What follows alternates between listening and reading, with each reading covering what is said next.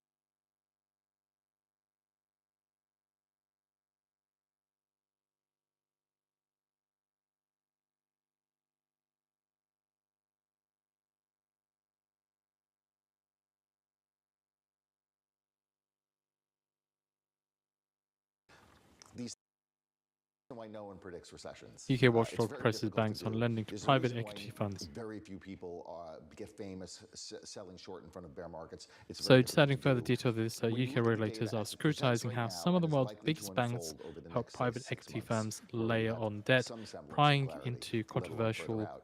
corner of the This is what's $8.2 happening. trillion The job market is buyout loosening, industry. but not aggressively so. The Fed's beginning to reduce interest rates. There So, are the signs PRA, or the from Prudential individual Regulation companies that Authority, things has are asked banks getting to worse, provide although more I information put about that their in quotes offering because of it's not really net particularly asset bad. value loans So to for buyout the funds. immediate future and the present, things are, and I was suspicious of the Fed's ability to do this. So I say this not as someone who predicted this all along, as everyone seems to have been able to do. From my vantage point, the Fed is getting what it wants for now. And so no, I don't think you've overpriced it.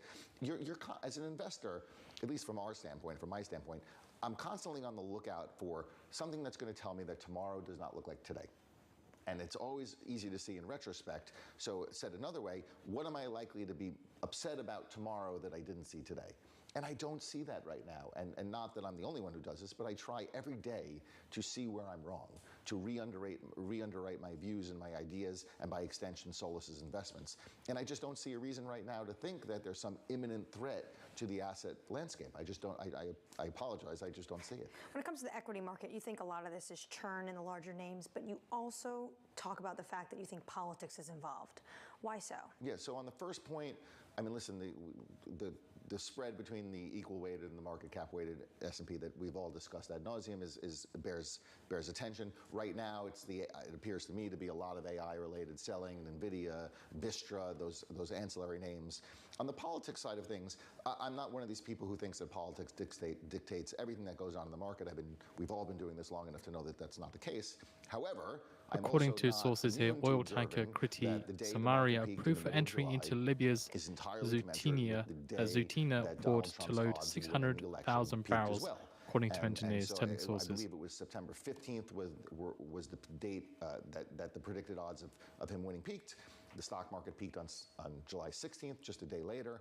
Obviously, we know that Kamala was selected as the next whatever. I apologize. Whatever appointed, anointed, whatever. I'm not trying to be provocative. I don't know the I understand. That was July 21st, and obviously the market has struggled since. And I think there are. While I'm skeptical that any individual political data point moves the market, we are dealing with the expiration of the TCJA.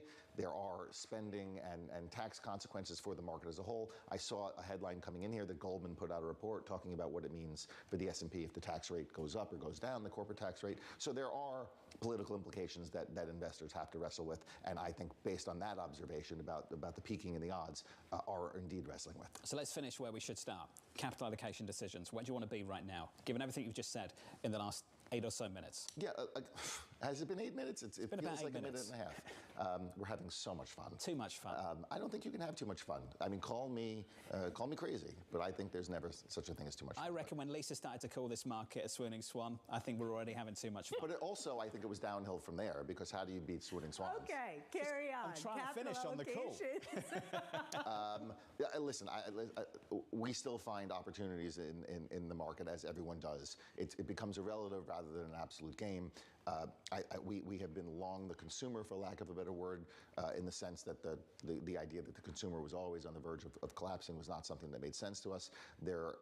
We are a fund that historically has done a lot of work in the TMT space, particularly media and telecom, and so we still think there's stuff to do there. But on the energy side of things, obviously you have to pay a little bit of attention to what OPEC and the Saudis are saying. But listen, there's still a lot of stuff to do. Commensurate with what I said earlier about the asset landscape looks okay and is likely to continue doing so. We're still optimistic about asset prices and our ability to perform well. This was great. Appreciate it. Come back soon. My pleasure. Thank you, sir. Thank you so much. Dan Greenhouse of Solus Alternative Asset Management. Let's give you an update on stories elsewhere this morning with your Bloomberg Brief. Here's Danny Berger. Hey, Danny. Hey, John. Volvo Cars is scaling back its outlook through 2026. Rising tariffs hurting some of its models made in China. Just yesterday, the Swedish automaker abandoned its 2030 target to sell EVs only. Sluggish sales have hit a growing roster of Seeing here, Maloney officials aim for Italy deficit below 3% within 2 years. So just further detail into this. So Maloney's government is aiming to bring deficit in Italy below 3% within the next 2 years to reassure Brussels officials scrutinizing its huge debts, according to People Familiar with Matter. So officials are targeting a shortfall of 2.9% in 2026. That would ensure the nation arrives just under the ceiling required by the EU's fiscal rules. Presidential nominees Donald Trump and So it's not clear how Maloney's coalition would achieve such an outcome, which could require aggressive cuts to public spending or reneging on giveaways promised to voters. Talks within the alliance on the sacrifices needed are likely to intensify in the next week or so. 2 minutes to rebut and 1 minute for follow-ups or clarifications. That debate is in Philly, putting the spotlight on Pennsylvania once again. That's your brief, John. Not even 7 days away, not even a week away. Danny, thank you. More from Danny in 30 minutes' time. Up next on the program, the tax policy pitch. While we ensure that the wealthy and big corporations pay their fair share, we will tax capital gains at a rate that rewards investment in America's innovators, founders, and small businesses. The conversation just around the corner, live from New York this morning. Good morning.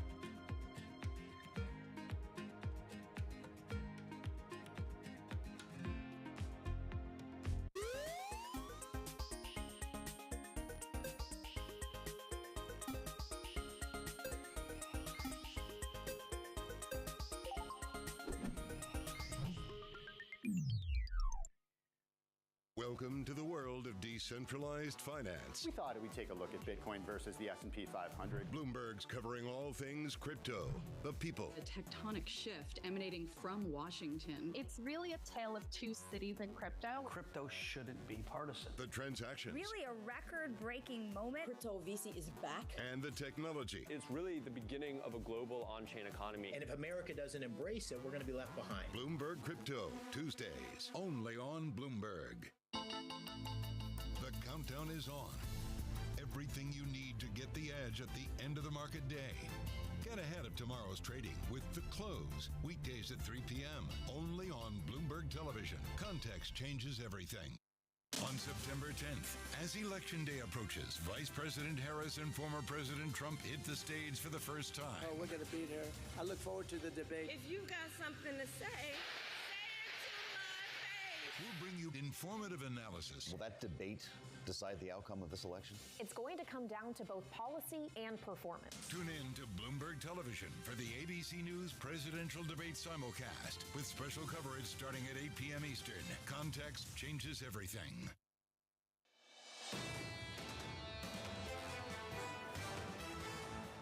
Live from New York City, welcome back to the program. Equity futures on the S&P 500 just about unchanged after a very choppy 2 days on the benchmark in the United States. In the bond market, yields aggressively lower. A move of 10 basis points at the front end of the curve in yesterday's session. This morning, things are a little bit softer, cheaper. Yields higher by a basis point. The 10-year 376.84. Under surveillance this morning, the tax policy pitch. While we ensure that the wealthy and big corporations pay their fair share, we will tax capital gains at a rate that rewards investment in America's innovators, founders, and small businesses. Now compare that to what Donald Trump plans. He plans to give billionaires massive tax cuts and to cut corporate taxes by over $1 trillion, even as they pull in record profits. We know how to count. So here's the latest. Donald Trump speaking at the Economic Club of New York a little bit later on today, laying out his fiscal policy plans. Those remarks coming after Kamala Harris unveiled a 28% capital gains tax on people earning $1 million or more, peeling away from President Biden's embrace of a 39.6% wealth tax. Scott Bessent of Key Square Group joins us around the table for more. Widely considered to be a potential Treasury Secretary pick. Scott, good morning, sir. Good morning. It's good to see you. Thanks for coming in. Thank you very much for being with us. Let's start with an easy one. Why do you think that one is a bad idea? The capital gains tax. The capital gains tax. Look, Kamala Harris is an economic illiterate. Donald Trump is going to give an extensive speech at the Economic Club of New York today. He's going to take questions. She's reading from a teleprompter. And, you know, let's just review here. The capital gains tax will be after a proposed tax on unrealized capital gains, which in the scheme of the new taxes has to be one of the worst tax ideas in 30 years. Let's talk about how the former president, perhaps future president, might counter that. What are his policies? Well, I think you're going to hear from President Trump today. You're going to hear a warning that the Harris-Biden administration caused the great inflation. Vice President Harris was the tie-breaking vote on both spending bills that led to the inflation. The inappropriately named Inflation Reduction Act and the American Rescue Plan. They would not have passed without her signatures. I'm still not sure that she knew what she signed, but she did sign it. And, you know, all these policies that she's talking about now, are going to ignite inflation again. Because what happened last time was we got a demand shock from government spending that was met with high levels of regulation, and that's the recipe for inflation. You know, in Trump 1.0, we got Demers were even bottoming out. We get change layoffs from the US prior 25 spot 885K. The tax cuts, and that was met with deregulation, and that's why we had non-inflationary growth. President Trump's going to talk about that again. He's going to talk about energy dominance. He's going to talk about not only stopping the inflation rate, but getting prices down, which I think is very important for the American households. You know, we're in an affordability crisis, and he's going to address getting the deficit down. I mean, we are at 7% peacetime, non-recessionary deficits, and it is clear now, I think I said it last time when I was here, I've been saying it for about 2 months, that the economy is slowing dramatically. Scott, how do you get the deficit down when, if you look at Trump's policy proposals, floating a corporate tax rate of 15%, campaign is also floating excluding Social Security payments from taxes, exempting tax on tipped wages, also increasing the child tax credit. All of this is going to add to the deficit. Plus, tariffs, which some economists will say is inflationary. Well, let's unpack that. There would be income from the tariffs. Right? So that's a big number. Well, that's debatable, though, because some say that's just going to be passed on to consumers. Well, all taxes are passed on to consumers. Take a look at the market wrap for the European session. Following several days of volatility, US equities were expected to open steadily as concerns about the strength of the nation's economy and timing of any interest rate reduction by the Fed remain. S&P 500 futures saw minimal movement as pre-market trading saw gains for Tesla and Nvidia. Europe Stock 600 index fell 0.2%, with luxury firms and ASML, a tech heavyweight, among the worst performing stocks. Following the lowest level of iron ore since 2022, London-listed miners BHP and Rio Tinto saw a decline. I have been talking about it before. I think we would freeze domestic programs, except for defense. If you look at the Harris-Biden proposal, so after the Fed's Beige Book survey revealed flat or declining economic activity and US job openings data on Wednesday fell short of expectations, swap traders increased their bets on the rate cuts pace. This year, rates are expected to ease by at least 100 basis points, with one large decrease of 50 basis points included in the price. 2-year Treasury yields increased by 1 basis point after plunging earlier on Wednesday due to data indicating a slowdown in the US labor market.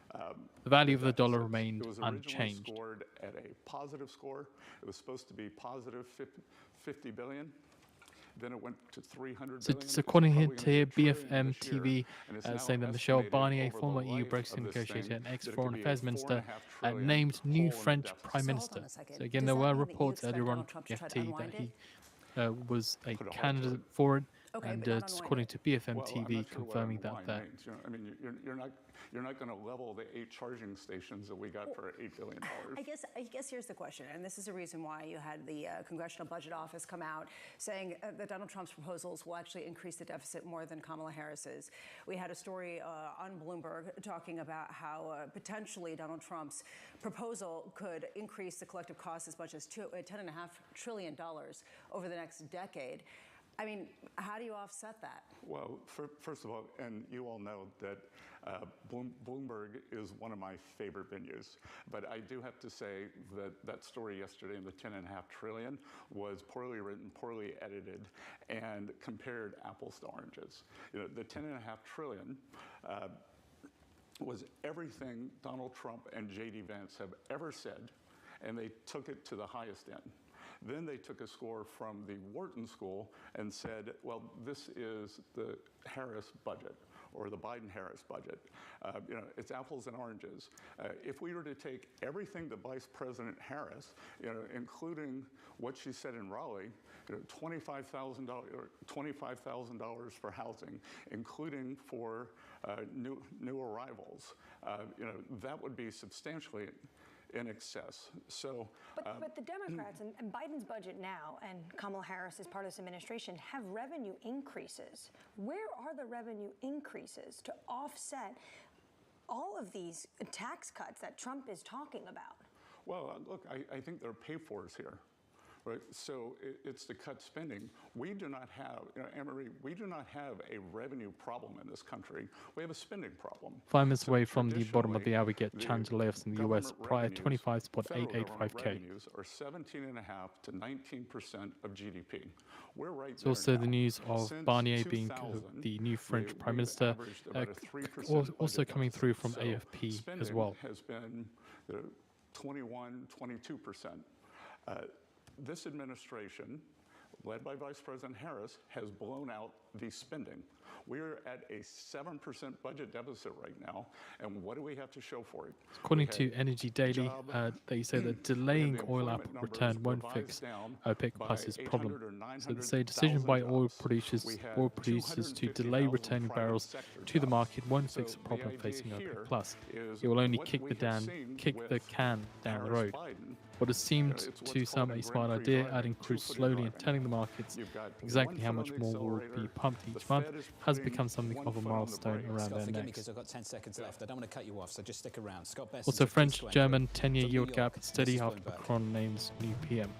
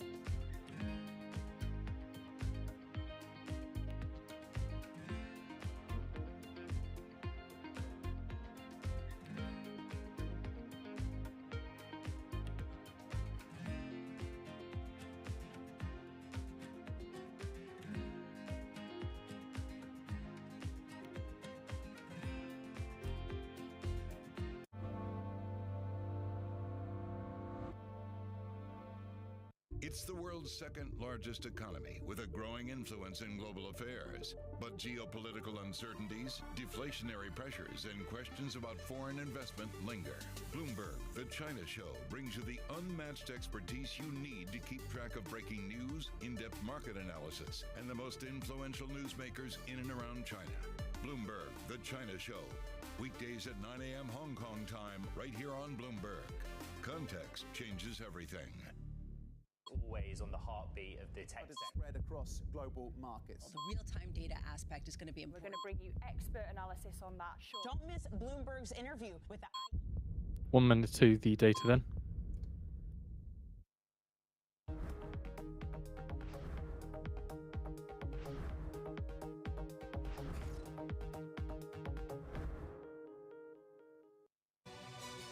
This is Bloomberg News Now.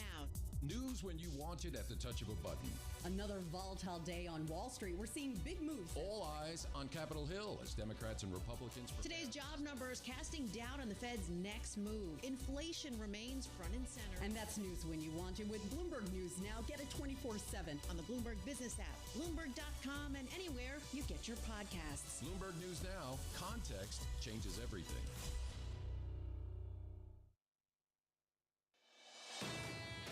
Ten seconds. Let's get you some price action. Equity futures right now positive by 0.1% on the S&P 500. On the NASDAQ, we are just about negative. Let's call 75 spot 891k, 75 spot 891k. An ADP report, initial jobless claims at 8:30. Then later on in the morning at 10 a.m. Eastern time, we'll get the ISM services read. In the bond market, a big rally to start the month of September. The 2-year settles down at 376, up by about a basis point this morning. The 10-year up by a single basis France's point. national rallies. Bardella says that we'll take note of appointment of Barnier as PM. Continue. Dollar yen looks a little something like this at 143.50. 51, we're negative 0.1%. Typically, we talk to Scott Besson of Key Square Group a lot about politics, given his potential to be the next Treasury Secretary. Scott, we've also got to talk about what's happening in this market. And Bardella adding that we'll judge PM PM Barnier by his you've been long the policies. Japanese yen. Are you keeping those positions? I am, and thanks for focusing on my day job. I think in the Japanese yen, it's an extraordinary opportunity because as central banks around the rest of the world are in an easing cycle, Japan, for the first time in almost 2 decades, is in a hiking cycle. So, we'll see if they're like cicadas, they only come out once every 17 years, or whether this turns into a real hiking cycle. My thought is that there is the potential for this to keep going. So you want to keep riding this trade. We're at 140 now. We were pushing through 160 previously. What kind of numbers have you got in mind? Well, it's two sides to this. Japan is strengthening, inflationary impulse is picking up. The other side is, as I've said, the U.S., I believe the U.S. economy, I said it recently, is buckling, and we're starting to see it in the numbers. I think it's both industrial numbers and labor. And I think what's funny here, on the Democratic side of the aisle, and I will put politics back in for a minute, they've been screaming for a rate cut all year. Yeah. Now, even Claudia Sahm, who's been chewing off her arm since February for a rate cut, doesn't want to come out and say, well, my rule got triggered, and anytime my rule gets triggered, we're in a recession. So they don't want to use the R word before November 5th. So the longer Nippon Steel waits, the cheaper this deal gets, right? Potentially for them. Well, yes, exactly. They may have, through some terrible timing, get a better price. We'll see what happens. Walk me through what you think should happen, and let's finish there. Harris says she wants to block the deal. Biden's given a signal he wants to block the deal. The former president's given us the signal he wants to block the deal. The company has come out to the Wall Street Journal in the last 24 hours and say, if you block the deal, job losses are on the table. We're going to be moving out of Pittsburgh. How do you recalibrate the policy now with that in mind? Well, I think we've seen, and it was very surprising because I've been going to Japan since 1989, and Japanese companies traditionally have a very high regard for all stakeholders. I remember the first time just seeing here further from France, we see Le Pen saying our party will not be part of any new Barnier government. We have our customers, we have our employees, we have our banks, we have our community, and the shareholders are last. And now, they've reversed that. They're putting shareholders first. And I was surprised to see a Japanese company that didn't check in with the U.S. stakeholders. They didn't check in with the community. They didn't check in with the unions. They didn't check in with the customers. That's the mistake they made, Scott, and this is where we are. Yep. And now we've got to deal with the policy on the campaign trail. Are we going to offer them state aid? How do we keep this company in business in a way that doesn't end up with job losses? Well, look, I think that maybe the deal will be resurrected. Cleveland Cliffs actually forced Nippon Steel's hand with their bid, so maybe a domestic buyer will come back. You don't see space for state aid? Sorry? You don't see space for state aid? Well, I don't see why we need it right now. Look, we did state aid with Intel, and Intel just laid off 15,000 employees. The stock's down 60% this year, and they're probably going to be pushed out of the Dow. They got their own problems. Scott, it's good to see you. It's nice to touch on markets too. Yeah. Let's do that again next time. I like Scott my day Besson's job. at Key Square Group. We like your day job too. Thank you, sir. Equity futures right now on the S&P 500 positive by 0.1%. Let's get you some top stories. Under surveillance this morning, President Biden preparing to block Nippon Steel's $14.1 billion takeover of U.S. Steel, with a decision expected as soon as this week. This despite U.S. Steel responding that it intends to pursue all possible options under the law to ensure the deal goes through. That stock is bouncing back by 2.4%. As we mentioned a little bit earlier, Donald Trump set to detail his economic agenda in an address today at the Economic Club of New York. The Trump campaign saying the Republican nominee intends to cut wasteful spending and increase energy production to pay for the $10.5 trillion it's pledged in tax cuts. There's a lot of tax cuts on the table. They're going to cost a lot of money. It feels like it's Oprah Winfrey and tax cuts. Everyone across the board seems to be getting some sort of tax advantage. The issue is how are they going to pay for it? Scott Besson just there said potentially tariffs. Is that really going to pay for this $10.5 trillion potentially of tax cuts? We also should mention The Harris campaign is also talking about some of these tax cuts, but those making under $400,000. She is still sticking with some of Biden's ideas of raising revenue at the top. At least we can actually have a debate about this in the next week or so. Trump and Harris agreeing to an agreement over the rules for their first and only scheduled debate, set for next Tuesday on ABC. Harris reluctantly accepting that microphones will be turned off during the other candidate's turn to speak. Trump saying Wednesday he plans to allow Harris to speak without interruption. Yeah, by de facto, since the microphones will be off. Look, how much will we actually get and how much will this be? Who has a better vibe? Because we basically have only gotten vibes for the most part, since a lot of the proposals that we've heard about are mostly dead in the water depending on the composition of Congress. To me, this will really define whether you have Kamala Harris as the underdog candidate or not, whether you have Donald Trump still very much the preferred winner by a lot of companies. This is going to be a really important seismic moment at a time where people can already start voting. I think that point cannot be lost. Yeah, let's talk about one of the issues that's bound to come up next week. Two key data points ahead of the Fed's September decision, kicking off with payrolls tomorrow and CPI next Wednesday. Housing costs remaining a top concern for many, including the former Secretary of Housing and Urban Development, Sean Donovan. Sean is the current president and CEO of Enterprise Community Partners and joins us now. Sean, good morning to you. John, great to be with you. Thank you very much for coming on the program. Let's just talk about the scale of the affordability crisis that you've been talking about for a while and we've been living through. Are we finally coming out on the other side of this? I don't think so. And in fact, it's getting worse in places. I've been doing this work a long time, about 30 years. And I think what is different is really two big things. First, it is a problem that is deeper than it's ever been. We have the biggest rent increases we've ever seen. We have a doubling in what it costs to buy a home in the country in the last few years. But the problem is also everywhere now. It used to be on the coast. It used to be in our bigger cities. I was in Boise, Idaho last week, and they have a housing crisis there. And so it really is everywhere. It's also driving our economic challenges in a way that I've never seen nationally. Our inflation problem is a housing problem now. You have companies who can't attract workers, and it's driving down economic growth. Half of all our renters in the country are paying more than 30% of their income, which is unaffordable. That's $8,000 a year they could be putting toward groceries, consumer demand. And so it really is at a different scale.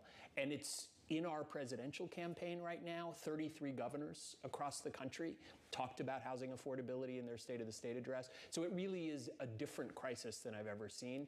And it is moderating from COVID, but at a level that is unlike anything we've ever seen. I'll ask a dumb question and you can give me a complex answer. Are we 200 basis points away from solving this crisis with a few rate cuts? Absolutely not, because we are 7 million housing units short of what we need. This is a supply problem, not just a rates problem. And that means we've got to take action in many, many different ways, both on demand and on supply. When you listen to the campaign trails, both of these individuals sound populist in nature when they talk about the housing market. Kamala Harris saying first-time buyers can get $25,000, a benefit to help them. Don't you think that would exacerbate the problem we are seeing right now? Well, let's be clear. Harris's plan does both. It focuses on supply. It looks at over-regulation. It looks at the need to encourage states and locals, even require them to build more. But we also have to recognize that for a family, that the real struggles are for families who can't even put food on the table. We have a record homelessness Seeing the crisis. euro nudging at session highs, up 0.2% at one spot at $1,103. More, we're never going to bring that cost of housing down enough that most people can afford a decent place to live, right? So, and that's really, you have to have a balanced program. It also doesn't matter what Trump or Harris say, because this will be done in Congress. How could you see potentially a divided Congress get to any resolution on something like housing? Well, this is what's so interesting about the way the politics have changed on housing. I said earlier, 33 different governors. I've been in Boise, Idaho, and Montana the last few months. Red states, blue states. Give you another example. We had a tax bill that made it through the House of Representatives overwhelmingly. The most bipartisan thing I've seen. There was a significant increase in the low-income housing tax credit, the best public-private investment vehicle we have to build more affordable housing in the country. And so I think this really is a moment different from what we've seen in the past, where there is bipartisan support around housing. And I think in the tax negotiations next year, you're going to see a big increase in the low-income housing tax credit. As those policy discussions continue, and presumably will take some time, going back to John's point, if the Federal Reserve cuts by 200 basis points in the next 12 months, will that make the home affordability crisis worse or better? It will definitely help. It will make, obviously rates are a critical thing, not just for home buyers, but for builders out there. And so that will be important. But I want to go back to the fundamental problem. For many, many years, we've been lagging on building housing, and the supply problem has got to be focused on if we're really going to get to the solution. You talked about how this is a problem that's widespread, and you talked about U.S. cities, but it's widespread globally. And actually, cities across the world are dealing with this affordability crisis, and a lot of people are saying it's because of how low rates got, and because a lot of people could leverage up their home purchases. Seeing France's 10-year bond yield falling slightly after Macron appoints Barnier PM, last flat on the day at 2.93%, with the France-Germany spread below 70 basis points for the first time since July. During the pandemic, during high rate times. So what's to say that they're going to keep up? Because we have to recognize that housing is a financial instrument, but you can't build it if you don't allow zoning to build that. So in a neighborhood where a community is saying, not in my backyard, I don't want any more housing, there are different measures of it.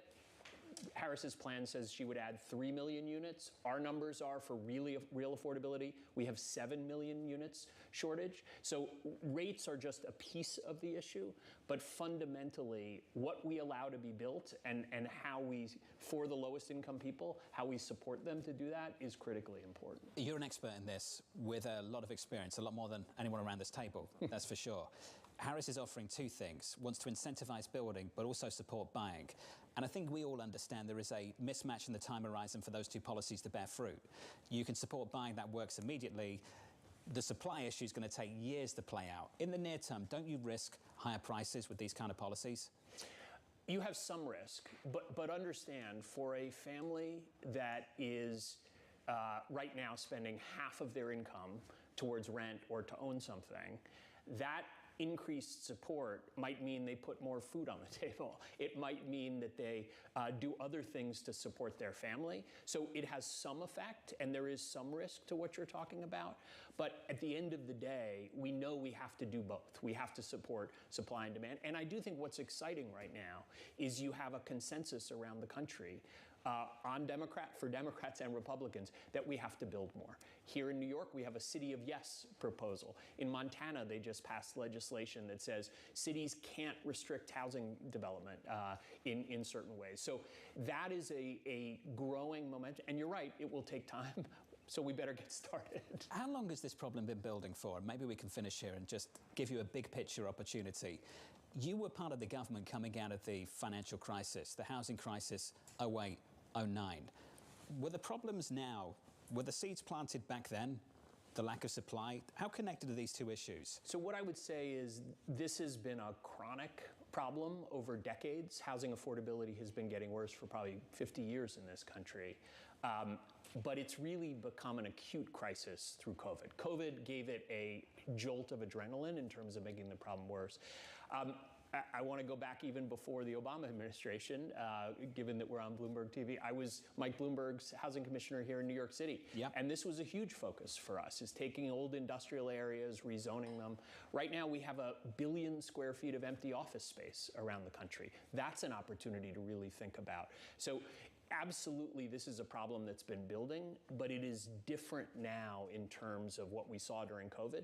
People are demanding, those people who used to work in an office, they're now working at home, they're demanding more space at home. And so we have a demand that's grown enormously during COVID that we have to meet. This was super smart, and we look forward to doing it again with you. Thank you, sir. Pleasure being here. Appreciate it. Sean Donovan there of Enterprise Community Partners. Let's take the opportunity to get you an update on stories elsewhere with your Bloomberg Brief. Here's Danny Berger. Hey, Danny. Hey, John. The Nikkei reporting that Seven & I, the Japanese owner of 7-Eleven, will send a letter to Couche-Tard saying that its offer price is insufficient. The Canadian company launched a takeover approach a little over 2 weeks ago. 7 & I is also expected to tell Couche-Tard to reconsider the price, and that concerns remain about competition law. The company did not immediately respond to a request for comment by Bloomberg. Matt Damon and Lin-Manuel Miranda will headline a campaign fundraiser for VP Kamala Harris. An invitation obtained by Bloomberg shows that the dinner takes place in New York on September 18th. Tickets are going for $25,000 a person. Harris's campaign has been leaning on celebrities, trying to expand her cash advantage over Donald Trump. And Olympic breakdancer Rachel Gunn has apologized to the breakdancing community. Gunn rose to viral infamy with her performance at the 2024 Paris Olympics, where breakdancing made its debut.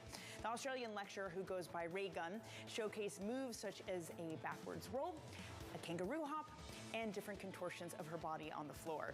During an interview on Wednesday, Gunn said she is very sorry for the backlash that the community has experienced due to her performance. Breakdancing will not be in the 2028 Olympics.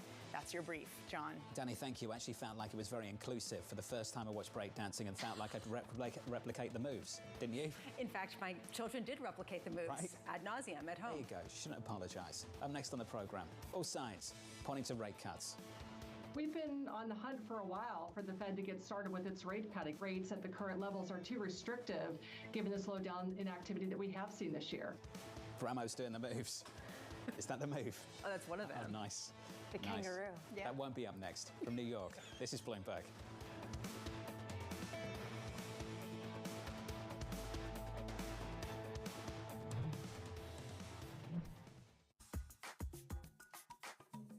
Do you think it'll be the case where someday you will be an investment committee or I'll be an investment committee and we just apply AI, decide whether it's a good deal or not, or we're not going to be there anytime soon? I don't think we'll be there in the near term. And David, because, being on investment committees, there's the analytics of the math, there's the people, and then there's judgment. So analytics of the math, I think AI will help us get way more refined. Right now, we have analysts building models upon models. Our typical investment memo is 86 pages.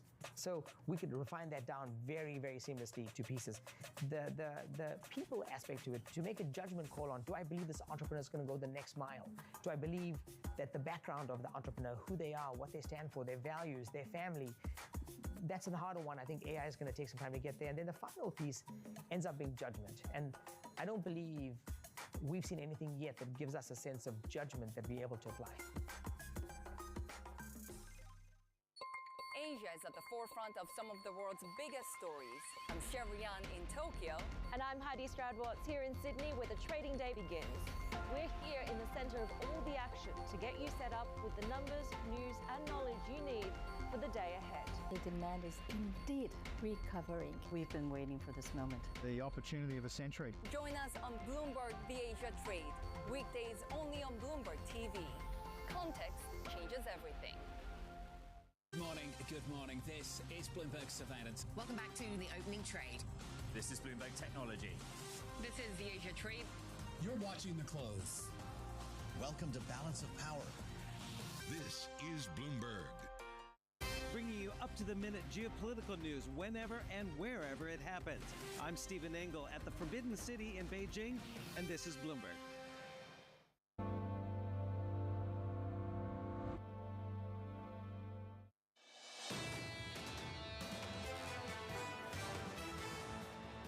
Equities just turning lower, just a touch. We're down by almost 0.1% on the S&P. In the bond market, yields higher.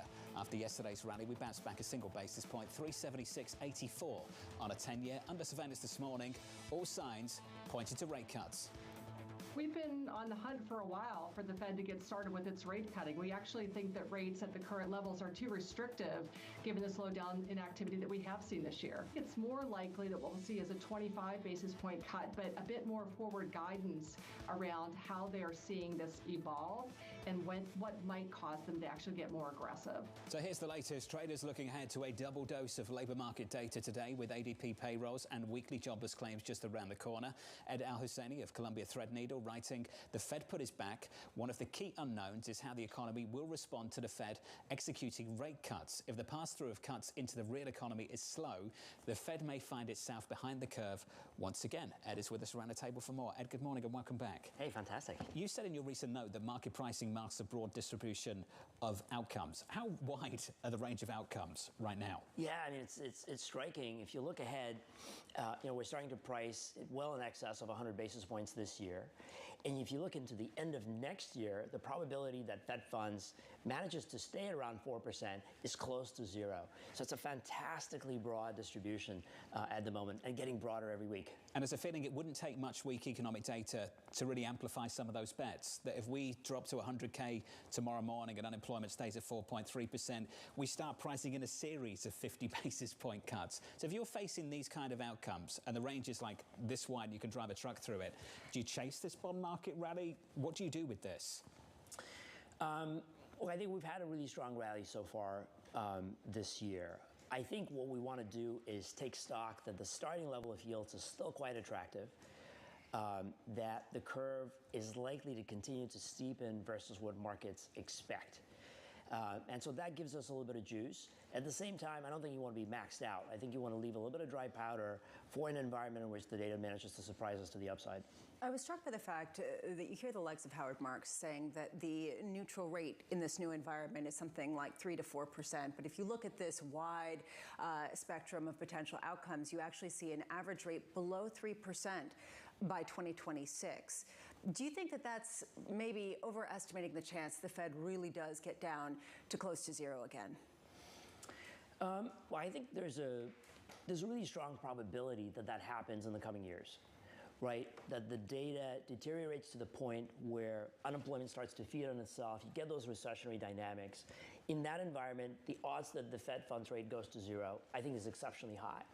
And Fed research does continue to point to that probability being high in the coming decades.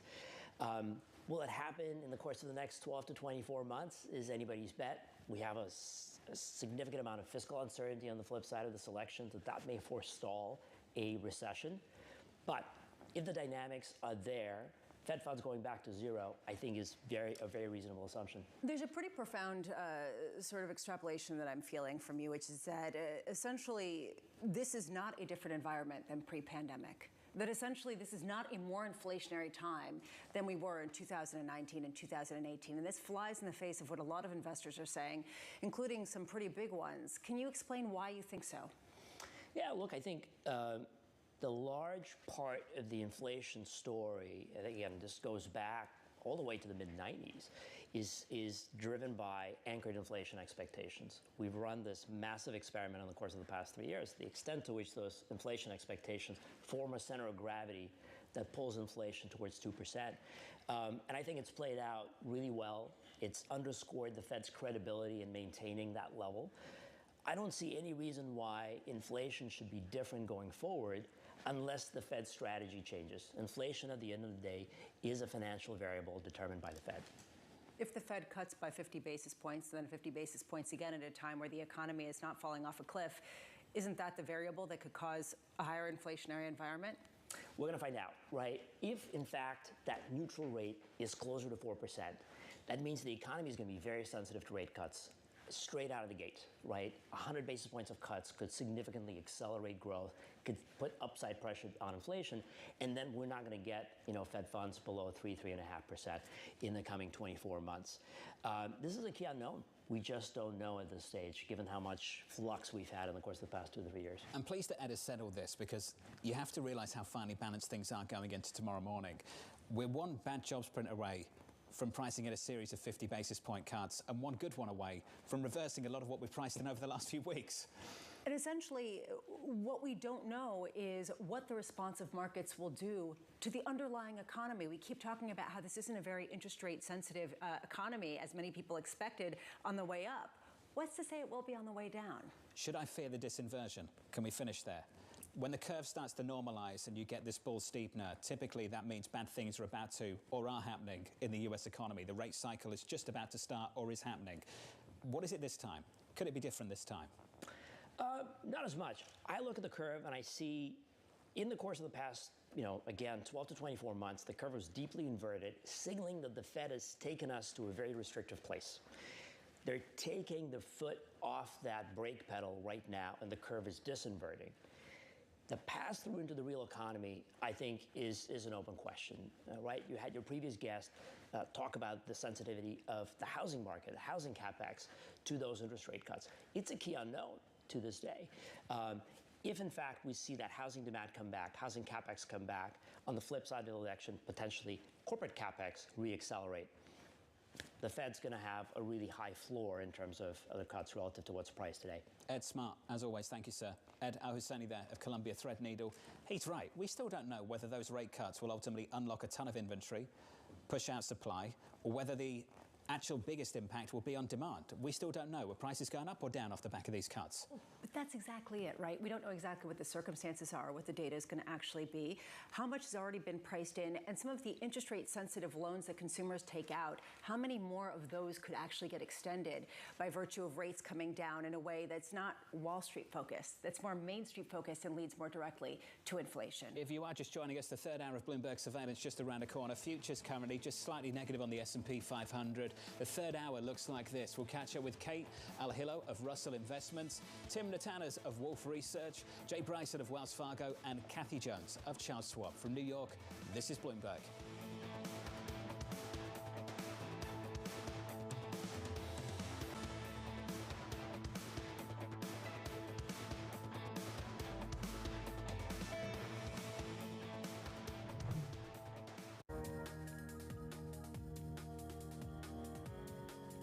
First of all, global trade, which had adverse consequences that we're learning about to this day, still unleashed an enormous amount of gain for humanity. And with the rise of global trade became the rise of information sharing around the world, which rapidly accelerated the trajectory of mankind. I mean, of note, the Chinese, for example, are leaders in solar. They're leaders in EVs. They're leaders in a number of emerging technologies.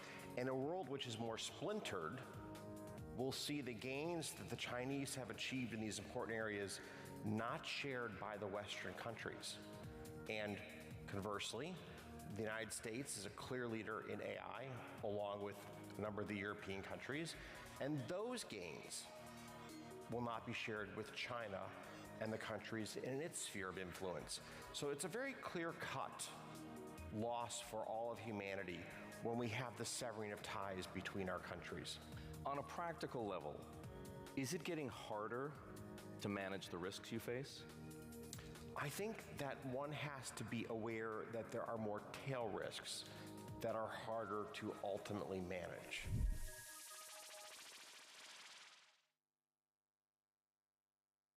Morning, this is Bloomberg Daybreak Europe. I'm Tom McKenzie in London. These are the stories that set your agenda. Taking you from the U.S. market's close to the overnight session in Asia.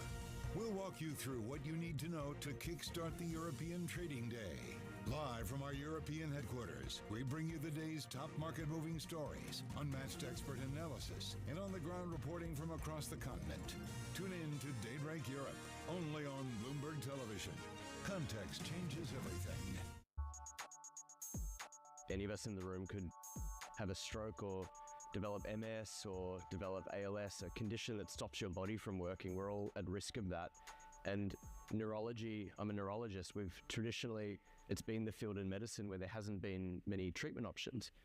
And so neurotechnology is having this moment now in medicine where it's becoming kind of the final frontier of medicine and a lot of excitement, but the challenge with cracking the skull and delivering technologies that way is that the infrastructure is not set up for scale, for applications of that technology.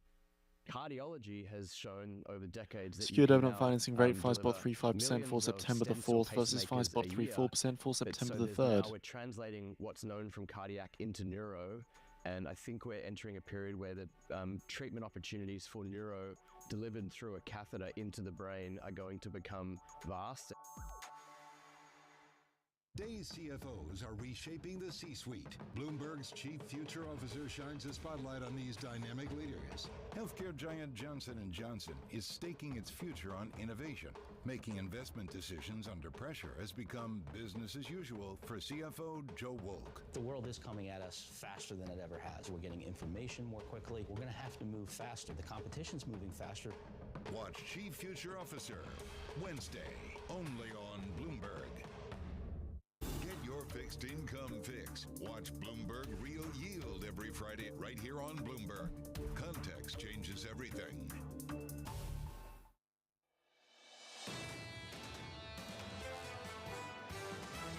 We actually think that rates at the current levels are too restrictive given the slowdown in activity that we have seen this year. We're not expecting a collapse, but there is no doubt the consumer's slowing. Not much has changed with the consumer over the last Seeing 6 here months. comes Wall Street Journal, Trump is to adopt Elon Musk's proposal for Government Efficiency Commission. Towards a weaker economy.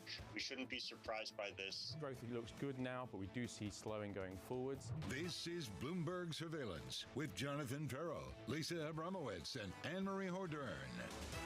The third hour of Bloomberg Surveillance begins right now. So let's set up the third hour of Bloomberg Surveillance at 8:15 Eastern Time, an ADP jobs report, 8:30. 15 minutes after that, jobless claims. And then after that, 90 minutes later, 10 a.m. Eastern Time, you get the ISM services print. 3 key data points going into the payrolls report tomorrow morning. And Lisa, it begins in 15 minutes. And it really is the key test of how strong is this Fed put? Essentially, how much will people be looking at any bad news data as seriously problematic and any good news data as simply being good, not necessarily abnegating what the Fed is poised to do, which is cut rates quite considerably. So to me, this sort of is what has been behind this broadening out and whether that can continue. I was also struck by what Ed just said just a moment ago. Basically, if all this pricing in is 100 basis points, right? Is there a chance that if the Fed were to actually do that, could that reaccelerate growth and have this concern about inflation? And this is still a debate for some members. Look what Bostic just said yesterday. The fact that loosening monetary policy prematurely is a dangerous gambit. At the same time, Mary Daly's basically like, we must protect the labor market at all costs. And she's not sure yet whether or not it's 25 or 50, but she's there. To pick up on Ed's point, the market pricing, we often talk about market pricing and how much we're pricing in for September and beyond. Market pricing is the aggregate, the average. We're pricing in whatever. It masks a broad range of distributions. And this is ultimately what he's talking about now. Ed's saying that if we get a bad print, you could be pricing in a series of 50 basis point cuts just like that. You get a good one tomorrow morning, you risk reversing pretty much everything we've been pricing in over the last couple of weeks. That's how finely balanced everything is at a time when the Federal Reserve has said repeatedly they're not data point dependent. He also highlighted that we just don't know the answer to a lot of these very profound questions, such as what is our destination? How inflationary is this economy? How responsive is this economy to rates at a time when people were surprised that it didn't fall off a cliff, to how high the Fed raised them? They're all fundamental questions. As he said, we just do not know the answers. And it's the reason why Fed officials aren't really giving us much guidance, because they don't know either. They don't have a crystal ball. We don't have one either. So the data drops in about 13 minutes, and all of a sudden the ADP is important again. Mike McKee's going to break that down for you in just a moment. Equity futures on the S&P a little softer. We're down 0.1% in the bond market. Yields a little higher, up a single basis point, 376.27. Coming up this hour, we'll catch up with Kate Alhillo of Russell Investments as markets await the next batch of labour market data. Tim Natanas of Wolfe Research as Nippon's bid for US steel all but collapses, and Kathy Jones of Charles Schwab on why all roads lead to lower yields. We begin with our top story. Stock steady ahead of more labour market data. Claims coming in just under 30 minutes time ahead of August payrolls tomorrow morning. Traders looking for evidence the Fed has stuck the soft landing. Kate Alhillo of Russell Investments saying the inflation problem is largely solved at this stage. Expect we'll hit the 2% inflation target in early 25. The Fed has the space to be aggressive if needed on rates. We still expect a soft landing, but we can't rule out the possibility of a recession. Kate joins us around the table. Kate, good morning to you. Great to be here. Thanks for joining us. Let's start with payrolls tomorrow morning and the data through the next hour or so. What are you and the team looking for? Well, we're looking for a beat on what we saw certainly in July and something close to like the 145, 165 range. And if we get something close to that, we think the market is pretty positive. Continue to see some of this broadening out.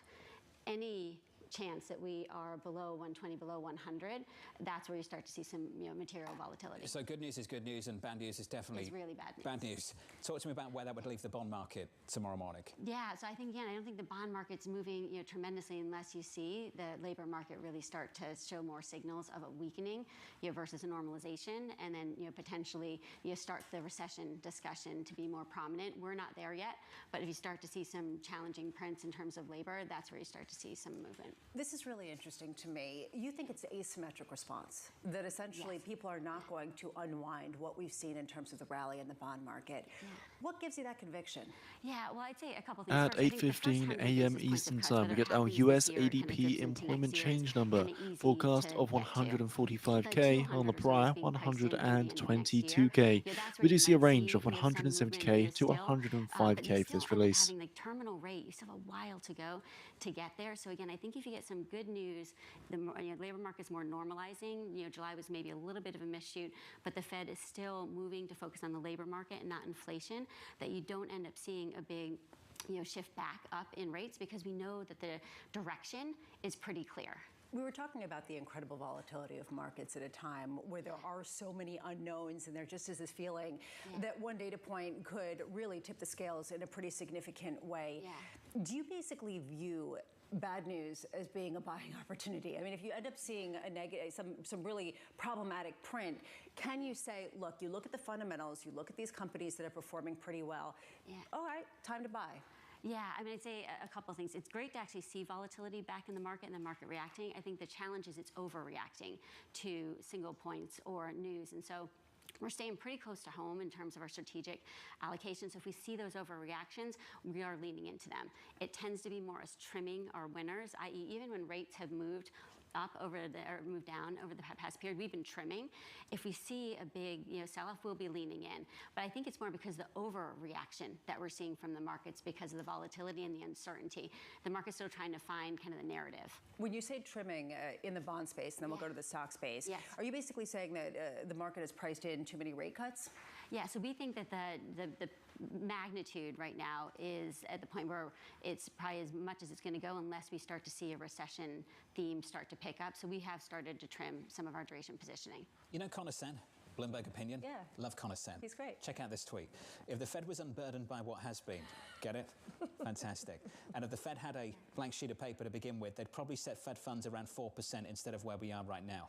Instead of this performative chatter from various people about the signal it would send if they cut by 25 or 50 and the anchoring to 525 to 550, can we play that game? Just some scenario analysis. If we were to have a blank sheet of paper at the Federal Reserve, what would the rate be today? 425, 450? Yeah. So we're about 100 basis points offside of the Fed. Yes. Yeah, which is why I'd say the first 100 basis points is easy to get to, so you don't see as much movement. It's the stuff further out that we're still trying to figure out in the magnitude of how far they go. We've heard that number a few times, haven't we? That maybe they're 100 basis points offside. So to Connor's point, what is this performative chatter about? The signaling from 25 versus 50. If you're offside, get a move on and just say you're offside. Isn't the Fed, and this isn't meant as a pejorative, but isn't the Fed essentially a performative instrument? Isn't it sort of the signal that they give to markets? They behave that way, yeah. Well, and so at a certain point, and that really goes to this question of how do you trim positioning? How do you understand whether they're on a trajectory that's much steeper, akin to what Ed Al-Husseini was talking about, where they could go back to zero, versus between 3 and 4%? Yeah, and I think that's where you don't make any kind of severe moves, because there is a lot of uncertainty, and try to take advantage of the volatility. Kate, this was awesome. Busy 24 hours ahead for you and the team. Thanks for dropping by. Thank you. Thank you. Kate Arhilla there of Russell Investments. If you are just joining us, welcome. Equity futures a bit softer. We're down by 0.1% on the S&P 500. Just the guidebook, the roadmap for the next 45 minutes or so. In about 7 minutes, we get the ADP jobs report. Jobless claims 15 minutes after that. ADP, I had a question earlier this week. I've been leaning on this question a few times. I've been asked a few times whether ADP is more important than payrolls this week because of the revisions we had a few weeks ago to payrolls, and that maybe, dare I say it, not my words, but perhaps, it's a question, not a statement, perhaps, maybe, let's ask the question, is the ADP more credible than the payrolls report? How this week. Okay, honestly, how can you back away from a statement before you say it more than what you just did? But honestly, that's what we've heard from a lot of people. I've seen a lot of notes saying the same thing, that essentially ADP has been more on par when you take into account some 880,000 jobs that were removed from the year of job gains through March. It's a valid question. Point being, will you see more of a reaction in markets than usual with ADP? Stay tuned in 6 minutes. Mike McKee's going to break it down. There's your tease. It's a great tease. Put that in a promo. Let's give an update on stories elsewhere. Here's your Bloomberg Brief with Danny Berger. Hey, Danny. Hey, John. French President Emmanuel Macron has picked the country's next prime minister. Michel Barnier, a senior conservative figure and the EU's former Brexit negotiator. By choosing Barnier, Macron is opting for someone who largely avoided the bickering of a contentious political environment in France as of late. He faces the immediate challenge. Just less than 5 minutes away now to we get a US ADP employment change number, forecast of 145k on the prior 122k. Again, seeing a range of 170k to 105k. For the current quarter, the results are in part thanks to passengers who rebooked flights that had been canceled by rival airlines when an errant CrowdStrike update caused an industry outage in July. Third quarter revenue will be between 1% to down 2.5%. Its prior expectation was as much as a 5.5% decline.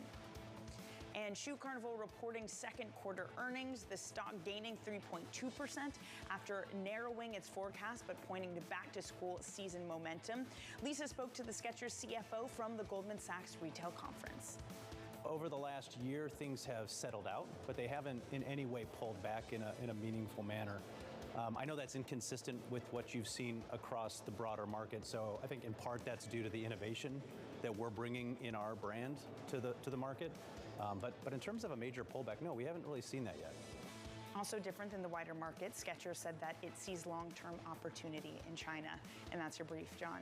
Danny, thank you. Thank you very much. Lisa, you were there with the Skechers CEO. Compare and contrast that with what we're seeing elsewhere from companies suffering and struggling in China. Yeah, well, that actually was shocking to me. And they were not alone. On Holding also talking about how they, too, are seeing opportunity to expand in China. When you talk about tariffs, when you talk about things like that, got to keep an eye on it, you know, et cetera, et cetera. Yeah. But this is a pretty big market, and they talk about how they have local businessmen running their businesses. Just doesn't seem to be moving away from that in a material way. Did you get any sneaker vouchers?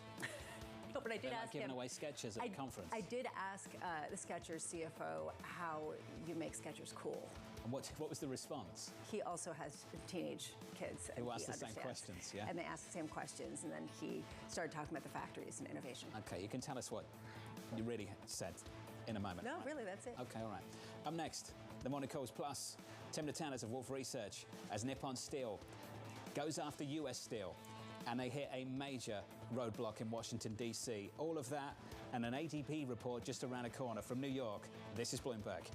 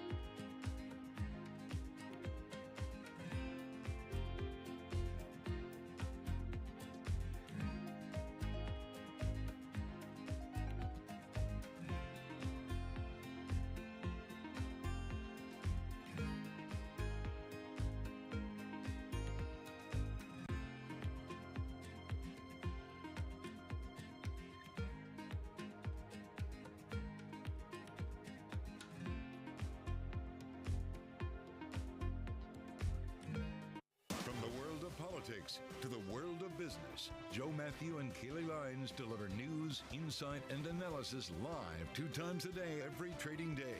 Balance of Power at 1 and 5 Eastern. Only 1 on minute remaining Bloomberg. for the US ADP employment change. Names at Jackson Hole are on Bloomberg.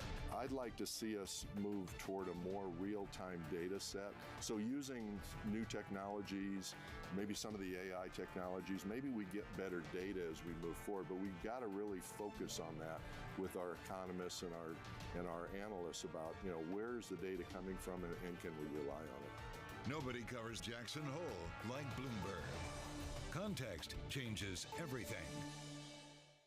Jumpstart your trading day with 2 hours of single stock stories that are driving the opening bell action. We'll take you to Wall Street, Main Street, the C-suite, and beyond. Bloomberg Open Interest, weekdays at 9 a.m. Eastern, only on Bloomberg Television. 10 seconds. The economic data begins in just a few seconds. We get an ADP report, then after that we get jobless claims, then it's the big one tomorrow morning, 8:30 Eastern Time. 99K, that's lower than forecast 145K. Again, US ADP employment change at 99K, lower than forecast 145K. Weakness in the S&P 500 and the dollar following that lower than expected private ADP employment change number. That's for sure for the equity market bulls. Switch at the board and turn the page, and we'll turn to the bond market as we get a downside surprise on the ADP report. Yields are dropping to 373 on a 2-year. Mike McKee, the wrong kind of downside surprise on this number. The wrong kind of downside surprise, unless you are betting that the Fed is going to be cutting 50 basis points, because you've got 99,000 jobs, according to ADP, created in the private sector during the month of August. That is far lower than the 145 anticipated. Remember, we got 145,000 total jobs, 114,000 total jobs in August from the government, and the expectation has been that that would jump up, but it has not jumped up, at least not in the ADP numbers. Now, ADP has revised down their July numbers to 111,000 from 122,000. So definitely a disappointing number. US 10-year Treasury yields falling after the ADP jobs data. To much less lesser jobs data this week. I would imagine this is going to scare some folks. So equity futures just a little bit softer. Not too much drama, actually, Mike. We're looking at futures down by a little more than 1/10% on the S&P. Yields were a bit higher early this morning. Now they're lower. If you switch at the board and go to the 2-year, the 10-year, the 30-year, we can just take a sneak peek of things to the front end of the curve. We're down a basis point or two now to 373.73. In foreign exchange, dollar yen around 143.13. But Mike, there are some people out there wondering whether ADP is a better signal of where this economy's at compared to payrolls, which got revised so heavily a few weeks back. Well, remember that ADP is revised a lot, too. We just don't pay attention to it. I just mentioned they dropped their numbers to 111,000 after the government report came in at 114,000. So it's probably not valid to say that ADP is more accurate. Plus the fact we're all talking about this 818,000. That'll get revised again. This happens every year. Bigger magnitude. US 2-year Treasury yields falling as well to around 3.733%. That's their lowest since May 2023. It's not a surprise to statisticians and economists, but I can see why Wall Street is a little concerned about it. Interesting thing in the We have posted out the US ADP employment change August reports on the feed for anyone interested. They have been saying that for months, and it doesn't happen. So we'll see if that happens this time. Professional and business services, something that economists have been watching closely, down 16,000 in their survey. So these would sort of portend problems if we get the same numbers in the payrolls numbers. Can you help us with just the framing of this? Because we throw around these numbers, 99,000. We're expecting tomorrow somewhere between 120 and 180,000. The dollar yen ebbs down spot 5% as well. Of what it means to be good or what it means not. What is the appropriate number of jobs being created, and should it be actually significantly higher now than, say, 10 years ago or 6 years ago, given how much bigger the economy is? Well, you make a valid point about the size of the economy. We've gone back and forth about what the level of job creation needed to absorb new entrants to the labor force is. The Fed's looked at somewhere around 100,000 or above. But that's not a number that Wall Street's going to find acceptable. And it becomes a matter of not what the level is, but the speed at which it has decelerated. That would scare the Fed. If we got 100,000 this week, Fed would say, you know, that's not a terrible report on a statistical basis. But because it happened so fast that we fell off, that suggests the economy is slowing faster than we thought, and we need to do more. I don't know how many market participants would come out and say that's not a bad report based on a statistical basis if we got 100K tomorrow morning. Well, if you put a bunch of economists in a room, they would tell you that because they're... No, I have no doubt economists would say that. We're nerdy people who... Hold on a second, and I just have to respond to that. There are some people who say that it actually should be closer to 300,000 of jobs created, and that actually it was normal what we saw before just based on how much bigger the economy is. So we don't have a sense of what's tight and what's not. I think that's compelling. If you go into a room of economists, you just walk out confused.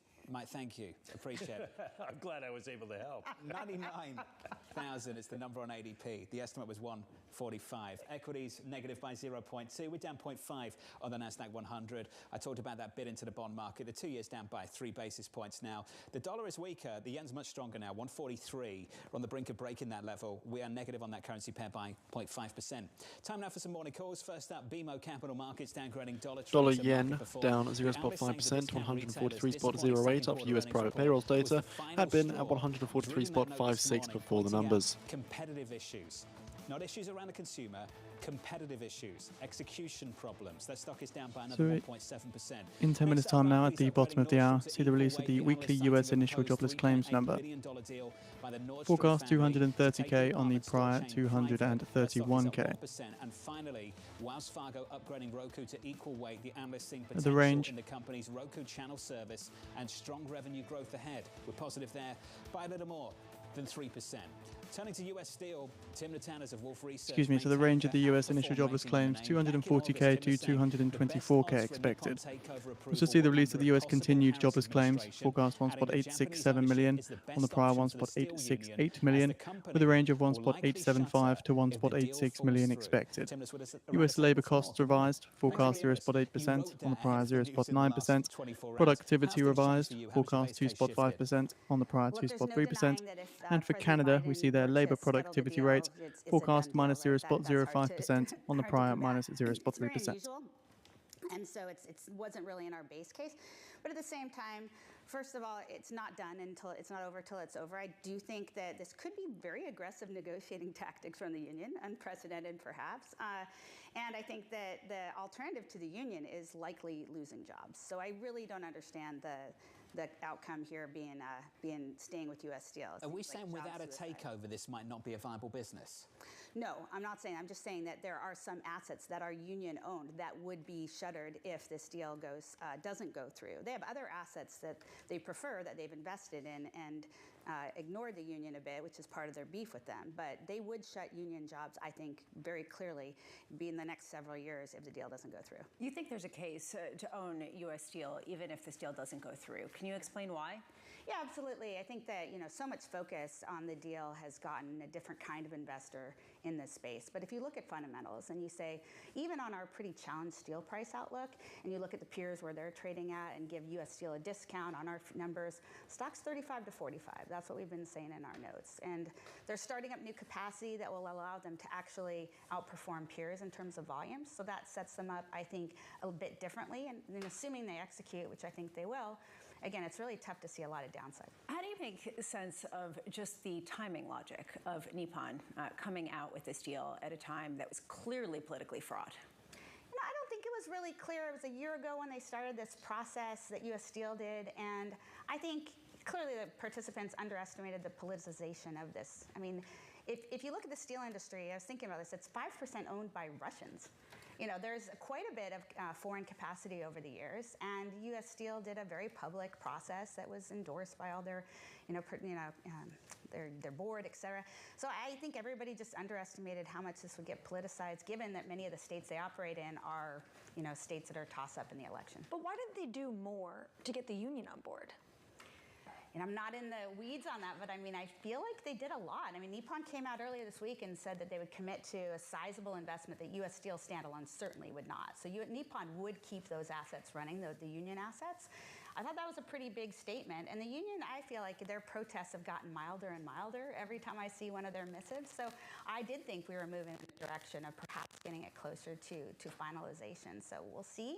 But I think they tried, and maybe there was a cultural barrier. We've talked so much about US Steel and not enough about Nippon Steel. What does Nippon ultimately want in an asset? And if they don't get this one, where else are they looking? Well, they'll be blocked from the U.S., right? That's for sure. I mean, Japan is a melting ice cube in terms of manufacturing capacity, right? And they've been losing blast furnaces over the year, principally because China is oversupplying the market. But they've also been losing their automotive business has all migrated, if you will, to the U.S. So they're just following their automotive customers. So that seemed like a natural transition. But again, I don't know, this national security argument is, I guess, in the way. Can I pin you down on a base case now? Have you got one? Does this go through after the election? I mean, if it goes through, it goes through after the election. Right. 50-50 still? I went above 50-50. I guess it seems like below 50-50. That's all I'm going to say for now. Timna, thank you. Thanks. Appreciate it. It's a tough one. Timna Tanners of Wolf Research. How they're campaigning is one thing. How they govern might be another. And I think a lot of people wondering why Nippon Steel didn't just wait until after the U.S. election. Although, as Timna said, and I think it's a really important point, they started this process a year ago. That's how long this stuff takes. And they didn't maybe consider the fact that it's a swing state. But what foreign company is coming into this country and saying, is it a swing state? I guess they should. Isn't that what you pay people for? I guess so. Yeah, they should have. It's right? purple. What do you think? In 5 minutes' time now, at the bottom of the hour, see the release of the US weekly initial jobless claims number. Forecast 230k on the prior 231k, with a range of 240k to 224k expected. Continued jobless claims. Forecast 1.867 million on the prior 1.868 million, with a range of 1.875 to 1.86 million expected. For Q2, we get the US labor costs revised, forecast 0.8% on the prior 0.9%. Productivity revised, forecast 2.5% on the prior 2.3%. And for Canada, we see their labor productivity rate, forecast minus 0.05% on the prior minus 0.3%. ADP takes a while for people to realize they really do have to care about it. And that's what you're seeing right now in markets. It's usually shaped by whether markets care and then other people follow. Exactly. Like, does ADP really matter? Today it does. The anxiety around the economic data in America continues to build. Jobless claims just around the corner. Let's see if they continue to put a lid on some of that anxiety. That number drops in just a moment. Jay Bryson of Wells Fargo joins us alongside Kathy Jones of Charles Schwab, both here to react. From New York, this is Bloomberg.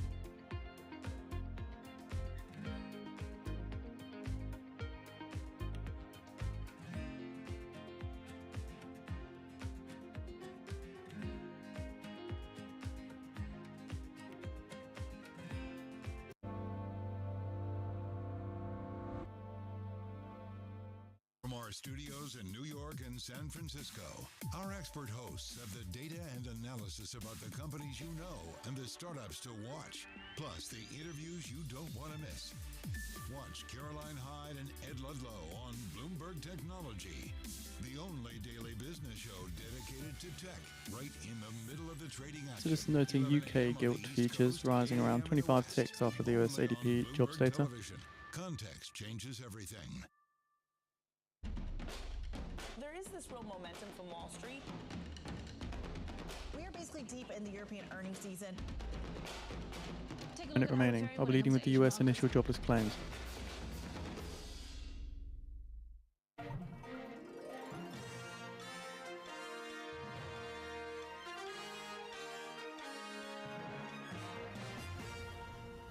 Welcome to the world of decentralized finance. We thought we'd take a look at Bitcoin versus the S&P 500. Bloomberg's covering all things crypto, the people. A tectonic shift emanating from Washington. It's really a tale of two cities in crypto. Crypto shouldn't be partisan. The transactions. Really a record-breaking moment. Crypto VC is back. And the technology. It's really the beginning of a global on-chain economy. And if America doesn't embrace it, we're going to be left behind. Bloomberg Crypto, Tuesdays, only on Bloomberg. 10 seconds. So one down, two to go. ADP, downside surprise, jobless claims coming out in just a moment. Then it's the ISM services later this morning. We came in at 99K. 227K, 227K, lower than forecast, 230K. Continued claims, 1.838 million, 1.838 million, lower than forecast, 1.867 million. Looking to the markets here, strength in the S&P 500 and the dollar as well. US labor cost revised 0.4%, 0.4%, lower than forecast, 0.8%. Productivity revised unchanged at 2.5%, 2.5%. For Canada, the labour productivity rate of minus 0.2%, minus 0.2%, lower than forecast, minus 0.05%. So again, US initial and continued claims coming in here lower than expected, seeing strength in the S&P 500 and the dollar. 860,000. So that falls as well. So overall, the jobless claims numbers are pretty good. I'm looking at the unadjusted data, and they went down. Jobless claims totaled 189,389 in the unadjusted data, which is a decrease of 3,300. So we are not seeing layoffs. And this gets back to yesterday, the Beige Book, where you saw over and over again in the Beige Book that Fed districts were reporting companies saying they were holding on to workers, but they're not filling jobs via attrition, and they're not filling jobs to expand. They're just kind of sitting with what they've got. And it looks like that's definitely the case here between ADP and jobs claims. Not letting people go, but they're not adding people either. This market really just feels like it's so finely balanced right now, on a knife's edge. That number just dropped, and futures briefly turned positive on the S&P 500. And if you bring up the bond market at the front end of the curve, yields were a little bit higher going into ADP. ADP came out, downside surprise. I have posted the Q2 revised labour cost report on the feed for anyone interested. This number drops. Yields start to unwind some of that move. We're down now only two basis points to 373. And this is why about 30 minutes ago we opened up this hour and we all said this is how finely balanced things are going into payrolls. We are one bad print away from pricing in a string of 50 basis point rate cuts and one good print away from seemingly unwinding some of the moves over the last month or so. And the lack of clarity in the economy is really just sort of unprecedented in many ways. I keep thinking about this, and Mike, I'd love your take on this. I keep thinking about what the difference is and how big the delta is between not hiring a lot of people and actually firing people. And it seems like even in the Beige Book, people aren't hiring people as so readily unless they're going to try to replace a role. How connected is that as a step to then laying people off in this sort of not linear trajectory, but very predictable trajectory? Well, it's definitely a semi-predictable trajectory in the past in terms of when you go into recession. First thing you do is you cut back on workers' hours. So we'll be looking at that tomorrow to see if hours worked cuts back at all. You cut back on temporary workers, and we saw that in the ADP report today with professional and business services falling by 16,000 jobs. So those are signs that things could be happening. But everything has been so weird since the pandemic, which we keep saying and saying and saying. You've got people here wondering, Are we normalizing because we had such a strong labor market, or are we going down and the Fed needs to take emergency steps to stop it? Throw in two other factors. One, it's September, and so the markets are primed for bad news, and every September the market goes down, and we're seeing that. They're looking for things to get upset about. And then you have the election, and there are people who are saying, we're waiting to see what happens with the election before we make any business spending plans. So with all that together, you can imagine sitting around the table at the Fed and trying to balance all that out and deciding what you're going to do. Mike, we've said on this show, though, for months now, we've asked the following question. Are we seeing a welcome cooling or an unwelcome deterioration? And after Chairman Powell's speech, at least in the near term, I do wonder whether that's a distinction without a difference for them, because he has now come out and said, we don't welcome any cooling at all from here.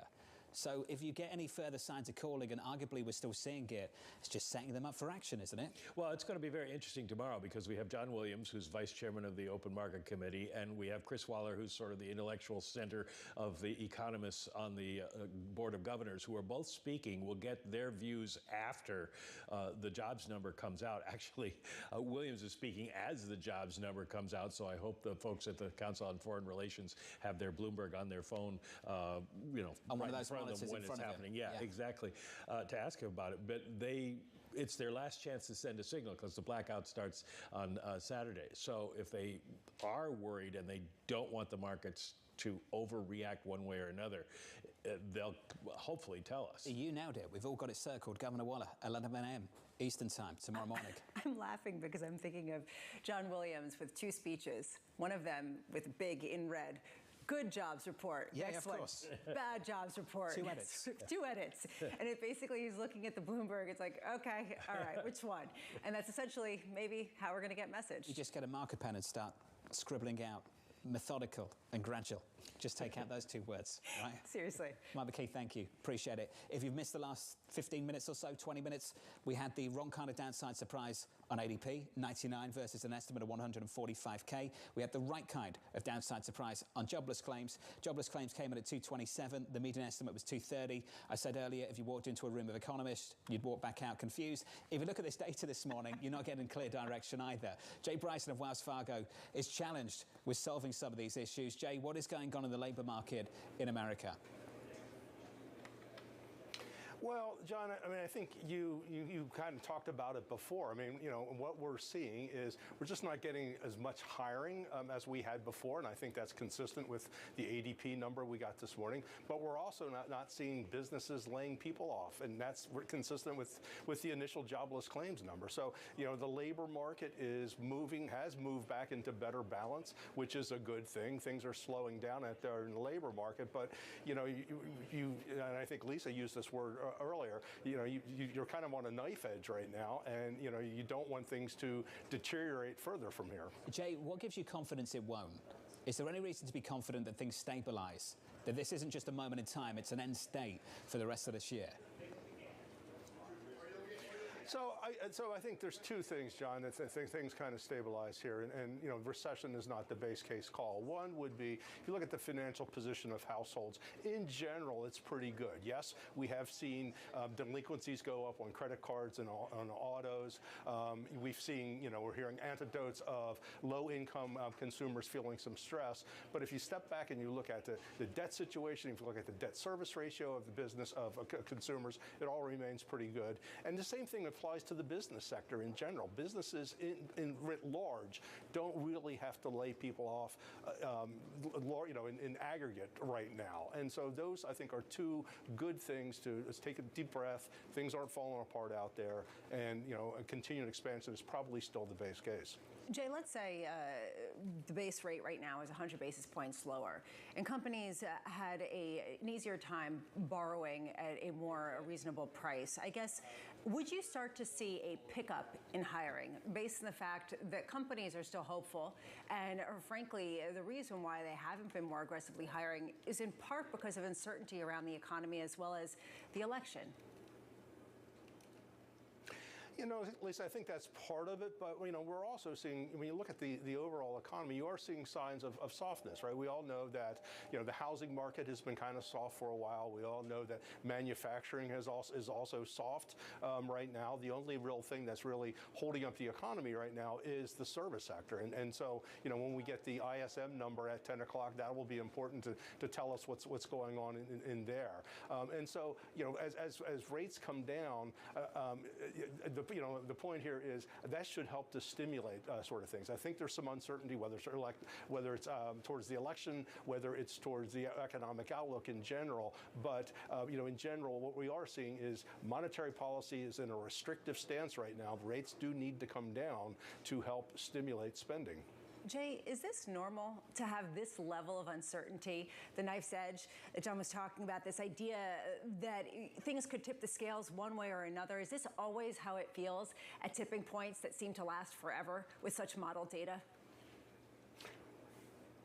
Yeah, you know, there's always uncertainty out there, right? And if you go back, you look at the pandemic, right? That was a very fast-moving sort of situation. You look at the financial crisis, lots of uncertainty around there. Absent a major shock, and you know, the last major shock was the pandemic a few years ago and the unwinding from that. Absent a major shock, I'm kind of hard-pressed to think of a time in the last, you know, few business cycles when things have felt a little bit uncertain as they do right now. So I do think it's not normal right now, given where we are. But we're, you know, unfortunately, just the nature of the way the economy works and the way the overall geopolitical situation works, there's always a base level of uncertainty. You said earlier, not much hiring, not much firing. Sounds very Goldilocks. But we heard from Mike McKee was just talking about hours worked will be important. What kind of number of hours worked would you need to see to then get concerned that potentially the next point of call is going to be layoffs? Yeah, so if we're seeing, you know, if we're seeing aggregate hours worked tomorrow going down, let's call it 0.3% or something like that, then I'm starting to get a little bit concerned, you know, at that point. And so I think Mike had a really good point there in terms of the hours worked. And, you know, the first things that you do see is you see temporary workers start to go down. You know, it's like 24 out of the last 26 months, we've seen the number of temporary workers going down. So we're already seeing that. And if we do start to see hours worked going down by that magnitude, 0.3%, 0.4%, then I'm really starting to get a little bit concerned. Jay, thanks for the updates, Jay Bryson there of Wells Fargo. The team over at Wells Fargo looking for a half-decent jobs report. What is a half-decent jobs report? Tomorrow, something in and around 150 is basically what we're hearing. Bank of America looking for a punchy 200K. Citi at the other end looking for 125. Bank of America looking for a 25 basis point cut in September. Citi looking for 50. There's a spread in the estimates for jobs there of about 75. And Lisa, that's about the size of the average reduction in the revision over the last 12 months. So the difference between 25 and 50 is about the size of the average revision over the previous year. And it's also the difference between views that call for a soft landing, Bank of America, or potentially a more likely recession, which is Andrew Hollenhorst over at Citigroup. It highlights how disparate people's opinions are, not just of the headline number, but how you read that through to an economy that's still hanging in there, and whether that actually does kind of undermine this idea that everyone's betting on a soft landing. The 2-year right now is not betting on that. It's betting on something worse potentially, at least in terms of the price action of the last 3 days. We're not even 3 full trading sessions into September stateside, and we've had a move of almost 20 basis points lower on a 2-year. Kathy Jones of Charles Schwab joins us now for more. Kathy, why do you believe, and welcome to the program, why do you believe that all roads lead to lower yields from here? Well, I think the fundamentals just tell us that, John. We've had the weakness already in parts of the economy, manufacturing in particular, but also evidence of some slowdown in consumer spending. But also you have the whole global picture right now. So you've got weakness in China, translating into some weakness and softness in Europe, particularly in Germany in the manufacturing sector, collapsing commodity prices. That's really been notable in the last couple of weeks. It's been notable for a while, but really seeing those industrial materials prices come down. And then you get to the U.S. where policy is restrictive. The Fed has already sort of pre-indicated that they're going to cut rates. What's going to send rates higher from here would be the question I would have. All roads seem to point to Fed easing, lower rates, and more disinversion of the yield curve. Then if you extrapolate that out, Kathy, how much lower can they go if you really do see this as a more inflationary moment than pre-pandemic? Yeah, I think the terminal rate, nobody really knows where that is, right? Everybody's guessing, and that estimate's going to move around based on whether we hit a recession or whether we are able to pull off a soft landing. But we'd say the Fed funds rate at 3% is kind of a base case scenario for us. It doesn't give you as much room as you go out the curve for yields to fall in the Treasury market, but there's still a substantial distance between 5.5% and 3 or 3.25% in the Fed funds rate, which is where we think we're going. We've been talking a lot about how credit markets have been very behaved, and they've been working in tandem, frankly, with stock markets in terms of continuing to gain, even though there are these concerns about a weakening labor market. At what point, at what data levels would you start to get concerned about credit quality at a time when perhaps there are a number of people talking about this being a little bit more pernicious than just a soft landing? Yeah, I think we've been fairly cautious about credit, probably too cautious in this cycle about credit, wanting to stay up in credit quality because of the concern that we'll see some spread widening, and spreads have been so low. We are seeing some widening, say in high yield, triple C's are greatly underperforming other parts of the high yield markets. You're seeing a little bit of dispersion there. In the investment grade market, I guess I would be concerned if we had a real solid recession indicator that came out, negative employment growth, that kind of thing. But this is, we've talked about this, Lisa, many times, this is a different cycle when it comes to credit. Borrowers have been able to refinance their debt if they need to. There's been plenty of money available to do that and term out the debt over a longer time period. So we're not looking for a big blowout in spreads, but we do favor staying up in credit quality. Hey, Kathy, I just want to finish with the yield curve slowly normalizing. And as it normalizes, whether it's easier now to convince people to get out of cash, when you speak to the charge swap clients, what are they doing? They have been moving out. We've been on this bandwagon for quite some time, fortunately. So those who have taken the leap, I think, are feeling pretty good about it. We're not favoring long duration at this stage of the game. I think it's kind of missed enough of the move at the long end to suggest that's not a great idea, unless you're in a laddered strategy where you're just spreading out your maturities over time. But we still think there's opportunity and money to be made in the bond markets as yields come down. But a lot of clients have already kind of moved out the curve and taken that advice. They're finally listening. Kathy, thank you. Appreciate the update. Kathy Jones there, Charles 12, going into payrolls tomorrow morning. Before we talk more about the jobs data and a week ahead, let's get you an update on stories elsewhere. Here's your Bloomberg brief with Danny Berger. Hey, Danny. Hey, John. Verizon says it will buy Frontier Communications for $38.50 per share. It's a $20 billion deal with a 37% premium to Tuesday's close. Frontier bills itself as the largest pure-play fiber internet company in the U.S., so that combination would help Verizon offer high-speed internet more widely. Demand for data usage is only expected to grow, which has been forcing telecom providers to bulk up their offerings. And the Wall Street Journal reporting that Donald Trump plans to adopt Elon Musk's proposal for a government efficiency commission. The Journal cited portions it viewed of Trump's speech that he plans to give to the Economic Club of New York today. Trump will reportedly outline a suite of economic proposals, taking a more aggressive swipe at regulations and pledging to rescind certain unspent funds appropriated during the Biden administration. The Journal reported that he will also double down on his embrace of crypto, removal of hurdles for new drilling, and broad tariffs. And taking place later today at our headquarters in New York City, Bloomberg Power Players, where we gather industry leaders, investors, and athletes revolutionizing the business of sports. You can catch conversations with names like Cal Ripken Jr., Women's Soccer Commissioner Jessica Berman, Steph Curry, and a live taping of the deal with Jason Kelly and A-Rod. Tune in to Live Go in the Bloomberg Terminal, or you can stream it on Bloomberg.com. And that's your brief, John. Danny, thank you. Thanks for this morning. Up next on the program, setting you up for the rest of the week, looking ahead to payrolls and looking ahead to earnings from Broadcom. We'll catch up with Mark Lipotsis of Evercore ISI.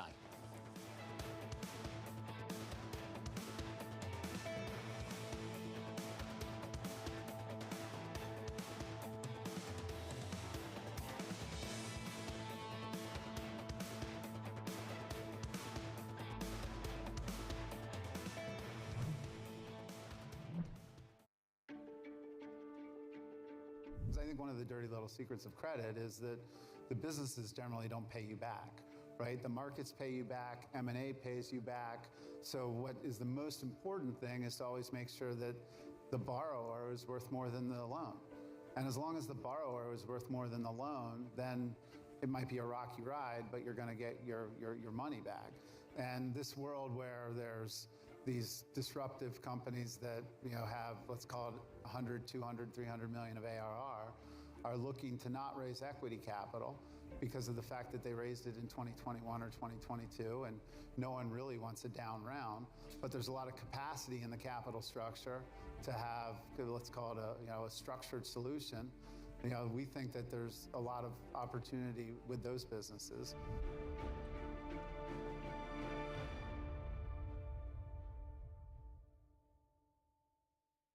It's the world's second largest economy with a growing influence in global affairs. But geopolitical uncertainties, deflationary pressures, and questions about foreign investment linger. Bloomberg, the China Show, brings you the unmatched expertise you need to keep track of breaking news, in-depth market analysis, and the most influential newsmakers in and around China. Bloomberg, the China Show. Weekdays at 9 a.m. Hong Kong time, right here on Bloomberg. Context changes everything. Bloomberg covers the world with unmatched reach and resources. From more than 120 countries, the moment news breaks, 24 hours a day. Bloomberg, context changes everything. It's a multi-trillion-dollar industry. We'll show you what's happening in ETFs like no one else. Bloomberg ETF IQ, Monday on Bloomberg.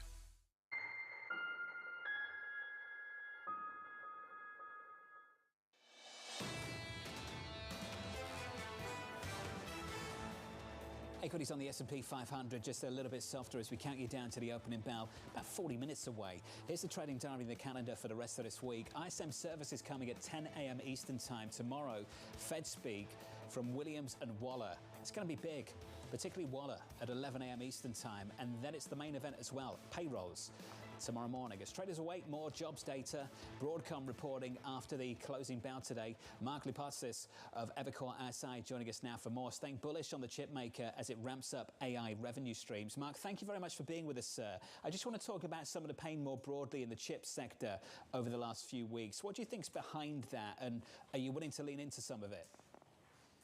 Yeah, so normally what happens during a semiconductor upcycle is typically every cycle over the last 15 years, you see a mid-cycle correction. And typically this happens when the industry revenues kind of hit a year-on-year revenue growth peak. So you continue to have revenue growth, but it is at a decelerating rate. And because semis are a momentum group, what you see is typically a lot of momentum investors use that year-on-year peak to get out of the group.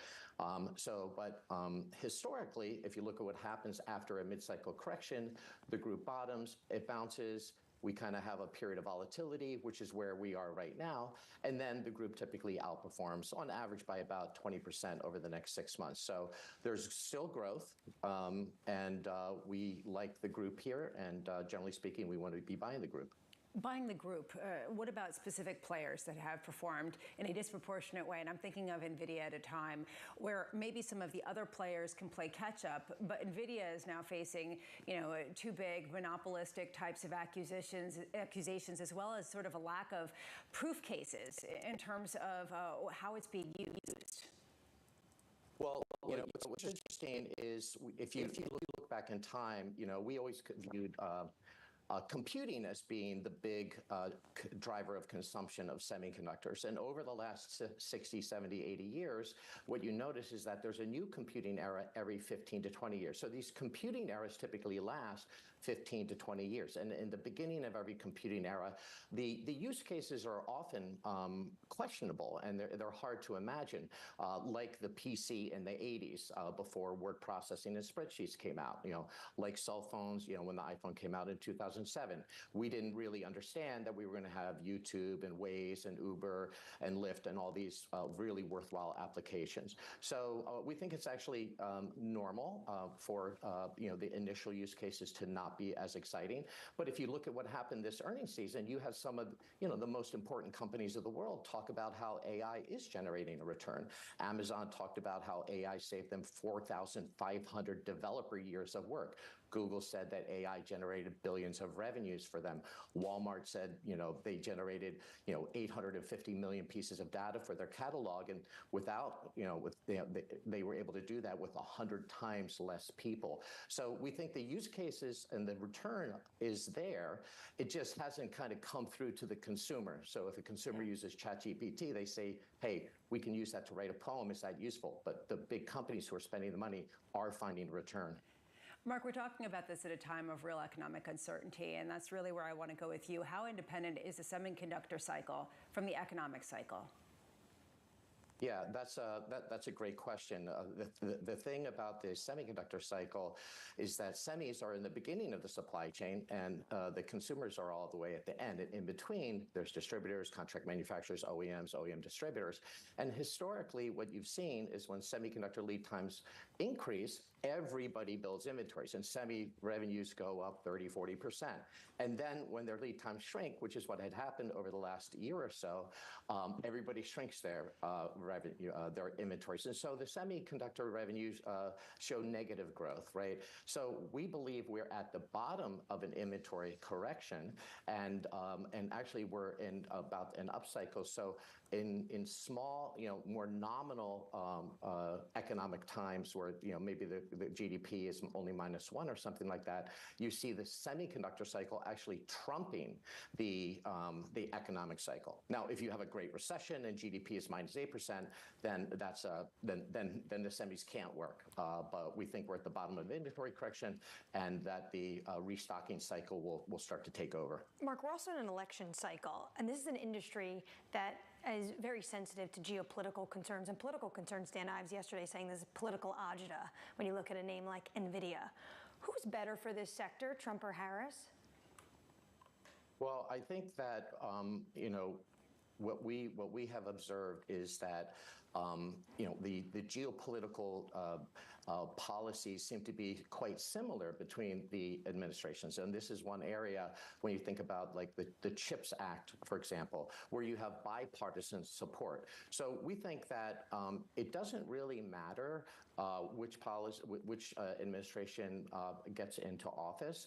We think that there may be nuances in second or third order impacts, but by and large, we think that the industry has the support of both administrations, and so we're positive about the industry. Mark Klinik, thank you, sir, for coming on. We've got to do this again soon. Mark Lipacis there of Evercore ISI. Tomorrow is going to be a single-issue program. It's the payrolls report, and here's the lineup. Jay Poloski of TPW, Priya Misra of JP Morgan, Mike Collins of PGIM Fixed Income, Torsten Slock of Apollo. The guesses.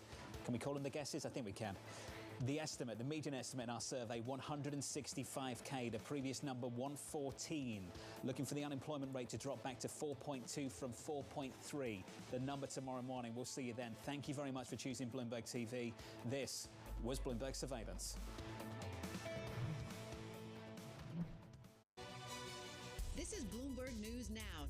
News when you want it at the touch of a button. Another volatile day on Wall Street. We're seeing big moves. All eyes on Capitol Hill as Democrats and Republicans prepare. Today's job numbers casting doubt on the Fed's next move. Inflation remains front and center. And that's news when you want it with Bloomberg News Now. Get it 24/7 on the Bloomberg Business app, Bloomberg.com, and anywhere you get your podcasts. Bloomberg News Now. Context changes everything. What about quantum computing? People talk about that. Is that something that I should be looking at investing in? I've made a lot of mistakes, betting on these new technologies like AR, VR turns out to be not so big. 3D printing turns out to be not so big. My estimate is $100 trillion was invested in today's dollar in the PC, CPU-based infrastructure. All this is going to get ripped out to put $100 trillion or more in our GPU-based infrastructure. In that sort of quantum of numbers, I feel that the quantum computing is going to be very small. You always are worried about, I presume, geopolitical events. So are there some geopolitical events you're worried about right now? Yes. I don't know why, but for some reason, I love thinking about black swans. And at the office, everybody thinks I'm weird because I'm always thinking about what can go wrong. But underpinning the AI is the chips. And the chips, despite the CHIP Act, which I think was a good idea for the US, I still think like 80% or so of the capex of TSM is in Taiwan. And so at the leading edge, a lot of capacity is in one very small area. Forget that it's just in China, it's in a very small area. I think that's very risky.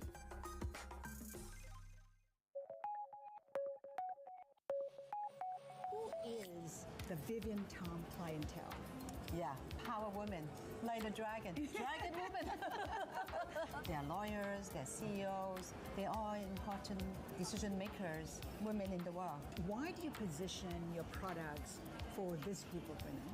When I started, designing, I always want to do something that is empower women. When you take a look at your store, there is something for everyone. Take a look at the T-shirt, for example. My customer growing, like 30 years already, so they become more powerful. I also want to grow my Gen Z audience too, they are like in the 20s, so it's a more affordable price for them. And then, my powerful woman's daughter wearing their mom's dresses, and they feel that the power, the energy. So now they come back to the store and they buy more.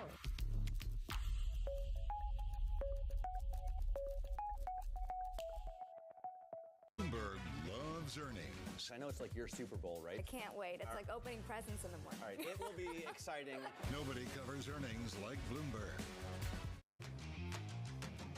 All right, market reaction kind of blunted after a little bit of a disappointment on ADP. 30 minutes until the start of trading. I'm Matt Miller. I'm Sonali Basak. And I'm Katie Greifeld. Bloomberg Open Interest starts right now.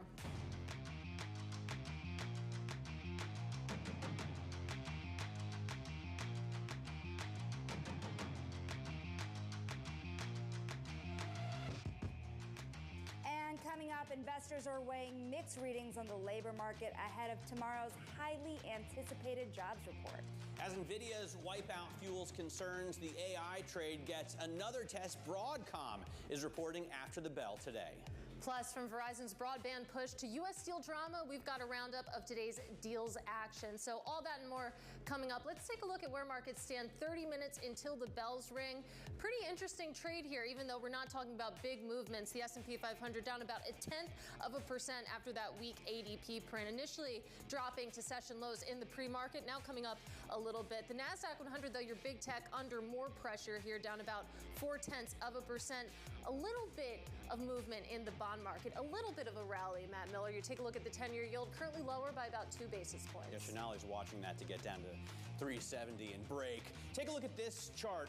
In the blue, you'll see economic surprises, and they have been softer. ADP was soft today. I guess you could say that initial jobless claims was a little bit stronger, but really bang in line. Nonetheless, we continue to see an upward trend in stocks with those soft economics as investors hope for rate cuts from the Fed. I literally screamed at my desk after that ADP's report. But let's watch some pre-market movers before we talk about the macro here, because single name news for sure. Verizon agreed to buy rival telecom company Frontier for about $9.6 billion in cash, which is a 37% premium to Frontier's closing price on Tuesday. But you still have Verizon on the heels of that deal, now down about 0.2% pre-market. You also have C3 AI plunging after its earnings disappointed Wall Street. And you have C3 AI down almost 20%.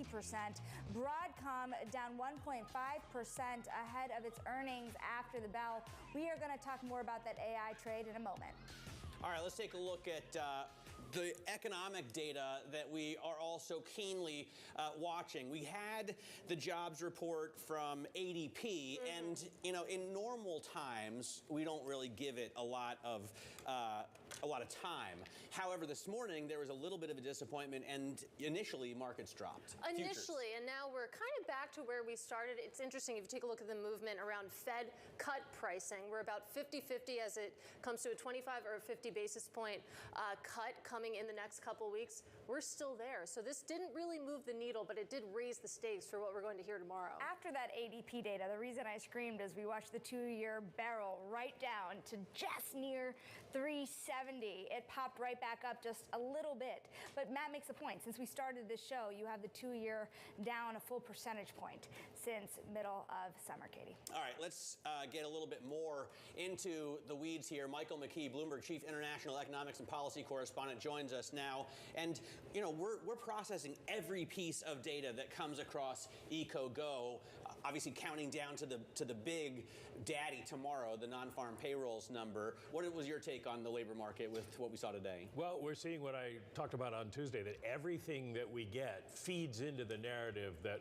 people will try to explain tomorrow at 8:35 when the numbers are out. It's all about that. And the ADP report, as you mentioned, doesn't always give us a clean read. The jobless claims numbers should tell us something about whether we're seeing layoffs, and we did not. If you take a look at what happened with initial jobless claims, we get 227,000. It was 232 the week before. This is the lowest number in the summer. And the white line there is the non-seasonally adjusted number, and you can see how it has fallen tremendously, and that suggests no layoffs. Now, those red boxes are around July every year. This is what happens. We get this dispersion between the two things. We get a jump in the jobless claims numbers for the seasonally adjusted, and non-seasonally adjusted go down because of layoffs. So we don't get a reading on this that really tells us a lot about where the economy is going, other than it's not in crisis. Then you take a look at the ADP numbers, and I did not scream like Shanali, but they did get my attention. My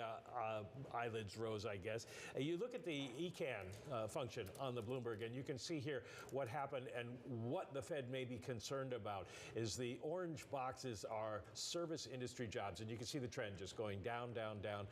This is the weakest service industry numbers in about a year. So if service industries are not hiring anymore, then that could be a problem, because they are the biggest drivers of hiring, and that's what we saw. Now, ADP has been forecasting manufacturing job losses for some time that haven't occurred, and we did see that again today, them saying 8,000 jobs lost. But it's the professional and business services that will catch people's attention, because you do start laying off temporary employees if you think you're going into a recession, and that was down by 16,000 in their number. Information services down by 4,000.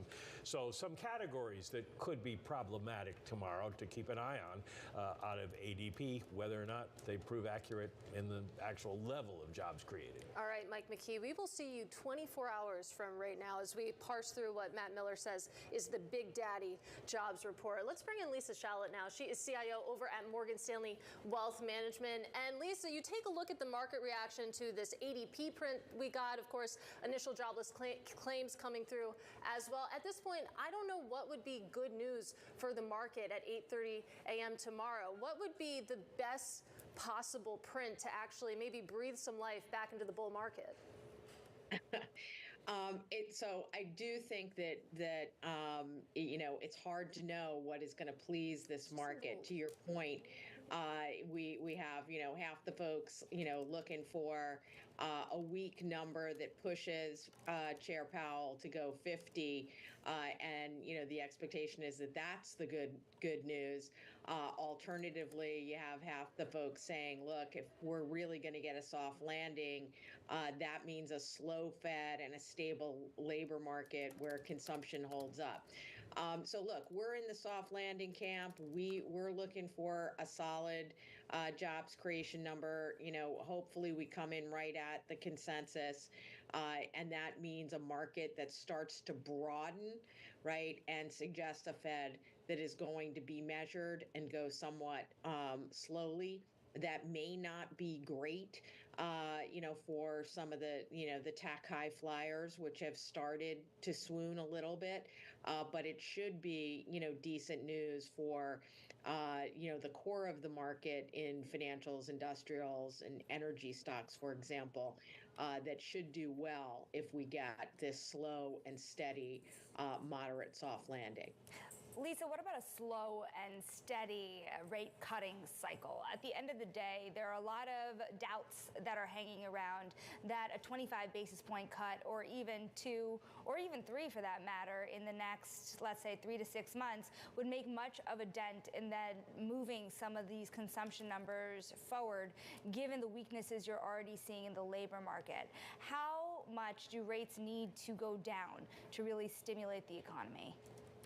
Yeah, so this is, I think, one of the biggest controversies because, this has been an economy where higher rates have had an impact, or the rate-sensitive parts of the economy. Seeing here Huawei faces at least 2 months of delay in producing enough chips for its next flagship smartphone series, the Mate 70, according to the information. Whether a slow and steady Fed or a soft landing Fed is going to help housing, whether it's going to help small businesses, whether it's going to help the low-end consumer, whether it's going to help commercial real estate, I think the jury's out on that. And what that might mean is if we get a soft landing, we have a mix in the market that's very similar to what we've had over the last couple of years, and small caps don't catch up, and we don't see a big cyclical trade, if you will. So it is the small caps, it is the cyclicals that you expect to react most favorably to rate cuts. I was going to ask, in terms of industry groups, which sectors do you want to be long if you say you had a crystal ball and you knew they were going to cut 50 basis points? Yeah, I think kind of the bigger the Fed goes early, the better that's going to be for recharging, the more cyclical, more small cap, more rate sensitive pieces of the market. Again, our view is that the Fed's probably going to be slow and deliberate, and that may be painful for some of the folks, who are looking to employ the traditional quote unquote rate cut playbook. And Lisa, with your role as Chief Investment Officer, I'd like to get your cross-asset view right now, because especially earlier in this week, we were worried about that yen carry trade unwind again. That was used to maybe explain some of the jitters that we were seeing, especially in some of the big cap tech stocks. How much weight do you put in that argument? I mean, is this a real force in this market, or are we perhaps using this as a scapegoat? No, we believe that it has been large and it is a real force. It's more of a technical positioning force, but it is not, that trade is not fully unwound. And so I do think that this is going to be a lingering pressure until we get more clarity on the pace from the Fed. And so it is a risk that is out there, and that risk probably contributes to volatility and plays out in terms of vulnerability for some of the most richly valued parts of the market, which, as we know, has been in tech. Lisa, there has been a lot of conversation about concentration in this rally into those large cap tech names for the majority of this year, much of last year as well, from what I remember. So on the way down, what does that look like? If the concentration has been loaded into those names, then is there a risk that those names can see a bigger drawdown? Absolutely, right? These trends tend to cut both ways.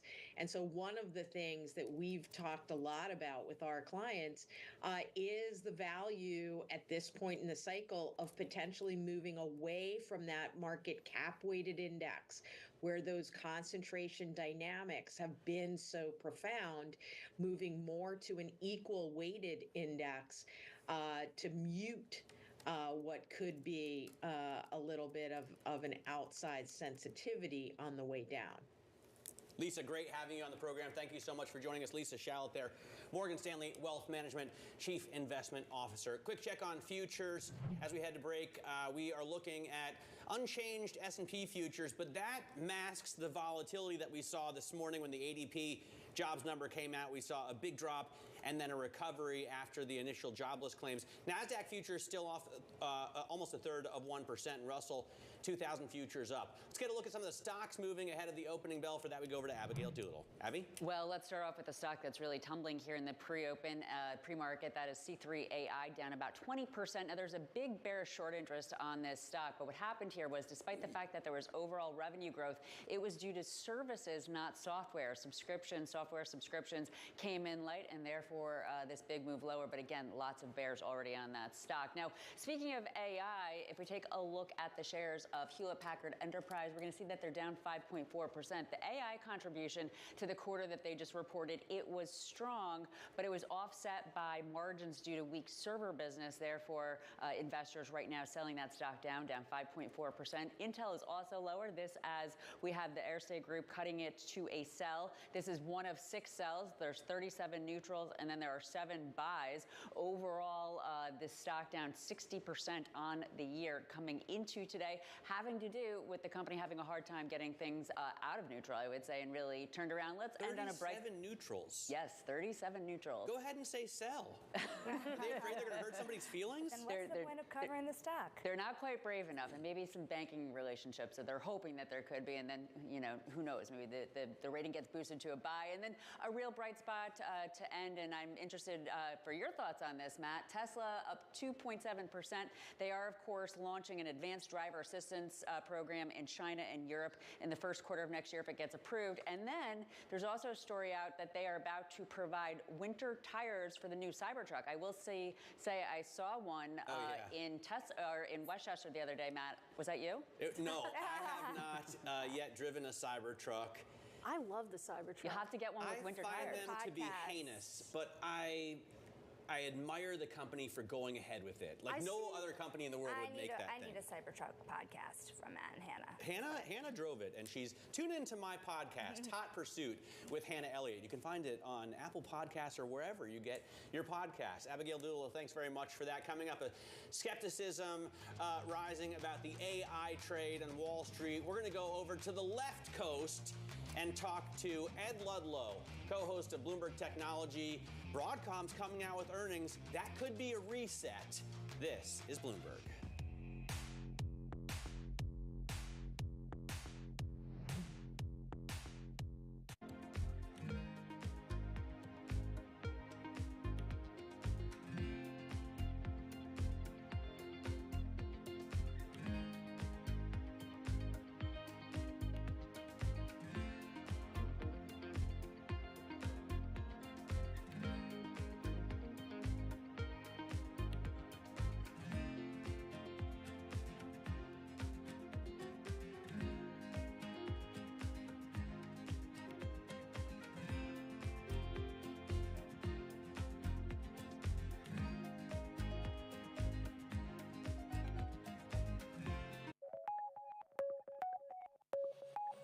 AI, how it has penetrated pretty much all sectors, including music. AI can write music, compose music. How do you see AI changing the landscape in fashion? Yeah, AI definitely helped. When I did the jewelry, I used the AI, helping me to give some idea, but ultimately you still have to do a lot with it. They just give you very superficial ideas, and but at the end you still have to customize and how to really make it and do that. I do not think that AI and the technology can replace the human mind at this moment. Yeah. Are you concerned one day we won't be able to differentiate designs by AI and designs by an actual designer? I don't know. For me, I see that, when a designer doing is the spirit, is the heart that the computer don't have.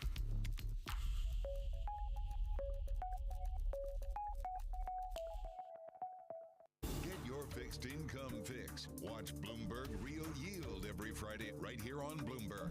Context changes everything.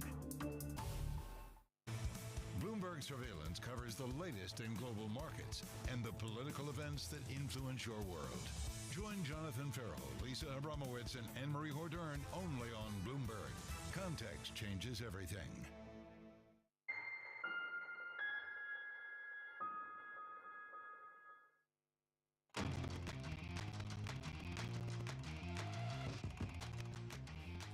get to high interest, look at what's making headlines around the world. French President Emmanuel Macron picked Michel Barnier as the country's new prime minister.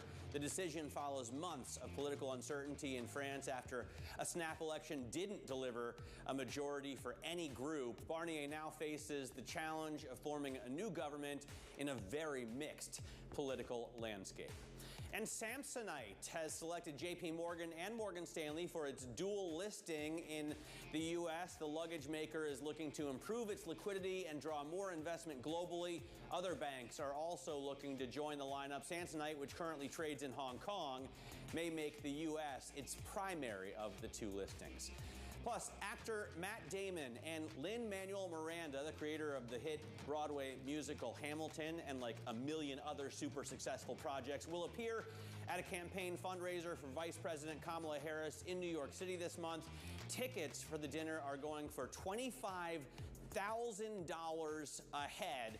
The Harris campaign has been leaning on celebrities such as Anna Wintour and Oprah Winfrey as she looks to expand her cash advantage over the Trump campaign. Shonali?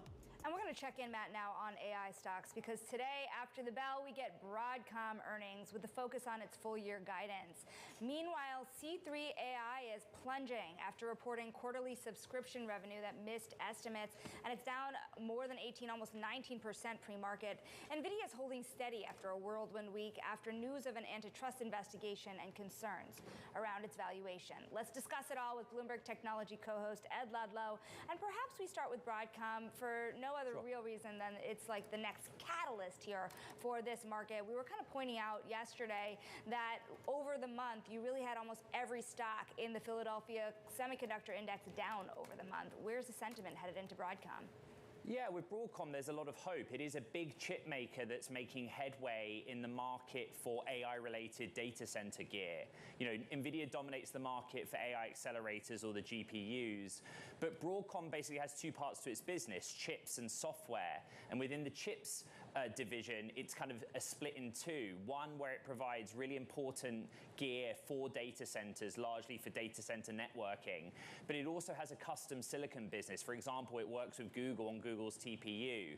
And there's an expectation it will upgrade or up its forecast for AI-related sales, and a part of that is whether it onboards other customers for which it works with them on custom AI-related silicon or ASICs. Well, Ed, that's what I was going to ask. What is going to be the focus of this print? Because you mentioned, of course, that SalesView, they could upgrade it. Of course, they onboarded their third customer. There's, speculation that a fourth could soon be imminent. I mean, is that really what people are going to be paying attention to tonight? Yeah, a new custom chip customer is sort of the idiosyncratic thing that the market will get excited about with Broadcom, but any sort of refresh or boost to its commentary on AI-related sales is kind of the story still, right?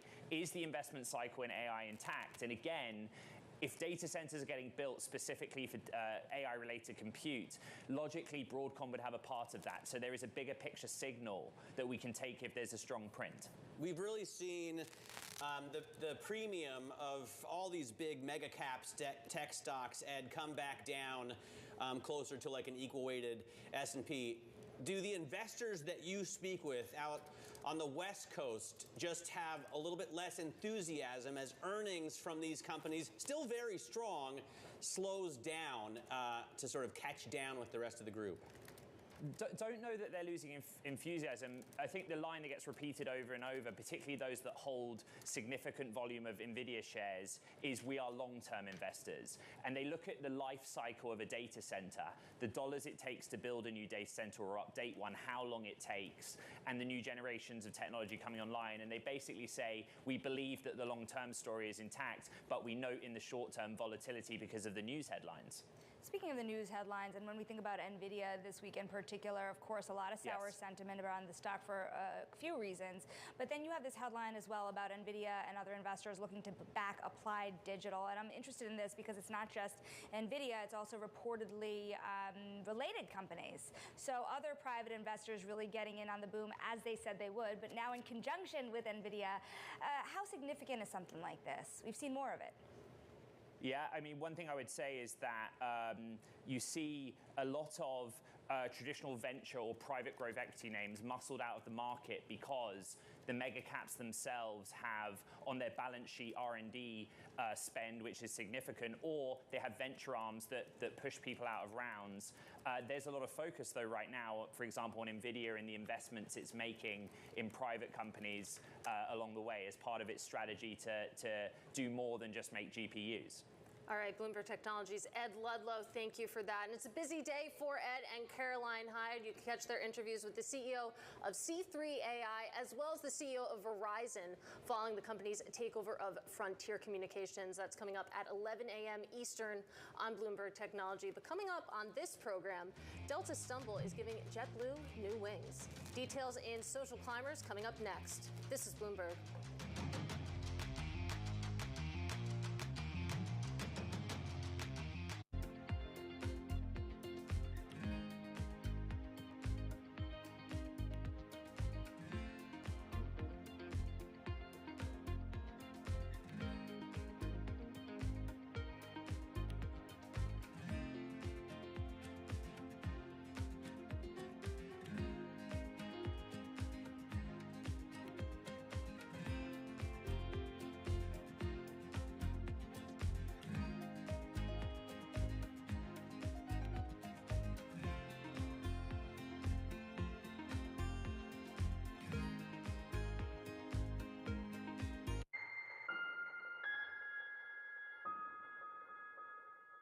It's a multi-trillion-dollar industry. We'll show you what's happening in ETFs like no one else. Bloomberg ETF IQ, Monday on Bloomberg.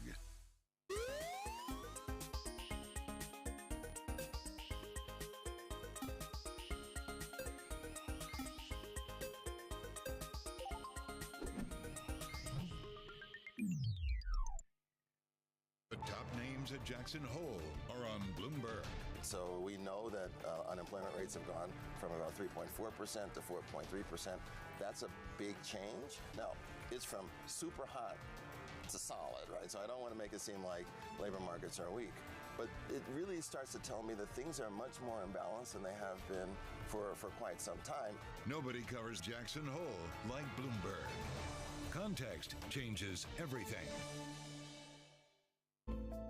Bloomberg covers the world with unmatched reach and resources. From more than 120 countries, the moment news breaks, 24 hours a day. Bloomberg, context changes everything.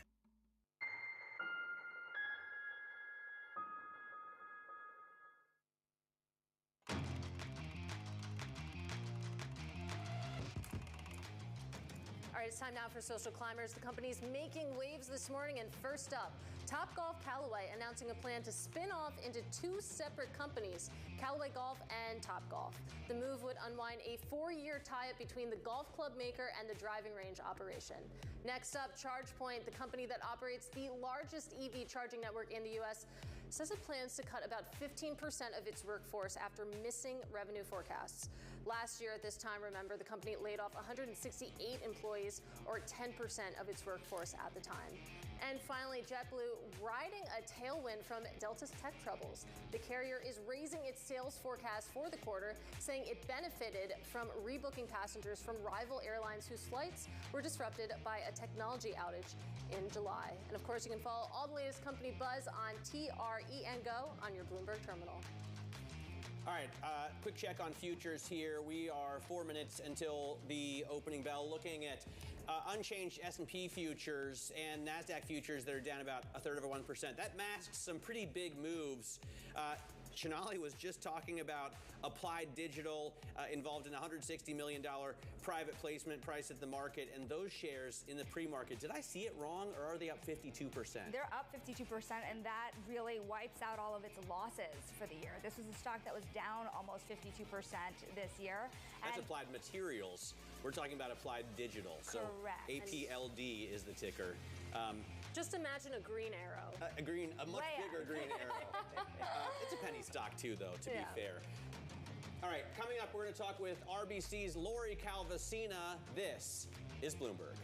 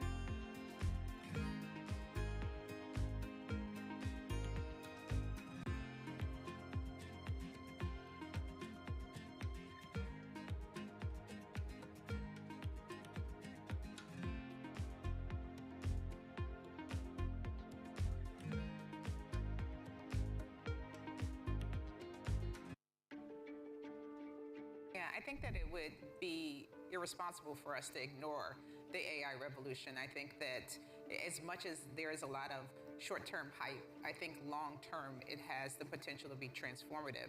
And so we are spending a lot of time thinking about what elements of it are structurally have barriers to entry, and so there is a winner-take-all element to that and which don't. And it seems to me that things like chips, things like infrastructure of, and systems has a little bit of that, because NVIDIA is so far ahead, it's expensive to catch up.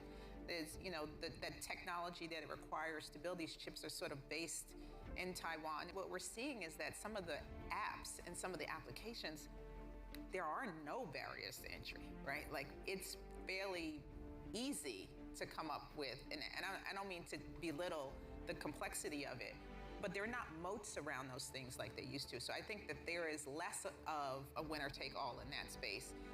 You're going to have to earn that spot, whereas it'll be fun to watch what happens. So 1 minute now to the US cash equity open and the market on open imbalance. Because somebody will develop something and a fast follower will come along and make it better and cheaper, because data gets cheaper and more pervasive, and it's going to be easy for new players to come in and do interesting things. So I think we wait and we see. Good morning from our world headquarters in New York. I'm Manus Krennic. And I'm Danny Berger. Let's set your agenda. Bloomberg Brief delivers the market news, data, and analysis you need live every weekday at 5 a.m. Eastern. Bloomberg. Context changes everything.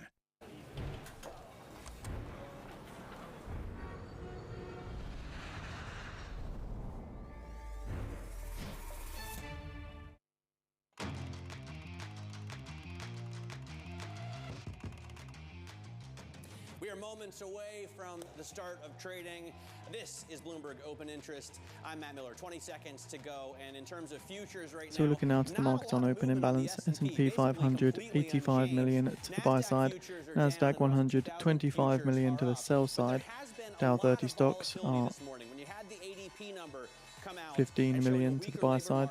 Mag 7 stocks 20 million to the sell side. Jobless claims come out bang in line, and we came back up. We're still about 120 points away on the S&P 500 from an all-time record, but it's only 120 points, right? We're at 55.20 or thereabouts. Get over to Katie Greifeld right now. She can give you the exact numbers in the first minute of trading. Katie? Yeah, and there's not too much movement on the screen beside me. You can see, of course, the S&P 500 just about flat. That in and of itself is interesting, though. You think about all the economic data that we've gotten this week. Of course, that huge down day that we got on Tuesday to start off September. And right now, maybe taking a little bit of a breather. A slightly different story if you take a look at the NASDAQ 100, currently off by about 0.3%.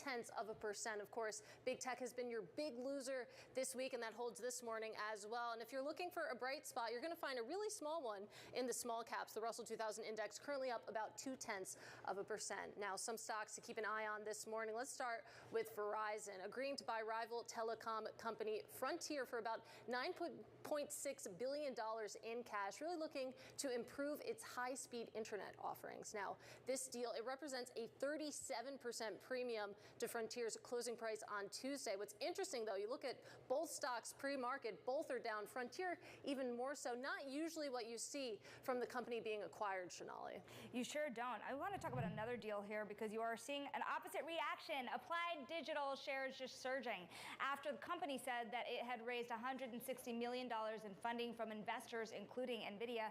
Applied Digital is up more than 41% as the market opens. Remember, this is a stock that before today was down almost 52%, and the market cap heading into today was only 500 million or so. So 160 million goes a long way. Matt.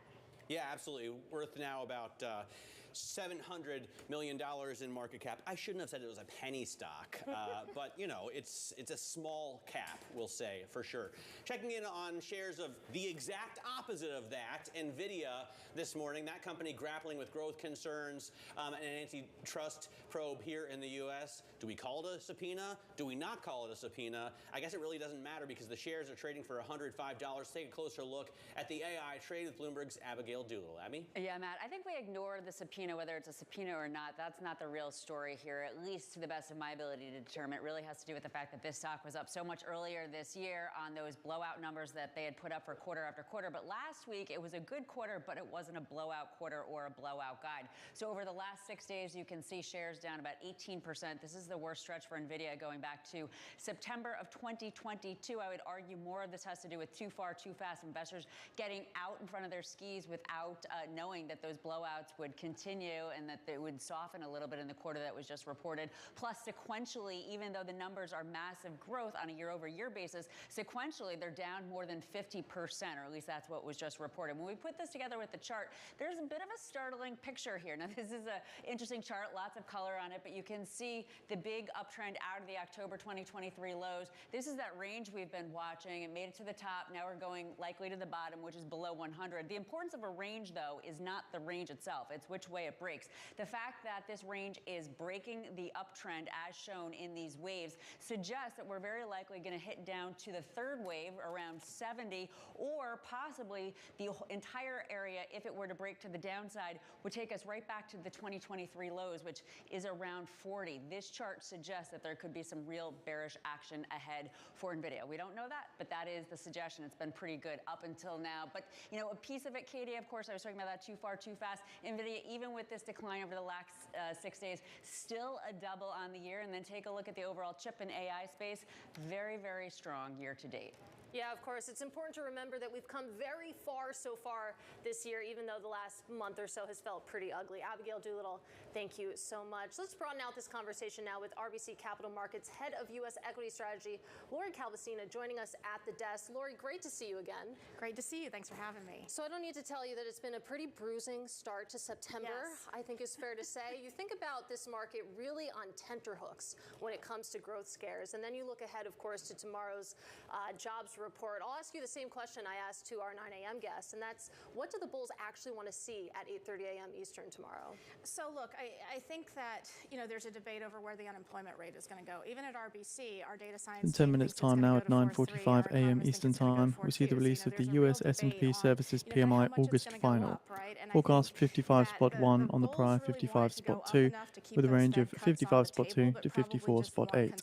The composite PMI forecast 54 on the prior 54 spot 1. We need to soften the labor market a little bit to get some of those inflationary pressures off. Well, be careful what you wish for. We've got it, and now we're worrying it's going to go a little too far in the other direction. But I think just really threading that needle is what the street wants to see. We are focused on stocks right now. Obviously, we just had the open, but I want to get your economic perspective on what a rate cut really does for this economy. I mean, even if it's 50 basis points, does that change the housing picture? Does that impact car buyers? Look, I do think that you have seen recently just a lot of weakness percolating in that auto segment in particular. We heard about this back in May at the RBC Consumer Conference, and you were starting to hear it around the same time in company earnings reports. So it does seem like that's suddenly come on, and something about sort of where we've been in the very, very recent past has kind of hit a tipping point there. So maybe you could get some improvement there. I know our data science team, they have some different data points they monitor on housing, and they do see when interest rates come down just a little bit that you do see sort of a spike in searches. So, it could help, I would say, in terms of sentiment at the margin. But I think you're right. I mean, we are sitting here at a very high level of rates. It's going to take them time to get down. It's going to take time for that to feed into the economy. But I do go back to the idea that while this economy is clearly softening, we're hitting some potholes here and there, it does seem to be pretty solid under the surface. So I do think we have some time. Lori, what does a landing look like? And is employment really the only way to look at it? We stand here today and that 210 curve has lost its inversion. It is disinverted. We have met that moment, but what's the road ahead looking like? So I would say, if I'm just sort of I know people have put out their different definitions of soft landing on GDP and other things like that. I mean, I would like to see it stay above 2%. I think that, 0 to 2% is typically a weak environment for equity markets. So from my seat, I really need it to sort of stay above 2 to have the market believe that we're not on the precipice of a recession. I'm also looking at consumer confidence really closely, and specifically the Michigan Sentiment Survey. There has been a really weird positive correlation between year-over-year trends in S&P 5 and Russell 2000, and then just that Michigan sentiment data since 2021. We are in oddly just this, and the correlations are like in the high 80s, low 90s. It's really weird. It's unusual. It's not something we saw pre-COVID. And it just tells me the market is so much more sentiment driven. And if you think think back to 2022, we saw sentiment plunge to recession-type lows, and that took the market down with recession-type pricing. So I think it's not just about the GDP data, it's not just about interest rates, it's also, frankly, about how people feel. Well, that kind of brings us back to, again, what does this market want to see? It is a very sentiment-driven market. We're past, the bulk of earnings season. Now it's just the macro environment, and this is a Fed that's trying to cut rates here, and the point has been made. I think it was Mike Wilson over at Morgan Stanley saying that a 50 basis point cut probably would spook markets at this point, and we're really pricing in it's like a razor's edge. And look, I do think you can sort of make the argument, if I take the counter right of my own view, right, because I agree with you and Mike. Like, I think that 50 basis points spooks people. I started in the business in 2000. We get these big chunky cuts or surprise cuts. It's not good. It's for a bad reason, right? You can go back prior to my experience. You can go back in past cycles and find examples of bigger cuts. I don't think that's really the market's muscle memory here. I do think that, we're just living and breathing every single employment print the same way we were breathing every inflation print, 6-9 months ago. I think that a lot of people I talk to in my seat, right, equity PMs, they're listening to what companies are saying. And apologies to the beige book, but they're not really reading the beige book, right? Like we're not there yet. Right. I was really puzzled by the reaction to that yesterday. But at any rate, they're looking at companies, public companies, and what they're saying. And we're not seeing public companies talking about layoffs right now. They are slowing hiring, but we're in this weird era where they have found all these other ways through technology, automation, maybe one day AI, it's not quite here yet, but to cut costs and maintain margins. That is very different in the post-COVID era. We've been really seeing that since kind of 2016, 2018. They can use all these technological tools to cut costs before they cut labor. But if we start to see companies go there, I think that is going to really concern I keep trying to wrap my head around there's so much pessimism on the economy, right? And yet we have growth at 3%. Unemployment is 4.3%, so higher than it was, but still much lower than the historical average, right? Which I think is like 5.6. And if we get a good print tomorrow and we're back at 4.1%, I mean, it's not all about cutting costs, boosting margins. Sales in the last earnings season were 5+%. It's been 5 minutes time now at 9:45 a.m. Eastern Time. We see the release of the US S&P Services PMI August final. Forecast 55 spot 1 on the prior 55 spot 2, with a range of 55 spot 2 to 54 spot 8. And the composite PMI final. Forecast 54 on the prior 54 spot 1. They're more selective, they're more choiceful. I'm in that camp too. I have little kids. I mean, we're buying back to school stuff and I'm looking for the cheap shoes, so I get it. But the reality is that while the jobs are still there, that spending power is still there. This is weird psychology we're dealing with post-COVID, and I do think that at the end of the day, while the jobs are there, we're going to muddle through, and that's why we are all breathing in that data so closely. Weird psychology. We're going to talk about weird market moves next. Lori, stick with us. Coming up next. We're going to get weird today, huh? I'm all about the weirdness. Stick with us. Coming up, BMO says disappointing earnings from the Dollar Tree was the last straw. Details on that next in today's Top Calls. This is Bloomberg.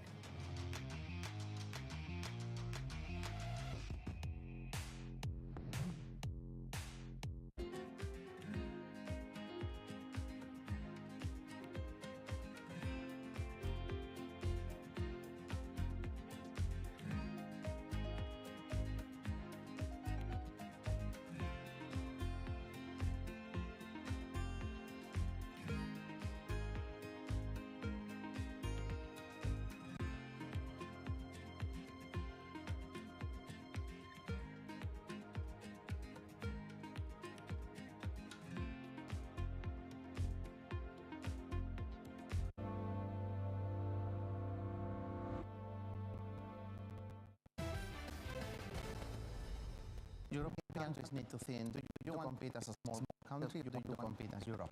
I don't think they have a choice because the US and China have already started the race. And Europe needs to follow. There isn't a European company in the top 20 largest firms in the world. That is a problem. But what does it mean for individual countries within Europe? You can have more control and less growth, or you can have less control and more growth. If countries trust each other more and they build more European champions rather than each country having its own national champion, growth is going to be better, productivity growth is going to be better, the welfare is going to be better. But there is going to be less control at the national level. So right now, each European country wants to have its own telecom company, its own couple of large banks, its own bank, its own large energy companies. And the question is, are you willing to surrender some of this control to European firms, which are going to be more productive, but you are going to have less control at the national level? From the beating heart of global finance, economics, and politics, and wherever newsmakers are moving markets, Bloomberg brings you conversations that allow for deep discussions and important insights. What do you think the future is for inflation? Is this a new normal? Are markets too optimistic? How do you worry about the things that are outside your control? How does the current fighting completely stop? I'm Francine Lacroix, and this is The Pulse, every weekday at 9 a.m. only on Bloomberg. Bringing you up-to-the-minute financial news whenever and wherever it happens. I'm Michael McKee at the Federal Reserve, and this is Bloomberg. DOJ or other authorities could face bigger challenges next. Fed was going to keep rating World Cup. This is a three as the economic picture covering the intersections of Hollywood, Silicon Valley, and beyond. It's the world's second largest economy with a growing influence in global affairs. But geopolitical uncertainties, deflationary pressures, and questions about foreign investment linger. Bloomberg, the China Show, brings you the unmatched expertise you need. 1 minute remaining. I'm leading with the US S&P Services PMI. And the most influential newsmakers in and around China. Bloomberg, the China Show. Weekdays at 9 a.m. Hong Kong time, right here on Bloomberg. Context changes everything.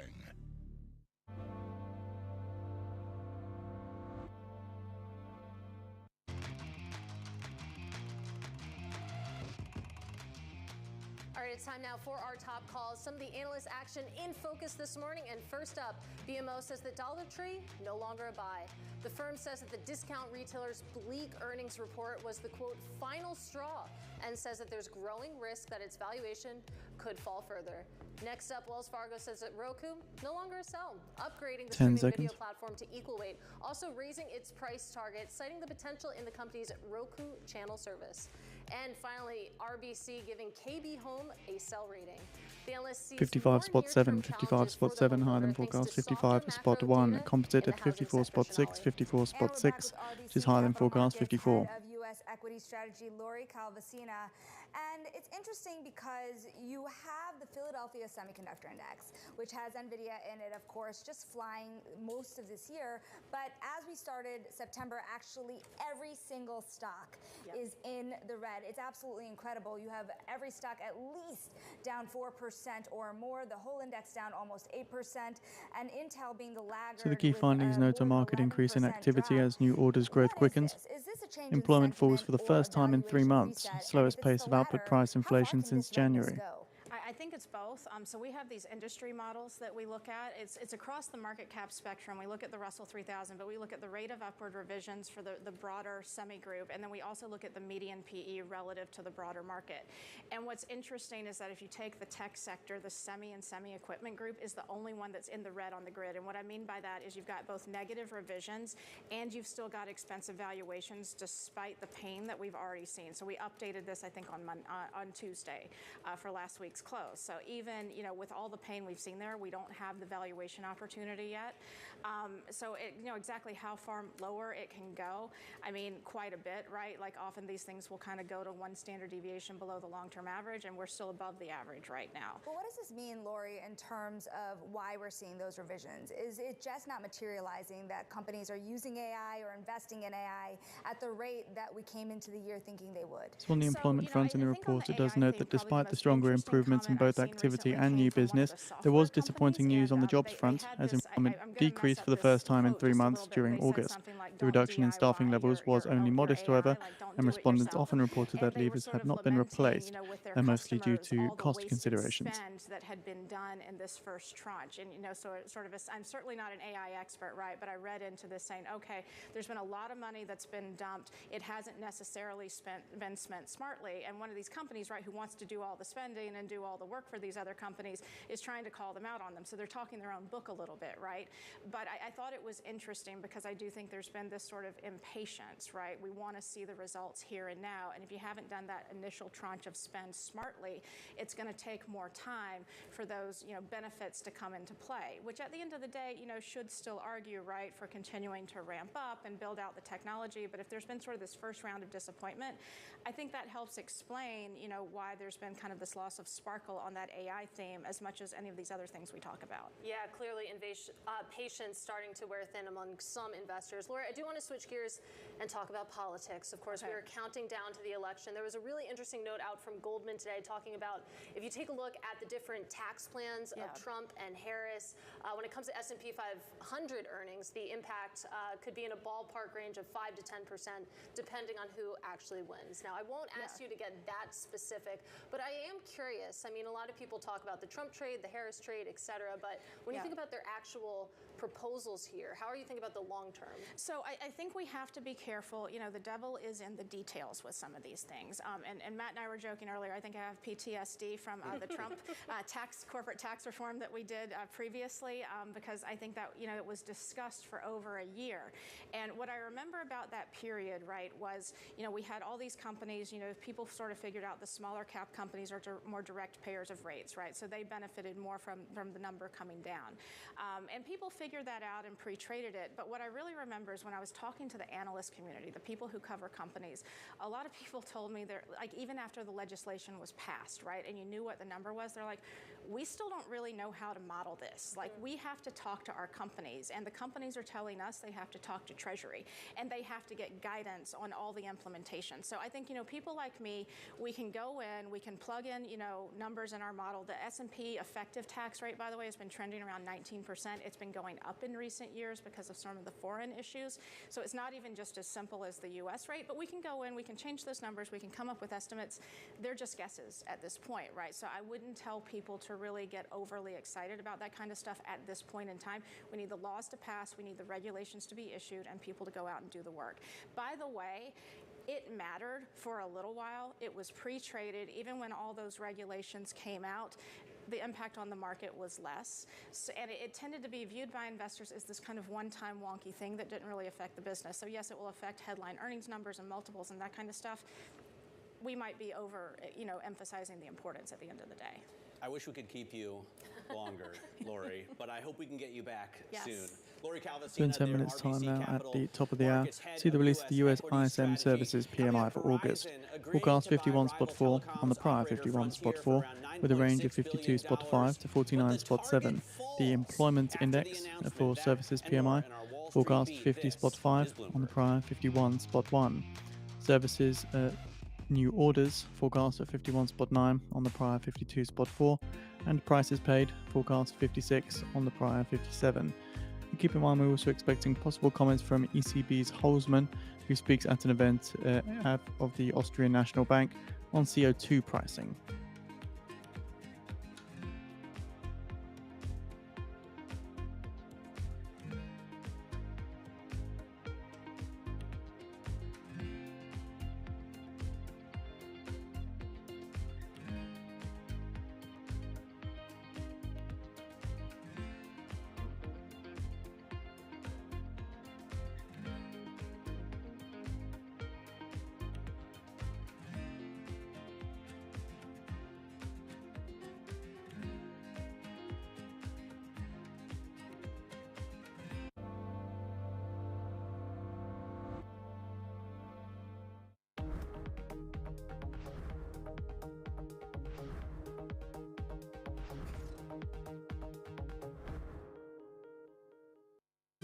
Good morning. This is Bloomberg Surveillance. Welcome back to the opening trade.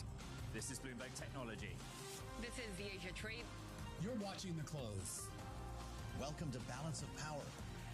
This is Bloomberg. Power, money, culture. As Linda Aman tells the story of Asia's rise through the people who are helping to shape it. The Serum Institute was a major player in the fight against COVID-19. We're in a race to procure raw material that was sanctioned. And now CEO Adar Poonawalla is bracing India for the next pandemic. I'm not losing sleep over which day and when it's going to come out, but we're definitely prepared. Latitude, encore presentation this weekend, only on Bloomberg.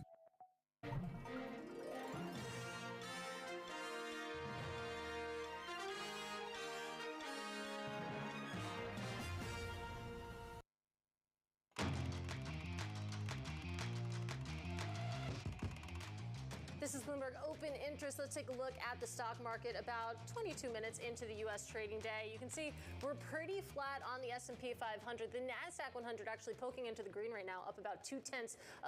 We know it's been a brutal short week so far, but a little bit of relief today. Meanwhile, on the other end of the trade, you have the Russell 2000, your small caps. They were higher, now they're not, down about 0.1%, Shonali. And it's time now, Katie, for the Wall Street beat. We're going to look at some things moving under the surface. Verizon agreeing to buy Frontier for about $9.6 billion. The New York phone giant is looking to expand its high-speed internet business, and it's fascinating because the transaction, including debt, is $20 billion. This is a cash transaction. We love to see these cash transactions. Nordstrom yesterday was also cash, yet you have Frontier really taking a hit today. What is really happening? Is there uncertainty around this deal? I haven't heard about any regulatory uncertainty here, although it definitely, will need approval. But Frontier's an interesting stock. It went bankrupt just in 2020, and some Wall Street names like Ares and Cerberus are investors. So maybe, there's like a liquidity issue of some kind. I've also heard that other transactions in the fiber space maybe have traded at a higher multiple. So, it's unclear if we're going to see a bidding war for Frontier. So maybe that's why shares aren't up, but we'll look into it today. To me, the most fascinating deal right now is the Nippon Steel attempted takeover of U.S. Steel, because both parties are determined to block this Japanese buyer coming in and essentially saving U.S. jobs. It's so weird. Israel's right? PM Netanyahu says the ceasefire deal with Hamas is not close. If Nippon Steel really is blocked, I mean, are there any American buyers for it? Could it be private equity? So Cleveland Cliffs was a name that we were all watching. They were involved in the bidding process last year for U.S. Steel, but now we're not sure they'd buy the whole thing. I'm sure the CEO would love to pick off bits and pieces. So this is a really tough position for U.S. Steel, and we do expect the White House to block this deal on national security grounds. And it seems to be the one issue that all politicians agree on, that this deal shouldn't happen. And sticking in Japan, let's talk about the owner of 7-Eleven and, of course, Couche-Tard. What's going on with that deal? It seems like they've not quite aligned when it comes to the price. So overnight, we saw the price leak out. We were wondering for days. It's been 5 minutes time now. At the top of the hour, see the release of the US ISM Services PMI for the month of August. Forecast 51.4 on the prior 51.4, with a range of 52.5 to 49.7. The employment index forecast 50.5 on the prior 51.1. New orders forecast 51.9 on the prior 52.4, and prices paid forecast 56 on the prior 57. Liana, like 20 seconds here, but as the leader of a deals team here, are you surprised with the velocity of activity we've been seeing? So it's a bit of a takeover Thursday. Sometimes, after Labor Day, we think there's going to be a big deal Tuesday, and we didn't see that. So it seems like it was a little bit delayed. But 2 of the 3 deals we talked about today are about deals maybe dying or not happening. So really the big news today is Verizon Frontier, which it's great to see something $20 billion enterprise value get to the finish line. All right, very cool, Leanna. Thank you so much for joining us. Leanna Baker there runs the deals team for us here at Bloomberg. Just a programming note on Verizon. The CEO, Hans Vestberg, will be joining Bloomberg Television today at 11 a.m. New York time. We'll all be watching it very closely. You should too. Coming up in the next hour, HSBC's head of wealth and personal banking, plus Elf, eyes, lips, face. Elf Beauty's CEO. And the founder of a new CFO, and the founder of a new sports-focused real estate firm. Jonathan Facitelli joins us around a really interesting story. Will the 76ers actually move from Philadelphia to Camden, New Jersey? We'll ask him. This is Bloomberg.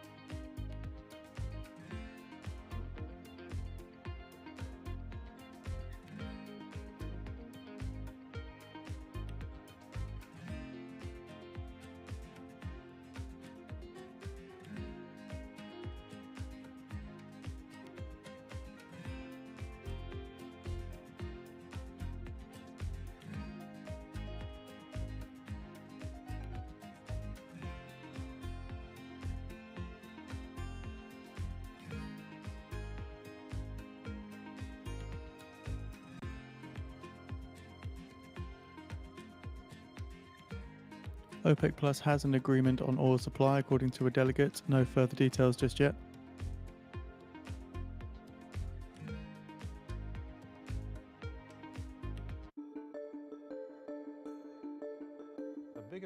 The OPEC Plus agrees to delay the October oil price increase, according to sources. So again, OPEC Plus agreeing to delay the October oil output increase, according to sources. And not only the very big events like hurricanes, but also what we call secondary perils, so wildfires, floodings, and drought. And this leads to the fact that you have So more colour as OPEC Plus agrees to delay the October oil output increase for 2 months. How do you really assess the risk of climate change? Because how can you possibly know whether there's going to be a hurricane or a flood? It's just based on the past or the projection of the future? Or what? How do you do that? Since the dynamic has changed, we need to also look forward. And what we do a lot, we work a lot with scientists who understand what the warming of the Earth and climate change will mean for the question of taking risk. And secondly, we take much less risk than we used to take because we have to be careful. So let's suppose there are a lot of hurricanes. Is that good for property and casualty insurers or not? Good because people say, well, there's going to be more hurricanes, I should buy more insurance, or not good because you got to pay a lot of claims? It depends. 1 minute remaining. I'll be leading with the US ISM Services PMI. It creates the awareness to do more prevention. What we see today is that, as I said earlier, there is more events.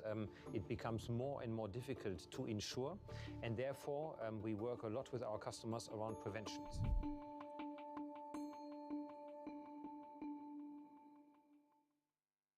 From the world of politics to the world of business, Joe Matthew and Keely Lines deliver news, insight, and analysis live 2 times a day every trading day. Balance of Power at 1 and 5 Eastern, only on Bloomberg.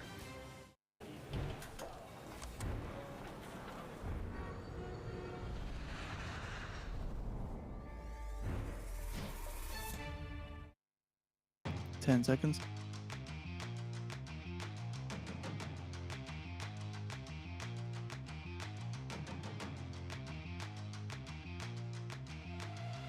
$51.5, 51.5, that's higher than forecast. 51.4, employment at 50.2, 50.2, which is lower than forecast. 50.5. Prices paid 57.3, 57.3, higher than forecast. 56. New orders at 53, 53, which is higher than forecast. 51 at spot 9. Looking to the markets here, a little bit of strength in the S&P 500 and some strength in the dollar as well. In terms of prices paid, a little bit higher than we were looking for at 57.3. We were looking for 56. The employment number in line at 50.2. We were looking for 50.5. And new orders at 53. So a little bit higher than the 51.9 that we had been expecting. Michael McKee, Bloomberg's chief international economics and policy correspondent, standing by with his read on these numbers. So, Mike, it's not bad, right? No, it's not bad. It suggests that the economy on the service side is about where it has been for the last many months. We don't see any deterioration there.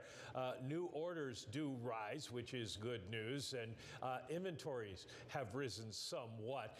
The prices paid number is little changed, so no inflation in that. I think everybody is looking at the employment number, though. The employment number in terms of plans for hiring falls to 50.2 from 51.1, still above the 50 rate that implies contraction, but it is lower, and that does suggest that perhaps we have a bit of a downside risk in services tomorrow in the non-farm payrolls number. We saw the same thing with ADP. ADP had a low services industry gain, the lowest in 6 months. So when you put the two things together, that implies something of a downside surprise, and I would not be surprised if we see some people revise their forecast for payrolls tomorrow, and maybe that consensus goes down a little bit. All right, Mike McKee, appreciate that. Of course, a busy week for Mike McKee. We have a lot of economic data. You take a look at the S&P 500 in the wake of what we just learned about ISM services. We're actually at session highs on the S&P 500, currently up about 0.4%. The bond market yields rising a little bit. The 10-year currently camped out at about 3.74%, but of course, still lower on the day. We do have some movement in the oil space as well. Some breaking news there that OPEC Plus has a deal to pause a planned oil hike for 2 months. This is according to a delegate. You take a look at what oil is doing. I'm taking a look at what's Texas right now, and you can see we're up a little bit, up 1.3% on the day. We're just at $70 a barrel there. Of course, we've seen a big downdraft in oil, a little bit of a rise higher here. But let's broaden out this conversation now and bring in Raquel Olden. She is HSBC Head of Wealth and Personal Banking, joining us on set. Great to see you. Good morning. Thanks for having me. So it's been a rocky couple of months, a rocky couple of weeks, of course, and this market is really mono-focused on that jobs print tomorrow, as everyone seems to be nervous about growth concerns here, growth scares. What are your clients, what are your investors asking you right now? Yeah, it's a really great question. And I think, as you heard from each data point we saw today, every data point matters right now. And if we think about what we historically have seen in September and October, we do know we tend to see challenges or volatility in the market. So one thing we are telling our clients right now is bear for volatility. That's what we can expect to see over the next couple of months, and that's historically normal for September and October. But additionally, you add some additional things like a really important election that's coming up, and you add some additional things, which is the balance of inflation versus recession. So it points us back to that important statement, which is around where are rates going? And that's what everybody continues to see as the primary indicator of what is the Fed going to do. If you're bracing for volatility, Raquel, what does that To look into the employment breakdown in the ISM report here, it does note that employment activity in the service sector indicated growth in August for the second consecutive month and for the third time this year. The employment index registering 50.2, which is down 0.9 percentage points from the July figure of 51.1. Comments from respondents include filling vacancies and replacing contractors across all disciplines, and hiring and freezing is in place, not backfilling positions as people are laid off, retire or leave organizations. Try to balance in all of this. Additionally, what's also important if you think about the individual investor, the reason why we feel this way is, we talk about when we take a look at what we're looking at when we at some point reference the interest rate changes that could be coming, and we should talk about what we think that should look like. But what we've generally sensed and seen, which we tell our investors, is we're expecting a fourth quarter rally. And that has been a historical truth. But additionally, why we think that's important is we look at, what's actually happening with corporates. If we take a look at what's actually happening, they're up 10% this year, and we anticipate another 15% up next year for margins. So ultimately, stay invested. There will be a little rocky period, but we really do believe there's a rally at the end of the year. I mean, it does seem like you can make an easy call directionally. There's volatility accompanying the size and timing of rate cuts, but you know that the Fed is going to start cutting. The carry trade is important, and it's not, but it gets equaled out. The only question mark is who wins the election in November, right? Because we know that if Donald Trump is able to put in place higher tariffs, keep tax cuts, deport millions of people, that's going to have real inflationary effects. And I'm assuming that inflation is probably one of the #1 concerns for your clients. Absolutely. Inflation is the #1 concern for our clients, #1 concern for all individuals if we think about it. And really what you want to do is you're looking to the Fed to figure out how do we do what I call the slow easing. And ultimately, we could say there is going to be an interest rate cut. The debate we're having right now is just how much. Well, if Trump gets into office, OpenAI modeling subscription prices for up to $2,000 per month, according to the information.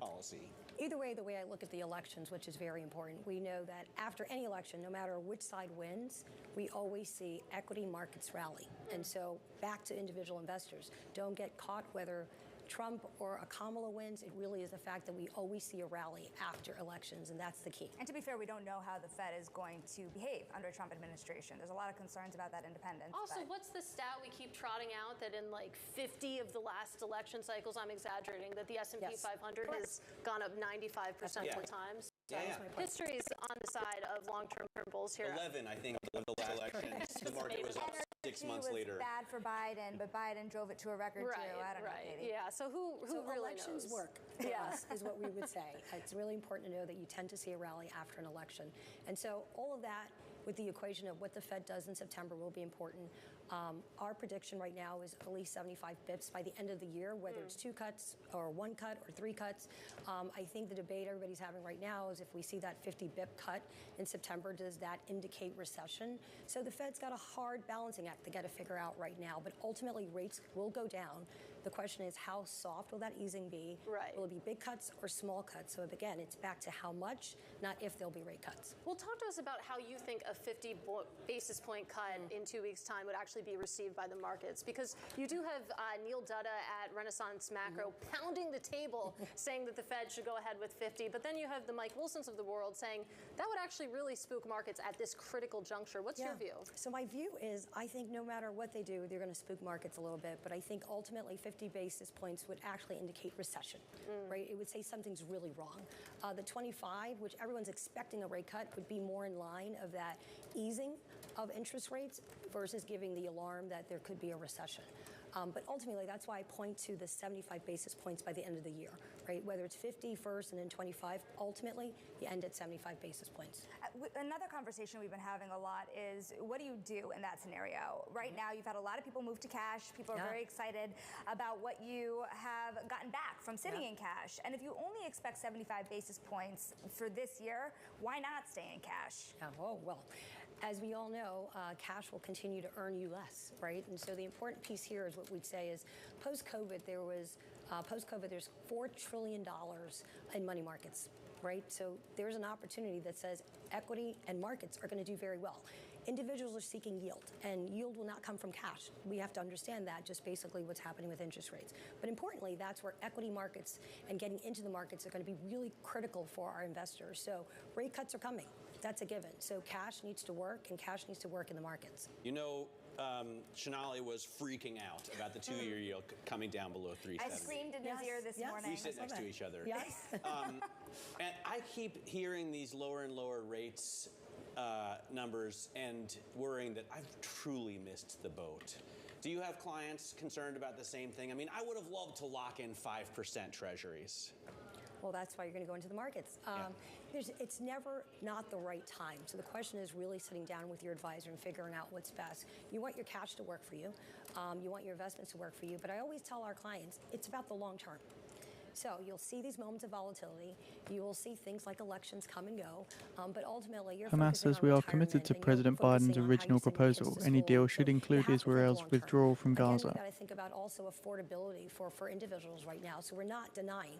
It feels inflationary, right? The cost of eggs, the cost of steak, the ability... The cost of cars, the cost of homes. I mean, affordability is gone. Affordability is a real concern. And so what's going to be important is the administration tackling that versus the debate about where interest rates should go, but how do we now focus on affordability for the individual consumer?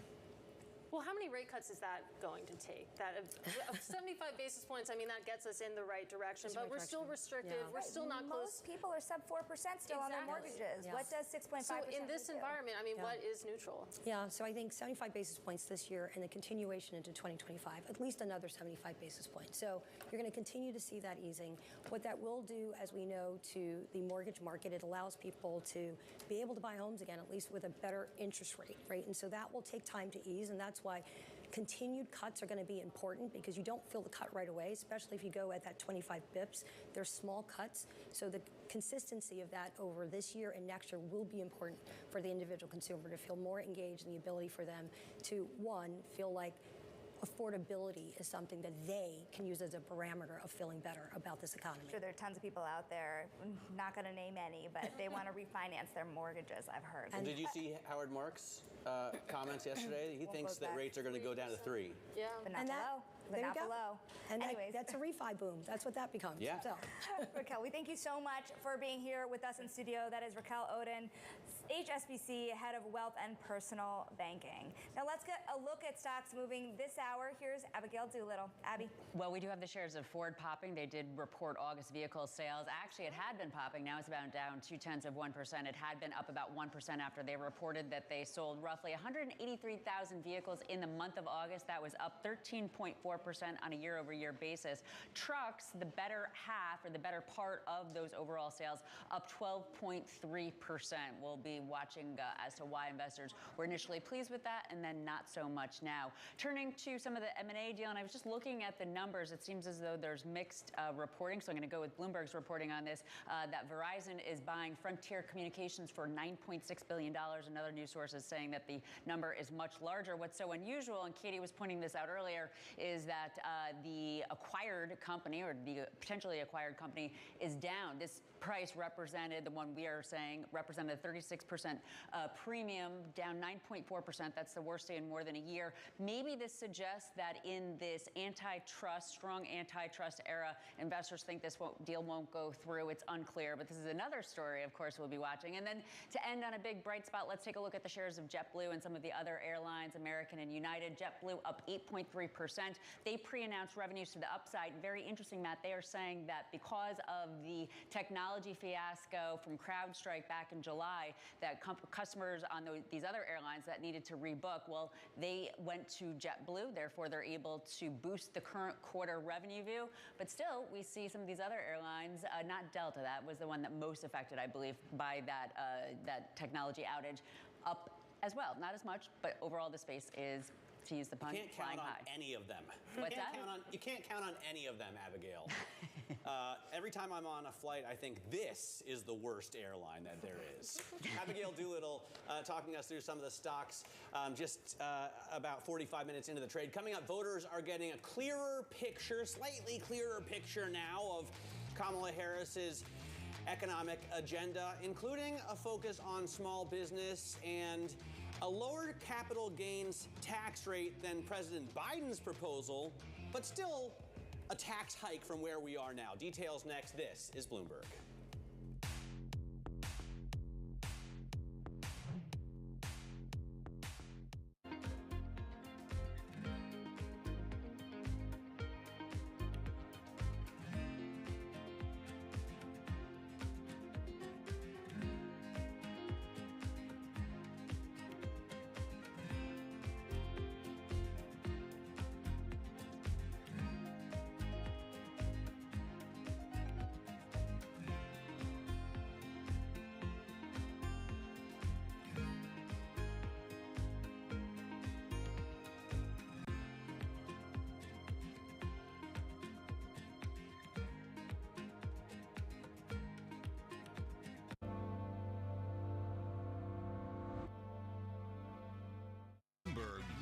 Earnings. I know it's like your Super Bowl, right? I can't wait. It's like opening presents in the morning. All right, it will be exciting.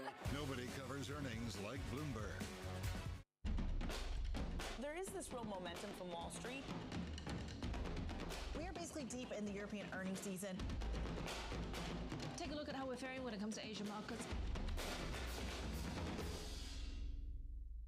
Lots happening on Wall Street. I couldn't have been more wrong. It's going to stay volatile for a while longer. It's a bifurcated market. Need to catch up? This is Bloomberg Wall Street Week. I'm David Weston. We've got the information and insight. Year over year, you could start to see some cracks. It might be overhyped short term, but it's underhyped long term. From businesses most influential and instrumental. A lot of the doom and gloom has been somewhat overblown. If you're not living near the edge, you're taking up too much space. Bloomberg Wall Street Week, live Friday with replays all weekend on Bloomberg Television and Radio.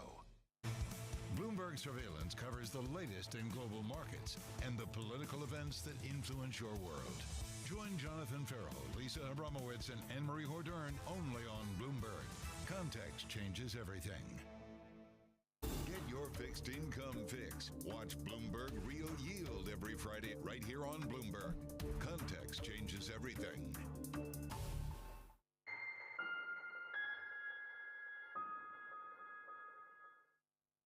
It's Jobs Day, and Bloomberg has the report under surveillance. It's from super hot to solid. This is normal. I think people underestimate the behavioral aspects when it comes to the labor market. This Friday, Jonathan, Lisa, Anne-Marie, and Mike will bring you crucial data and expert analysis at terminal speed. So what is bad on September 6th? Nobody really has a full answer on it. I don't know what counts as good news these days. It's a big debate.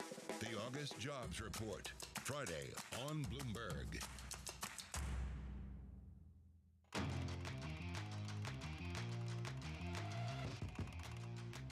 Let's get get to high interest now. Look at what's making headlines around the world. French President Emmanuel Macron has picked Michel Barnier as the country's new prime minister. The decision follows months of political uncertainty in France after a snap election that didn't deliver a majority for any of the parties. Barnier now faces the tricky task of forming a new government in a very mixed political landscape. Snoop Dogg and filmmaker Robert Rodriguez are tapping a new way to raise funds, asking fans to invest in their upcoming projects. The pair have partnered with investing platform Republic, which has raised money for tech, real estate, sports, and crypto companies. I'm guessing weed too. Unlike crowdfunding, fans who invest can participate in the revenue generated by the projects. And Liz Cheney is breaking from her party and staying true to her opposition of Donald Trump. The Republican from Wyoming has said she will vote for Kamala Harris. Cheney was previously a member of the House leadership for the GOP until she voted to impeach Donald Trump after the January 6th attack on the Capitol. Katie? All right, and more on the White House race. We are 2 months away from Election Day, and Kamala Harris says that she will impose a 28% capital gains tax for Americans making more than $1 million.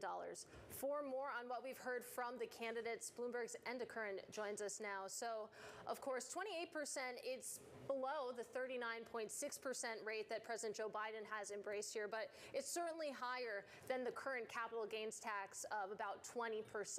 What more do we know about Kamala Harris's economic proposals as they stand right now?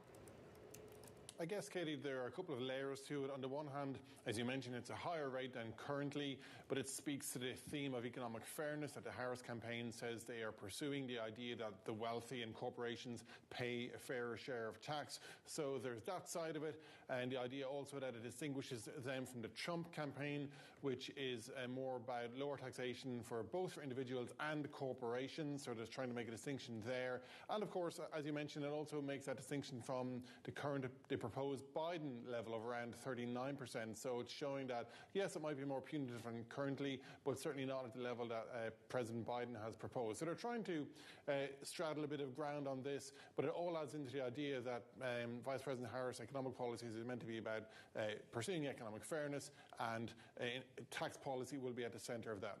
Am I right to assume that a Harris-Walz ticket will not extend the 2017 tax cuts package, because that's supposed to sunset, as they say, in 2025?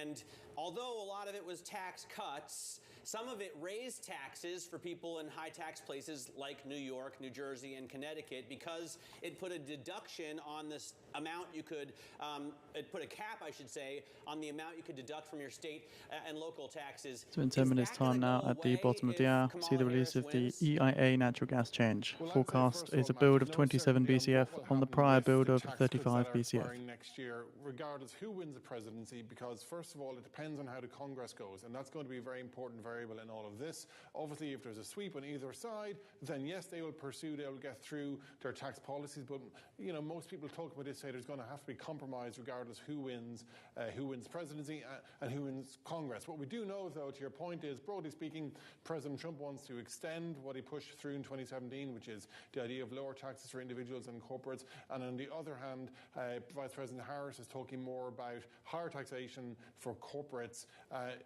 and you know, probably less for individuals. But again, the details there have to be worked out, and there's a long way to go between now and the end of 2025 before we do see what does come out of renewing that tax act. And truly here, there is an understanding under the surface here that taxes need to come from somewhere, right? These 2017 tax cuts were in an era where we don't see a deficit as dire as it is today. And this is a 28% capital gains tax rate on $1 million earners. And the other kind of change, let's say, this time around is the touches of populism on both sides. Do you think this kind of plan flies, actually, on both sides? Look, there's no doubt that the backstory to the U.S. fiscal position at the moment is one of a lot of concern. The official economic agencies have said this repeatedly about the trajectory for the deficit. The Congressional Budget Office, which is bipartisan, makes the point there needs to be a course correction. The Federal Reserve Chairman Jerome Powell has described the outlook as daunting. Several people in the middle of all of this say that there needs to be something done to get the fiscal trajectory back on track. Now, to your point, neither campaign are necessarily preaching that message right now.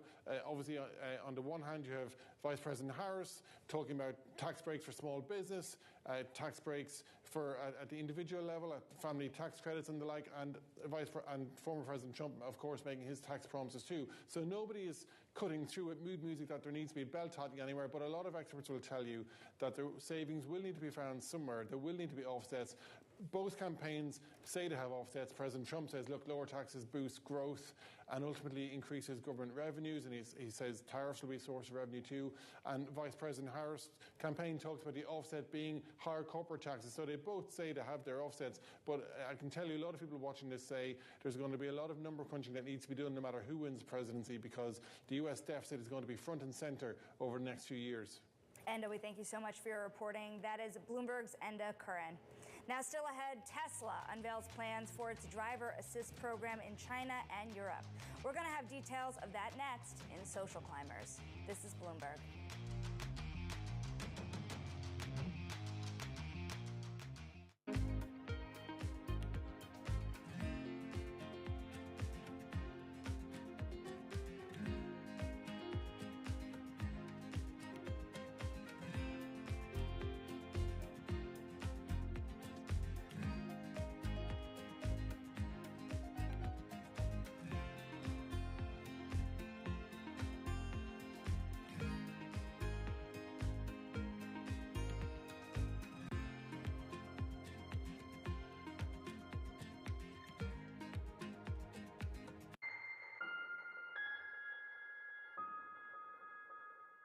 It's a multi-trillion-dollar industry. We'll show you what's happening in ETFs like no one else. Bloomberg ETF IQ, Monday on Bloomberg.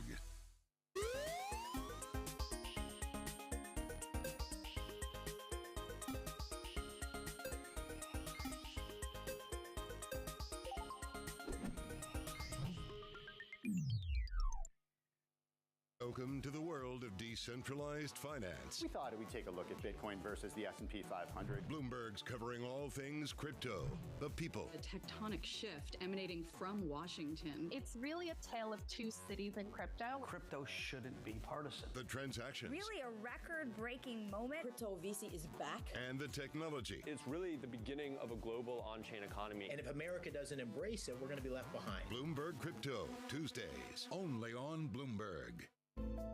Bloomberg covers the world with unmatched reach and resources. From more than 120 countries, the moment news breaks, 24 hours a day. Bloomberg, context changes everything.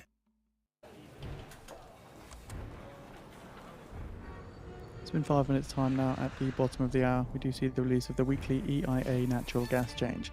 Forecast sees a build of 27 BCF on the prior build of 35 BCF. It's time now for Social Climbers. The company's making waves this morning. And first up, Tesla announcing plans to launch its full self-driving technology in China and Europe early next year. That announcement, of course, signals the company is on track to gain permission from authorities in those regions for the technology. Next up, Topgolf Callaway announcing a plan to spin off into two separate companies, Callaway Golf and Topgolf. Now, this move would unwind a 4-year tie-up between the golf club maker and the driving range operation. And finally, Verizon announcing it will buy telecom operator Frontier Communications for $9.6 billion. Verizon says that the takeover will make it more competitive in the U.S. Bloomberg Technology speaking to the Verizon CEO coming up in the next hour. And of course, you can follow all the latest company buzz on TREN Go on your Bloomberg Terminal map. All right, let's take a look at what's going on in the markets right now. We've been kind of swinging back and forth a little bit today. Unchanged on the S&P has turned into a 0.5% gain now. 55.45 the level there, still 120 points away from an all-time high. The NASDAQ up almost 1 full percent at more than 19,000, and the 10-year yield coming down, but about half a basis point right now at 375. After economic data at first disappointed, then came in line. Coming up, we're going to talk with Elf Beauty about expanding its global reach with the CFO, Mandy Fields.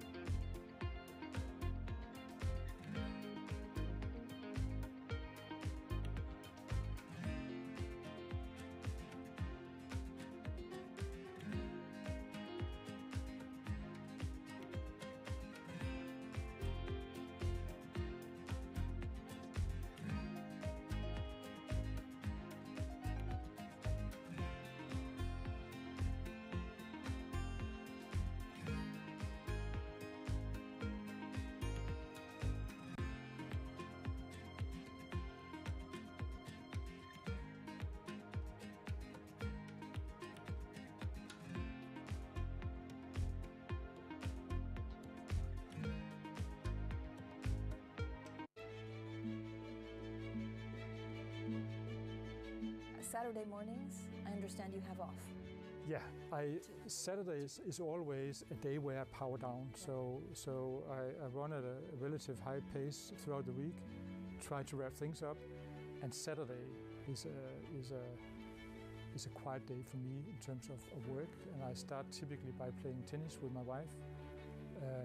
We go for a swim all year round. After that, have a nice lunch, and then I'm on to a good trajectory for the weekend.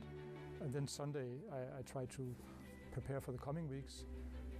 But through a weekend, I would send either no emails or very few emails, because I want to drive a culture where all get an opportunity to spend the weekend as they fancy. I think what we do is so difficult, and it takes so much creative thinking to succeed, that if you're always on, always busy, the bandwidth of your reflection is just too narrow. And I generally believe that Monday mornings, 1 minute remaining. I'm a better leader than I am, say, Friday afternoon. I also take all my vacations. I generally believe I'm a much better CEO right after a vacation than I am before vacation.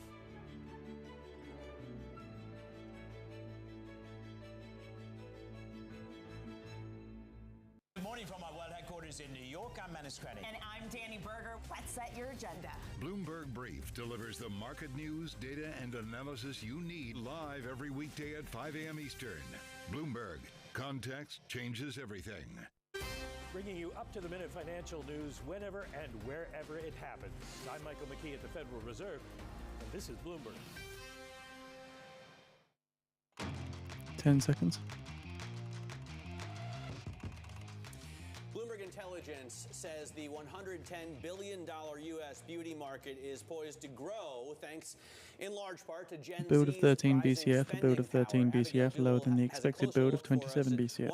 Strength in natural gas prices, sir. Beauty. Abby? Well, I can say personally, I love e.l.f. Beauty, especially a couple of the products in particular. And they have some good news out today, which is they're basically expanding internationally. Not a lot of reaction for the stock on this, down actually a little bit over the last 2 days. You can see here a little bobble down. Let's take a look at the details of this expansion because they have announced their largest international expansion. They'll now be in 14 countries. Into this announcement, I do believe that about 16% of their net sales came from out of U.S. So that's really quite an opportunity if they do expand into other countries in the world to bring up that portion and perhaps boost revenues through those other retail channels. And if this is the case, we don't know that it is, but if this is the case, it could also help the stock get out of a little bit of a rut that it is in on the year. e.l.f. though is not alone in this. e.l.f. Beauty down about 5.2% on the year. You can see Coty down a very healthy 25%. Estee Lauder down even more. So there's some issues. And then one interesting bright spot, I don't know that I would necessarily consider this to be a beauty company per se, but at least a personal products company of some sorts, up more than 20%. But again, an interesting expansion on the international side for e.l.f. Beauty announced today, Katie. All right, Abigail Doolittle, really appreciate that setup. And let's keep the conversation going now with Mandy Fields. She is the CFO of e.l.f. Beauty. Great to have you with us, Mandy. And we'll get to the international expansion, but I want to talk a bit about why e.l.f. is the relative outperformer this year. You take a look at your most recent earnings report. Of course, you top sales estimates, and e.l.f. is really known for offering value. I was actually speaking to our makeup room, and the artists there really like your $8 lip gloss, for example, as one of their favorite products. So when it comes to the market share that you're taking here, do you think that this is, of course, shoppers looking for value, or would you chalk this up to other factors such as Gen Z, marketing, etc.? Well, thank you so much for having me. It's great to be here again. e.l.f. is known for its value proposition, and I'd say it's really three things that we bring to the table. Value proposition being the top of that list. Our price points on average are $6.50. You just referenced our $8 lip oil, which people are going crazy for. And you couple that with our Holy Grail innovation and our marketing and digital engine, and you just have a recipe for success. And those are really the three things that have continued to propel our growth forward. In our last quarter, delivered 50% sales growth overall. it's interesting. At the same time, you did see Wall Street really react quite strongly after what was positive earnings, and this was because of the point of sales acceleration. People are expecting even more growth, but at a time when the consumer is feeling some pain. How do you balance these expectations from the street and what you're seeing in the consumer landscape? Yeah, so, what we have seen is that yes, consumers are being more choiceful. If you look at the category and if you look at where e.l.f. is performing, we continue to outperform the overall beauty category. And so that tells us that while the consumer is being choiceful, they're still choosing e.l.f. And so we're just going to remain focused on continuing to deliver our Holy Grail innovation, continuing to build our franchises out, making sure that that value stands front and center for what we're providing to our community. And they'll continue to be there for it. A lot of growth has been bumpy out of the pandemic. People maybe didn't need stuff, then they did need stuff, and demand really was volatile. You had analysts concerned that your point of sales growth, that your year-over-year comparative sales weren't quite strong enough. They want to see 20%. Are you going to get back to that? Are the comps bad for last year? I mean, what's your take on that? Look, as they just mentioned, the consumer is being quite choiceful right now. And what we saw is a little bit of not as much of a buildup for back to school, as an example. And so what we're seeing out of the POS data, we continue to be very pleased with. And we also continue to be very pleased with what we're seeing digitally and internationally, as we just announced today. And so depending on where the mix of the business shakes out, that's neutral to us. We feel great about the overall health of our business and are not as focused on the week-to-week movements on the track channel data. Fair point there. And before we go around the world, I do want to ask about Ulta, because of course we got Ulta results last week. They cut their sales outlook. The reason why was, we've heard this from so many reporters this earnings season, was this slowing consumer demand. I want to ask what that means for e.l.f. We know that your expansion within Ulta stores has been increasing. Do you have any concerns that Ulta is really struggling to draw those in-store shoppers?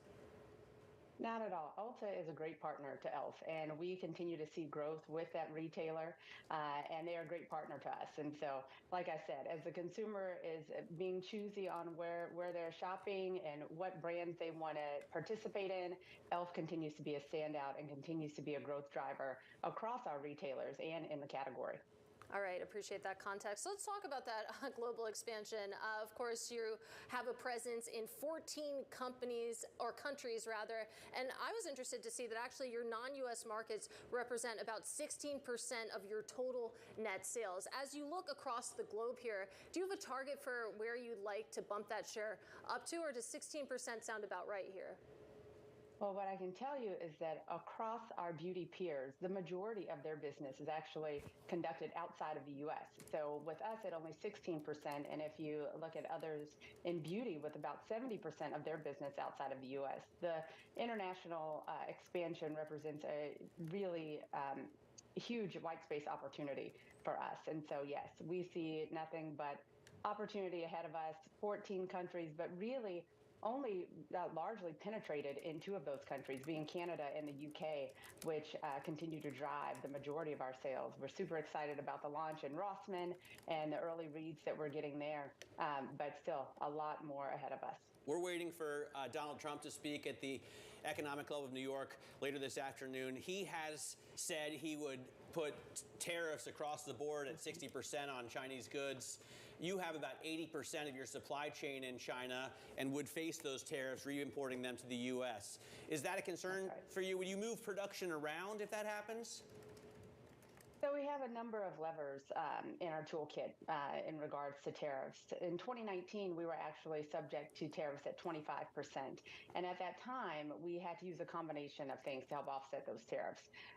We had pricing taken on a subset of our goods to help offset, but we also had concessions from some of our suppliers. FX went into our favor. And now that we think about tariffs at a 60% level, we also have diversification at our hands. So if you would have asked me back in 2019 how much of our business or how much of our production was coming out of China, it would have been like 99%. We've diversified now down to 80%, and we continue to move that effort forward. We love our suppliers and what they've done for us, but also want to have redundancies across the globe so that we can ensure that we're making the best of beauty accessible to every eye, lip, and face. Mandy, I want to switch gears a little bit here and talk about consumer preferences here, because e.l.f. is a brand that offers clean, vegan products, was the first beauty company to achieve fair trade certifications, from what I understand. Now, I had family members in the makeup industry, and I wasn't allowed to wear makeup until I went to college, and a lot of that was because of the chemicals in the products and how close it was to your skin, right? So at the end of the day, how much do you see consumers really shifting gears here to those cleaner products? Is it a really large uptick by any means? So consumers want, they want clean, they want vegan, they want cruelty-free, which is what e.l.f. stands for. To your point, we are also fair trade certified, which means So further confirmation on the wires here is OPEC Plus members delay plans to hike production by 2 months after the oil price slump. All the consumer is looking for all those things. If you think about Gen Z, they're very much concerned on environmental issues and all of those things. And so we want to make sure that we are giving our consumers what they want, especially as we expand internationally. There are different standards for clean and what that means across the globe. And we just want to make sure that e.l.f. is accessible and desirable wherever we go across the globe. Mandy, we thank you so much for your time. That is e.l.f. Beauty CFO, Mandy Fields. Now coming up, Jonathan Fascitelli, the former HBSE real estate CEO and now Sarah founder, joins us next to talk about the latest endeavor with a hot startup. This is Bloomberg.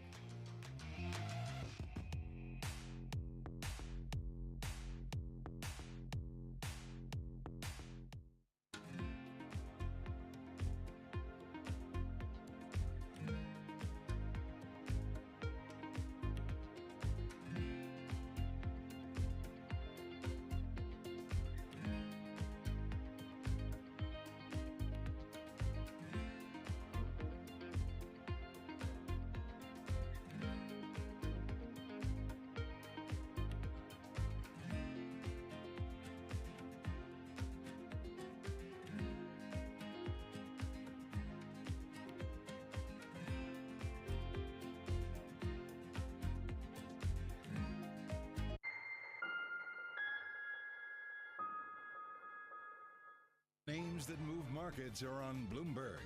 I am a huge believer in trade. I believe that the benefits, the dispersed benefits to American consumers of trade are huge and important, and we've all enjoyed them. What is true is that the Chinese economy is doing something strange. They are leading the manufacturing of almost every clean energy product: wind turbines, solar arrays, batteries, EVs. But what's also true is they're by far the biggest polluter in terms of carbon emissions. And they're using their carbon emissions to try and drive their economic program of leading this energy transition to pull their very weak economy out of the ditch. So in fact, the idea that they should be charged for their emissions that are about a third of global emissions makes very good sense to me. And we're doing it in a not direct way, but it's actually a way that turns out to be pretty fair. Bloomberg. Context changes everything.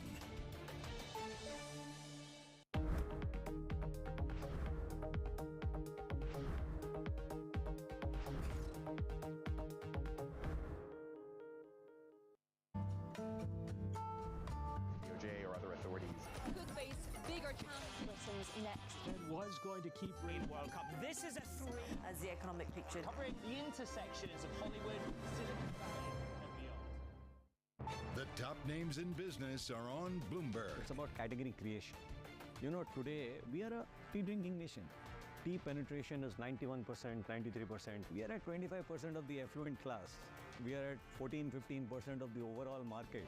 I'm confident that if we continue to do what we are good at, in terms of the Starbucks experience, in terms of the coffee expertise, in terms of localizing and innovating, we will get our consumers. Nobody covers business like Bloomberg.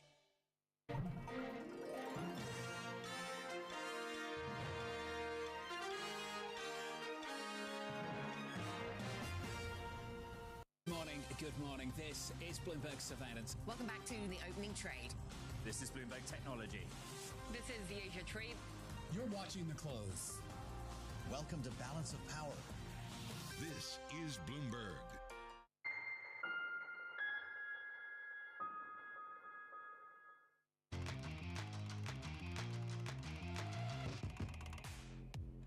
Since he left private credit giant Apollo Global Management, Josh Harris has been on a tear. He has built a new investment firm, 26 North, that inked its first private equity deal this week at a value of $1 billion. He expanded his own personal empire in professional sports, including leading a record-setting investment in the NFL's Washington Commanders. And his venture, alongside Blackstone executive David Blitzer, has been active in every major U.S. sports franchise and some international ones, too, with New Jersey's governor just this week pitching their firm to move one of their holdings, Philadelphia's NBA team, the 76ers, to New Jersey. Now, Harris Blitzer's Sports and Entertainment sees this hunger for sports development projects as an opportunity. As such, they are now investing in Sports and Entertainment Real Estate Global Holdings. And the new firm's chief, Jonathan Fascitelli, joins us in an exclusive interview. And this is about the real estate around these large sports franchises. We were talking about New Jersey in the commercial break. What is the goal here? How big? Do you have a number on how large this opportunity is for you? Look, the opportunity is huge. And when you think about a traditional arena, you think about parking spaces and vast open parking lots. But fans, when they go, millions of them want to go there early and grab a bite, want to stay afterwards for a nightcap. This foot traffic drives retail. And once you have retail there, people want to live there. It drives residential. And so there's a huge opportunity to develop around sports and entertainment venues. It's a great point. You think about the Meadowlands, for example. Those parking lots, they are used for tailgating, which is very fun. But you're right in that people just filter out afterwards. But you do have the reality that those parking lots are already there. And a lot of these older stadiums, they're already established. So how do you plan to handle those types of situations where I assume you can't just rip up a parking lot? No, that's a great question. So what we have is a lot of aging infrastructure. So if you think about the universe right now, there's 30 venues that are in planning and another 40 between 2030 and 2040. Those are venues that are either going to be redeveloped or relocated. Okay. Take that and then combine it with the decline in the downtown, the hits from COVID, the challenges of back to office. We need a catalyst. Once upon a time when you built a mall, you put a JCPenney or a Macy's in there, and that would be your anchor, and that would drive people in there. You put an AMC in. People aren't doing that anymore, but people are going to live entertainment. And so these live entertainment venues are incredible catalysts for urban revitalization. And they're really powerful for the community. They're really powerful for the teams. And they're a great opportunity for investors to invest and to develop a product that people want. I mean, for whatever reason, I find myself at the Prudential Center a lot. Oh, yeah? Concerts. Just hanging out. No, concerts, you know, Devils, whatever. And I wonder if you would, is it more expensive to rebuild an area like that than it would be to find, you know, green space and put up a whole new project? Look, the Prudential Center is a great example. There's a sea of parking lots around there. However, the city and the state is doing a phenomenal job. They're putting a new platform in at the station that will bring people to the center. And that's going to create a lot of opportunity to potentially develop some of those parking lots into And there are a lot of restaurants and bars around the Prudential Center as well. So there are some, but there certainly could be more. Yeah. The Prudential Center is a great place for people to come and then leave. However, once that area is developed, people will come and then they will stay. And that will create jobs, create additional economic output, and it will create new taxes that are very positive for the I just city mean in terms of developing, like if I want to add an addition to my house, the architect will say, look, it's frankly more expensive to add the addition than it would be to knock the whole thing down and build it again.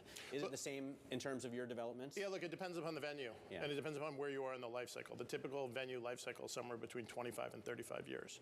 At that point, you either have to spend almost as much to build a new one, or you have to build a new one. And then it just becomes a question of where, how, and what's best. But here, what we see is a real opportunity to develop around these venues. Jonathan, just very recently, you had the NFL team owners vote to allow private equity investment into teams. A lot of this has to do with actually stadium redevelopment.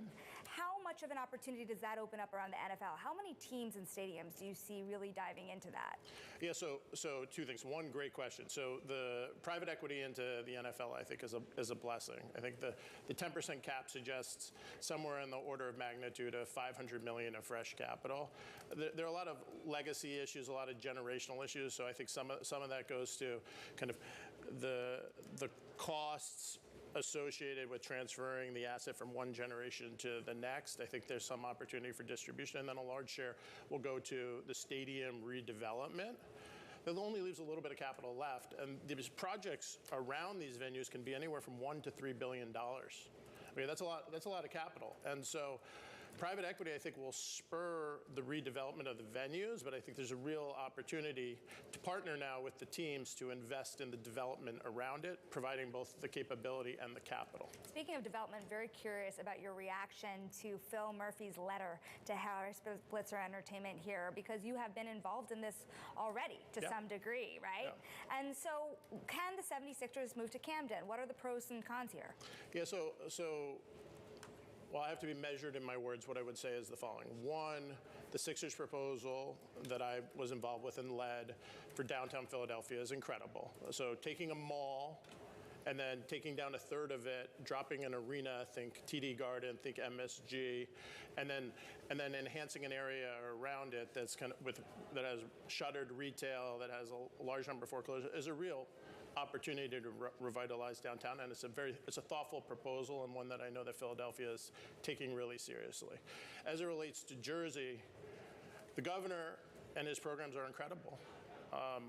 We know firsthand from work that we've done in Newark, from work that we've done in Jersey City, the policies that came out of COVID to spark development and the acknowledgement and recognition that development can create real job opportunities, can create real economic output, can create real taxes, is foremost in the country and really commendable. And so the programs that they're offering and the thought process, it's something worth considering. Do you need to sway residents of Philadelphia who are concerned about a new build adjacent to Chinatown and the effect it would have on the neighborhood there? Because I know there are some protests in Philadelphia. We have Philadelphian viewers writing in and asking about that. In 10 minutes time now, at the top of the hour, do you see the release of the weekly EIA inventories numbers, a delayed release off the back of the US holiday on Monday?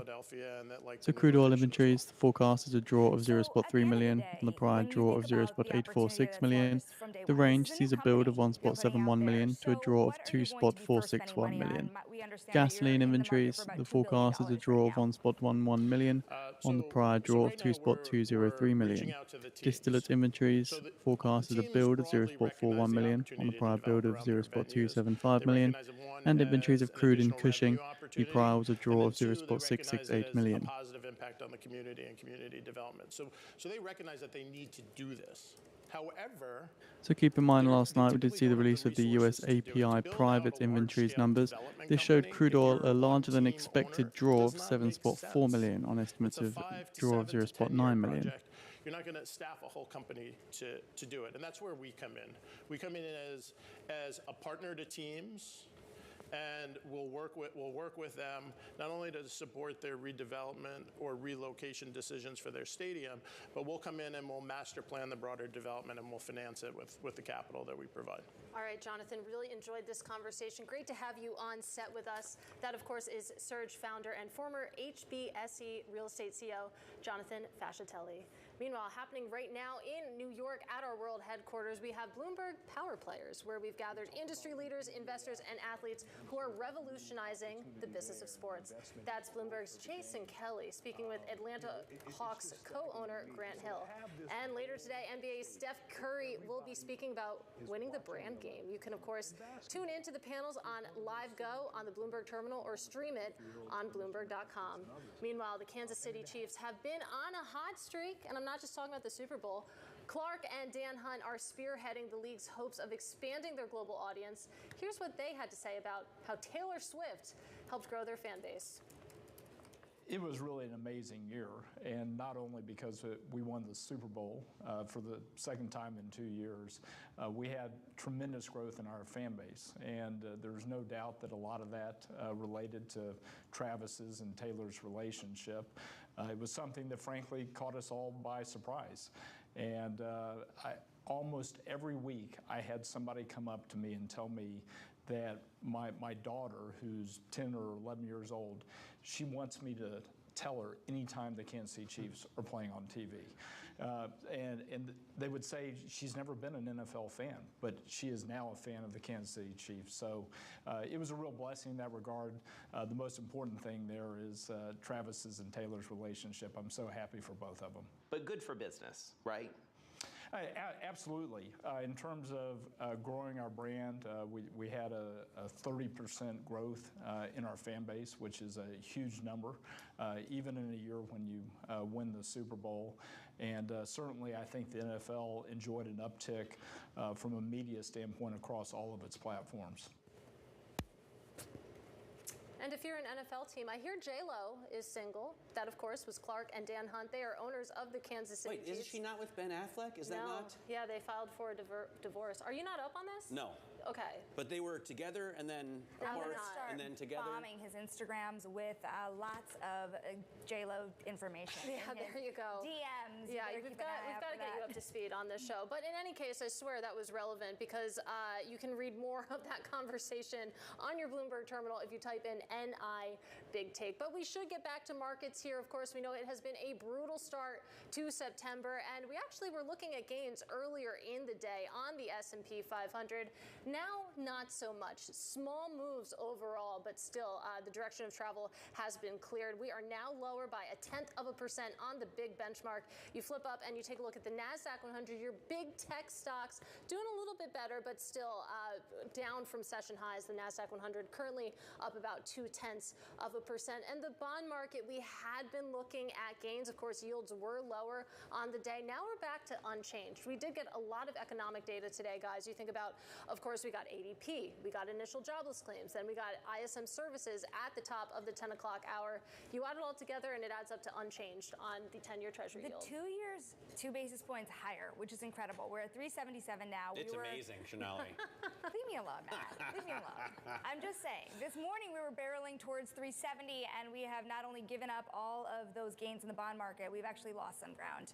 Fascinating. I mean, I think the interesting thing is where the market is. In 5 minutes' time now, at the top of the hour, we see the release of the weekly EIA crude oil inventories. Forecast is a draw of 0.3 million on the prior draw of 0.846 million, with a range seeing a build of 1.71 million to a draw of 2.461 million. Gasoline inventories forecast is a draw of 1.11 million on the prior draw of 2.203 million. Well, it's actually referred to. Distillate inventories forecast is a build of 0.41 million on the prior build of 0.275 million. And inventories of crude in Cushing, the prior was a draw of 0.668 million. Keep in mind, yesterday we saw the release of the private US API crude oil stock change, which saw a deeper than expected draw of 7.4 million on expectations of 0.9 million. You can enter your own forecast for the non-farm payrolls number, and a lot of people have been doing it. It's really a big deal. Getting on that winning roster, I think, is a really big deal in finance. Oh, I mean, it's like quiz go. Better than winning the quiz. I don't know. Winning the quiz. What are we betting tomorrow morning, guys? 165. You know, I would say it comes in a little stronger. I think it's gonna. I'm gonna go contrarian and say it's gonna be a little heavier than 165. Fascinating. Even after the data you saw this morning on ADP. And the whisper number is lower. The whisper number is at 155. But you know what? But I'm hopeful. You know, I'm an optimist. What I wonder, and I'm obviously always looking for problems, but you know, when you think about WIRP and the expectations, you have to wonder if you have that supersized cut back on the table by tomorrow. Right. Well, all eyes at 8:30 a.m. tomorrow. But that does it for us for now. This was Bloomberg Open Interest, and this is Bloomberg.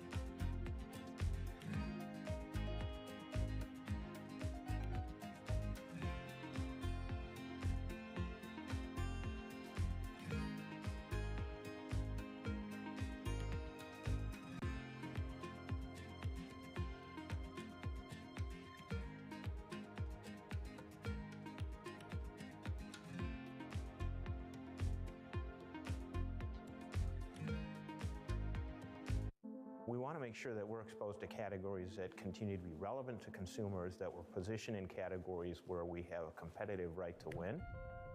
By strategically adding and shedding assets, General Mills has turned over about 20% of its net sales base in the last 6 years. It's dramatically expanded its pet food platform, starting with the purchase of Blue Buffalo pet products in 2018. That expansion dovetailed with a boom in demand. Pet in the U.S., pet feeding and treating, is a $50 billion category. It's almost 5 times the size of a category like cereal.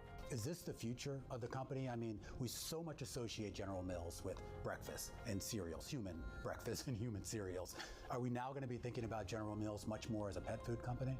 I think you'll be thinking about General Mills as a food company where we treat all the members of the family like family. The humanization of pets is actually the biggest driver of pet food and pet treating growth. It has derivatives in not only feeding, which is the core thing that most households where most of the dollars go against the pet, but treating, and then you start to branch out to things like vitamins and minerals. 1 minute remaining. I'll be leading with the Really love US their crude pets. oil They want to inventories. take care of their pets like they do their family, and it really is a global phenomenon. That's why we recently entered the China market with Blue Buffalo. That's why we bought Edgar & Cooper recently in Europe, because we see the same kinds of trends that have played out here in the US playing out all over the world. Bloomberg loves earnings. I know it's like your Super Bowl, right? I can't wait. It's like opening presents in the morning. All right, it will be exciting. Nobody covers earnings like Bloomberg. Bloomberg Surveillance covers the latest in global markets and the political events that influence your world. Join Jonathan Farrell, Lisa Abramowitz, and Anne-Marie Hordern only on Bloomberg. Context changes everything. From the heart of where innovation, money, and power collide in Silicon Valley and beyond, this is Bloomberg Technology with Caroline Hyde and Ed Ludlow.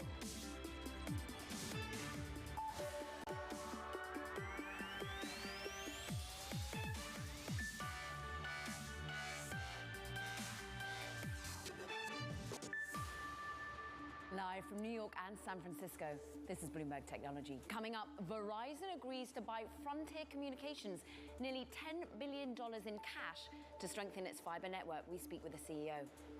NVIDIA pushes back, saying it's been in contact with the Justice 142 Department million. but has not received a subpoena. And HP Enterprise comes up short as disappointing margins offset AI-related tailwinds. Another chief exec on the show, but first, let's Also check in seeing on the those US markets. Treasury auction sizes here. So the US is to sell $22 billion in 30-year bonds on September 12th, settling on September 16th. But there's M&A. We have some M&A. At 10 years, they're selling $39 billion on September 11th for settlement on September 16th. Is $38.50 a share. 3 years, they're selling $58 billion September 10th, settling September 16th as well. Closing price on Tuesday, because you'll remember the reports At 6 months, they're selling $70 billion, and at 3 months, they're selling $76 billion again. Tuesday's closing price, $9.6 billion deal value, enterprise value greater than that if you take into account debt. The story, Caro, as you know full well, it's about being more competitive in the high-speed internet business, and Verizon down 0.5 percentage point. Frontier currently in the session at $35.10 a share, down 9%. And we want to be digging into some of the share price reaction that we have indeed been seeing. Why is Frontier trading below that current agreed price? And we're very pleased to say we can talk about it a little bit more now, because we welcome to our global TV and radio audiences Verizon agreeing to buy rival telecom operator Frontier Communications for about $9.6 billion in cash, giving an enterprise value of $20 billion. This, as the New York phone giant looks to expand its high-speed internet business. Let's bring in Verizon CEO Hans Versberg. We welcome you, sir. And look, it wasn't long ago that you actually owned some of these assets. Why go back into wireline? Why are we seeing this convergence again? Thank you for having me, first of all. I think this is very straight into our core strategy. We are sort of in mobility and broadband, serve basically all types of customers in this market, consumer, SMBs, large enterprise and governments. This is just extending the offerings and optionality for the customers we have. So this is a really good decision by us to do it and economical right. And on top of that, as you mentioned, yes, we own these assets before, but they were a totally different type of assets. There was basically a copper-based business. Nowadays, Frontier is more than 50% of the revenue is fiber, and way more than 50% of the EBITDA is coming from fiber. So a large transformation have been done, and it fits in straight to our strategy of Verizon. Hans, good morning. It's Ed in San Francisco. Frontier's trading at $35 a share-ish, below the $38.50 per share offer. What does that tell you about the market's reaction to the offer and what you think might happen next? I don't tell me so much. It's so early and it's 2 hours of trading. I think, first of all, we feel really good about this deal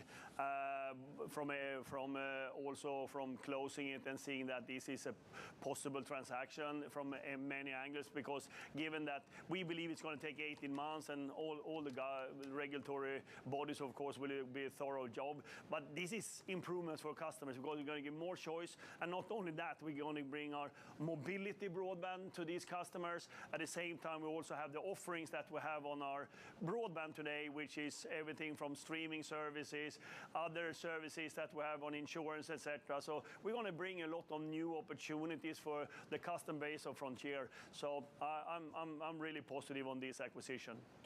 Can you tell us a little bit about the future as well? The short term is the convergence trade, is wireless, wireline, content. But then there's AI. Then we're talking about the Internet of Things, as we've been talking about for years, Hans. Where does that come into play?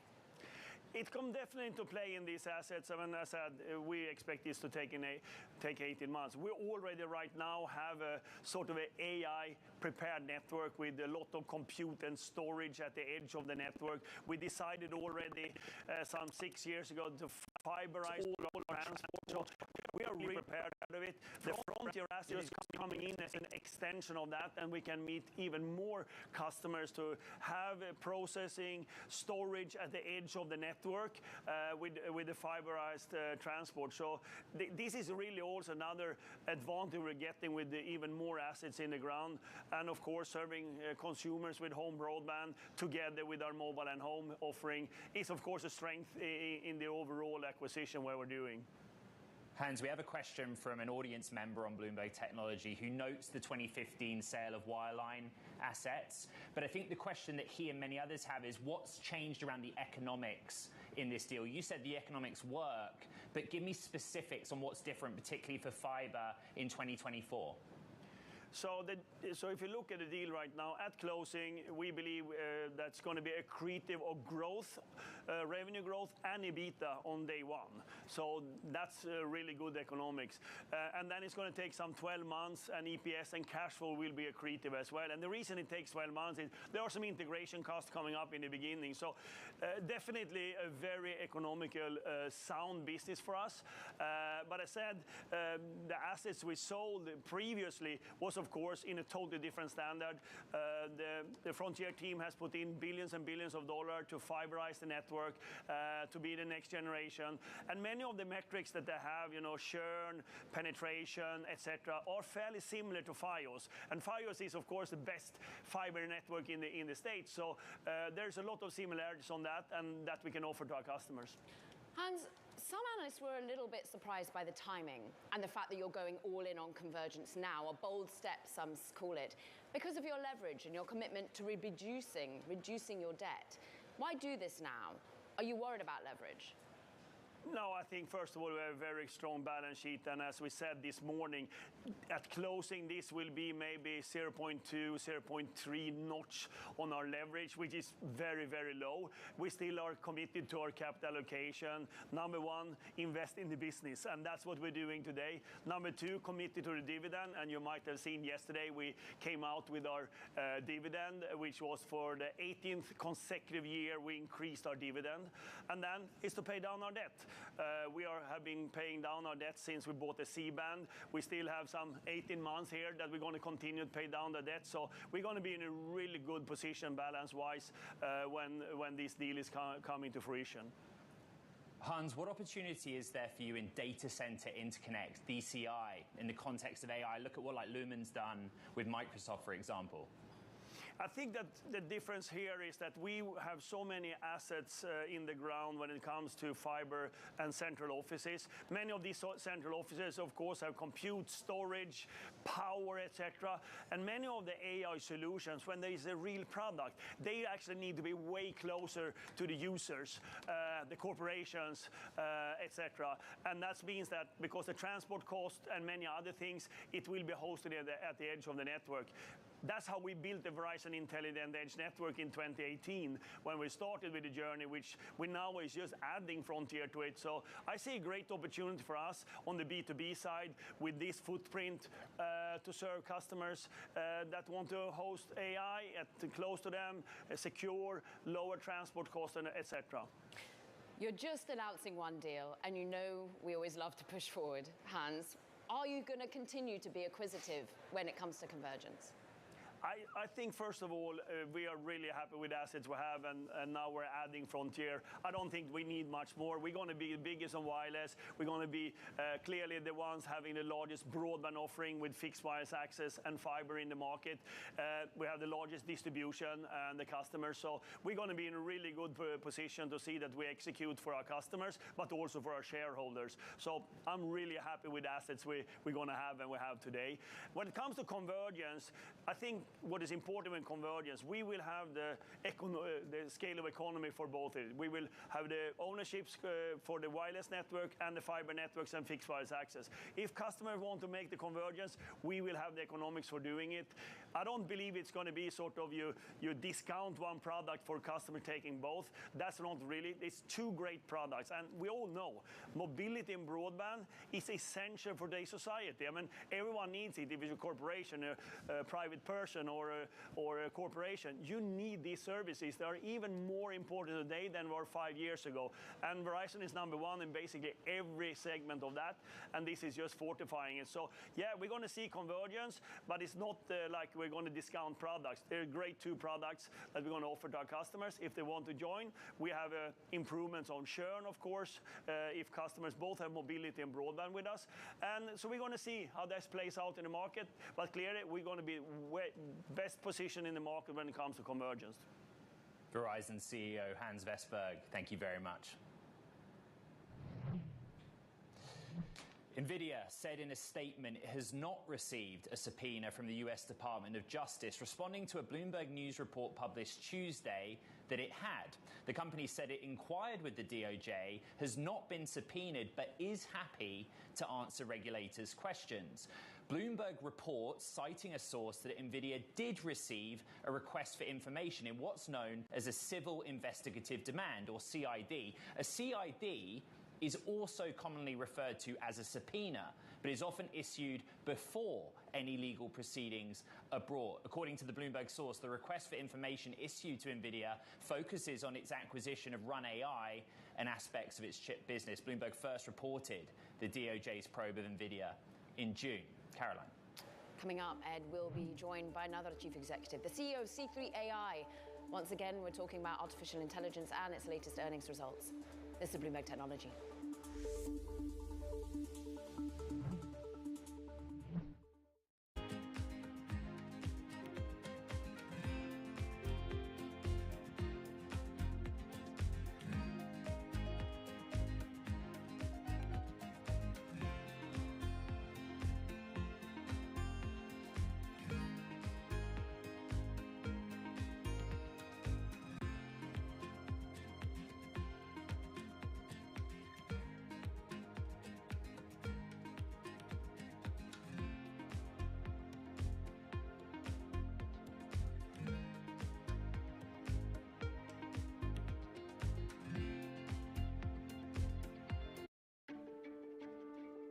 If you look at private equity just as one piece of the institutional equity market, there are 3 times as many dollars invested than uninvested, right? So you have about $3.5 trillion in the ground that needs to get resolved versus about $1.5 trillion that's wanting to be invested. So if you're a private equity manager, you're trying to decide, do I take my capital and put it into my existing portfolio to either defend what I own or to try to grow it and create more value? Or do I use some, to your point, some creative financing to extend the duration or the runway of what I own and then try to put the capital into the new market environment? And everyone's taking a different approach. It's a function of where you are in your life cycle. Everyone is dealing with that. Even the highest performing PE firms, you're seeing slower fundraising. And in this deal environment, you have to start thinking creatively about how to get liquidity back to your investors.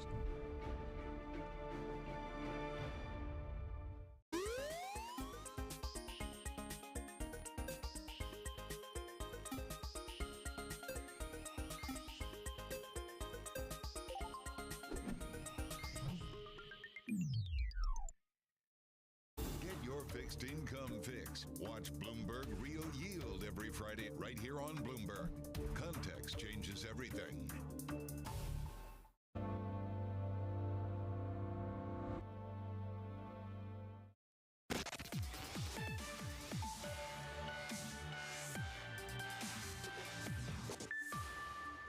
Back to tech earnings now. C3.ai reporting subscription revenue for the first quarter that seems to be below many analysts' expectations. Shares off by 13%. But let's dig into the numbers. The CEO is with us, Tom Siebel. You join us for more. It is a painful sell-off, and in fact, you're now trading at the lowest since May 2023. I'm sure you'll tell me you don't look at the share price, but it's trying to tell you something. What is it that wasn't enough in the numbers for the investor today, Tom? It was a great quarter, Caroline. I mean, year-over-year growth, 21%. That makes us, I think, one of the 10 fastest growing companies in the public software universe. Cash up, transaction volume up, I think, 121%. Pilot volume up, 115%, I think. I mean, it was a solid quarter. Sometimes markets react in funny ways. Here we have NVIDIA growing over, they announced growth, I think, well over 100% year-over-year growth rate. What's not to like? The market reacts by taking, $270 billion off their stock price the next day. So, markets react in funny ways, and it'll all sort itself out in the long run. Tom, I'm still trying to understand the business model, right? You have the subscription part and software, and then services. Services seems to be strong. What is the story behind software with you? It's a little bit confusing, because 70% of that services revenue, services number, is actually software delivered to the customer as part of our core product that they pay for over a long period of time. So it's core product functionality. 70% of the services number, like order of $10 million of 13.8, I think. But due to new accounting regulations that came out called ASC 606, we have to treat these functional enhancements as professional services. But it looks like software, it smells like software, it is compiled, it's part of the core product, it is software. But under the accounting regulations, which we do comply with, I assure you, it gets recorded as professional services. Stripping away accounting, what people are trying to peel back is profitability and how long they have to really wait for that profitability to kick in. You have to invest at the time to scale, I know, but are you just having to tell investors to be patient, Tom? Well, let's look at profitability. Our profit margins on the professional services, I think, is 93% gross margin. I mean, it's good work if you can get it. Now, our revenue growth rates are substantially greater than our expense growth rates historically. I think going forward, our revenue growth rates will continue to generally be greater than our expense growth rates. Our gross profit margins are substantially greater than our cost of sales. So non-GAAP profitability is simply a matter of scale. This just happens with time. Tom, I've been reading through the regulatory filings. It's the kind of guy I am, and the disclosures and the suits against NL. It seems to center around a trade secret issue, but can you help us understand more of what's going on there, please? Yes, this is a very unfortunate situation. This is very sad. NL was a really valued customer that licensed a lot of our technology, and it appears that they may have copied literally thousands of lines of our of our source code into of our source code into a copy of and basically copied our product.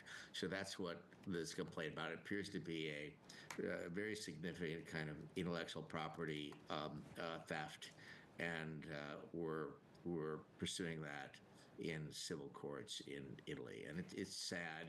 And it's actually the first time I've seen this in my professional career, that a company would do such a thing. But we have to protect our intellectual property rights for the benefit of our shareholders, and we are doing that.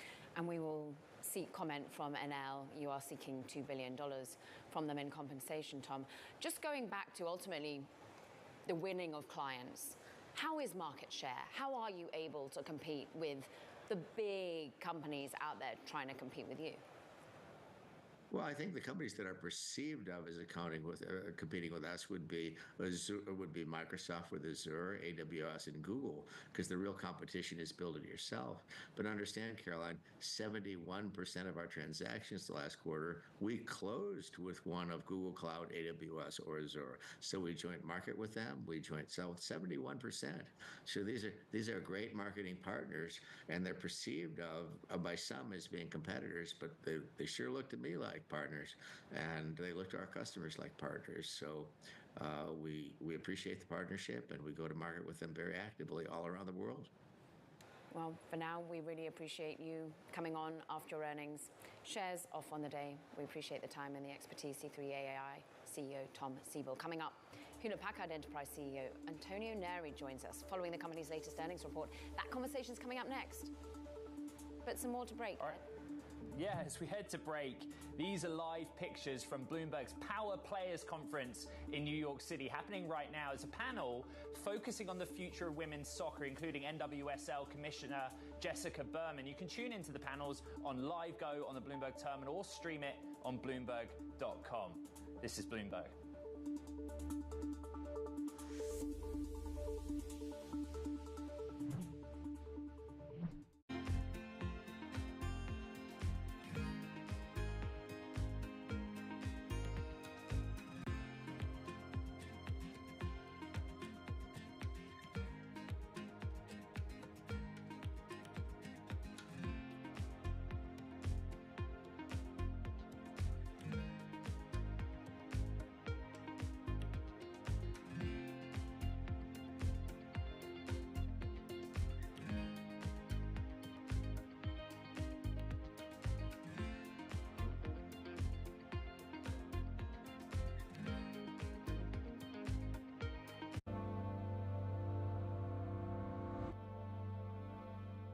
It's a multi-trillion-dollar industry. We'll show you what's happening in ETFs like no one else. Bloomberg ETF IQ, Monday on Bloomberg. Bloomberg covers the world with unmatched reach and resources. From more than 120 countries, the moment news breaks, 24 hours a day. Bloomberg, context changes everything. The top names at Jackson Hole are on Bloomberg. So we know that unemployment rates have gone from about 3.4% to 4.3%. That's a big change. Now, it's from super hot to solid, right? So I don't want to make it seem like labor markets are weak. But it really starts to tell me that things are much more imbalanced than they have been for quite some time. Nobody covers Jackson Hole like Bloomberg. Context changes everything. Good morning from our world headquarters in New York. I'm Manus Krennic. And I'm Danny Berger. Let's set your agenda. Bloomberg Brief delivers the market news, data, and analysis you need live every weekday at 5 a.m. Eastern. Bloomberg, context changes everything.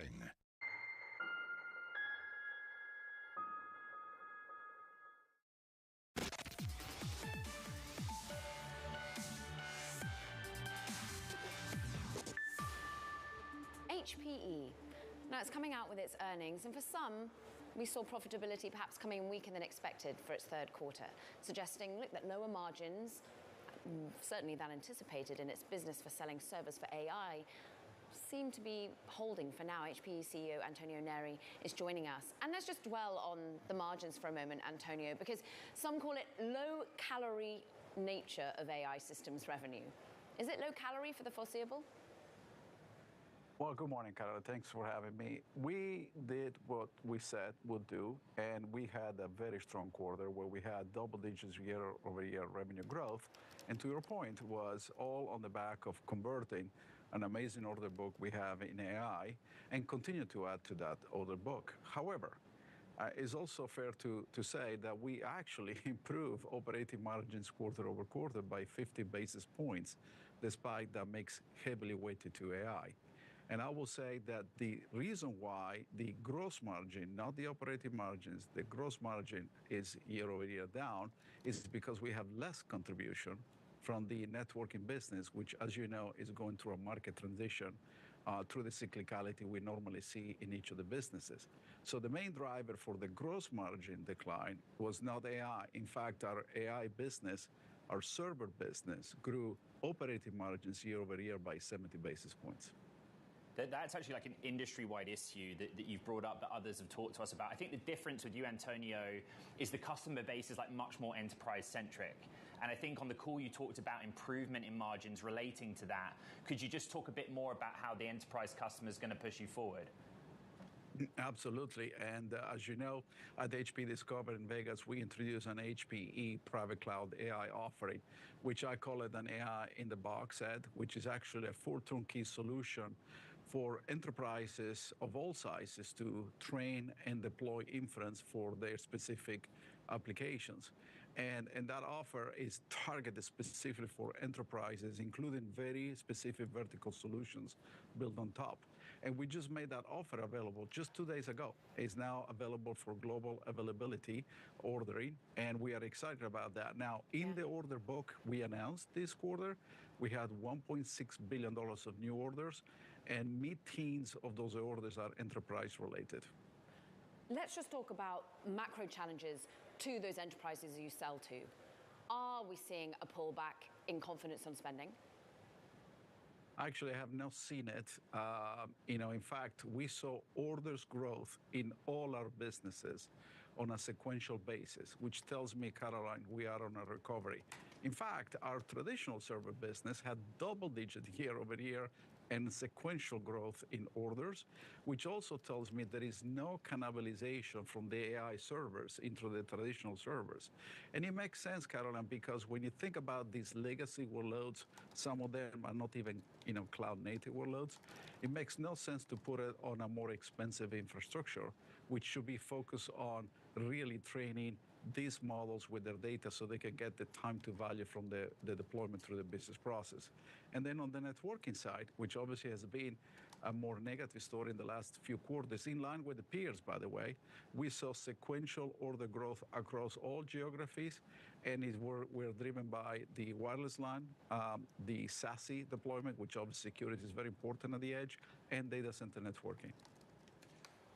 Antonio, you talked about your fiduciary duty in pursuing damages in the sad incidents around Mr. Lynch.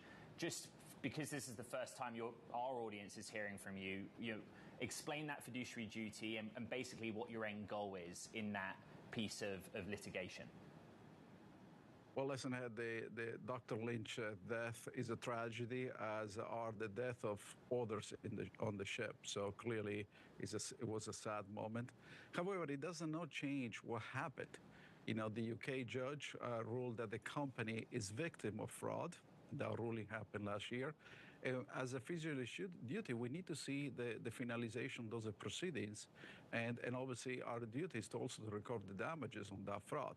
So we have to see it through. That's where we are. And we hope to hear soon what are the next steps based on the procedures of the judge. Antonio Neri, we appreciate you tackling what is a sensitive subject and indeed your earnings. Thank you. Coming up, tech stocks. They're actually rebounding a little bit after their biggest two-day decline in more than a month. Conversation on the markets up next for you. This is Bloomberg Technology.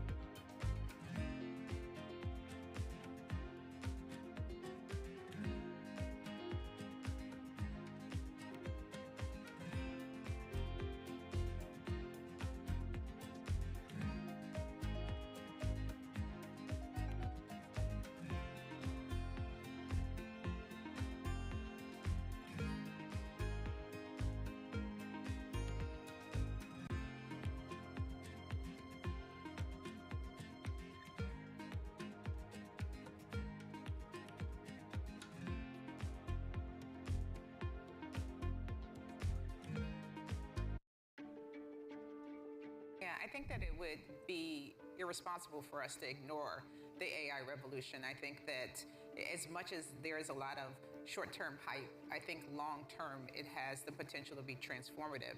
And so we are spending a lot of time thinking about what elements of it are structurally have barriers to entry, and so there is a winner-take-all element to that and which don't. And it seems to me that things like chips, things like infrastructure and systems has a little bit of that, because NVIDIA is so far ahead, it's expensive to catch up. There's, the technology that it requires to build these chips are sort of based in Taiwan. What we're seeing is that some of the apps and some of the applications, there are no barriers to entry, right? Like, it's fairly easy to come up with, and I don't mean to belittle the complexity of it, but there are not moats around those things like they used to. So I think that there is less of a winner-take-all in that space. You're going to have to earn that spot, whereas it'll be fun to watch what happens. And I think there's going to be a lot of money burned in the process, because somebody will develop something and a fast follower will come along and make it better and cheaper, because data gets cheaper and more pervasive, and it's going to be easy for new players to come in and do interesting things. So I think we wait and we see. DOJ or other authorities could face bigger challenges. Britain's next. Fed was going to keep rain World Cup. This is a three. As the economic picture. Covering the intersections of Hollywood, Silicon Valley, and beyond.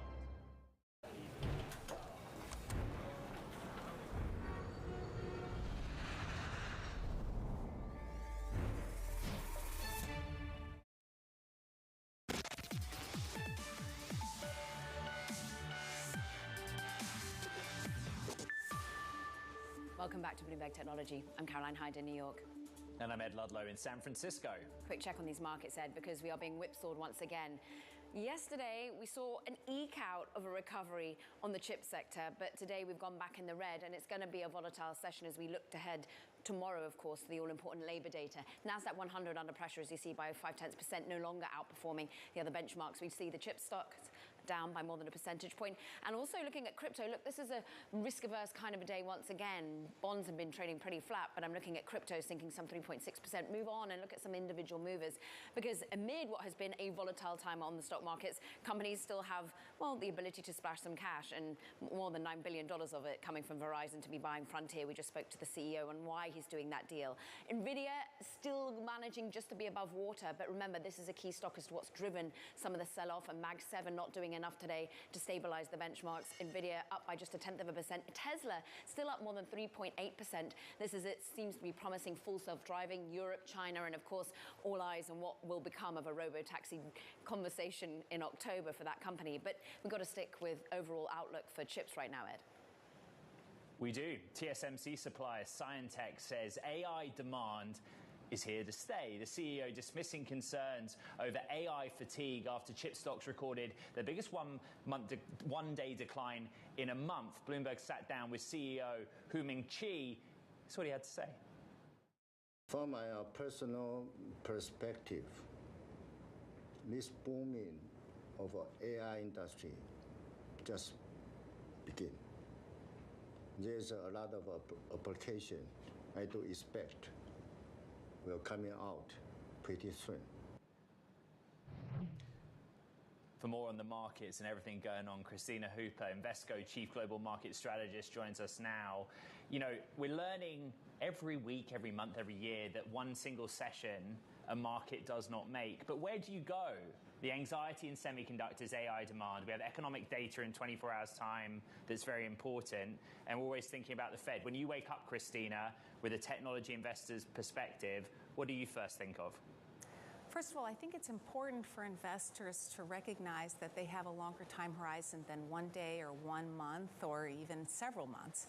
And so it's important not to be too reactive, to understand that valuations are relatively high. And so when stocks are priced near perfection, we're likely to see jitters, we're likely to see concerns. And I think one of the overarching concerns we're seeing right now is this fear that it can't continue, that we won't see companies continue to spend, to invest on AI. And I think that that's probably more a fear than a reality, because what we're seeing is that investment in productivity and enhancing areas has actually improved productivity growth. And so this is something that companies recognize, and I truly believe the risk of not investing is greater than the risk of investing. But that might not calm investors today, so diversification certainly helps. But I think just understanding we're likely to see volatility, but that doesn't mean we won't see significant gains over the course of a year, 2 years, and even longer. NVIDIA back in the red once again and has erased a lot of its market capitalization, Christina. There has been an anxiety that we've just put too much into too fewer companies. When you say diversify, what into? Other tech names or just other types of companies? Other types of companies. I mean, let's face it, that if all goes well, if the thesis for a soft landing holds, and we see the Fed start to cut rates, that could create a very supportive environment for risk assets in general. That doesn't mean that tech will outperform, but it's probably going to keep up or follow closely behind cyclicals, smaller caps, those areas that are more sensitive to the economy. So this could be a very positive environment, and I think one that investors will appreciate, even if we see some spasms, some fits of fear and lack of confidence along the way. Christina, you talked about sort of durations a moment ago, weeks, months, years, and in the context of NVIDIA, for example, a lot of the investors we had on the show after earnings were long-term investors who say we accept the short-term volatility, but we're holding because we understand the data center build-out that's happening. Is it important to be diversified, though, even if you take that mindset?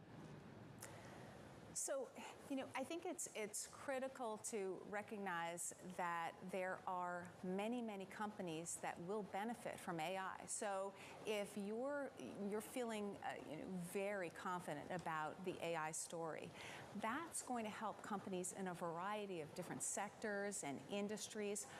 And in fact, we've heard on earnings calls in the last quarter that companies have been using AI already and seeing some really significant results in terms of their sales.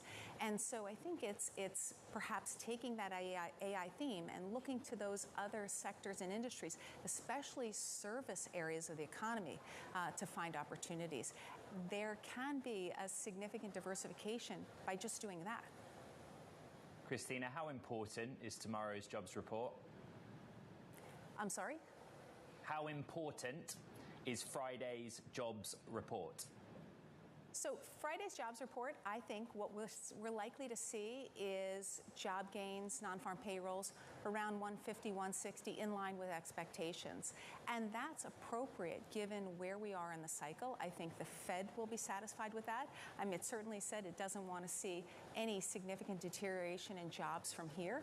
I don't think we'd see that. And that's pretty much a pre-pandemic trend level, is to get about 150, 160, 170. I don't think there's anything that will come out of Friday's jobs report that changes the Fed's decision in September. I think we're going to get a 25 basis point rate cut.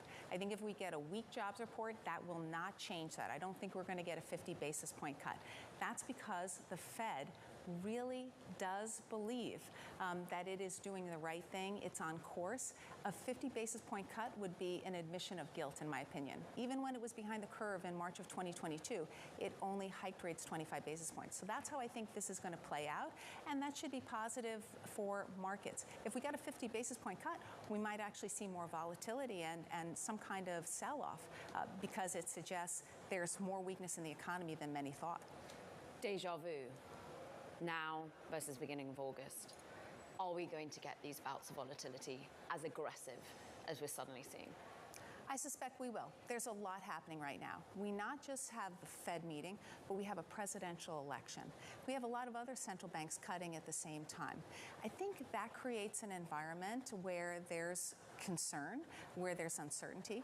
We also have this dueling concern among investors where they're looking to rate cuts and the opportunities presented by them, but they're also still worried. There's this nagging concern that we could still go into recession.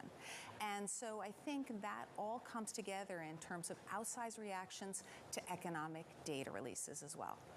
Christina, so great to get the macro perspective. Christina Hooper, Chief Global Market Strategist at Invesco. Now coming up, OpenAI. It crosses 1 million customer milestone from an enterprise perspective. More details on the company growth next. This is Bloomberg Technology.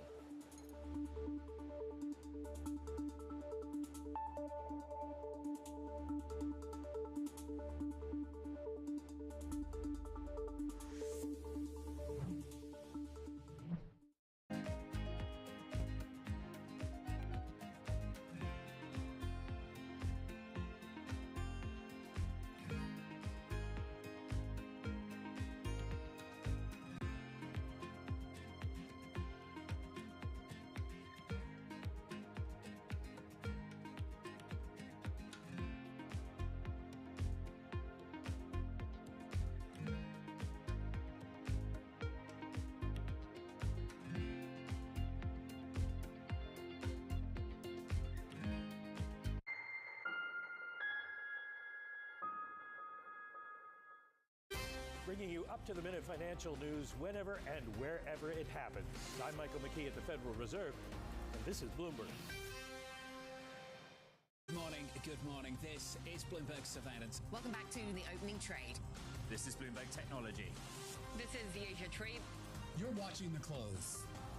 Welcome to Balance of Power. This is Bloomberg. From the beating heart of global finance, economics, and politics, and wherever newsmakers are moving markets, Bloomberg brings you conversations that allow for deep discussions and important insights. What do you think the future is for inflation? Is this a new normal? Are markets too optimistic? How do you worry about the things that are outside your control? How does the current fighting completely stop? I'm Francine Lacqua, and this is The Pulse, every weekday at 9 a.m. only on Bloomberg. How it has penetrated pretty much all sectors, including music. AI can write music, compose music. How do you see AI changing the landscape in fashion? Yeah, AI definitely helped. When I did the jewelry, I used the AI, helping me to give some idea, but ultimately you still have to do a lot with it. It just give you very superficial ideas, and but at the end you still have to customize and how to really make it and do that. I do not think that AI and the technology can replace the human mind at this moment. Are you concerned one day we won't be able to differentiate designs by AI and designs by an actual designer? I don't know. For me, I see that, when a designer doing is the spirit, is the heart that the computer don't have.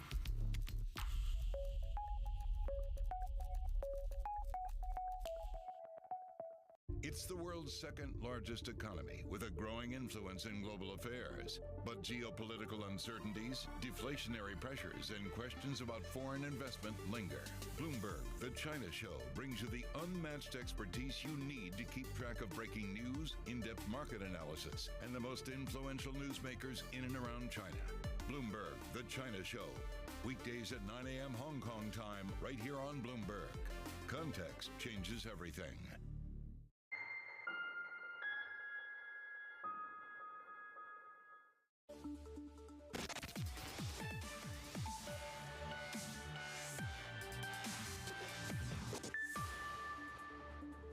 Bloomberg Power Players is underway in New York as Bloomberg Originals' Jason Kelly is sitting down today with prominent people in the sports industry. He's discussing the global sports boom right now with Tony Ressler, chairman of Ares Management and of the Atlanta Hawks. Listen to this. Never really held me up on that, and probably should. The truth of the matter is many of these, as Grant actually mentioned, a lot of these businesses and industries and certainly leagues and teams have gone through this massive evolution. And at the end of the day, it takes a long time for leagues and franchises to make money, to show the valuation that the market is now seeing. And yes, your point earlier, this is an asset class, we at Ares would argue, I don't know, $2.5, $3 trillion asset class. Wow. And people take a step back and say, well, what are you even saying? If you think about the NFL, there's 32 franchises. Average franchise is maybe $5 or $6 billion. So 150, 160 billion, 180 billion of value in just franchises. And each of those franchises has all sorts of ancillary businesses, from stadiums to real estate developments, technology-related businesses, retail and food and beverage-related businesses. So when people say, what is the size of this industry? I would argue, at least, most folks looking at it are woefully underestimating the value of this sports world globally. Yeah. So when people take a step back and say, wow, this is a really meaningful asset class, and frankly, it's an asset class that's not just for rich people. Yeah. It's an asset class for investors trying to, now, investors that hopefully do real work and understand the difference. Some leagues are really nascent, really early in their journey, if you will. And some leagues are really comfortably seeing each of their franchises make meaningful cash flow. So there is analysis required, but the size and scope and excitement of this industry is a little bit greater than most folks might have anticipated. Yeah, and there's so much to unpack in what you just said, but before we get too far from valuations, I want to put a poll up, if we can, because we want to ask the audience what they think about, I think, U.S. sports teams' valuations. So this is sort of a Goldilocks question. Are they too low, just right, too high, or sky high and ridiculous? I might wait to see what the audience says before I ask you if they agree. But you know, we've shown up on the screen here. I mean, these are, it's not quite, you know, to use the tired old term, hockey stick, but it's pretty close when you look at NBA valuations. You know, your friends in Los Angeles, you know, Willow Bay and Bob Iger just bought the NWSL team, as was mentioned, out there, Angel City, for $250 million valuation. That's real money for women's soccer. All right, so here's what the audience says. Just right takes it with 39% and growing, 40%. Too high, sky high and ridiculous, and they're not too low. So it seems like the audience is agreeing with you. How does this play out in the near and midterm, and how do you as an investor think about it? Well, firstly, it's so hard, at least in my mind, to answer a question like that, because each of the leagues and each of the franchises have enormous differences in what they're doing. Those teams that really have a global, or the ability to have a global following, those leagues and those sports that actually incorporate or expect to incorporate sports betting, and therefore increasing the obsession of young people into their sport, have advantages. Those that have really huge amounts of cachet and stars that can attract global media rights. These are things that distinguish, I think, the long-term winners versus, there may not be as many losers as people might argue, but there'll be some. Yeah. There'll be some that aren't extraordinary and that aren't global and phenomenally valuable sports and sports franchises. So I kind of go by sport. Yeah. And yes, I do believe at the end of the day, global media rights is something that that you have to aspire to. Yeah. And yes, I'm being a little partial to the NBA, but there are so many additional ancillary values that come from a global following. Right. Right. So to me, sports are not a single entity. Sure. And one of the things we would argue is understanding the benefits and detriments of not just the sport, but of the market that they play in. Yes. And of the league that they operate in. And I don't want to disparage a certain city versus another, but if you're the 30th largest metro in America, right, versus the first, second, or third, or even the top 10, dramatic difference. So again, that too is awfully relevant, not just the league and the sport. Well, and it's interesting. So let's talk about that in a little more depth because we leave it there. Tony Ressler, chairman of Ares Management and of the Atlanta Hawks, along with our own Bloomberg Originals, Jason Kelly. Don't forget to tune into the rest of Bloomberg Power Players event later today in New York with 10-time NBA All-Star Steph Curry and so many more. This is Bloomberg Technology.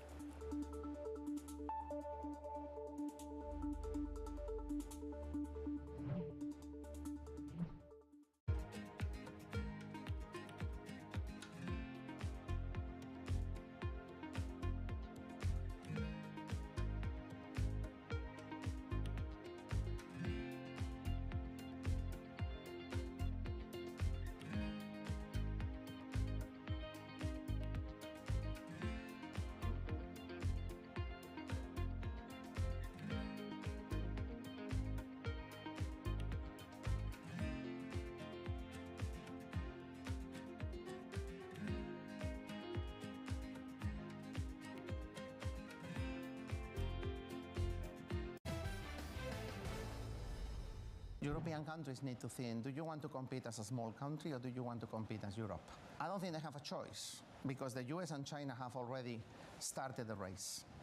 And Europe needs to follow. There isn't a European company in the top 20 largest firms in the world. That is a problem. But what does it mean for individual countries within Europe? You can have more control and less growth, or you can have less control and more growth. If countries trust each other more and they build more European champions rather than each country having its own national champion, growth is going to be better, productivity growth is going to be better, the welfare is going to be better. But there is going to be less control at the national level. So right now, each European country wants to have its own telecom company, its own couple of large banks, its own bank, its own large energy companies. And the question is, are you willing to surrender some of this control to European firms which are going to be more productive, but you are going to have less control at the national level? From the world of politics to the world of business, Joe Matthew and Keely Lines deliver news, insight, and analysis live 2 times a day every trading day. Balance of Power at 1 and 5 Eastern, only on Bloomberg. Power, money, culture. As Linda Aman tells the story of Asia's rise through the people who are helping to shape it. The Serum Institute was a major player in the fight against COVID-19. We're in a race to sanctioned. And now CEO Adar Poonawalla is bracing India for the next pandemic. I'm not losing sleep over which day and when it's going to come out, but we're definitely prepared. Latitude, encore presentation this weekend, only on Bloomberg.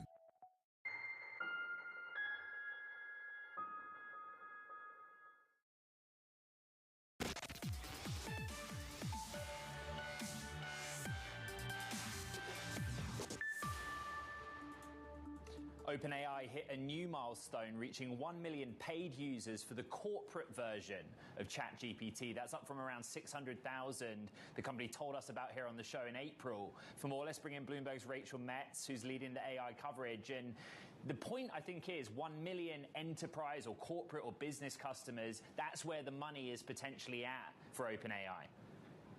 Absolutely. And this much growth in a short period of time really indicates that despite having plenty of competitors and businesses having to think more and more about, hey, are we really getting a return on our investments in AI, they are still bringing in users. It's really quite a lot of growth. It's like 67% growth over that period of time. And they only started selling their the enterprise version of ChatGPT about a year ago exactly.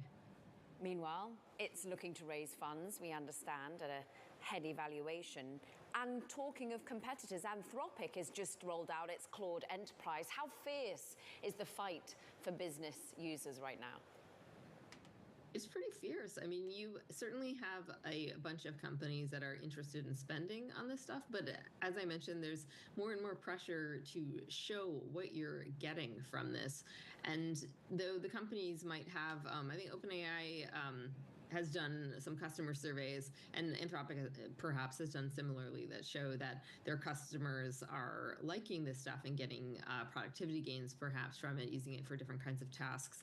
It's still, I think, for a lot of businesses, really hard for them to tell what could you use it for, when will it actually be helpful. We know that these things may make things up, and if you have to check a lot of the results that you're getting from these systems, is that really all that helpful to you? It remains to be seen, I think, for a lot of businesses, if this will help them.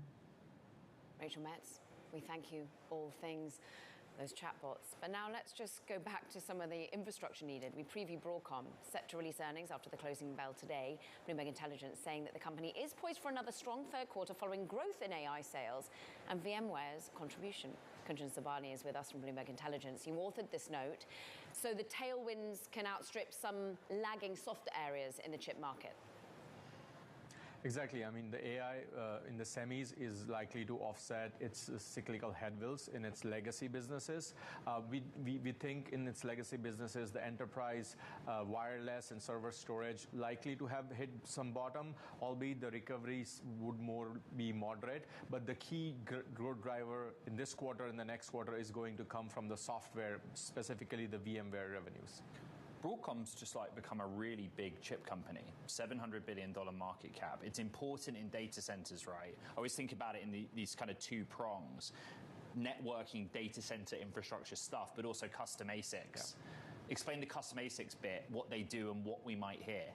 Yeah, so whenever we've talked about NVIDIA, and right, the key threat to NVIDIA is its customers designing their own chips. Well, Google TPU, for example. Yes, Google TPU, for example. They do need a design partner, a semiconductor company, which has experience and the IP set to build these chips. So that's where Broadcom comes in. It has the largest share when it comes to designing custom ASICs or accelerators in lieu of the GPUs, namely Google, Meta. And the key thing going into this earnings for investors will be, do they announce a new customer, which news have been saying likely to be OpenAI? And if they upside their AI revenue guidance for the full year, which we think they will, in the range of $500 million to $1 billion. The anxiety, Kunjan, is that right now the revenue growth is strong. We're expecting 47% increase. But it dials down quite quickly into fiscal 25, 26. How committed is this AI spend? So if you look at their two key sources of revenue, one being connectivity, which is really Ethernet in the AI clusters and the back-end AI and the front-end AI and the custom ASICs. Both of these markets have just started their beginning ramp. Both of these have forecasted to grow significantly for at least the next 3 to 5 years. And like I said, Broadcom being the dominant in both of these areas, we expect these sources of revenue for Broadcom to still continue significantly. However, at this point, Broadcom is like a conglomerate. It has a lot of other legacy semiconductor businesses and software businesses. So those do weigh the strong AI ramp that we talked about. Well, you forget we used to talk about Broadcom in the context of smartphones, namely Apple. I will be going to Apple Park on Monday. That business, is it still relevant? What are they doing? It's still relevant. It's still a significant, sizable business. We don't expect any key high growth catalyst there because their business has been very sticky with Apple, right? They do increase their ASPs and gross margins slowly every year. There might be some options of some small content gains, but nothing very sexy. But still a very high free cash flow generating business. We think also of how chips perform after smashing earnings expectations. Kunjan, you are a fundamentals guy, but how are we positioned into this set of earnings? Yeah, Broadcom is known for very massive beat and raises. However, like I said, if they do address a couple of the points, A, new ASIC customer announcement, B, upside to their AI revenues, and VMware faster integration update, I think that would be a significant positive for the stock reaction post-earnings. Kunjan Sabani, so great to have you on the show, Bloomberg Intelligence. We thank you. Now, that does it for this edition of Bloomberg Technology. Tomorrow, interesting interview. We're joined by the Waymo co-CEO, Takedra Mawakana, an exclusive interview, and there's been a lot of news around Waymo of late. A lot going on in today's show as well. It was a short week with a lot in it. Don't forget to recap on the podcast. You know exactly where to find the Bloomberg Tech podcast. From SF in New York, this is Bloomberg Technology.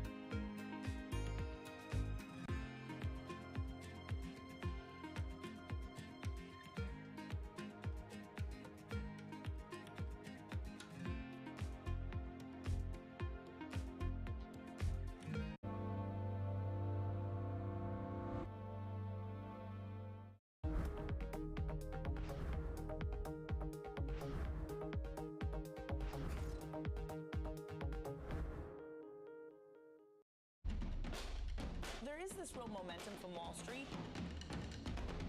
We are basically deep in the European earnings season. Take a look at how we're faring when it comes to Asian markets. A lot's happening on Wall Street. I couldn't have been more wrong. It's going to stay volatile for a while longer. It's a bifurcated market. Need to catch up? This is Bloomberg Wall Street Week. I'm David Weston. We've got the information and insight. Year over year, you could start to see some cracks. It might be overhyped short term, but it's underhyped long term. From businesses most influential and instrumental. A lot of the doom and gloom has been somewhat overblown. If you're not living near the edge, you're taking up too much space. Bloomberg Wall Street Week, live Friday with replays all weekend on Bloomberg Television and Radio. Bloomberg Surveillance covers the latest in global markets and the political events that influence your world. Join Jonathan Farrell, Lisa Abramowitz, and Anne-Marie Hordern only on Bloomberg. Context changes everything.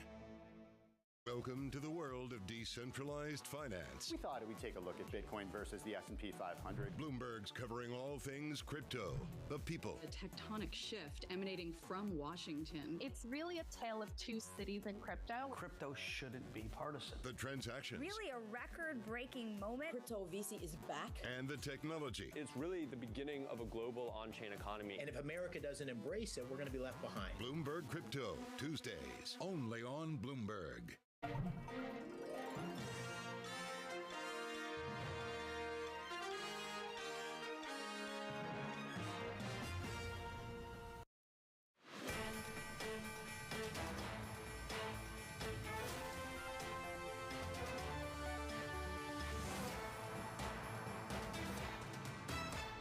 Welcome to Bloomberg Markets. I'm Ivani Quinn. Former President Donald Trump due to speak moments from now at the Economic Club of New York, where he's expected to detail his economic platform and also answer some questions. We'll bring you that live this hour. First, let's get a quick check on the markets, where we are at session lows now for the indices. Interesting to note the equal-weighted S&P down more than the cap-weighted index, thanks to the SOX index rebounding ever so slightly after a tough week. But just in the last few minutes, actually, fewer components of the stocks are higher. The Philadelphia SOX index now is lower on the session, with just about 3 stocks there higher. But we are seeing a little bit of a rebound for the likes of Nvidia. Bank of America today saying the pullback has created an enhanced buying opportunity. And then if you look at the 2-year yield and the 10-year yield over the last day, it's been quite the hallelujah moment, to quote John Authors of Bloomberg Opinion. We saw a curve disinversion. But what does that mean? We're going to get answers in just a few moments. Right now, we're at 375 on the 2-year and just barely pipping it lower, 374.58 on the 10-year. So let's get straight to a discussion now about the Treasury market and what it's telling us exactly with the yield curve, with Jean Tenuzo, Global Head of Fixed Income at Columbia Threadneedle Investments. So in a sense, Jean, this has been the moment we've been dreading and waiting for, this disinversion of the yield curve. Are we headed towards recession now for definite, or is it something this time round that's a little bit different? Well, I think you're right, Vani. The tides are turning, but I think the change in the yield curve tells you something very simple, which is that now is the time that the front end of the yield curve is going to start coming down. There's been a lot of discussion over the last couple of years about how the inversion of the yield curve would be resolved. Could it be the long end moving up, or a variety of other factors? But as you look through cycles on average over time, it's when the Fed starts cutting in earnest that you start to see that disinversion. Now we have to think about, why is that happening? Right now it's happening mostly for good reasons, because inflation has come significantly down. A couple of years ago, that CPI was creeping around the 9% level. In second quarter, CPI ran at a 1% annualized rate. So that's a very different backdrop. On the other hand, the labor market is just starting to rear its head as a concern. The Fed has not had to worry about the labor market for quite some time, but we heard from Chair Powell at Jackson Hole that that's starting to change. So for now, it's good news reasons, lower inflation, that the yield curve is disinverting.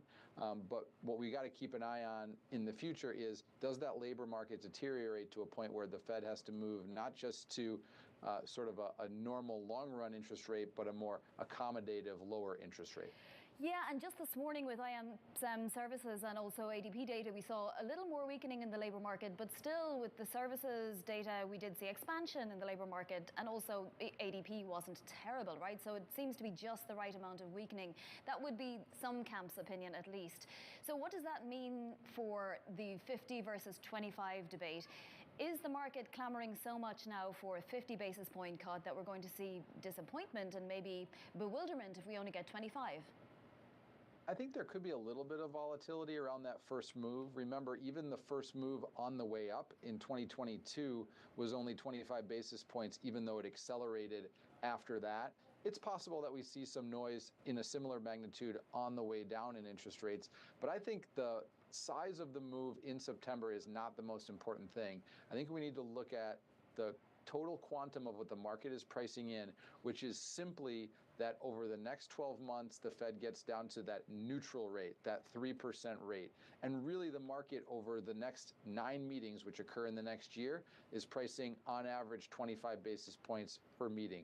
I think that's perfectly reasonable and still leaves bond investors the upside if the Fed needs to cut faster in response to a weaker labor market. So that would be nice, Jean, but it seems like we might get, as you say, volatility between now and then. Maybe, yes, in total, there will be sort of 25 basis points spread out over 9 meetings, but we are going to see for sure a decision on 50 at some point this year, unless the market reprices significantly, because we're pricing more than 100 basis points for the rest of the year right now.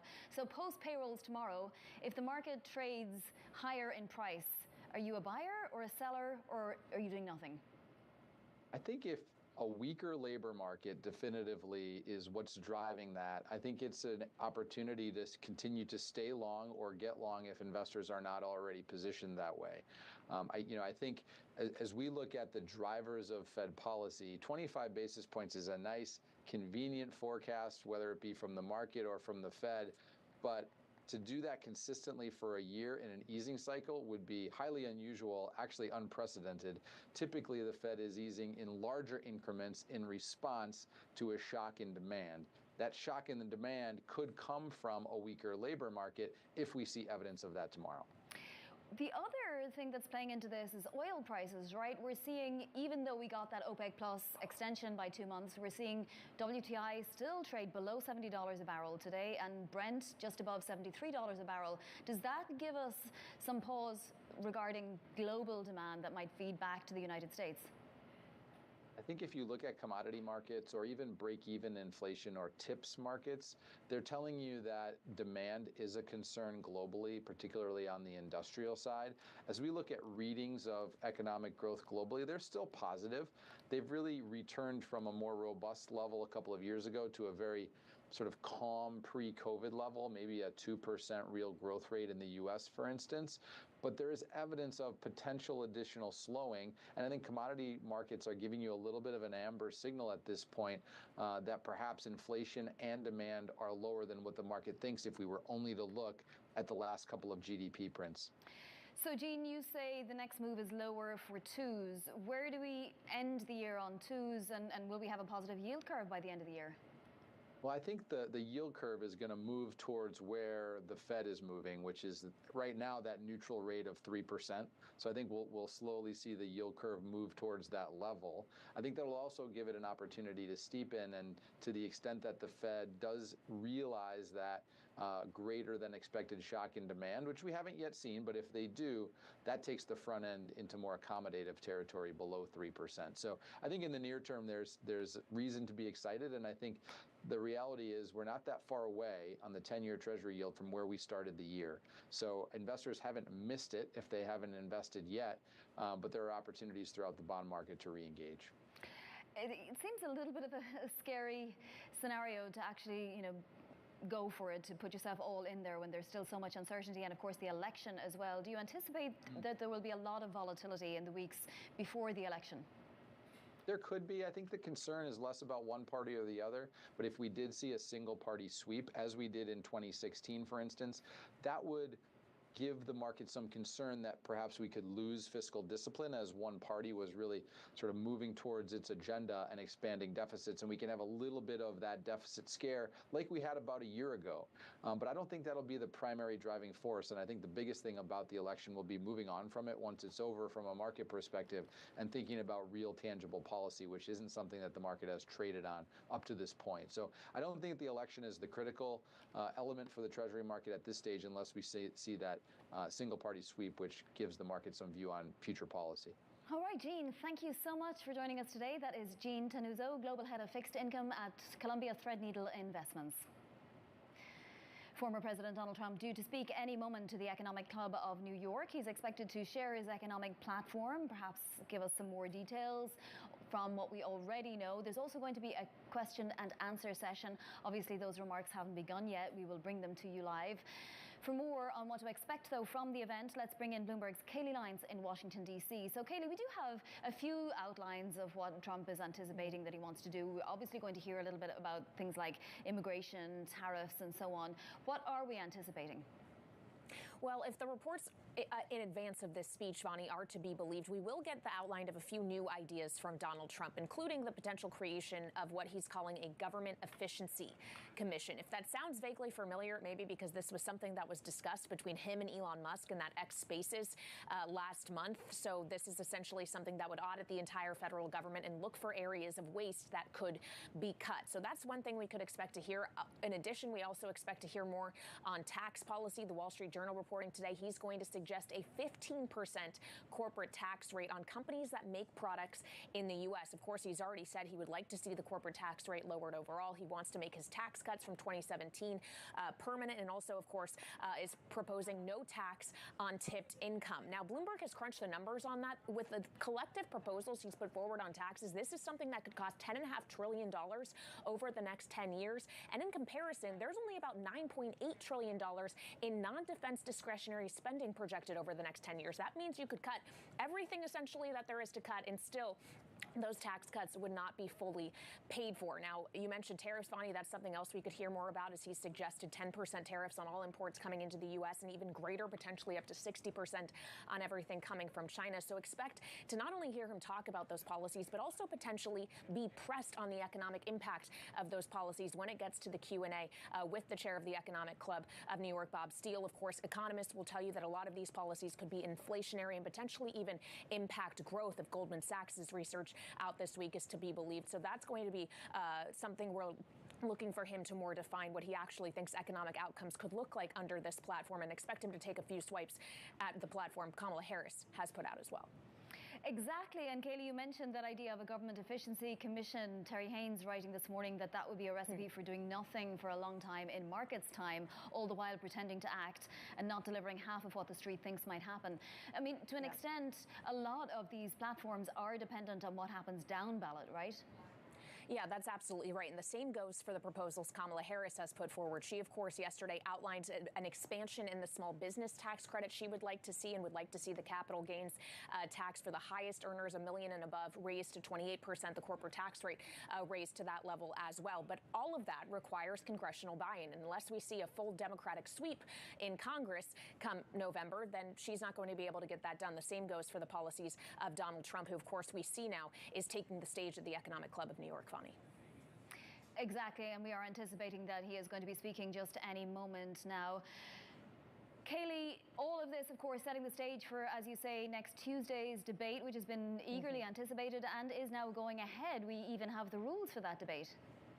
Yes, ABC has finally finalized those rules, and the Harris campaign has agreed to them. The one area of dispute was whether microphones would be muted when it's not the candidate's turn to speak. That will be the case, as was the case in the CNN debate back in June, Vonnie. All right, Kayleigh. Well, this microphone is not muted. It is, in fact, in Midtown Manhattan, and it is the former President Donald Trump taking it now. So thanks to you, Bloomberg's Kayleigh Lyons.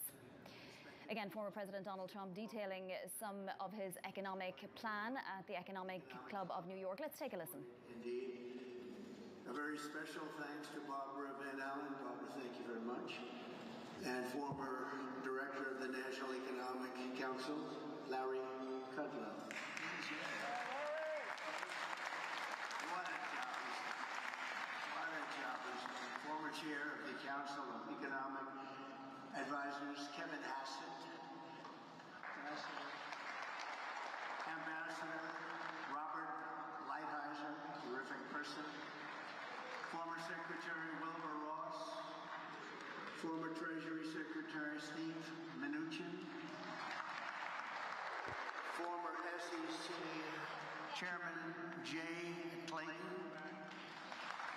Ambassador Woody Johnson, Senior Advisor Stephen Miller, my friends and respected business leaders all, John Paulson, Jamie Dimon, Steve Witkoff, Steve Schwarzman, Scott Bessent, Jeff Sprecher, Richard Kurtz, former head of the World Bank, David Malpass, and the two co-chairs of my presidential transition team that are being inundated with phone calls and requests, Linda McMahon and Howard Lutnick. Thank you. Thank you very much.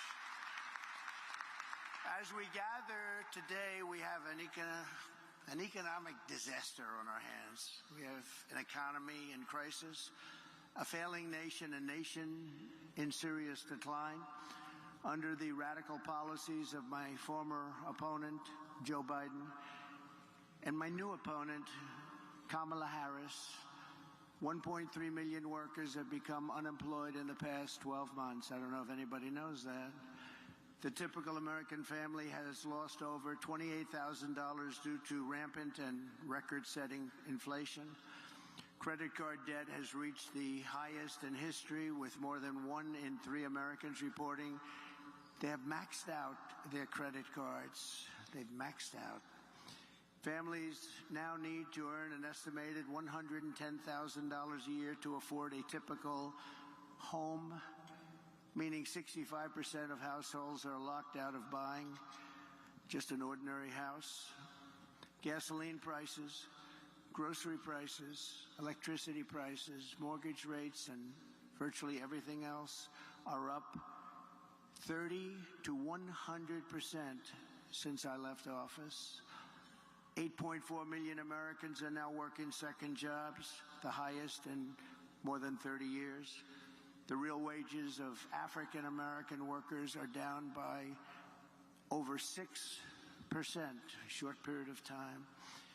The real incomes from Hispanic men are down 6.6%, or $3,600 per year. And on top of that, African Americans and Hispanic American jobs are under massive threat from the invasion taking place at our border. They're taking the jobs of Hispanic Americans, African Americans, and nobody talks about it. But I won't let it happen. Yet after presiding over the border, the worst in history for any country, there's never been a border like this. 21 million people, we project. This total economic catastrophe, the border czar, Kamala Harris, has now been slotted in by the Democrats to be reelected. She wants 4 more years to enforce a radical left agenda that poses a fundamental threat to the prosperity of every American family and America itself. And we're talking about America itself. She wants to defund the police, have totally open borders, ban fracking in Pennsylvania and everywhere else, take away your private health insurance, and perhaps most pertinent to the very brilliant people in this room, raise your business and corporate taxes, and unbelievably, she will seek a tax on unrealized capital gains. Most people don't even know what that means. What does it mean? She has been after all of this for years, and as everyone knows, she's a Marxist who destroyed almost single-handedly San Francisco, and when she was the AG, California itself, not the same place. People are leaving. They're fleeing like they are in New York. She'll seek out, and she will try and get those things if she's elected, and she may very well succeed in getting them. She recently said her values have not changed, and these have really been her values for her entire career. Her values haven't changed. That's what she wants. So she told the truth. We're not going to let this happen. Communism is the past. Freedom is the future. And it is time to send Comrade Kamala Harris back home to California, where crime is rampant and fleeing is the #1 occupation. I'm here today to lay out my plan to rescue our country from this nightmare and to bring back to its citizens the American dream, bigger, better, and stronger than ever before. 8 years ago, I came before you as a candidate for president and shared my vision to end the stagnation and return to rapid growth. That's what we did. As president, I am very proud to say that we accomplished something that nobody thought that was even possible. Before the pandemic, real median household income rose by $7,684. And even after the pandemic, annual incomes were up $6,400. The average American household saw a $197,000 increase in real net worth in 48 months. For the bottom 50% of households, average wealth more than doubled, increasing by 121%. Lowest income people benefited the most. After 12 years of decline, we added nearly 7 million new homeowners. Never happened before. And in 3 years, we created 7 million new jobs, 260% more than projected when I took office. When I took office, they said you couldn't hit those projections. And we were 260% higher than what we said we could do.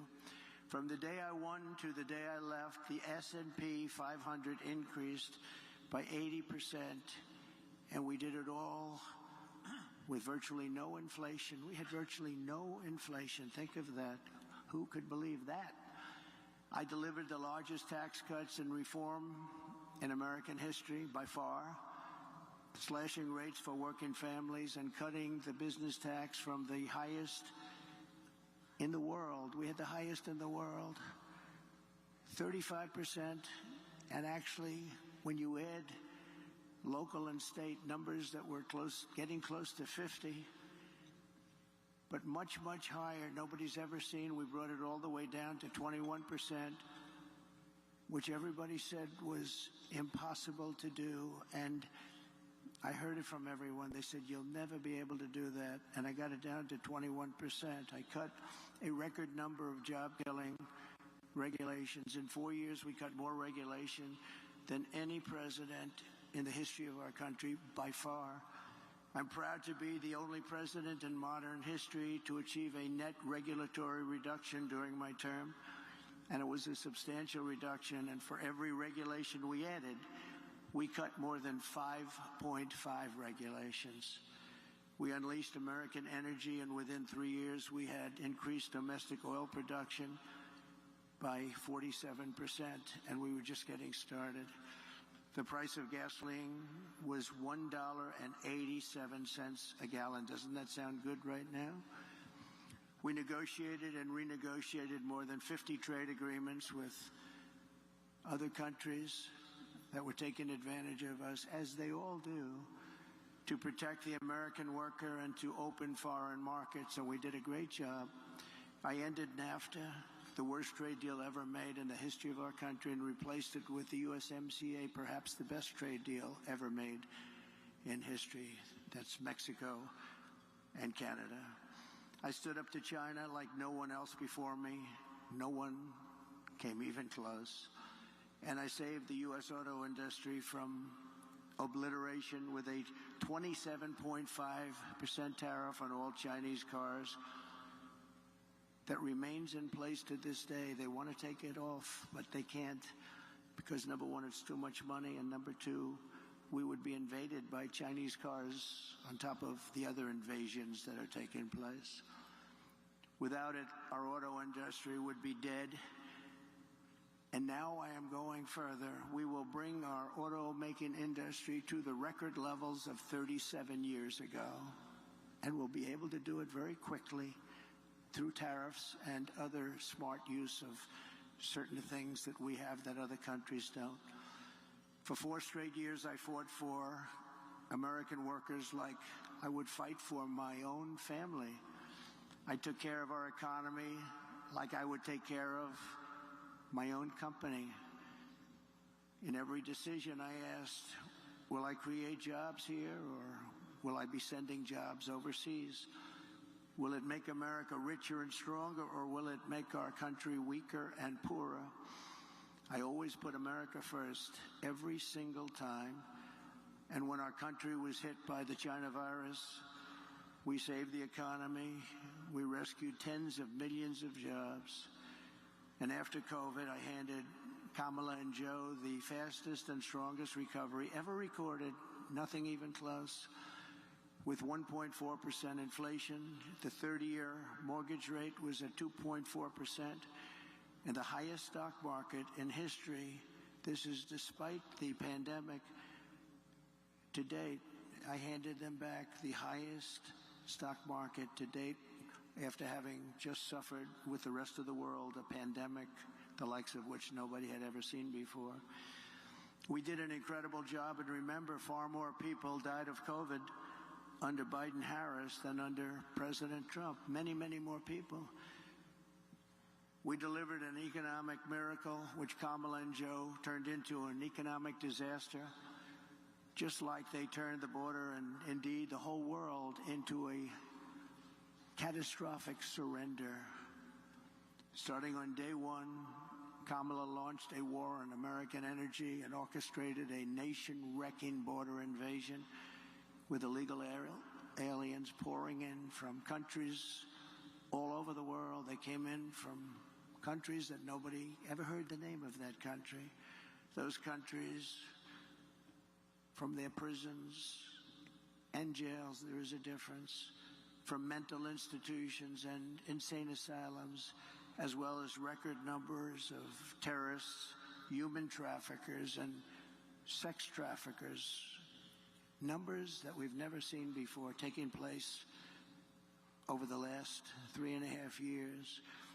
Then Kamala cast the deciding votes on trillions of dollars in wasteful spending, which together with their terrible energy policies gave us the worst inflation perhaps in the history. We're monitoring former President Donald Trump speaking to the Economic Club of New York. Right now we're anticipating some questions to come in a few moments as soon as he finishes a speech. For more on what he has said, though, let's bring in Bloomberg's Kayleigh Lyons. So Kayleigh, we did hear some of the things we were anticipating hearing. Did you hear anything new from Donald Trump yet?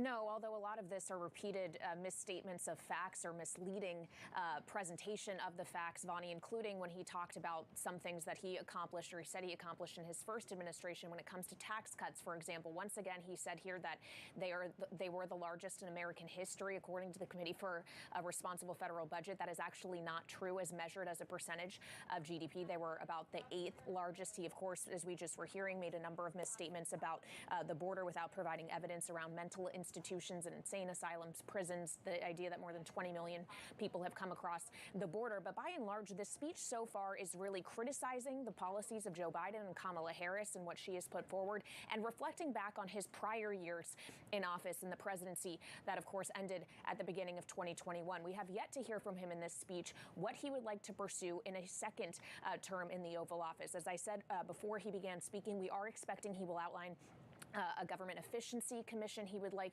to put into place to cut wasteful areas of spending in the federal government. We also are expecting him to talk about corporate tax cuts, lowering the corporate tax rate for companies that make products in the U.S. But he has not gotten to any of that potential policy to this point in the speech. It really is just him rehashing a number of things we have heard from him before.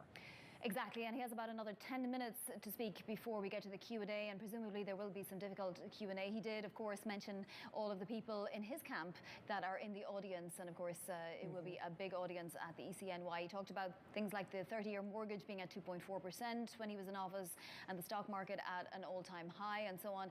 These things are true, Kayleigh, but for various different reasons. This will give Kamala Harris an idea of what to expect, though, for Tuesday night, if she didn't already anticipate some of these. Yeah, absolutely. That debate, of course, coming up on Tuesday, and perhaps Donald Trump's conduct in this Q&A that is about to take place when he finishes his prepared remarks may be indicative of the kind of answers he could get when pressed on these policies during the debate, though it is worth pointing out Kamala Harris could get pressed on these issues as well. She, of course, has floated higher tax rates in order to offset some of the spending she would like to see, but she is still talking about subsidizing things like first-time down payment assistance for first-time home buyers and a higher tax credit for small businesses. All of those those things cost money too, and economists have told me that she could have deficit additive policies just the same as Donald Trump. So they could both face difficult questions when it comes to some of the things that they are outlining here. What I would note as we think about kind of what could translate onto the debate stage, by and large, Donald Trump does seem to be sticking to his prepared script here. We often see him in speeches like this veering off to different topics, clearly going off the teleprompter. That doesn't necessarily appear to be happening as he speaks before the Economic Club of New York today. Yes, exactly. I noticed that as well. So we'll see what he happens to respond with when it comes to the Q&A. Bloomberg's Kaylee Lyons will be monitoring that throughout the hour and bring you more as it comes.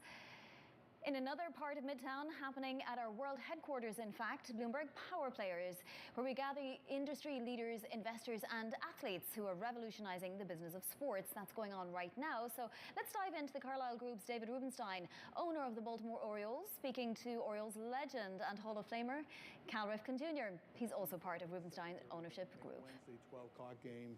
If you keep moving the times of the games around, your body wants to get into a routine, into a schedule.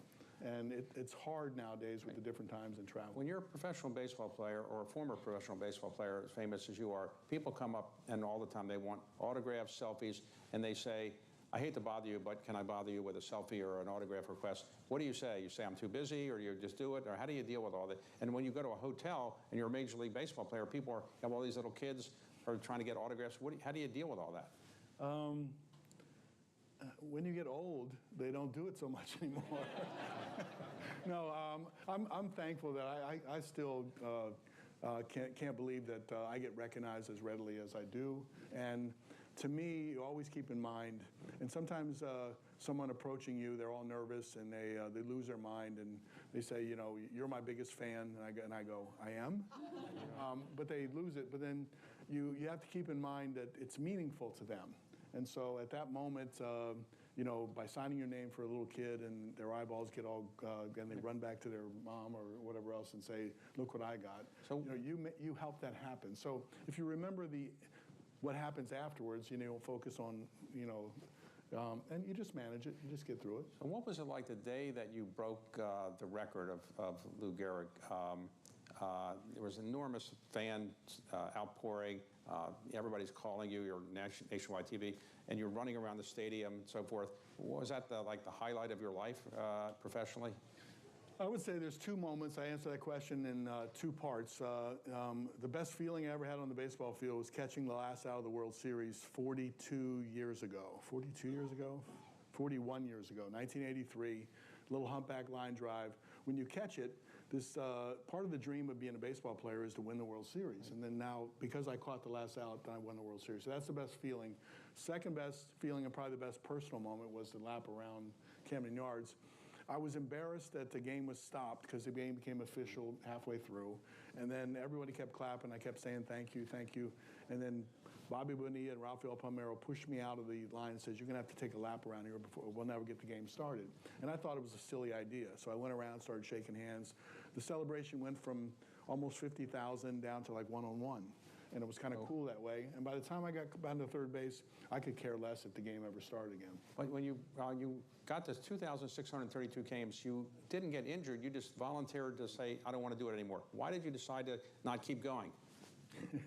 I was tired. No. I felt that there was some support that was being gone. We were going through another rebuilding process at that time. You know, when you're not going well, there's fingers pointed all over the place. I just thought it was the right time to reset it. You know, and so I went into the manager's office 5 minutes before the game and he said, this is it, and I came. So now that you're an owner of the Baltimore Orioles, how do you feel about these high-priced contracts that players are getting? You used to be a player who probably wanted higher-priced contracts. Now you're an owner. How do you look at that? Differently? Slightly. I try to think of what are the other intangible values that you can offer a player besides the bottom line dollars. Because the bottom line dollars are so big now or whatever else that you can make a case you're saying, well, how much? But I mean, it's about ego, and it's about breaking the bank, and it's about agents wanting to continue to make it go up for other people that come through. But if you take my situation was I wanted to play in one place. I wanted to have control of playing in one place. So I think if we get to a point where we're trying to convince one of our players to stay, You want to try to tell them all the values that are associated with, Derek Jeter playing his whole career in a pinstripe uniform, me playing my whole career in the Orioles, and what's that mean for you in the bigger picture? And hopefully they'll value some of that, but it's going to be a competitive landscape where we're going to have to pay some salaries. And Baltimore is a smaller city compared to some of the New York teams or Los Angeles. Is that a big problem when you're in a smaller city in Major League Baseball? I think overall, I never liked the idea because you were a small market team you couldn't compete. Because I think competition is in your knowledge. You're drafting, you get to draft, you get to sign players, you get to develop players. That's not all free agency that's happening. But if you're a big market team and you make a mistake in judgment on a player, you can throw more money at your mistakes. When you're a smaller market team, you have to be better at your baseball decisions. Look, we're out of time. I want to thank you for being here, and thank you for what you've done for baseball and for Baltimore over many, many years. And if you had seen me when I was younger, do you think I could have learned how to be a professional baseball player? Is there any chance I could have been given my physique, or do you think it wouldn't have worked? I think you made the right choice in your career. All right. Thanks very much. Good to see you. Thank you. What a diplomatic answer there. Well, if you want to watch more of that interview with Cal Ripken Jr. and even catch the interview with Steph Curry happening later today, tune into Live Go on the Bloomberg terminal or stream it on Bloomberg.com. All right, let's get back to today's markets. A quick check on the markets. They are off their lows now. We are seeing the equal weighted S&P down lower than the S&P 500. That depends on the Mag 7, which is an interesting phenomenon to observe. This rally that had been, giving itself some more breath doesn't seem to be doing that, at least today. Now, the SOX index is lower once again. It was rebounding, though, after a very tough week. Not so much the case now. We do have several stocks higher, but most of the stocks lower. In terms of the yield curve, we are very much flirting with disinversion again. There's just a basis point or two in it. We're pairing those gains for treasuries ever so slightly after today's data showed a little more weakness in the labour market. And of course, as we wait for the non-farm payrolls Friday. But let's get some individual midday movers now on the equity side with Bloomberg's Abigail Doolittle. Abigail. Well, Vonnie, it's interesting because we have that S&P 500, as you mentioned, down about 0.5% at this point. But beneath that surface, there's a real tug of war between the gainers and the laggards. To the upside, Tesla is the top point boost. And I think last I checked, it was the top percentage mover as well. And it's interesting. This is on the news that the company in the first quarter of next year in both China and Europe is planning on offering a service to help auto driving, and folks very excited about this. They're also going to have soon, get this, Vonnie, snow tires for that cyber truck. Whatever the cause is, it could also just be buying the recent dip. We do have Tesla up sharply. JetBlue up more, up 8.5%. They pre-announced to the upside on their revenues. They basically raised that guide. And it's interesting because that CrowdStrike technology debacle that we had back in July, that really grounded a lot of the Delta Airlines planes along with some of the other airlines. Apparently, JetBlue was really able to scoop up some of those passengers, and that is why they're raising their revenue. To the downside, though, McKesson down 9%. This has to do with the healthcare distributor.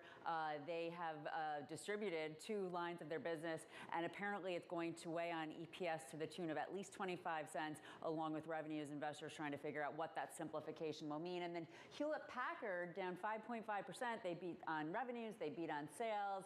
The AI business was strong. However, the traditional server business, not as much, and that weighed on servers. Let's take a look at the big one, though, Vonnie, the one that has been moving all over the place on the day, on the week, on the quarter, and that, of course, is NVIDIA. So this is a 6-day view, and ahead of today, this stock had been down over this time period. Let's call it 16%, but this is a 1-day percent change, so we can see what's happening right now. And we do see that this stock up 1%, offsetting some of the other chip weakness. Earlier, that SOX had been down more than 1%, but again, NVIDIA strengthening a little bit here. Although, Vonnie, I will caution, technically, not looking at that chart right now, it appears that there could be some weakness ahead in line with this downtrend. But right now, investors trying to fight that. Yeah, absolutely. A little bit of optimism after that Bank of America report, suggesting that there should be a little bit more optimism about NVIDIA. And of course, don't forget, we get the last barometer reading for the quarter on AI with Broadcom earnings after the close. Thanks, Abigail Doolittle. For more now, let's bring in LPL Financial Chief Global Strategist Quincy Crosby. Quincy, how concerned are you about the labour market right now? Well, it's definitely slowing. There's a difference, though, between slowing and normalizing versus, collapsing, and whether or not we need a 50 basis point cut at the next Fed meeting. It's going to be interesting, obviously, tomorrow morning. And it's interesting further that right after the release, we'll have two Fed speakers. And the question will be, if the numbers are weaker than expected, the market's expecting about 162 to 172 new job openings, also expecting the labor unemployment rate to come down a bit. If it goes the other way, we'll hear whether or not they start leading the market towards 50 basis points. I'm sure they're talking about it, because what will have to happen before they go into the blackout period is they could guide the market in some way, suggesting that perhaps the Fed moves bigger. This is very important for the market, because we all know that the market wants to see the Fed cut rates because inflation is coming down and the higher interest rate regime is not warranted. So it's going to be extremely important. Right now, also, there's questions in the market as to whether or not we break 54, 55 on the S&P 500. That debate is ongoing, along with the Ravens and the Chiefs. Right now, we'll see where the market closes, because the question is, do we have more to go on the way down? And is this a precursor or probably the end of the downturn in the notorious September? Because normally the worst comes in the second half, beginning technically September 16th. So an awful lot riding on the market right now as to whether or not the Fed goes 50 and quote unquote scares the market, or whether or not it stays at 25. Yeah, I mean, as Neil Dutta says, do it while you still can. I mean, there's an argument for getting it out of the way, and, if there's going to be a market scare, to even get that out of the way fast before things might deteriorate later in the year. But then there's also an argument for waiting and being very sanguine about the whole thing and say, oh, well, now, we've done some, let's do a little bit more. Quincy, would you be a buyer tomorrow if we, get data that reinforces the 25 basis point notion? Most likely the market is going to be buying on the dip. The market's looking for the way August ended, right? And August ended with newly minted 401k millionaires, and then suddenly everything turns ugly. The market will then take a deep sigh of relief, and then we'll probably start pulling out of this. But we expect to see more bouts of volatility before September is over, in fact. So we've seen a huge amount of volatility, but what exactly has changed? Because if you look at it, there was a little bit of a broadening out of the rally, but that seems to have stalled to some extent. There have been moves in treasuries, I'll give you that, but even the move lower in chips, we've seen it before. They are growth stocks. They're allowed to move around a lot, and it's very possible that they'll, recoup many of these losses already. How do you know? Well, we'll know. I mean, just to give you an example, we just heard Broadcom is coming after the close. Broadcom is extremely important in the AI infrastructure picture. I mean, they help with the generative AI and the processing. We'll see whether or not buyers come in if Broadcom delivers, and we'll look at the aftermarket. But the fact of the matter is, AI is not going away. It will probably just pull back. And once the valuations pull in, and, with NVIDIA, by the way, we see it trying to pull up. There's a commentary in the marketplace that they did not receive a message from the government, that was perhaps false. So we have to get through that saga. But overall, it's not going away. The question is the valuation, and whether or not capital expenditures from the hyperscalers, the Microsoft, Amazon, Meta, so forth, whether or not that continues at pace. What the market wants to see above all else is, let's see it integrated. Let's see it integrated into your products and monetized. And perhaps we get a picture from Apple when they come out with their upgraded phone, supposedly, that has more of the AI embedded in it. We'll see what the market's reaction is there. Just on the NVIDIA comments, what they said was they didn't get subpoenaed, but in some senses, this may just be a difference of words. So we have to see exactly what happens there. But there are obviously some challenges ahead. And that was also recognized by Bank of America this morning, which said, that these challenges don't mean that the stock won't go higher. So Quincy, 10-year yield, I mean, your background is so much in fixed income. Next 15 basis points, lower or higher? That's a really hard one. But the fact of the matter is, if the number comes out and it shows that we've gained jobs, that the unemployment rate has come down, we could probably see it tick higher. All right. Quincy, thank you so much. Always a pleasure to speak with you. Thank you so much. LPL Financial Chief Global Strategist Quincy Crosby there. This is Bloomberg.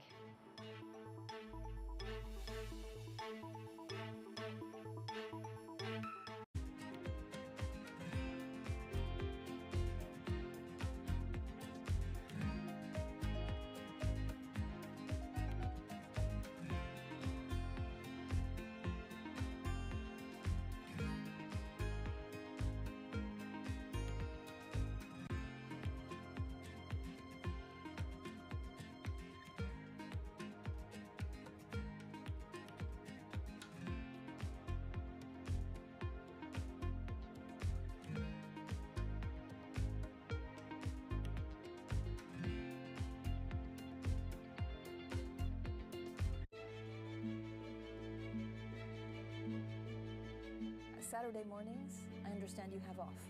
Yeah, Saturday is always a day where I power down. So I run at a relative high pace throughout the week, try to wrap things up, and Saturday is a quiet day for me in terms of work. And I start typically by playing tennis with my wife.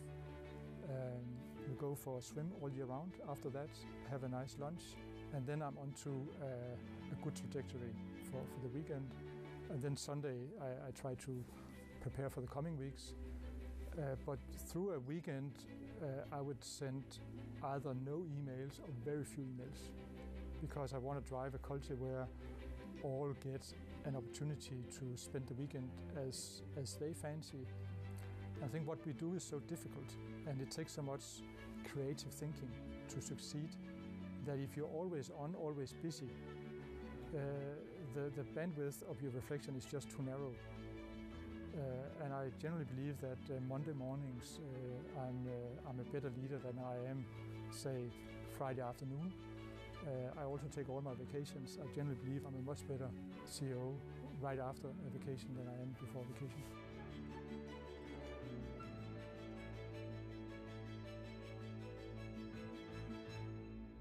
Today's CFOs are reshaping the C-suite. Bloomberg's chief future officer shines a spotlight on these dynamic leaders. Healthcare giant Johnson & Johnson is staking its future on innovation. Making investment decisions under pressure has become business as usual for CFO Joe Wolk. The world is coming at us faster than it ever has. We're getting information more quickly. We're going to have to move faster. The competition's moving faster. Watch Chief Future Officer Wednesday, only on Bloomberg. Bloomberg covers the world with unmatched reach and resources. From more than 120 countries, the moment news breaks, 24 hours a day. Bloomberg, context changes everything. Get your fixed income fix. Watch Bloomberg Real Yield every Friday right here on Bloomberg. Context changes everything.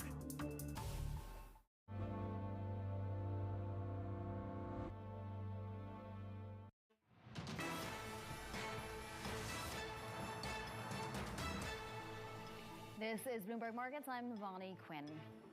Well, President Donald Trump, former president, still speaking with the Economic Club of New York right now. The question and answer session hasn't started yet, but as part of this story, we've been following Nippon Steel's $14.1 billion takeover of United States Steel Corp. It's on the verge of collapse, with President Joe Biden preparing to block the deal. It's a point of tension with potential domestic and international ramifications. Biden now expected to make remarks on the economy today at 4 p.m. Eastern. To speak about all of this now, joining us is Director of Economic Policy Research at Veda Partners, Henrietta Treyz.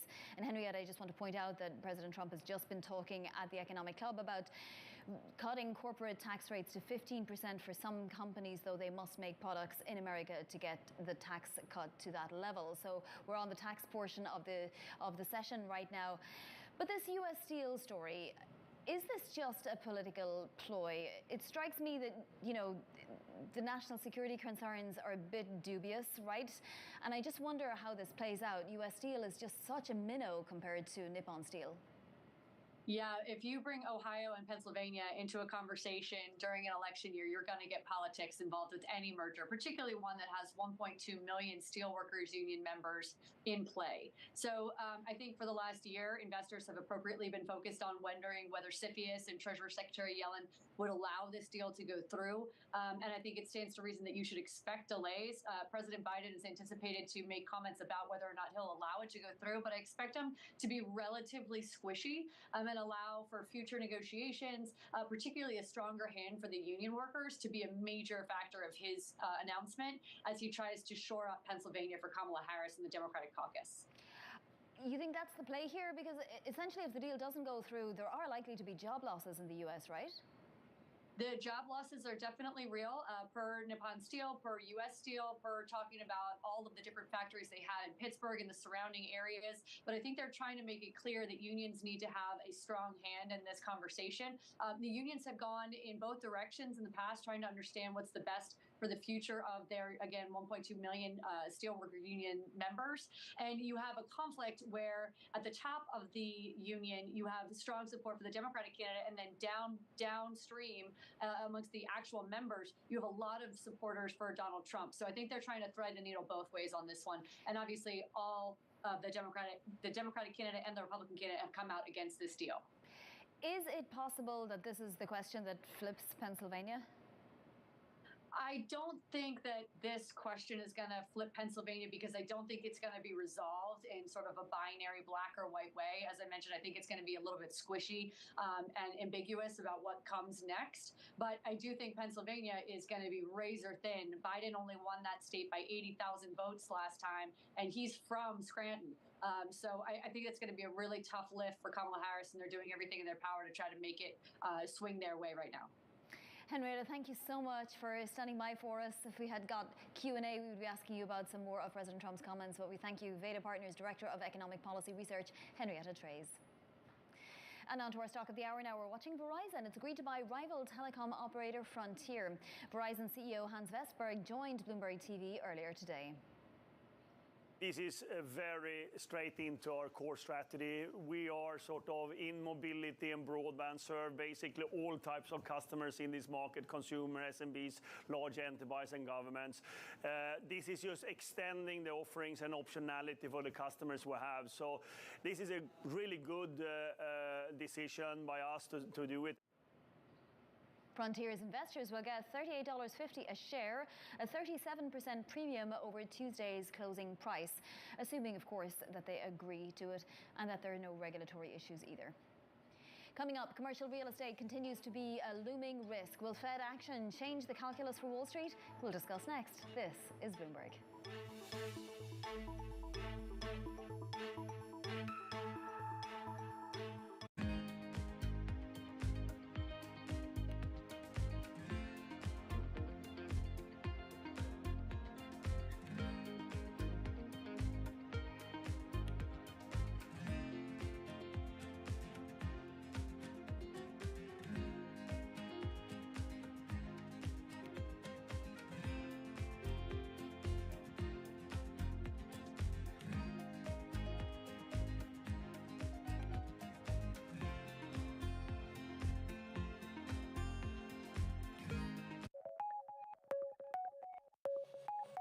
AI, how it has penetrated pretty much all sectors, including music. AI can write music, compose music. How do you see AI changing the landscape in fashion? Yeah, AI definitely helped. When I did the jewelry, I used the AI, helping me to give some idea, but ultimately you still have to do a lot with it. It just give you very superficial ideas, and but at the end you still have to customize it, how to really make it and do that. I do not think that AI and the technology can replace the human mind at this moment. Yeah. Are you concerned one day we won't be able to differentiate designs by AI and designs by an actual designer? I don't know. For me, I see that, when a designer doing is the spirit, is the heart that the computer don't have.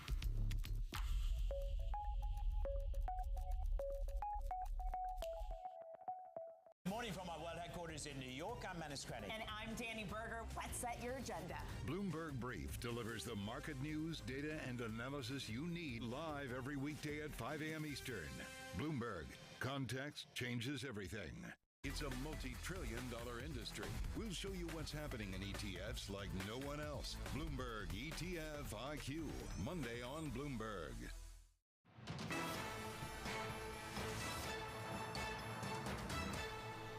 This is Bloomberg Markets. I'm Bonnie Quinn. As Wall Street anticipates rate cuts beginning in September, Fed Chair Jerome Powell has said commercial real estate risk could be with us for years. For more, let's bring in Bloomberg's Abigail Doolittle and Hines CEO and CIO, David Steinbach. Now, Hines runs about $100 billion worth of commercial real estate as the largest private investment manager in the space. So, David, you're bullish, even though there are plenty of warnings out there. Explain why so bullish. Well, I think it's important to remember that the private markets are in a much different space than the public markets, and the public markets have obviously had a long time now to recover. I think now with this impending Fed adjustment next week, I think that will be a psychological pivot point for the market to bring a lot of clarity that we're hitting bottom. And I think this will help to entice a lot of investors to come back into the private side. So one area of commercial real estate that everybody universally seems to hate, and it's down so much, some office buildings over here on 3rd Avenue could go for 10 cents on the dollar office. But you have a different view. Explain. Yeah, look, what we're seeing is a real disconnect between fundamentals and capital markets and office. And some of the best office projects from a leasing perspective are actually doing quite well. The last 20 years, 6% of the total inventory commanded about 25% of the activity, the leasing activity. And we're seeing that really continue today. And so that disconnect does not make sense to us. And we think that the market will begin to recognize that. We're starting with credit and our dollar costing with equity. So we are a bit more cautious on the equity side, but we do see an opportunity there. So what's your favorite sector right now? Right now, actually, our favorite sector right now is more retail and multifamily. Both those sectors have different dynamics around them that make them very interesting. Retail has had 15 years of being reworked, and there hasn't been much product delivered in that 15-year period. With the living sector, it is typically the first in, first out in a correction, and so that makes it a very interesting sector, combined with the U.S. is about 3 million houses short.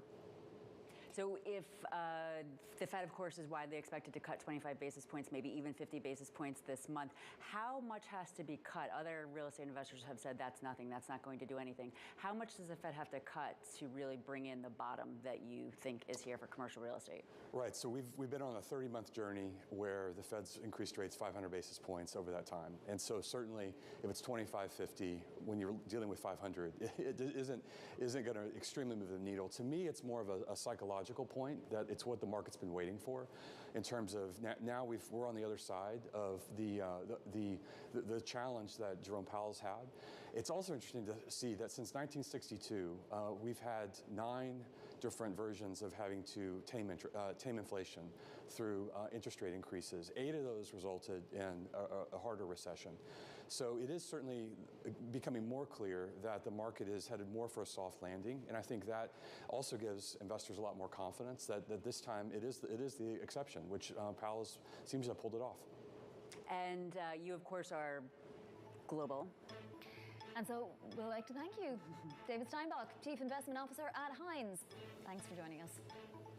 I'm Bonnie Quinn. That was Abigail Doolittle as well joining us. So thank you, Abigail. That about does it for Bloomberg Markets. President Trump still speaking to the Economic Club of New York. Hasn't got to the Q&A portion yet. And of course, the Power Player session still going on here in New York. Do get to your live go right now. This is Bloomberg.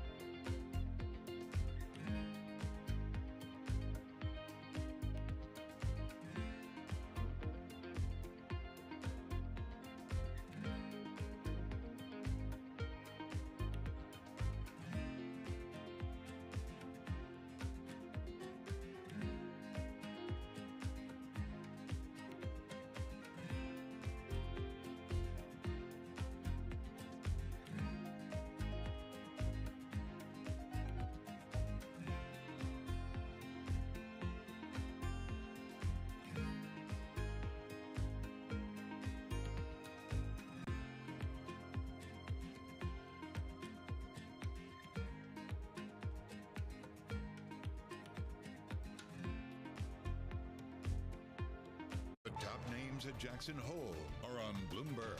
So we know that unemployment rates have gone from about 3.4% to 4.3%. That's a big change. No, it's from super hot to solid, right? So I don't want to make it seem like labor markets are weak. But it really starts to tell me that things are much more imbalanced than they have been for quite some time. Nobody covers Jackson Hole like Bloomberg. Context changes everything. DOJ or other authorities could face bigger challenges next. It was going to keep reading World Cup. This is a three. As the economic picture. Covering the intersections of Hollywood, Silicon Valley, and beyond. From the beating heart of global finance, economics, and politics, and wherever newsmakers are moving markets, Bloomberg brings you conversations that allow for deep discussions and important insights. What do you think the future is for inflation? Is this a new normal? Are markets too optimistic? How do you worry about the things that are outside your control? How does the current fighting completely stop? I'm Francine Lacroix, and this is The Pulse, every weekday at 9 a.m. only on Bloomberg.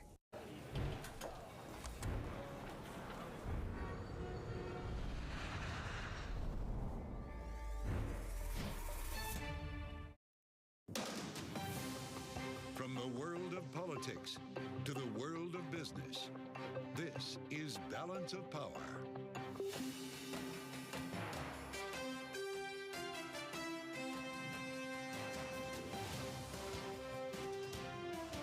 Live from Washington, D.C. They're drawing lines on taxes. Welcome to the fastest show in politics as the two presidential campaigns offer competing proposals on rewriting the tax code. I'm Joe Matthew alongside Kaylee Lines in Washington. Thanks for being with us on the Thursday edition of Balance of Power on Bloomberg TV and radio. Kaylee, Donald Trump just now confirming his take on the corporate tax rate many saw coming, 15%. We can fill in another blank here in our dance card. Yes, although to get that 15%, you have to be a company that actually makes your products in the U.S. This is all part, he says, of trying to restore American manufacturing. He says he'll be using tariffs for that same purpose, to encourage production in the United States. And of course, that's not all we've heard from Donald Trump. While he's speaking at the Economic Club of New York, he's made a number of misstatements about things like the border, for example. But he also announced a new government efficiency task force or commission. And guess who's going to be leading that one, Joe? Is his name Elon Musk? That was his idea, right? This brings us back to that interview thing that was on, right? Remember, we listened to this on the train. We didn't know what they were talking about, but it's actually happening. He says if he gets elected. Can he do that without Congress, I guess is my question, because that's supposed to be their job. Well, that's an excellent one. And on that point, of course, if you're going to be rewriting the tax code and making changes, you need congressional approval to that, too. That goes for not just Donald Trump, but of course, Kamala Harris, as she outlined yesterday, raising the capital gains tax rate on high earners. She wants a higher corporate tax rate. Again, you need both chambers to be going along with the Oval Office on that one. Paging Ways and Means, Katie. Indeed. Well, right now we're not paging Ways and Means. We're actually paging Charlie Pellet because we need a check on the markets from up in New York. Hey, Charlie. Hello there, and we are looking at a decidedly mixed market right now. The Dow, the S&P, they're both lower. NASDAQ holding on to a 16-point gain right now, up by about 0.1%. Stocks, however, lost traction. Wall Street's anxiety running rampant. Less than 24 hours before the highly anticipated U.S. jobs report. Our Michael McKee will have a whole lot more on that topic coming up in just a moment here on Balance of Power. S&P down 23 now, down 0.4%. The Dow down 0.7%. NASDAQ up by 0.1%.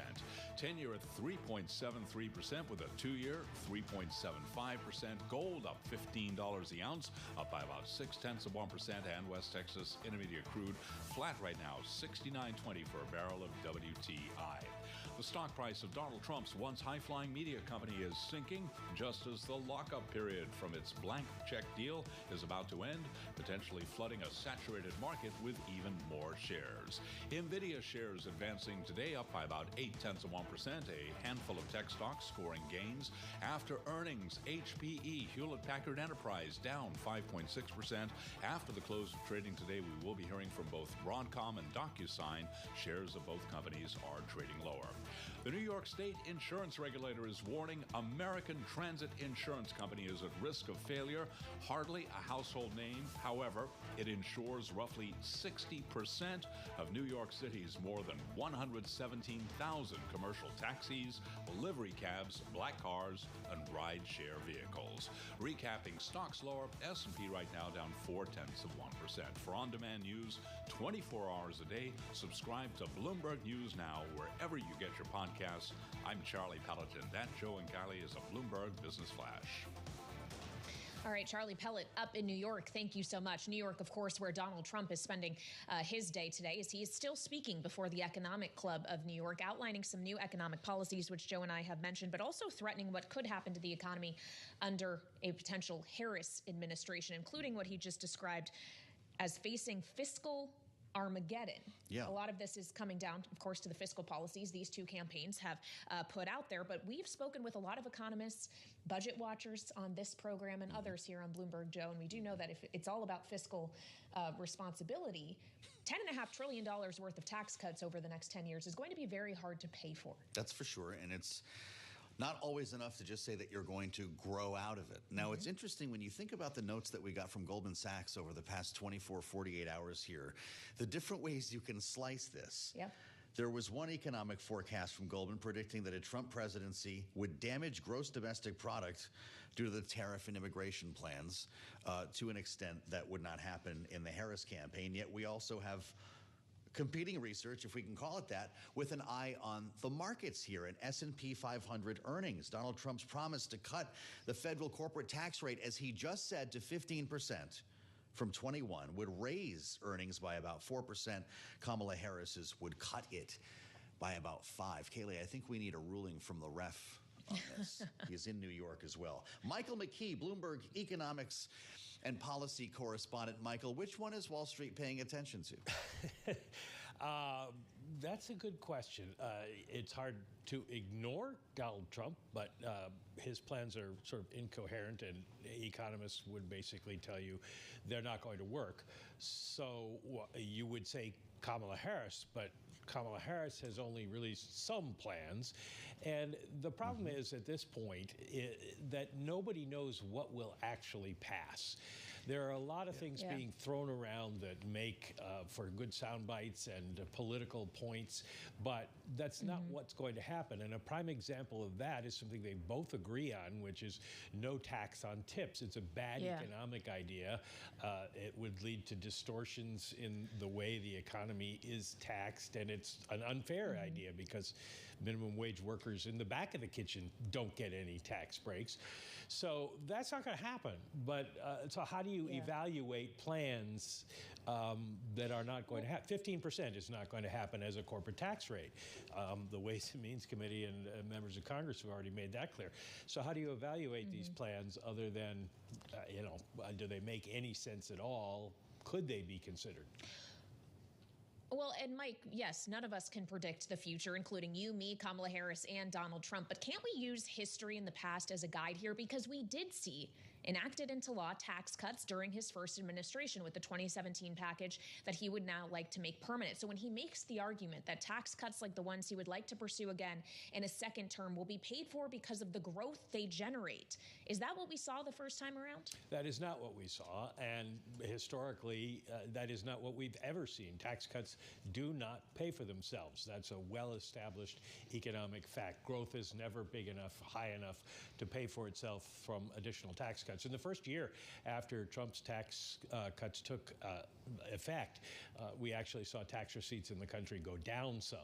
So it's income tax receipts. And we didn't see any real increase in investment. Some stuff was brought forward, but the real benefit went to consumers who had a little bit more money to spend, and that juiced growth a little bit. But overall, tax cuts don't have the impact that all politicians like to give them.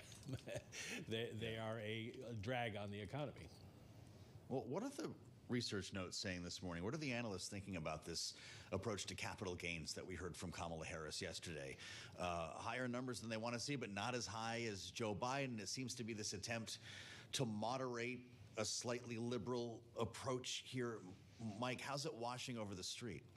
Well, I think people like the idea that she came down from the Biden position, but of course it would be up from where we are now. It becomes a little bit of a religious discussion in the sense of what's fair. Is it fair that wealthy people who make their money off of investments can pay a lower tax rate than the guy who has to go to work and lay bricks for a living? And so that's the real dilemma for Congress to decide is, do we want to tax these people on a sort of an equal basis? If so, you're going to have to raise the capital gains tax. But where you raise it is a combination of a lot of things, including how much money do you have to raise because you've cut taxes elsewhere. So where she is it's hard. It's better, according to the people on Wall Street who would like to see a little bit less taxation, but it doesn't really tell you where you're going to end up. And the other thing that she did propose yesterday, though, gets a lot of credit, and that is the small business tax credit for businesses. It's not a reduction in taxes, it's a credit, so you actually can get money back if you start a small business and meet the conditions. And that is seen as a very good way to maybe boost growth at the low end of the economy.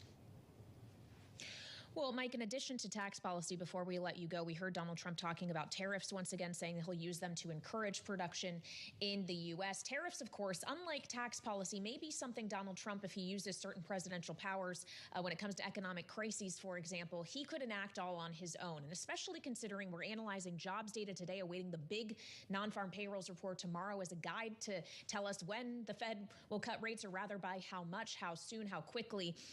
Are these kind of policies he's outlining actually going to mean that the Fed's cutting cycle might not last very long?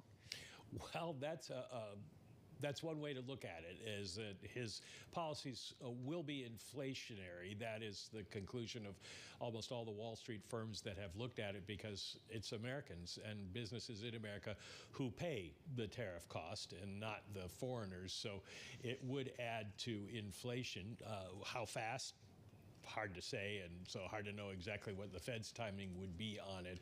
But he can impose some punitive tariffs, as he did on China, as Joe Biden did on China, in situations where there is provable unfair trade. He can't impose the 10 to 20% universal tariff without congressional action, and that's probably not going to happen. But the bottom line is even if you impose all these tariffs, you can't raise much money, and whether Americans pay it or foreigners pay it, it would be only a small fraction of what is lost by the income taxes. So it doesn't really make any sense. The U.S. government's budget was much, much smaller when, as he quoted William McKinley today, saying that tariffs would work. Under McKinley's presidency, tariffs raised most of the money, but that's why we went to the income tax shortly after McKinley was gone, because it didn't raise enough money.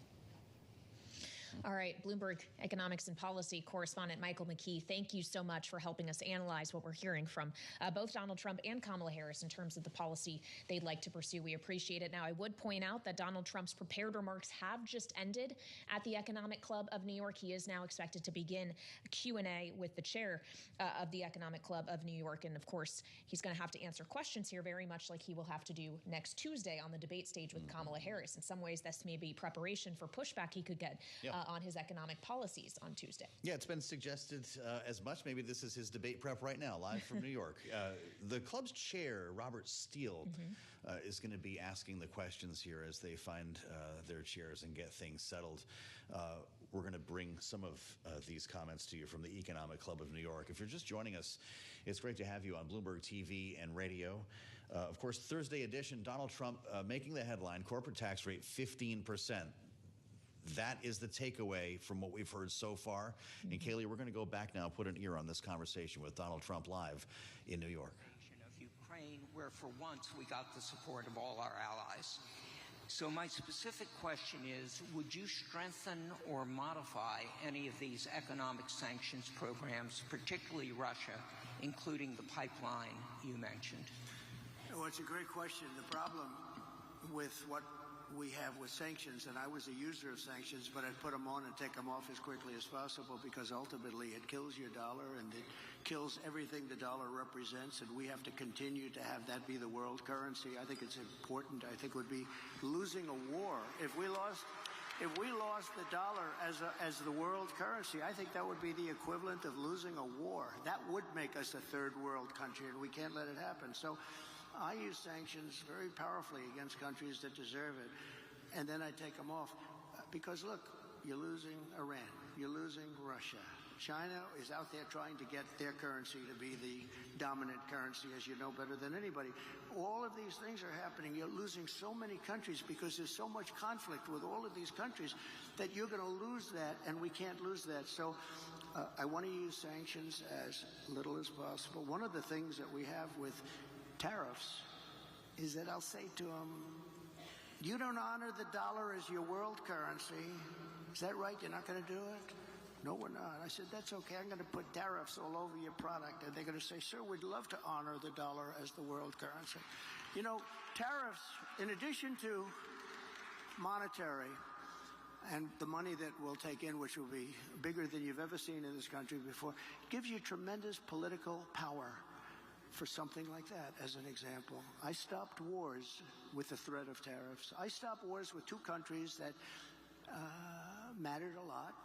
A lot of people would have been killed, and I threatened tariffs coming into the United States if they don't make peace. And we made a lot of, we didn't have conflicts like you have right now. We had very intelligent people. But the biggest threat you have is you lose that currency, and we have lost something that you'll never get back. And we can keep it if we're smart, but they use it too much, and then they just forget about it. And these countries like Russia, it's going out now and doing its own thing, and you know, they're going out bragging about how they don't need us anymore, et cetera, et cetera. The sad part about Russia is that Ukraine would have never happened if I was president, so we wouldn't really have to be talking about sanctions, but it did happen. And one of the things I'm going to do, a little bit relevant to your question, is if we win, I believe I can settle that war while I'm president-elect. Before I ever get into office, I can get that war settled and get that war stopped, because it's a horrible, horrible war. And far more people are killed in Ukraine, far more people than you're realizing. They'll knock down this massive building, amazing, the size of these buildings, they'll knock it down, they'll say nobody was injured. No, a lot of people were killed. The real numbers are far greater than what people are looking at. So I think it's a very important thing. Sanctions have to be used very judiciously, and you can win. We have things much more powerful, actually, than sanctions. We have trade, but we cannot lose our dollar standard. Very important. Thank you very much. Great. Sander? Thank you, Mr. President, for all the details on your economic policy. As you alluded to, tariffs are the other side of sanctions. And given that China is our major trading partner with our largest imbalance and possibly our chief national security threat to the United States, how can we better institutionalize trade policy and national security policy to be coordinated? So I had a great relationship with President Xi of China. Really very close relationship. Now look, he likes China, I like us, so, but I don't want to sound foolish. He was my dear, dear friend. He's a tough guy, he's a fierce person. I say very smart. You know, when you say he's smart, the fake news goes crazy. He said President Xi is smart. And I say, well, he controls 1.4 billion people with an iron fist. He's smart. But we had a very good relationship with China until COVID. And when that came in, it was a whole different ballgame as far as I was concerned. You know, we made a great China trade deal, maybe better than the USMCA, and I'd never talk about it because what happened with COVID for the whole world, $60 trillion and, you know, deaths, 70 million, 60, nobody even knows how many deaths. And it all came out of Wuhan, so it changed my relationship. But I think I'll have a great relationship with China. I had one before. And they respected us, but they respected us because they no longer thought we were fools. They used to think we were fools because we built China. They would take over $500 billion a year and use it for their military and other things, and we got nothing out of that. We got some cheap product. We got You can buy 19 pencils instead of 2. Who the hell cares? You can buy 16 dolls for your daughter instead of 2 nice dolls. And we got very little out of that relationship. They got a tremendous military power, and they still have it today. So, but I believe we will have a very good relationship with China and with a lot of other countries that we're not getting along with too well today. And things are going to straighten out. We're going to get them straightened out very quickly. Very important that we get along with the rest of the world. You know, we have things today called nuclear weapons. I rebuilt our whole military, including our nuclear capability. And so I got very familiar with it. And, you know, I say this often because I had an uncle who was the longest serving, I believe the longest serving, I was told that by MIT. But he was there 39, I guess, or 41 years, longest serving professor in the history of MIT, and nuclear was something he knew a lot about. And we used to talk about it. I'd say, Uncle John, there's no way. He was telling me about this incredible power that was being unleashed potentially. And I say, Uncle John, you could never. And you know what? He was very modest, because I've seen the destructive capability. And this world is going to have to get along, because if that's ever unleashed, we already have too many countries that have at least remnants of it, some of it. But probably 5 countries, if you think. And Kim Jong-un, when I went to the White House after winning in 2016, I sat with President Obama, which is a ritual. And you sit and you talk. And I said, what's the biggest problem? He said, North Korea is the biggest problem. I don't think it's solvable. I said, have you tried calling him or talking to him? And actually, the answer was yes, and he wasn't responded to. But I did, and we were very safe. It started off a little rocky, if you remember. Little Rocket Man, I called him, and he called me things too. He's got a red button on his desk. I said, I have a bigger red button, and my red button works, I said. And then it started getting a little nicer, and then one day I got a call that they'd like to meet, and it was a great thing. We had a great meeting. We had 2 meetings, actually 2 great meetings, summits, and we had no problem with them. Now they have a problem because they're not liking this administration. They don't respect this administration at all. So we have to get along. We have to get along. We can't have World War III. You're going to end up in World War III. Just like you should have never had Russia go in. It would have never happened if a competent person led us. It would have never happened. He led them into it. And I'm not blaming Biden. But you know what? What he was saying was exactly the wrong thing. I said, we're going to have an invasion because of a lot of the rhetoric. It was stupid rhetoric. But oil was down low. You know, oil was almost at $100 a barrel. So Putin is one of the only people. I mean, nothing's easy in life. But Putin at $100 a barrel, war works. At $40 a barrel, it didn't work at all. So we're going to get back to a intelligently run place, a place where other countries aren't using the word nuclear. That word was never talked about because I knew the power of it. And I talked to Putin about it. I talked to President Xi about it. I think we were going to you remember the talk where we were going to reduce nuclear capability substantially. All 3 of us, we're going to start it. We're going to reduce very substantially. And then we had the election, and after the election, they didn't talk about that or anything else, frankly. But we have to be very, very Donald Trump, speaking to the Economic Club of New York, once again wanted to put an ear on some of the Q&A that they are now underway with, running well over schedule and getting to be a bit off topic. So we wanted to just reassess where we are at the moment. I'm Joe Matthew alongside Kayleigh Lyons in Washington. We thank you for being with us today on Balance of Power. Kayleigh, just to get back to the question that the former president was asked there, we took a lot of turns into various topics. This was, given China is our major trading partner and chief national security threat, how can we coordinate tariffs framed as the other side of sanctions? Mm-hmm. He did speak to that momentarily. He said they have to be used very judiciously, which is interesting because this is, of course, the candidate calling for across-the-board tariffs on China. Yeah, and of course, answer has veered into other areas, including talking about nuclear power and the COVID-19 pandemic, in which he overstated the number of deaths from COVID. He said 70 million. Actually, the number is just over 7 million. That may have just been a misstatement.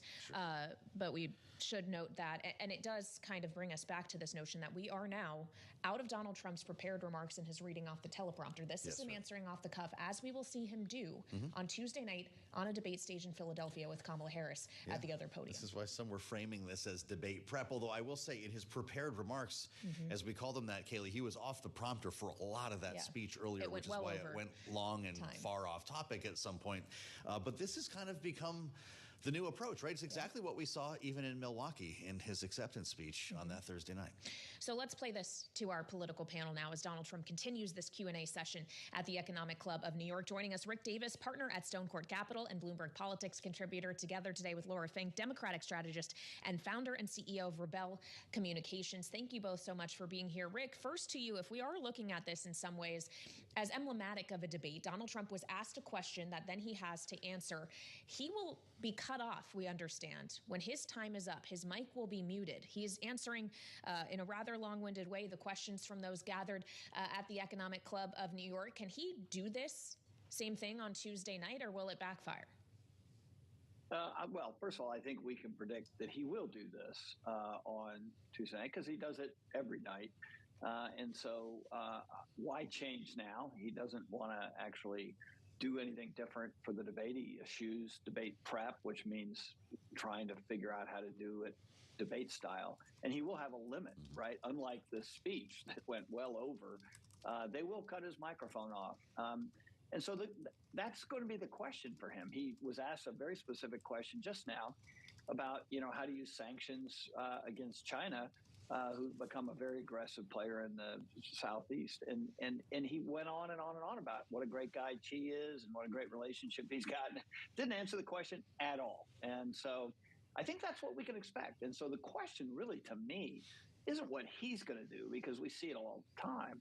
It's how is Kamala Harris going to react to that? I mean, is she going to fact check him? Is she going to attack him for not being responsive? Is she going to post him up for being, too kind to Xi? I mean, there's so many different ways of playing it from her angle, knowing that this is likely what she's going to see.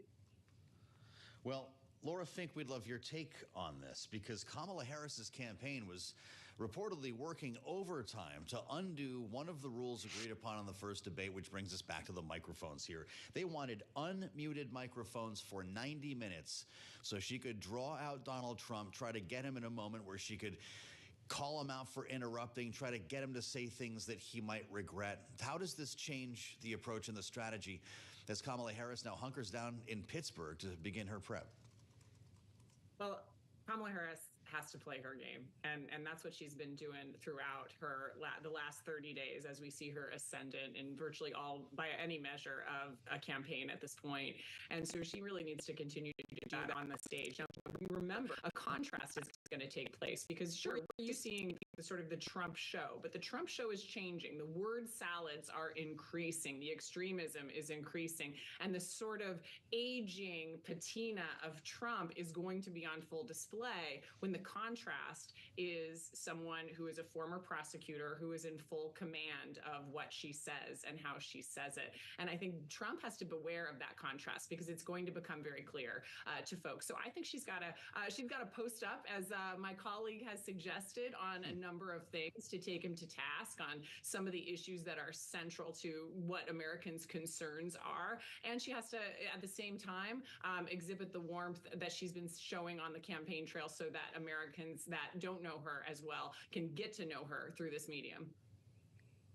All right, Laura Fink and Rick Davis, our political panel today. Sit tight. We'll have more with them in just a moment. Now, this Q&A is still ongoing. John Paulson just asked Donald Trump about how revenue from his policies, like no tax on tips, might decrease, and what he estimates the impact of the fiscal deficit could be from those policies. He said, essentially, growth will be a way to offset that, and tariffs, to summarize his words. Of course, we heard from Michael McKee at the beginning of the hour here that there is no historical precedent for that actually working to fully offset the tax cuts. And to grow out of it is asking a lot, and assuming a lot of Congress as well when we consider rewriting the tax code here and some of the other initiatives that he has been talking about. I believe it was Maya McGinnis's group, the Committee for a Responsible Federal Budget, estimated between $1 and $200 billion in deficit spending on the no taxes on tips plan. Yeah, the figures here are very important. And of course, that's what we try to bring you on Bloomberg Television and Radio on Balance of Power and on our podcast, including the Big Take DC podcast, where we look at the statistics that matter of all kinds. And to that effect, it doesn't just include money that the federal government is spending or raising in terms of taxes, but also what Donald Trump is working with when it comes to his campaign coffers. Right now, he does have a deficit with Kamala Harris's campaign, and that's where we find Saleha Mohsen this week. She's diving into this issue on the Big Take DC. So obviously there is a cash gap, and we understand based on the latest data, Saleha, that the Trump campaign actually spent $32 million more than it raised in the month of August. Yep, his campaign and his team are having to dig in deep. Now, part of that had to do with the fact that it's a new Democratic nominee, a new rival, and Kamala Harris came and she had a lot of momentum, and so Trump and his team did an ad blitz to target specific voters. I think this last month it was a lot of folks in North Carolina to try to counter that momentum. On the podcast, I actually spoke to someone who he looks deeply into the impact of political advertising. Have a listen to what he told us on the Big Take DC. At this point, the campaigns are going to be spending all of this money to try to win that 2 or 3 or 4% of the electorate that might swing a little bit back and forth. That sounds like not a big percentage, but if the Harris campaign said, oh gosh, like I'm not gonna spend all that money for 3%, then they'd lose. So it becomes the difference between winning the White House and losing the White House, whether you win those 3 or 4%, then it makes sense why you might spend $300 million. Hundreds of millions of dollars, a few votes that matter. That's where we're at. 60 odd days to go. Well, to what extent is this a money fight versus an earned media battle? Donald Trump has a way of getting free coverage. So does Kamala Harris. And I wonder which one is more impactful to the undecideds who aren't easily swayed by things like commercials. Joe, that's a fantastic question. And the thing is that we have very little to go on in history to point us in the right direction to make any kind of a real guess, because Trump blew that whole picture up. He learned in 2016 to use earned media in a way that no other candidate really had. And even now, the Trump team is running a very lean operation. They don't need a lot of money because they know they can count on earned media. And look, Kamala Harris comes in with a lot of momentum. Even with all of that momentum, the election right now is in dead heat.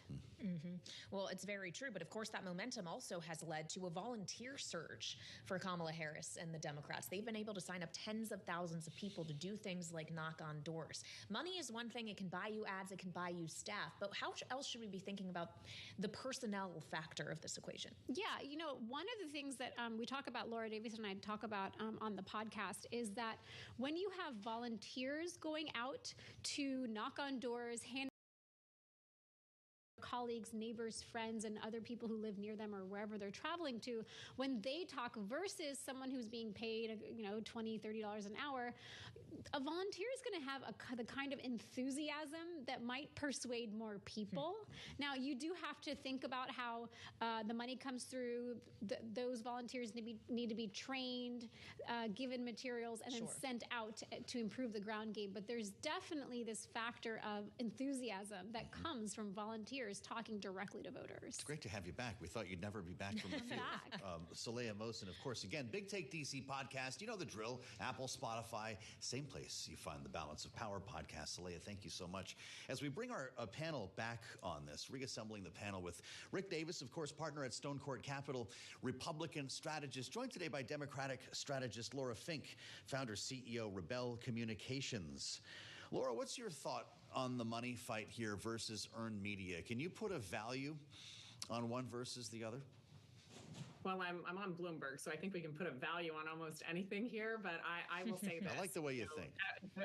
The earned media is important, but it is sort of a Band-Aid excuse for not having as much money. But as your previous commenter said, money cannot win an election, but having more of it is a significant advantage. And I think having it early was also an advantage. So while Donald Trump was sending all of his small dollar contributions to his legal battles and his lawyers, the Democrats were building infrastructure on the ground. That's led to more than 300 field offices in the redder parts of states often, so that they're working to peel votes from those rural areas, from those less traditional Democratic areas to try to run up that number. So I think in terms of how it invests in infrastructure, once you've maxed out on your TV and your radio ads, it contributes significantly. But that energy and that sense of potential inevitability is also a force that's hard to quantify and hard to capture. And is certainly on Kamala Harris's side. That said, the numbers are dead even. It is going to be a dogfight and a dead heat right up until Election Day. So we can Monday morning quarterback afterward to see. But having less money, never an advantage. Well, so as we consider the money here, and yes, we still have 60-some days to Election Day, but as we've been reminding you on this program this week, starting tomorrow, absentee ballots are getting mailed out in the battleground state of North Carolina. Early voting is about to begin. And Rick, as we've also discussed, a lot of the ad reservations on the airwaves have already been made, including $370 million in ad buys from the Harris campaign between Labor Day and Election Day. Is it too late for additional money made by the Donald Trump campaign to actually make a difference? Is there closing the money gap at this point? Yeah, I think closing the money gap, I mean, we really don't know what the gap is. We haven't seen Kamala Harris's numbers for August. She obviously had this significant $540 million haul between her announcement and the convention, but we haven't seen what's happened since then. And so is she having another significant upbeat in her fundraising and then expanding the cash on hand advantage that she has? It's yet to be seen. I would say the only thing I differ is money may not be an automatic win if you have more than your opponent. But if you don't have enough money, it will lose you the campaign. And I really think we're on a borderline conversation right now with Donald Trump. He's really only playing on par with the Harris campaign on the airwaves in Pennsylvania and North Carolina, and just now coming up in Georgia and feathering down in North Carolina. So is he even able to compete in the 7 states? And is he making choices? We know that there's anecdotal evidence that he's pulled out of New Hampshire and Virginia and Minnesota, places that only a month ago he claimed he could put in play. So if he doesn't have enough money to match or compete with paid media, this is where repetition and message matters, right? If you hear over and over and over again, something about Kamala Harris and her tax plan, but you're not hearing about Donald Trump's, you're more likely to believe Kamala Harris's by Election Day. And that's the problem with earned media. You can't replace the repetition. It's not repetitive. And so I really think there's a disadvantage for the Trump campaign if they aren't able to keep step with the money. All right, Rick Davis and Laura Fink, our political panel today. Thank you both so much for joining us, and we'll have more straight ahead on Balance of Power on Bloomberg TV and radio.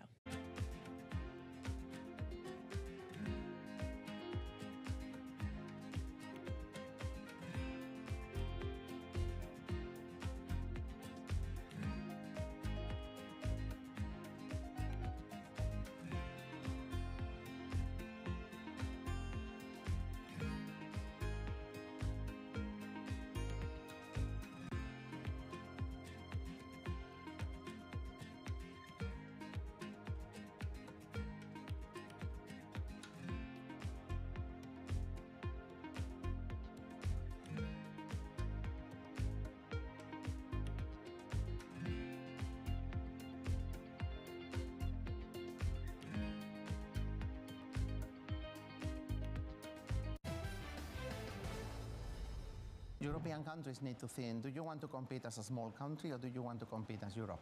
I don't think they have a choice because the US and China have already started the race. And Europe needs to follow. There isn't a European company in the top 20 largest firms in the world.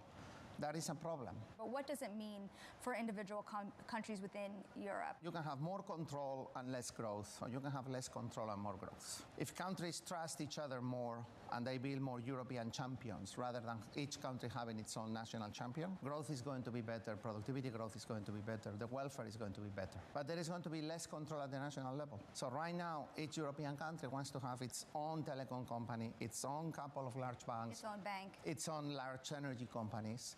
And the question is, are you willing to surrender some of this control to European firms, which are going to be more productive, but you are going to have less control at the national level?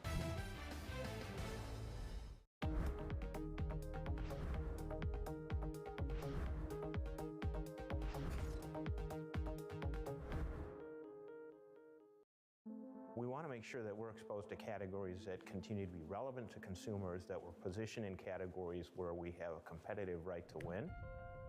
By strategically adding and shedding assets, General Mills has turned over about 20% of its net sales base in the last 6 years. It's dramatically expanded its pet food platform, starting with the purchase of Blue Buffalo pet products in 2018. That expansion dovetailed with a boom in demand.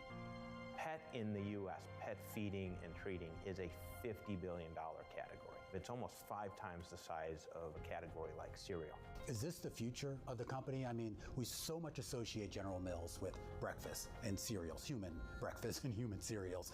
Are we now going to be thinking about General Mills much more as a pet food company?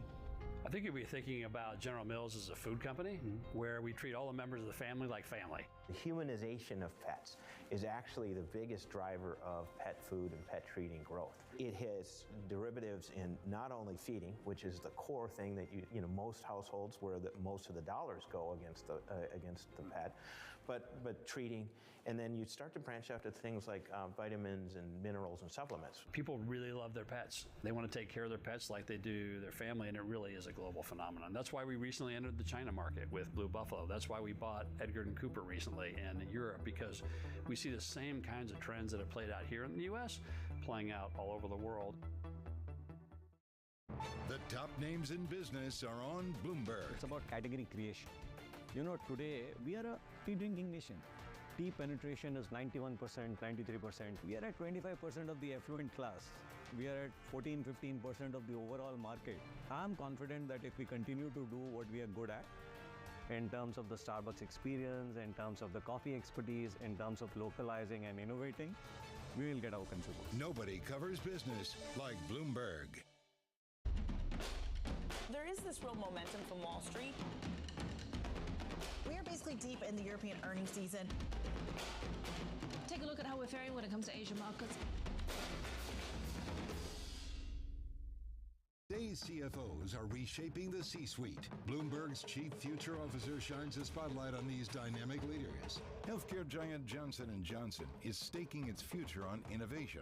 Making investment decisions under pressure has become business as usual for CFO Joe Wolk. The world is coming at us faster than it ever has. We're getting information more quickly. We're going to have to move faster. The competition's moving faster. Watch Chief Future Officer Wednesday, only on Bloomberg.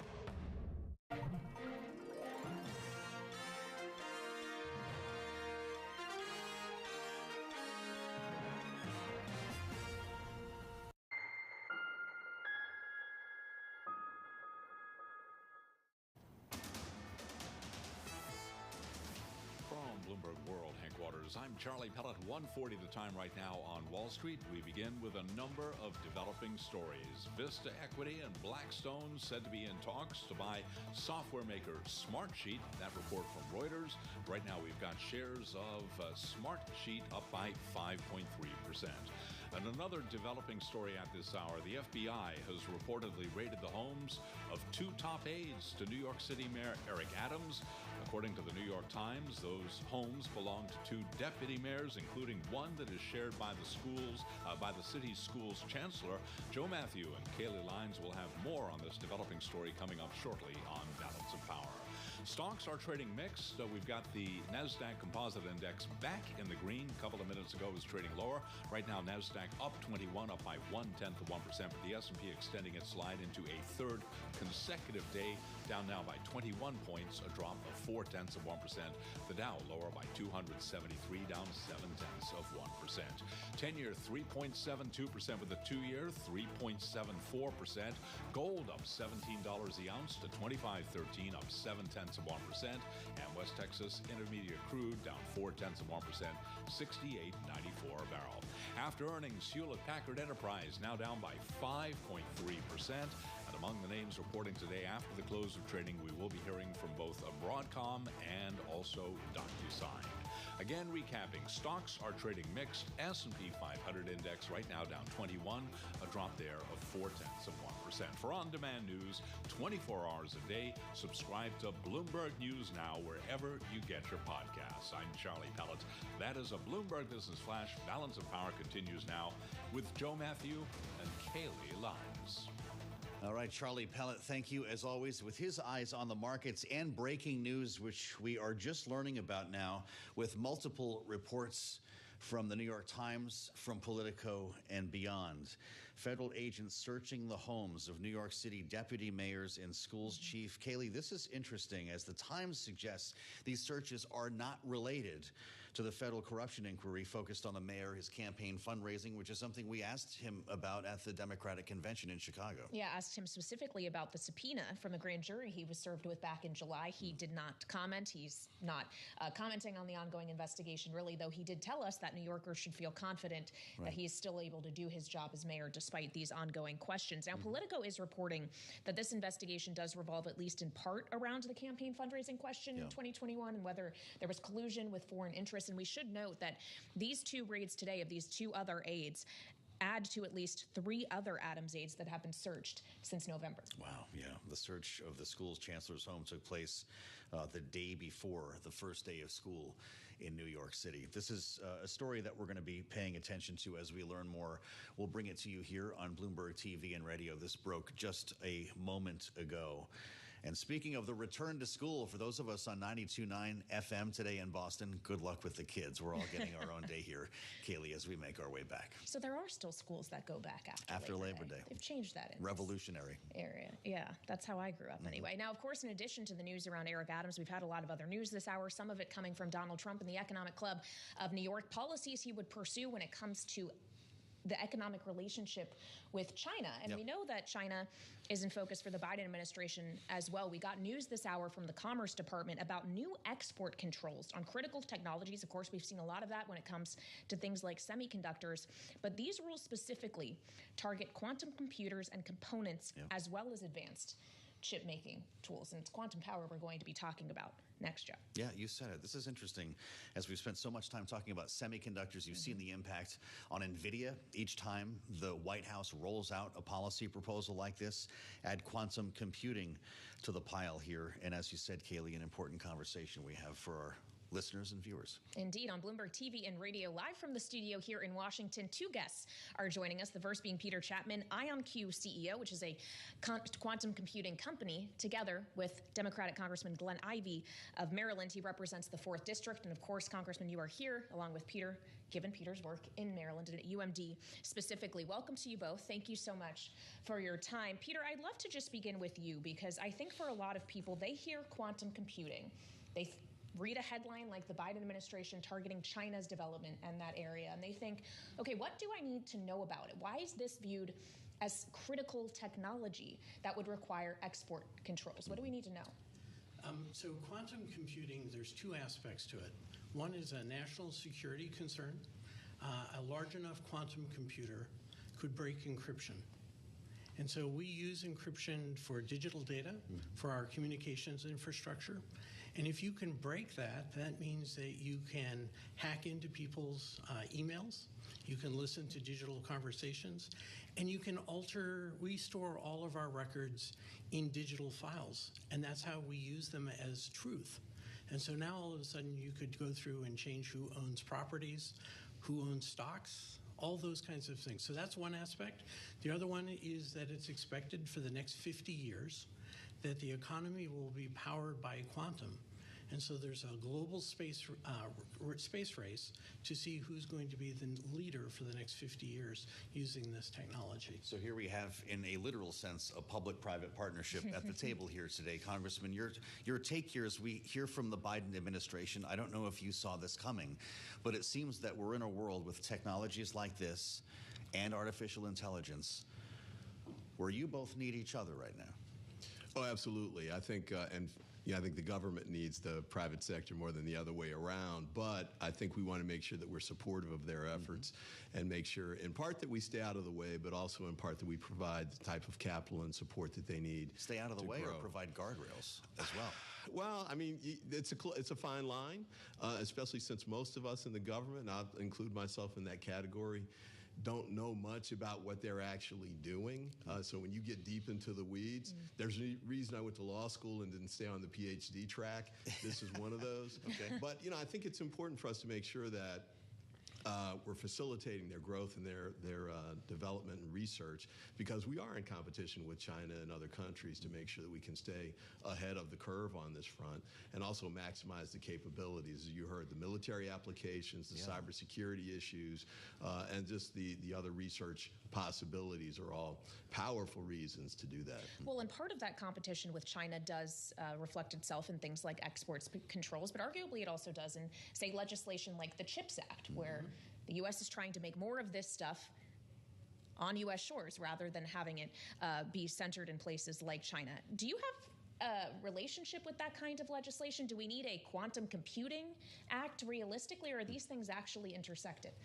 Some intersection, but we definitely need more investment by the U.S. government to go to quantum industries.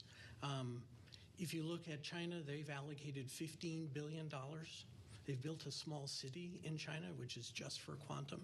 Right. The 5-year plan for China states that they will leapfrog the U.S. and the West by using quantum technologies.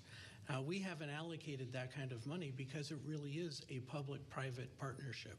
So the way we compete in the West is not just through government, but also through industry. And so we need to strengthen that relationship to be able to compete against countries like China. I'd like to hear from you more, Peter, on cybersecurity, because what you said is important here, recalling the CrowdStrike event, the intense competition with Palo Alto, the questions that we have, and kind of, like you mentioned, Congressman, falling into the arms of these companies with technologies that we don't always understand. If quantum computing can crack cyber defenses, can it also enhance cybersecurity if used properly? Yes, it's both the problem and also the solution. So we're working on, and others are working on, quantum networks. And these quantum networks then can't be hacked by quantum computers. So it's both the problem and also that's hopefully the future solution. Of security. Indeed it is. Like, kind of reminds me, a diamond is the only thing that can cut another diamond kind of situation. I'm just trying to think of a way to analyze this in my head. So as we talk about the idea that this may have important implications for national security, cybersecurity, you obviously think a public-private partnership is very important. Is this also bipartisan? We know that competition with China is maybe one of the few things that you and your colleagues can agree on Capitol Hill. Every now and then there are one of those that pop up. This, I think, is one of those. I think the challenge, though, is really going to come down to the allocation of funds. And my Republican colleagues, as you may have heard, are trying to move these sort of funding issues in a different direction overall. But I think even here, we can find bipartisan support. The ability for the U.S. to be competitive in quantum computing could be completely related to the spending fight that's about to go down when you return to the Hill in a few days? I'll say it this way. I mean, as you just heard, you've got nations that are actually trying to poach U.S. companies and get them to move there that are in this field. And at the same time, you've got a gigantic investment by China in the computing field, the quantum computing field. So if we want to stay competitive and stay ahead of the curve, which allows us to deal with some of the other factors you were talking about, like export controls. If we're behind, we don't have to worry about export controls. We're trying to catch up. We're still in the lead, and we can maintain that, but it's going to take, I think, a joint effort. We've left out academia as well. There's the third corner of the Iron Triangle, but if all of us work together in a coordinated way like we should, I think we can maintain our supremacy. This is about education, though, it sounds like. You guys are on a roadshow to tell people what we're talking about. We can't get through a day without hearing about AI. Is quantum computing a blind spot in Washington? I mean, I think AI is such a broad umbrella. There are blind spots under that rubric, too, because sometimes people are talking about different things. But at the end of the day, I think Congress needs to focus, and we need to do it by committee, because, you know, not everything's going to fall under every category. Deep fakes, for example, that's one committee, but doesn't necessarily go to these kinds of issues and challenges. The military applications, we haven't even talked about drones yet, but I think you know, we need to make sure we're moving forward on all of those fronts in a way that allows the scientists to take the lead, and with support from the government and academia. Peter, you want to talk about drones? Yeah. Well, it's just these new quantum networks. So we're working on quantum computing and also quantum networking. Within quantum, there's another area, which is quantum sensing, new ways to be able to image into the ground, oil exploration and those things. We're doing 2 out of the 3. Quantum networks, one of the places to be able to build a quantum network to a drone. And then the neat thing about that is you can't hack the communication to the drone. So if you were in Ukraine, there's no way to block the communication between the drone and the ground. And so it's maybe a really powerful way to be able to control things on the battlefield. Fascinating. Peter Chapman, great conversation with us here, a unique conversation that we've been looking forward to, CEO IonQ. Thanks for sharing your expertise. We'd love to talk to you again. You're sitting on clearly some extremely powerful technology, and a great conversation with Congressman Glenn Ivey. We're not done with you yet, because we got a couple of questions about what Kayleigh mentioned, the funding battle. And I know that we could be talking about another potential shutdown, but that doesn't happen in an election year, does it? You know, I just heard one of my colleagues on I listen to the counter programming every now and then. And today I was doing that on the way in. And he's actually talking about, this is one of the leaders of the Freedom Caucus who's actually talking about a shutdown. And he said potentially could be a week, could be all the way to November 5th. Is this because of the SAVE Act? Is that where the fallout connected happens? It to the SAVE Act. But, you know, they've been talking about that kind of stuff since before then. But, you know, at the end of the day, I think, obviously, that's beyond irresponsible and damaging to the U.S. economy at a time when things seem to be moving in a better direction than they had been. And I just think the government ought to be able to take care of a basic function like staying open and paying its debts. Well, of course, your work doesn't stop there. We just have a minute left, Congressman, but you, of course, are on the task force that's looking into the attempted assassination of Donald Trump. He suggested in an interview with Dr. Phil just that last week that he thinks Joe Biden and Kamala Harris might be partly to blame for that happening to him. Have you unearthed any evidence of that in the investigation? No, but more importantly, the FBI hasn't either, and the Secret Service hasn't either, and I'm not aware of anything concrete by anybody, even the people on the fringes, other than Donald Trump, who've even suggested something like that. So it's a pathetic comment, frankly, and it's unfortunate because it feeds into these kinds of conspiracy theories that I think continue to undermine American democracy at a time when we just heard the other day that Russia and some of our adversaries are trying to take advantage of that and use that against us. Are you confident that the Secret Service will keep both of these candidates safe for the rest of the campaign? I am, but I think there's obviously room for improvement. We need to keep really working and focusing on making sure that all of the improvements get made as quickly as possible. But we also have an accountability issue here, too. Something went horribly wrong on July 13th, and the people that allowed that to happen need to be held accountable. Yeah, of course, we've seen the resignation of Kim Cheadle, but the question is whether or not more heads could roll and what actually happens within the Secret Service in the aftermath of this. Congressman, great to see you here in our Washington, D.C. studio. We should do this more often. Congressman Glenn Ivey, the Democrat from Maryland, appreciate your time. And that's going to do it for us, this first edition of Balance of Power. But of course, Joe and I are going to be back later on at 5 p.m. Eastern. We have much more analysis to do on the economic proposals put forward by Donald Trump today at the Economic Club of New York and Kamala Harris yesterday in New Hampshire. We're going to go put our heads together in the newsroom. We'll be back with more analysis and a deep dive on what Donald Trump proposed today, coming up, as Kayleigh mentioned, 5 p.m. Eastern, where we meet you every afternoon. I'm Joe Matthew alongside Kayleigh Lines. This is Bloomberg TV and Radio.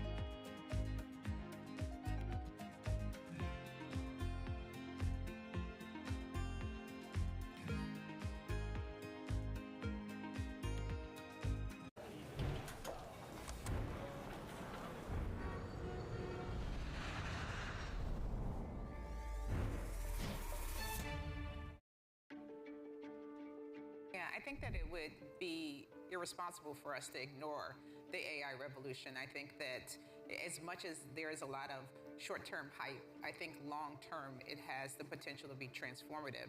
And so we are spending a lot of time thinking about what elements of it are structurally have barriers to entry, and so there is a winner-take-all element to that and which don't. And it seems to me that things like chips, things like infrastructure of, and systems has a little bit of that, because NVIDIA is so far ahead, it's expensive to catch up. There's, the technology that it requires to build these chips are sort of based in Taiwan. What we're seeing is that some of the apps and some of the applications, there are no barriers to entry, right? Like, it's fairly easy to come up with, and I don't mean to belittle the complexity of it, but there are not moats around those things like they used to. So I think that there is less of a winner take all in that space. You're going to have to earn that spot, whereas it'll be fun to watch what happens. And I think there's going to be a lot of money burned in the process, because somebody will develop something and a fast follower will come along and make it better and cheaper, because data gets cheaper and more pervasive, and it's going to be easy for new players to come in and do interesting things. So I think we wait and we see. The top names at Jackson Hole are on Bloomberg. So we know that unemployment rates have gone from about 3.4% to 4.3%. That's a big change. Now, it's from super hot to solid, right? So I don't want to make it seem like labor markets are weak. But it really starts to tell me that things are much more imbalanced than they have been for quite some time. Nobody covers Jackson Hole like Bloomberg. Context changes everything. Bloomberg Surveillance covers the latest in global markets and the political events that influence your world. Join Jonathan Farrell, Lisa Abramowitz, and Anne-Marie Hordern only on Bloomberg. Context changes everything. Bloomberg loves earnings. I know it's like your Super Bowl, right? I can't wait. It's like opening presents in the morning. All right, it will be exciting. Nobody covers earnings like Bloomberg. This is Bloomberg Business Week. Insight from the reporters and editors who bring you America's most trusted business magazine. Plus, global business, finance, and tech news as it happens. Bloomberg Business Week with Carol Masser and Tim Stenevec on Bloomberg Radio. A very good afternoon, everyone. Live on Bloomberg TV, radio, YouTube, and streaming on Bloomberg Originals. It's Bloomberg Business Week. I'm Tim Stenevec. Carol Masser is out today. Here in her place is a Bloomberg News cross-asset reporter Emily Graffeo sitting in her chair. Emily, happy Thursday. How are you? I'm doing well. We have a big day today. We do a big jobs day. Also, I'm glad you came back because you were here yesterday. We had a great time. You're here today. You are here tomorrow as well. We got a big show coming up. Stocks losing some traction that they had earlier in the session. Wall Street's anxiety, as you mentioned, Emily, running rampant ahead of tomorrow's highly anticipated U.S. jobs report. We're going to have much more on the markets and on the implications of tomorrow's report in just a minute. And on that, Mike McKee will join us with everything we need to know ahead of that payrolls number. Okay, that's the macro. On the micro, a big deal in telecom. Verizon buying Frontier for about $9.59 billion. The deal details just ahead. And politics and money front and center as the candidates make their case in the final sprint ahead of the November election. We've got the details on a star-studded New York fundraiser. All that and more over the next hour on Bloomberg Business Week. First up, though, a check on the day's trade and top business stories. Here's Charlie Pellet. Thank you very much indeed. Lots going on, Tim and Emily, and that's why you got to keep it locked into Bloomberg Radio and Television. We've got you covered. Right now, we've got stocks trading lower, S&P lower by 4 points, 55.15 where we stand now. A decline of just about 0.1%. Dow Jones Industrial Average also in the red, down now by 153 points, down by about 0.4%. NASDAQ higher by 0.5%, up right now by 88 points. 10-year 3.72% with a 2-year that's yielding 3.74%. Spot gold up $19 the ounce, 25.15, up by 0.8%. Another retreat for crude oil right now, down 0.4%. West Texas Intermediate crude 68.94 for a barrel of WTI. S&P, by the way, down for a third straight day. Deal news, Verizon buying rival telecommunications operator Frontier Communications parent for about $9.59 billion. We'll have a whole lot more on that story coming up for you in just a moment on Bloomberg Business Week. Verizon down 0.4%, but shares of Frontier, which uses the ticker Fiber, FYBR, down now by 9.1%. Earnings after the bell today include Broadcom and DocuSign. Recapping stocks trading mixed. S&P down now by 0.1%. For on-demand news 24 hours a day, subscribe to Bloomberg News Now. Wherever you get your podcasts, I'm Charlie Pelleton. That is a Bloomberg Business Flash. Hey, thanks so much for that update, Charlie Pellet. Well, we are all on pins and needles, I think it's fair to say, awaiting that payrolls report tomorrow. And for good reason, because Fed Chair Jay Powell has put the labor market at the heart of the central bank's decision on when and how quickly to ease. Market expectations for a bigger move increased on Wednesday after weak data on July job openings, and early Thursday after ADP's gauge of private sector job growth in August rose less than expected. For more, we bring in Michael McKee, international economics and policy correspondent for Bloomberg News. He's here in the Bloomberg Business Week studio. Mike, all payrolls reports are important, but this one seems like it's taken on an especially important weight given what you were there in Jackson Hole just 2 weeks ago. Given what we heard from Jay Powell in Jackson Hole, is it fair to say this one's kind of being watched even more closely than usual? Most important one since the last one. I mean, I guess that's what they say. There's the most important one in more than a month. There's a confluence of events that kind of raise the interest level in this one. One is that we had Jackson Hole and Jay Powell talking about the fact that the labor market is now an equal risk with inflation, and some of the other members of the Fed saying maybe even more of a risk. It is September, and in September stocks tend to go down, so people in the markets are already hair trigger primed to overreact to data. The economy, we know, is slowing. The Beige Book came out and said there's not much hiring going on. And then we have a Fed meeting next week. And so there's a lot of expectation for what this report will lead the Fed to do, whether it will be decisive for them. So right now we have markets mostly anticipating that there'll be a 25 basis point cut next week. But there are some traders anticipating a little bit more. How does the report tomorrow kind of move the needle there? Well, there's a couple of ways. One, if job creation is very slow, the Fed might want to do 50 because they're using job creation and the labor market as a proxy for how the economy is doing. And it's not so much that if we get 100,000 or even 114,000 like we did last month, that the Fed thinks that level is too low. It's probably about right. But the rate at which it went down from the 170s to that level would worry them, that it was weakening too quickly. The other aspect is if the unemployment rate goes up, and that's a little tricky because it could go up a little bit and get rounded up higher because you take it out to 3 decimals. It could be because there are more people who are not employed, or it could be because there are more people who are in the labor force. And the composition of the unemployment rate is going to matter. But if it does go up, that also makes the case for an additional stimulus from the Fed. No surveys are perfect, but we've heard increasingly in the past few months that there's this aspect of immigration that may not be getting captured when it comes to the labor data that we're getting. Explain what's going on here. Well, basically, we've seen an influx of undocumented immigrants into the country. The numbers are probably in the low 2-3 millions, not higher as some people would have it. But studies have found that immigrants like that, they're more anxious to work. They have no other income. So they are willing to take a lot of jobs that other people might not want to take. They are not eligible for unemployment insurance. So it may be that companies, and it would be companies who hire in the lower end of the socioeconomic scale, like restaurants or things like that, are hiring people and not reporting them to the government. So what happens is we get a lot of job creation because they're listed on payrolls, but then when they go back and do these revisions based on unemployment tax records, they don't show up.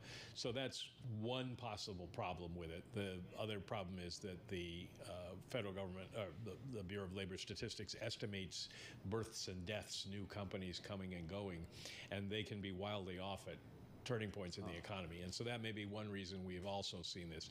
But it does raise a question of how many people are actually out there looking for work.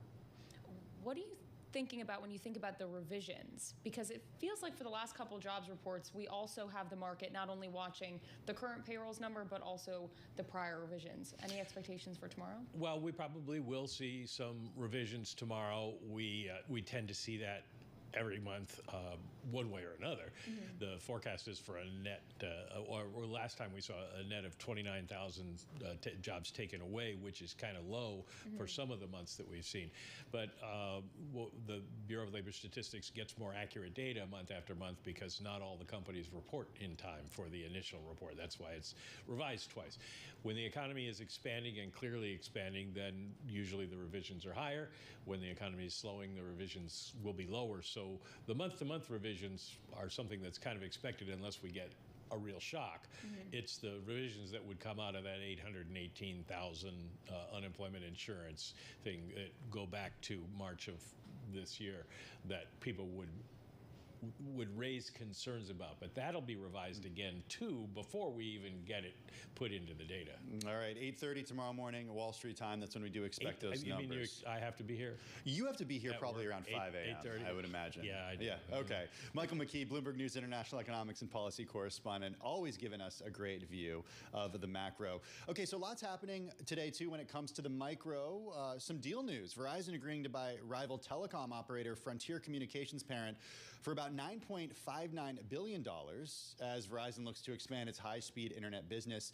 Here's Verizon CEO Hans Vestberg earlier today speaking on Bloomberg TV.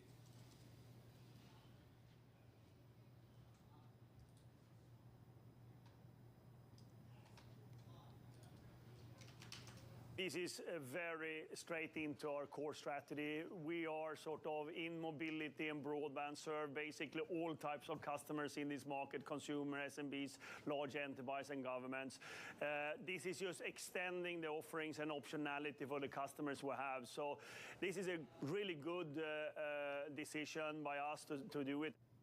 For more on the implications of the deal and why and how it came together, we turn to Chris Palmieri, Bloomberg News Entertainment editor, as well as Michelle Davis, Bloomberg News senior M&A reporter. Michelle here in the studio with us. Chris is out there in Los Angeles. Chris, we just heard in that clip from Hans Vestberg that this is part of the company's core strategy. Is the bet here that we're just going to keep using more and more data as a result of the explosive growth of AI, the excitement around AI? Is that what this is about? Absolutely, that and working from home, which I happen to be now, and on a fiber network from AT&T. So yeah, so that's part of it. Just and video, of course, the streaming evolution of TV, and all of that is massive data feeds to the home and higher speeds, and that's what fiber does. Michelle, tell us a little bit about how this deal came together, the history of both Verizon and Frontier in the telecom space, and did Verizon get a good deal?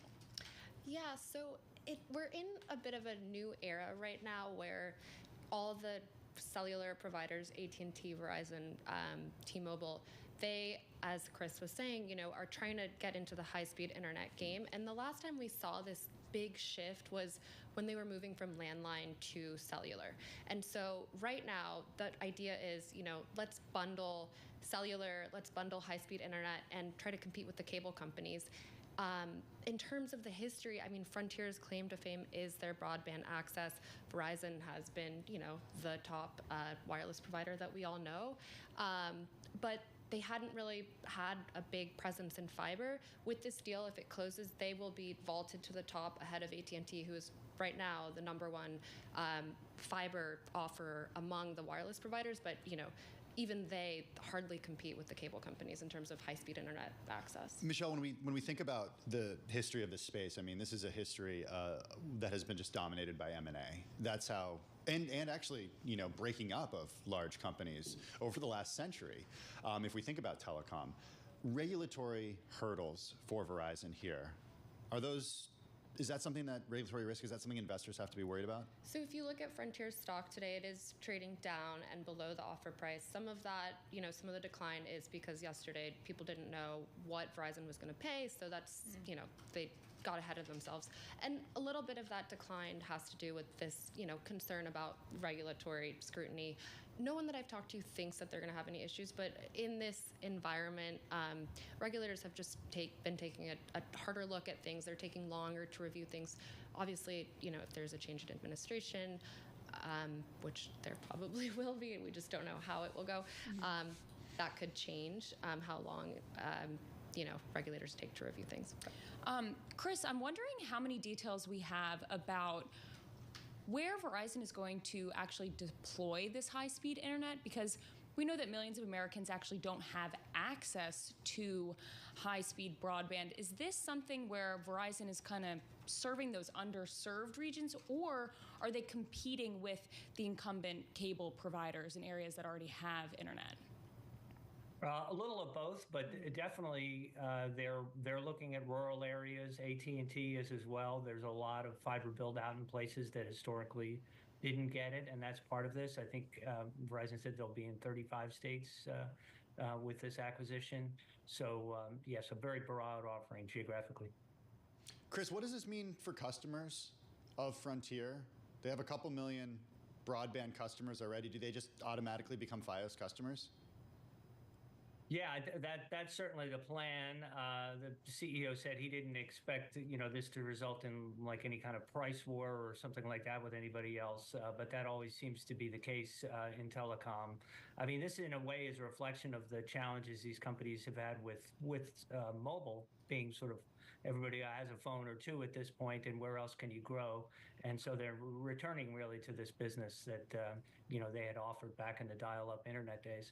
Well, Chris, to that point, I thought that the future was all about wireless, even when it came to broadband delivery, because it is very expensive to lay fiber, and these companies are working on delivering broadband wirelessly to the home with these receivers that people set up on their own. They don't even have to call people out there to come and hook stuff up to the telephone wires. What's going on with that strategy right now?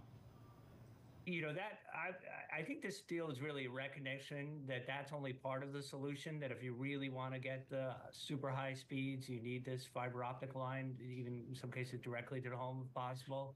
And that the wireless, well, as you said, people are investing in and they're showing some good growth in that way of accessing. It's probably not going to be the single, main way people access. Yeah, Michelle, come on in on that, because the CapEx when it comes to laying fiber is incredibly expensive. And also you've got to get the neighborhoods on board. Yeah, so I mean, Verizon has a lot of work ahead of it in making this a real thing. But if you think about fiber, Fios, I don't know if you guys have used Fios. I have Fios, yeah. It is just, lightning speed. It's faster, way more reliable than what you can get with wireless. So it's clear that it's not quite interchangeable, but it is going to take them time to get to a place where this is the default. I was going to ask a similar question, but maybe what is the kind of history, what do we know already about companies that have merged in the telecom space? Have they been able to kind of successfully compete against those cable companies that you had mentioned earlier when, they acquire these fiber companies? So T-Mobile has been doing a bunch of joint venture deals to try to broaden its fiber broadband access. They recently did a deal with KKR where they agreed to both invest in Metronet, and AT&T, has been the leader in this space. But the whole industry, I mean, when you think about telecom, cable, media, as we earlier were talking about, it was built on M&A. Using debt, a lot of these companies have gone bankrupt and come back around again, including Frontier. Yeah, that was a relatively recent bankruptcy. Relatively recently, but they find ways to reinvent themselves and get more debt and buy and separate, and here we are. Chris, there's also a media story when it comes to this, because Verizon is also with Fios. They do offer traditional over-the-top cable box service, I guess is what we'd call it. We wouldn't really call it over the top, but they do offer cable box service, traditional linear TV. How do you think about that in the context of where they're doing M&A right now?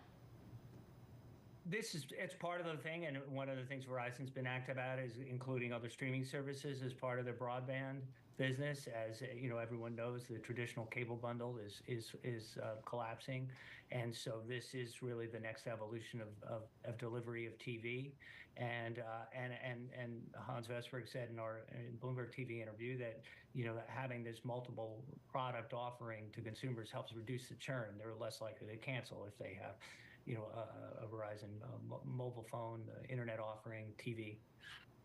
Michelle, what's next? What are you watching for in terms of timeline? The big question is AT&T or T-Mobile, are they going to do something to get back ahead after this? Chris Palmieri, we're lucky to have both of you today, and you're both writing a lot of stories, but I want to shift gears a little bit and talk about a story that you published just about an hour ago about the future of what happens with National Amusements and Paramount. The name Ellison is at the top of the story, but it's not David Ellison, it's actually Larry Ellison. Explain what exactly is going on here. Well, this was always positioned, this takeover of Paramount, as David Ellison, Larry's son, but everyone always assumed that the money was coming from Dad. He's the founder of Oracle Corp, of course, and worth over $150 billion. But we hadn't quite seen it in writing, and in this situation where you have to tell the regulators, in this case the Federal Communications Commission, who's going to own these, that CBS TV network and all those local stations, and their filing says, well, it's actually going to be Larry Ellison who controls it all. So what does that mean for the company, but also for what David's going to do at the company, and who's actually going to be the one making the decisions here?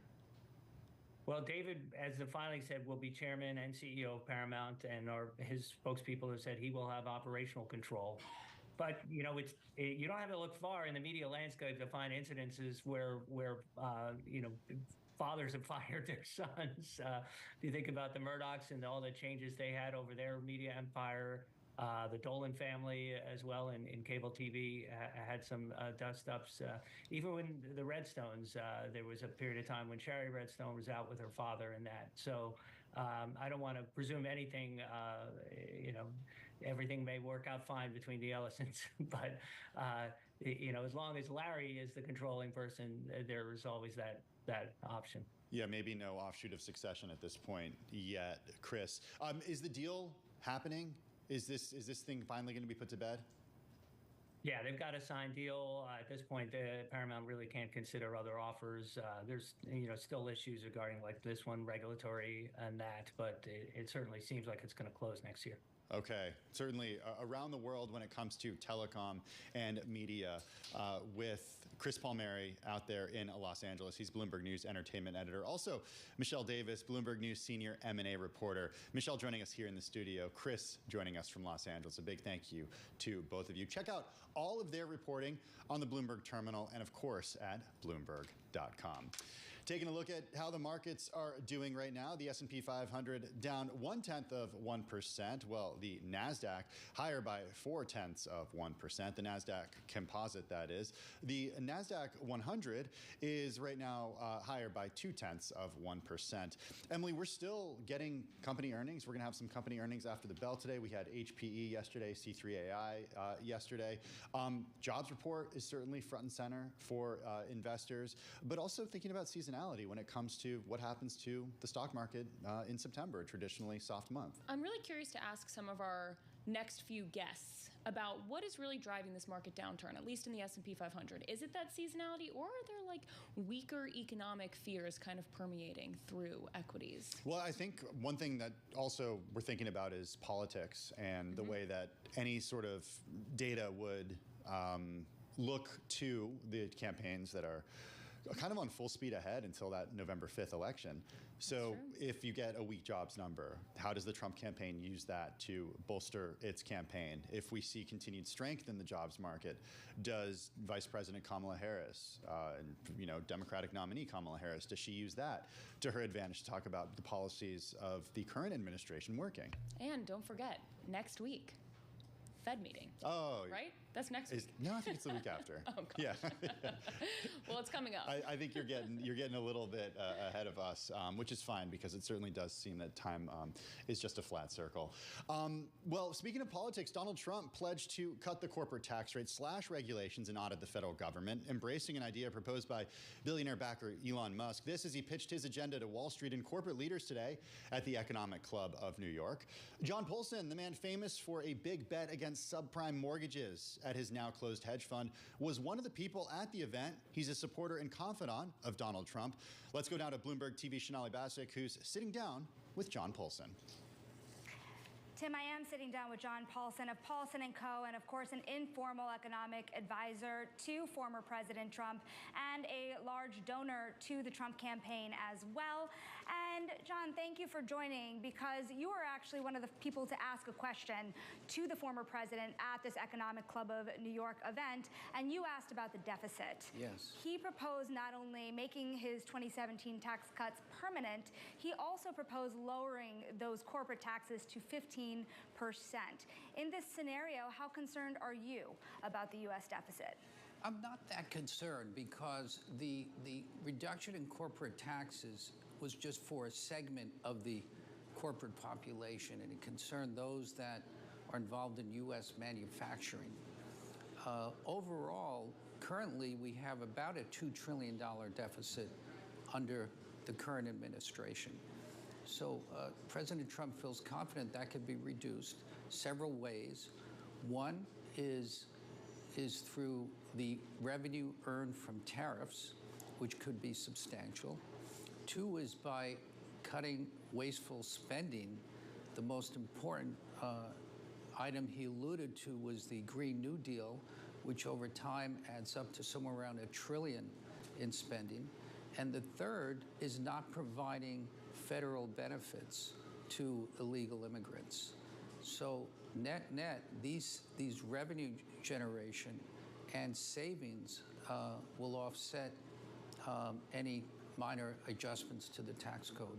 But the way that it worked out in the past, right? You have the Committee for a Responsible Federal Budget. You have the Tax Foundation, the Congressional Budget Office, all saying that the Trump tax cuts would actually cost more than $10.5 trillion over a decade, which means that all of the tax cuts proposed really don't add up to really filling in the hole from the tariffs that he recommends. Yeah, I haven't seen those particular studies. I really don't know what they're referring to. So at the end of the day as well, how do you think that he could really gather the American populace, the American worker that has become so important in this election cycle, with a recommendation of cutting taxes on corporations rather than helping out the American worker? Yeah, I don't think he said he would cut taxes generally against corporations. He's not raising taxes. What he wants to do is make his previous tax policy permanent and leave the basic corporate tax rate at 21%. The tax cuts that he proposed target the Americans that would need it most. One is well known now, no tax on tips, which would be a great benefit to service workers and allow them to keep more of their income. Second was not taxing Social Security benefits. So many people rely on Social Security benefits for most of their income. So that could be a very significant help in the after-tax earnings of recipients. Let's take a step back and also ask just a broader question here. You have obviously been a very large supporter of the former president in this cycle. What underpins your faith in him? Well, first of all, his policies, which under his administration were very successful. While people or these studies referred to are concerned about potential inflation or deficits, under his 4 years, the average annual inflation was only 1.9%.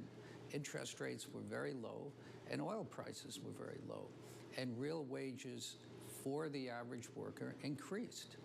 Under the Biden administration, which is supposed to be for the average worker, real wages declined because inflation was so high.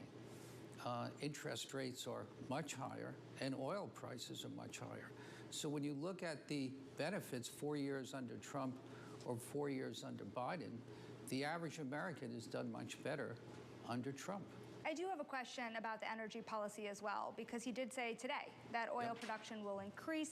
He said fourfold if he takes office again. But the U.S. is already producing more oil than ever, and the surplus oil could end up being sold overseas. And it's very unlikely that companies will drill more at this point in time. Why spend so much money on this policy? I don't think Trump would be spending money. He said that he would release federal lands for more drilling, that he would reduce regulations and reduce the current moratorium on permitting new LNG facilities. So that would be a boon to U.S. production and a boon for U.S. exports. So exporting energy is very positive for our economy. I would love for you to also hone in here on some of the commentary that was made this week. You may have seen that Goldman Sachs analysts had said that economic output could take a hit under a future Trump administration. They said, and I'm quoting their report, that the hit to growth from tariffs and tighter immigration policy would outweigh the positive fiscal impulse. What do you say to them? I think the immigration policy is a negative for our economy. If you look at New York City, we have hundreds of thousands of immigrants, which are costing the economy valuable resources that existing taxpayers are paying for. So we have to provide health care benefits, housing benefits, food benefits, and these workers aren't allowed to work. So I don't think the illegal immigration has been a benefit to American workers. It increased the supply of cheap labor, which held down wage growth for American citizens. But wage growth has been part of the inflationary story, has it not? Wage growth has been grown less than inflation. That's why real wages have declined. I also want to talk about interest rates, because at the end of the day, there has been a lot of concern on Wall Street about what a Trump administration would mean when it comes to the Federal Reserve. There was, of course, that Wall Street Journal report a number of months ago that questioned whether the Federal Reserve would remain independent. And then we also had the former president commenting in an interview with Bloomberg as well.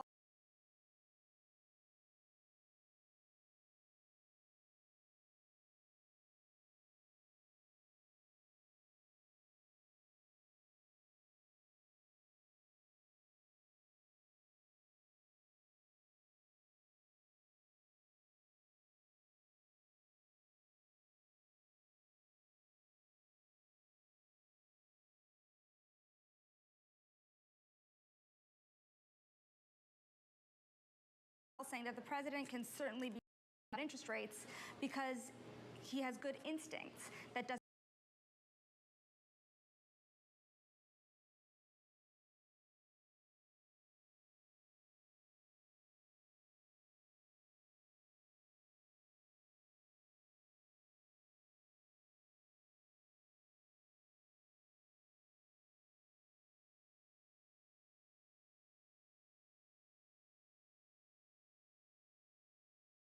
up to the Fed, but it's important for the Fed to hear other viewpoints,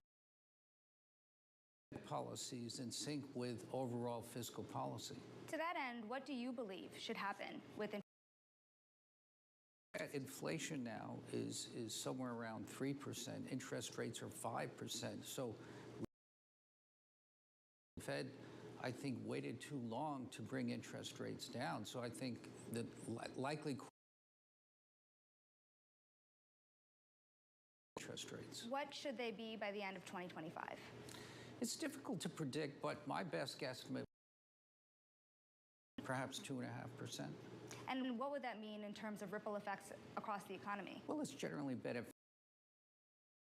Mortgage is the interest rate. So if the cost of mortgages come down, home would also come down, and that makes housing affordability go up. So another thing that the former president had tried to do in office the last time around, is that something you think he would be able to accomplish, or is talking about accomplishing in a potential next term? I think it makes sense.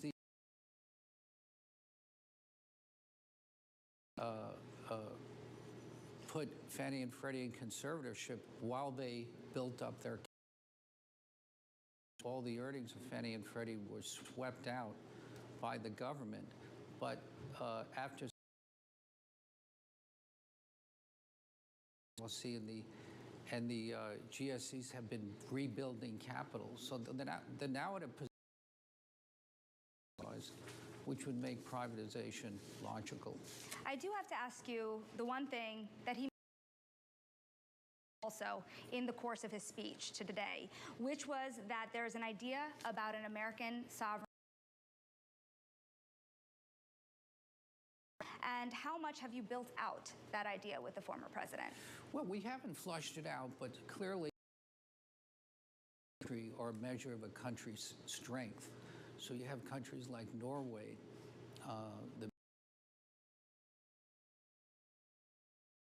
I think that's a good model to follow. So you have to start somewhere. So I think the idea of a sovereign savings is a good one. Who else is involved in a kind of conversation like that? We have. And how big could it be at the onset? Well, you know, you look at the Norwegian fund. Arabia has very large funds. Abu Dhabi has large funds. So it'd be great to see America join the debt, had savings. Of $1 trillion sovereign wealth fund. Well, it would be, over time, larger. John, we thank you so much for your time today. I know it's a very busy day off the heels, really, of that former president. Back to you. Hey, thanks so much, Nali Bassick, sitting down with John Polson here at Bloomberg headquarters. Profile celebrities are hosting a dinner to boost Vice President Kamala Harris's war chest in her bid for president. A September 18th dinner in New York. Tickets going for $25,000 per person. This is Bloomberg News. It does come as Trump's campaign on Wednesday released data that showed it spent $32 million more in the bank. Skylar Woodhouse is Bloomberg News reporter covering the campaign. She joins us from Washington. We're using this fundraiser as a way to talk about campaign finance, to get an understanding about where these two candidates. What do we know? Well, we know that ever since Harris, catapulted as the nominee, kind of bringing in that money from big donors. She's getting a lot of financial support. So, definitely riding that wave. Since becoming the nominee for the party, she's just, I would say, doing very well among donors. She's kind of reignited this support among, celebrities. Who just listed some of those who are going to be at this fundraiser. So she's definitely kind of re-excited donors and is doing very well financially. As for Trump, I think, his campaign it's definitely been one that has had its ups and downs. And so, it's going to be interesting to see how his campaign continues to do, as well as Harris, and to see where this Harris momentum goes, as it's still very early. Okay, so this fundraiser obviously is going to attract, like you said, celebrities and those donors that are on the higher income bracket. Tickets are listed at $25,000. I think that's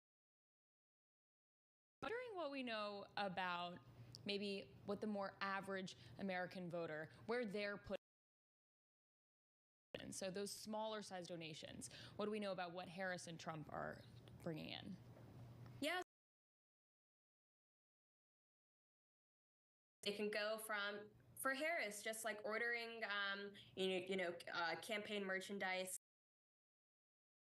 contributes to the campaign. So just small things like that, I think, for the average person, $20, $25 every paycheck, something like that. That money, like, even though it compared to the ticket price of this fundraiser for Harris, but that's still money that, can't just rely on those really big contributions. You still have to make sure you're getting the small.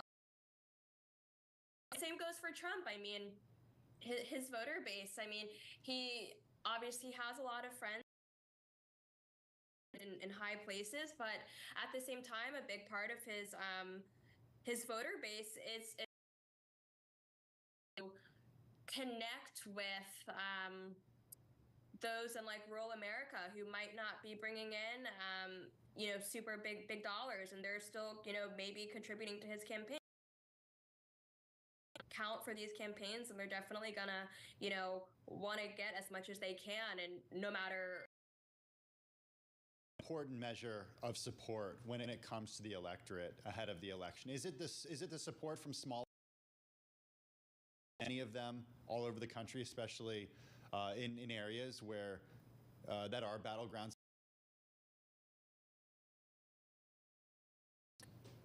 Well, I think it's definitely a good sign if a campaign can say a pretty steady flow from those average donors like in the rural counties in Pennsylvania. So to be able to say, voters seem to be somewhat interested, that's definitely a good indication. So I do think it's something that campaign, if you're not maybe receiving that support from the regular maybe voters aren't paying attention. So, that's definitely something I'm sure campaigns are paying attention to, is like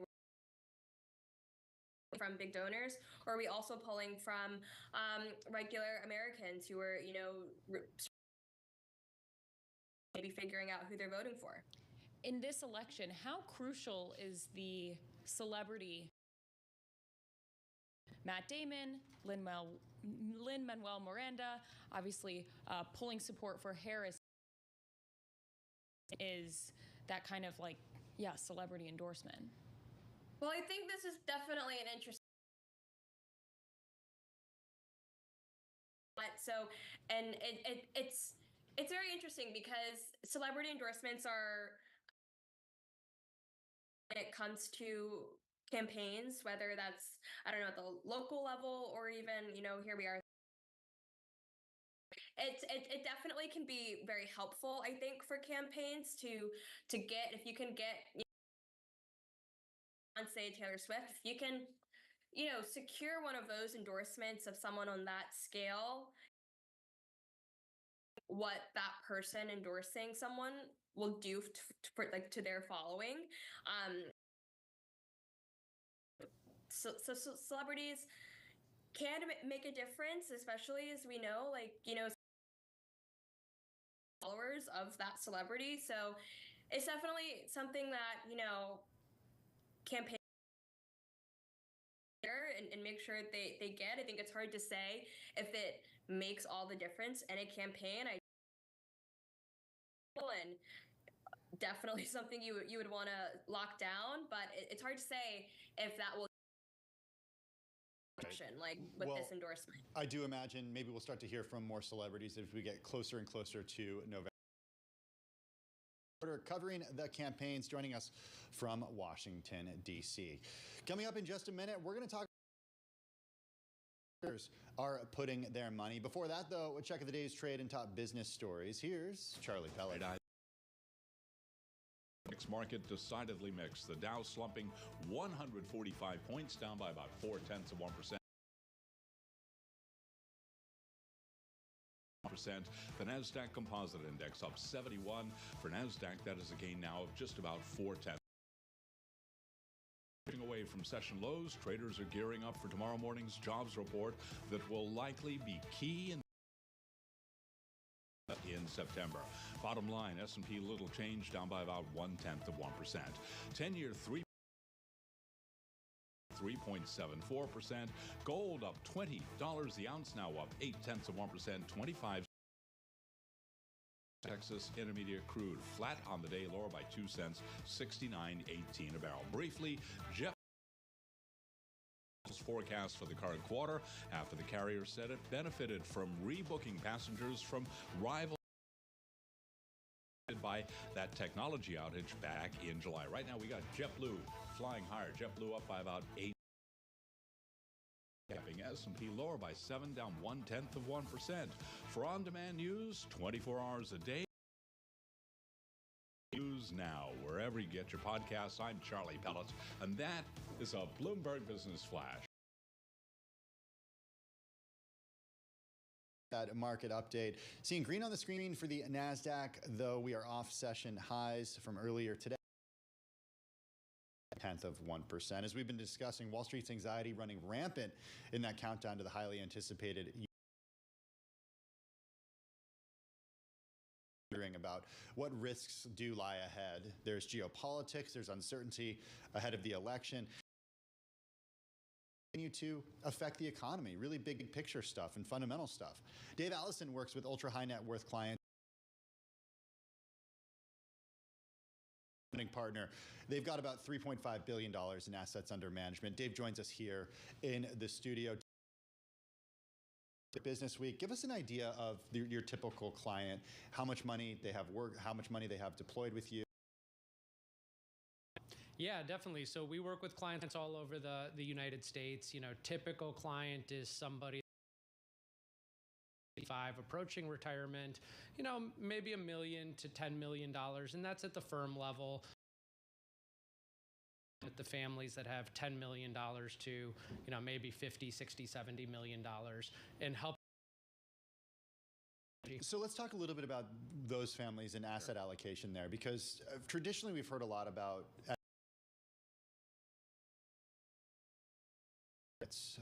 but not necessarily in recent years as much discussion of that. What do you see as sort of the asset allocation breakdown for the ultra high net worth family that's trying to have generational wealth here? Breakdown is still, you know, pretty heavy in the public markets. I mean, obviously, you can find outsized returns in the market space. Yeah, on occasion. I think there's a lot of hype and buzz coming back post 2021. I think there was this great reset. A lot of still speculation around AI companies, and some of the derivatives that'll come and platform that'll be supported by AI. So I think we're seeing, you know, a renewed interest in that. If it is, public markets are still delivering great returns, and there's still huge opportunities. And so, you know, it might be in 2020 or 2021. When you talk to your clients, how are they currently feeling about both the U.S. People are still fairly optimistic, although, as you just mentioned in your opening, a lot of uncertainty. And how much the economy or the stock market as it is everything else going on in the world. Political, geopolitical, war. Out of the uncertainty, which unfortunately starts to transition over to people's money and their portfolio. But, you know, geopolitical events, I think there's still this big wave of optimism of, you know, what's going to happen. We do have enormous upside from a productivity, from the technological innovations that services. Well, I mean, of course, there's the big ones that we all know about, right? The big ones that have been number one on AI and what it could do to their own internal productivity. There's been the benefactors like NVIDIA that, of course, everyone scalers. But I think what's interesting is to start to look at kind of the next derivatives of who's going to get beneficial. And I think we're still in like the first inning of what that even looks like. So companies in different areas, you know, the big ones that we know about and hear about all day long. But, you know, I still think company stocks are still trying to figure out how to harness or utilize some of the AI tools. So how would that other companies? Is the idea here that the companies become more efficient and don't need as many employees, and perhaps we see entirely where the companies become more productive, but those people are still needed? Well, I'm certainly hoping for the latter. use AI? We are just starting initiatives. You know, obviously in the wealth management industry, we have a lot more compliance and but we're trying to empower our employees to use it. And we're not doing it as a measure of cutting back. How can we grow? How can we impact more clients? How can we be more efficient with our advisors? And so industries are looking at it more as a tool of an abundance than scarcity. And so I think that's that happens in every major technological advancement or shift. But I think, you know, companies are going to and hopefully drive earnings and more efficiency. What does that mean for the breadth in the market and the broad? Looking at a chart, the equal weighted index, S&P equal weight, has outperformed the market cap weighted index 6 percentage points since July. Do you see that continuing? Yeah, I hope so. I mean, you know,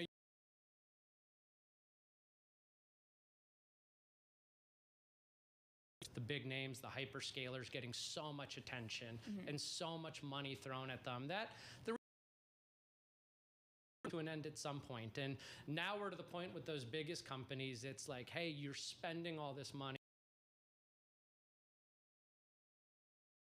A lot of people, quite frankly, just take gains off of those bigger company names. And where's that money going to go? It's going to go. I think, you know, we're still kind of early on to see how it's going to spread out, where it's going to be dispersed, what industry use these tools for productivity.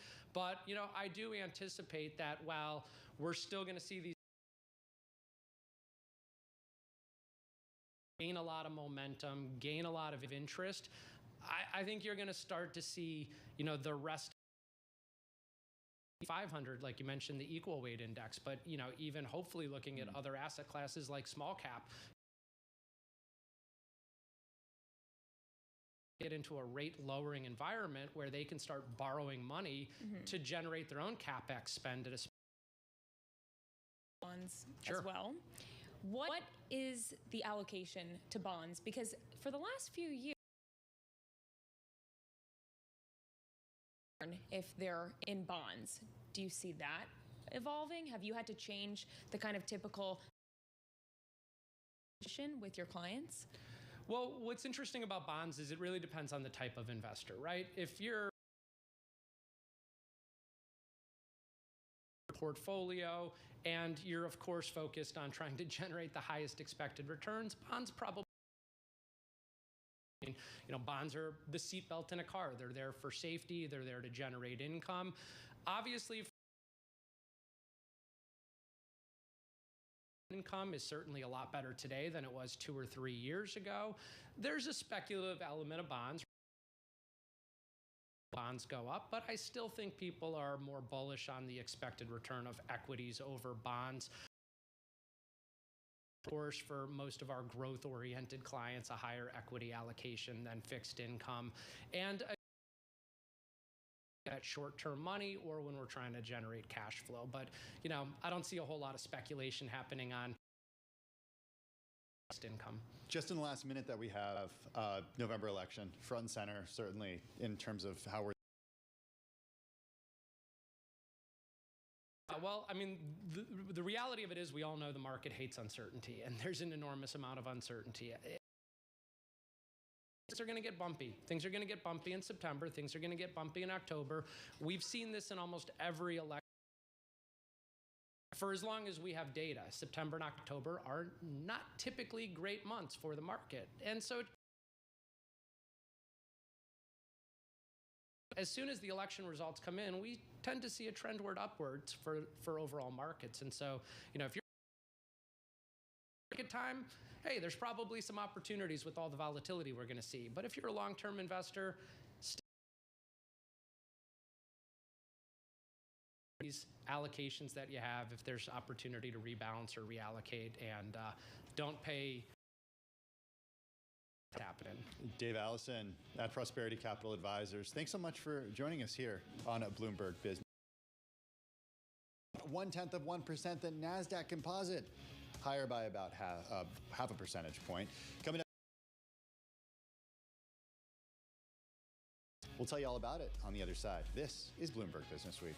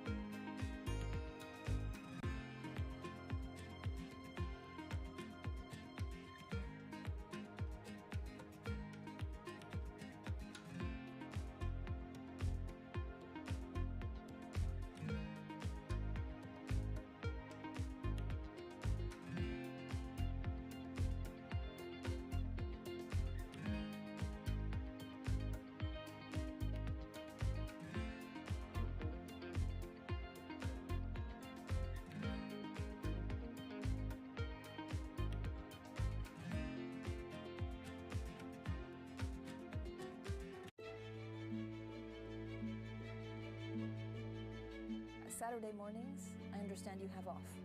Yeah, Saturday is always a day where I power down. So I run at a relative high pace throughout the week, try to wrap things up, and Saturday is a quiet day for me in terms of work. And I start typically by playing tennis with my wife. We go for a swim all year round. After that, have a nice lunch, and then I'm on to a good trajectory for the weekend. And then Sunday, I try to prepare for the coming weeks.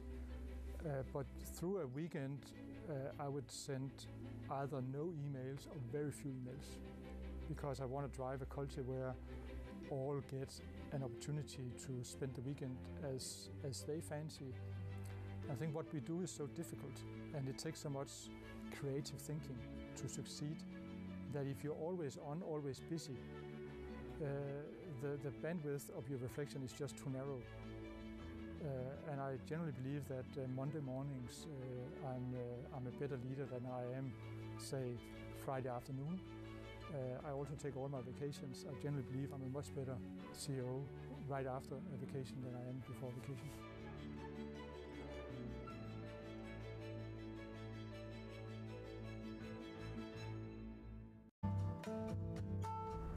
DOJ or other authorities. Is going to keep reading World Cup. This is a three as the economic picture covering the intersections of Hollywood.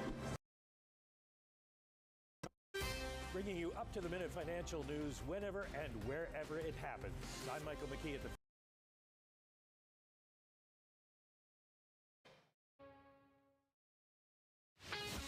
You're listening to Bloomberg Business Week on Bloomberg Radio and Television. It is Bloomberg Business Week. Master on this Thursday afternoon. Can't call it a jobs Thursday, but that's certainly what everyone on is more about what we heard from former President Trump's speech earlier today. As we do head into the final stretch of the campaign, it is the most read story on the Bloomberg terminal just in the last hour. Republican nominee pledging to cut the corporate tax rate, slash regulations, and audit the federal government. He's embracing it. He pitched his agenda, Emily, to Wall Street and corporate leaders in New York at the Economic Club of with his Democratic rival, Kamala Harris. And that move would be a large reduction from the current 21% win from Trump's own 2017 tax law. He said, quote, "I am promising low tax costs, low interest rates, secure borders, low crime." Draw a contrast with his rival Kamala Harris. Trump also vowed to establish a task force to review federal expenditures. Elon Musk also very focused on what's going on with artificial intelligence. AI now has more than 1 million paid users for the corporate versions of ChatGPT. It's a sign that growing demand from from other LLMs. Rachel Metz is Bloomberg News AI reporter. She joins us from San Francisco. GPT, what are corporations doing with the product? They're doing a bunch of different things with it. I actually did a survey recently of a bunch of their different users, and it sounds like they were like brainstorming kind of stuff. I think summarizing information kind of stuff. And I think, frankly, a lot of companies are probably still trying to figure out what exactly they should do with it and how it can be most effective for them. Is that they just hit a new milestone. So tell us about these 1 million paid users who compared to everyone else who's using OpenAI's ChatGPT.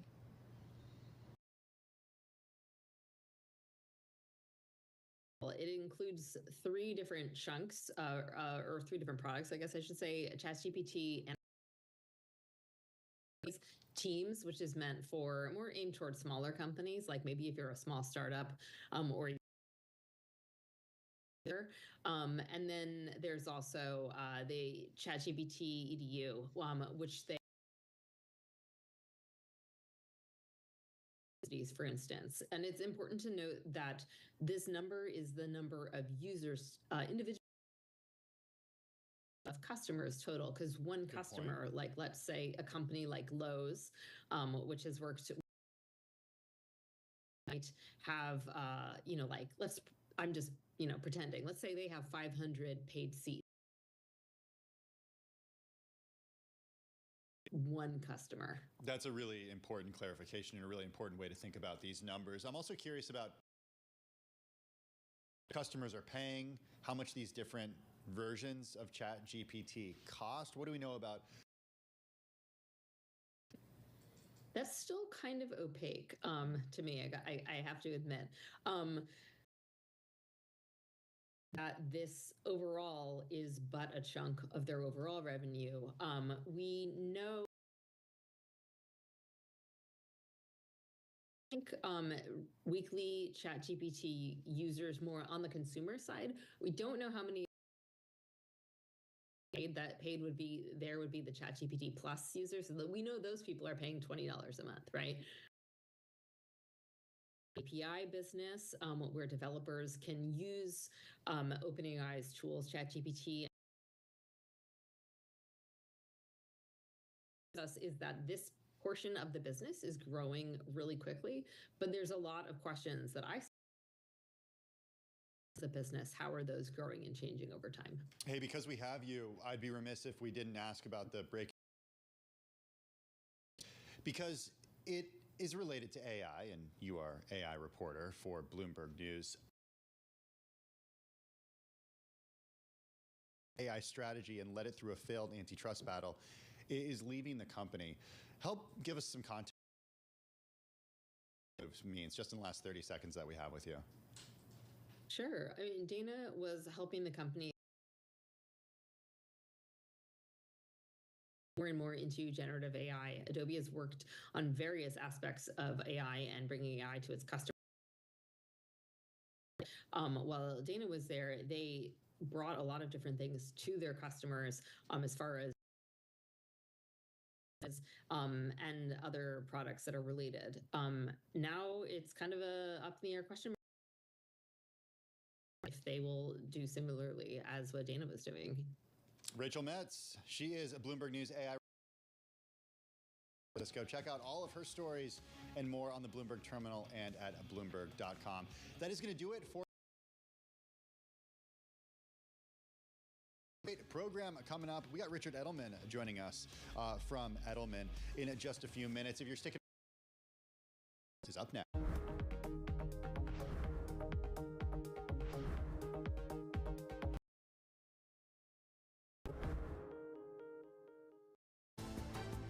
The countdown is on. Everything the market day. This is the close.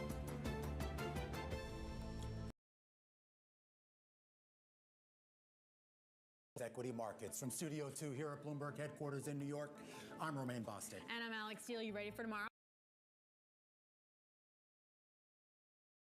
Here on where we're trading ahead of the jobs day tomorrow. So the S&P is just down by about 0.2%. Headed into that jobs number, 10-year yield down by 2 basis points. A little bit of buying as we've been seeing you jump on that bond bull. What I'm paying attention to at 143, right? This is all where we're going to see the movement when it comes to tomorrow.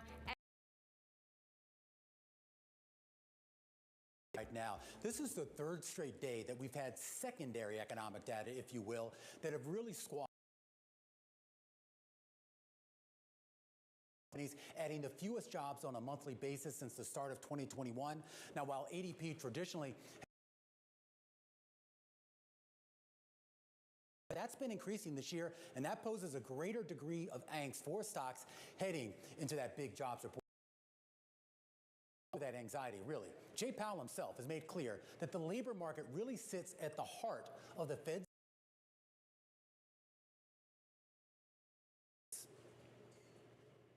It's hard to know what is going to please this market. To your point, a weak number that pushes Chair Powell to go 50. And that's the good news. Alternatively, you have half the folks saying, look, if we're really going to, that means a slow Fed and a stable labor market where consumption holds up. Is out there looking for its own catalyst, if you will, and maybe it might get that one tonight. Chip maker Broadcom scheduled to report is still strong if there's going to be any hope for soothing investors' nerves after NVIDIA's gut punch to high expectations. Philly Semiconductor Index so far this year, but the shares are down 16% from that all-time high after its last earnings report 3 months ago. Yep, good stuff. And let's get back to that top story, though, when it comes to the job market. Terrell Holt of our team pulled together this data with me and looked at the last year of jobs days where you saw a 1% move to the up or downside. Now, clearly, this was an August downside of 1.8%. Will we see that same type of move based on tomorrow's numbers? Now, Citi said options, right? But you take a look at the whisper number and we're like 155,000 jobs. The actual estimate is a lot of room for some kind of big surprise. And it remains to be seen here exactly how the market will react to that. Let's first guest as we kick you off to the close here on this Thursday afternoon, Christina Kempmani, Senior Portfolio Manager over at Invesco. Great to have you here on the program. Thank you so much for having me in. I feel like everyone's kind of on edge for this. I know data that we've gotten over the last few weeks that have kind of given us some insights into the health of the labor market. Income investors are going to read into whatever that report says tomorrow. I think it matters a lot because of how we are no longer willing to accept any further weakness in the labor market. So now it's just a matter of we know they will. Do we get 50? It's not about are we in a recession, because our belief is that the growth about we've been sufficiently restrictive. How much do we ease to get this cycle? Position for in terms of that easing, and more importantly, how fast we get that easing? I think the focus is really on the tomorrow. Thank God. They talk a lot. And we've added speakers, so we have really do.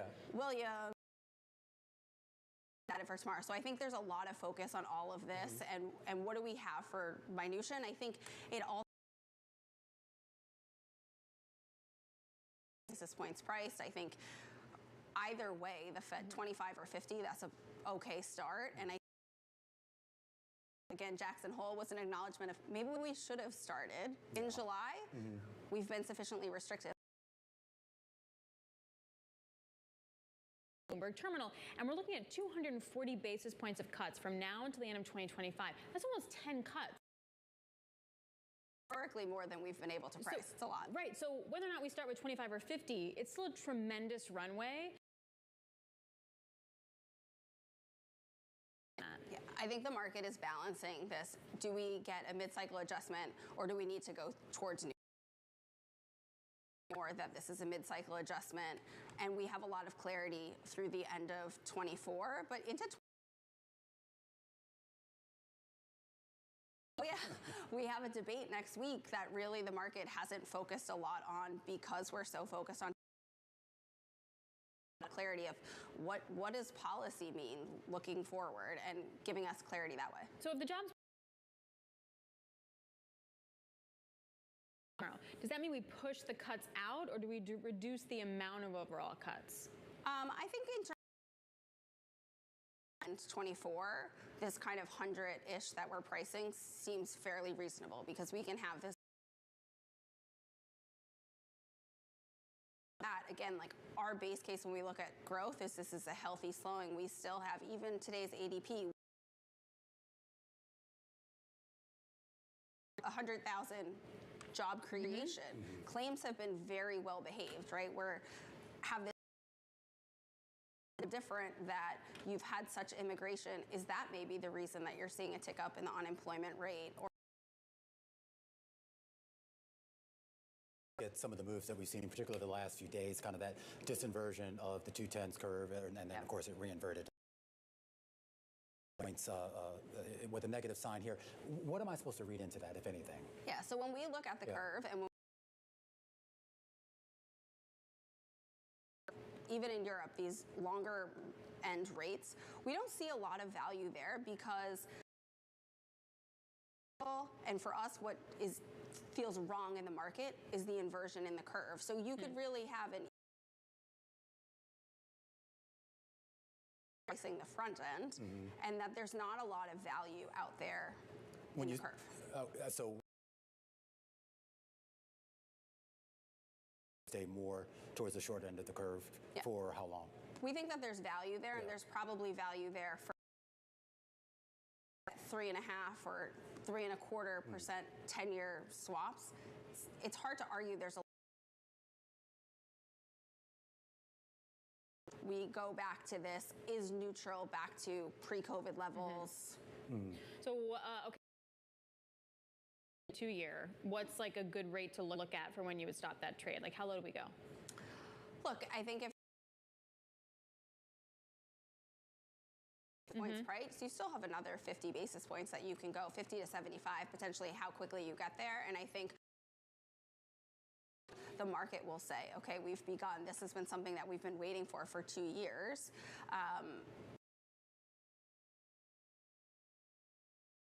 Take to get some of the money out of money market funds into other stuff?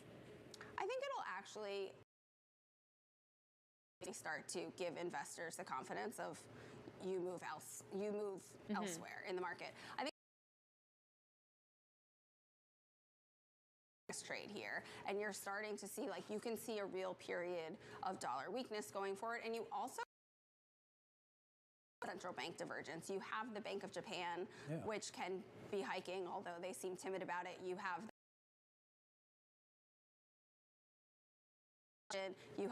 the Bank of Brazil, who has shifted and said we need to still be more concerned about inflation. So currency markets going forward. So this is not going to be sort of a unified type of cycle, rate cycle around the globe that we will determine the tone for a lot of central banks, but there are some standouts that we have to be aware of. Kamani, Senior Portfolio Manager of the Global Debt Team over at Invesco, kicking us off to the close coming up. Following fresh news about David Ellison's acquisition of Paramount and National Amusements, and the maybe not. Broadcom setting to report quarterly results after the bell. Why tech bulls have their heart set on positive results that kind of turn. Agony of defeat, the wide world of the business of sports here on the Bloomberg Power Player Summit. Now, right upstairs, conversations coming up in just a second.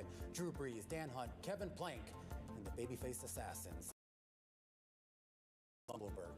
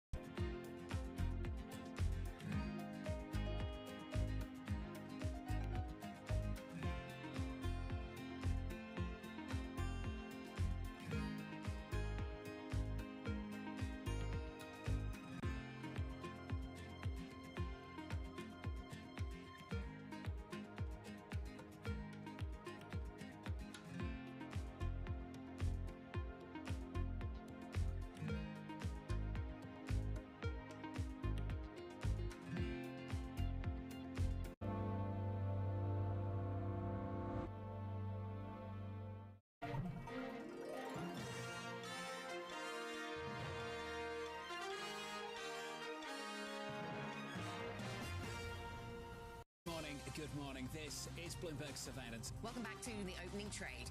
This is Bloomberg Technology. This is the Asia trade. You're watching the close.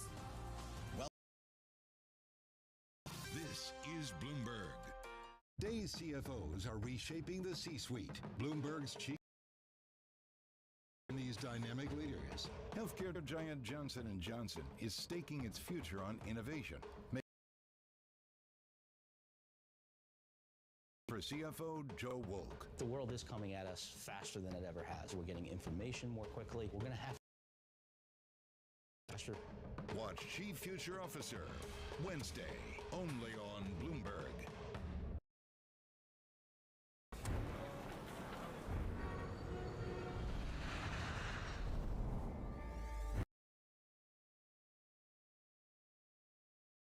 To the world of business, Joe Matthew and Kaylee Lines deliver news, insight, and analysis 1 and 5 Eastern, only on Bloomberg.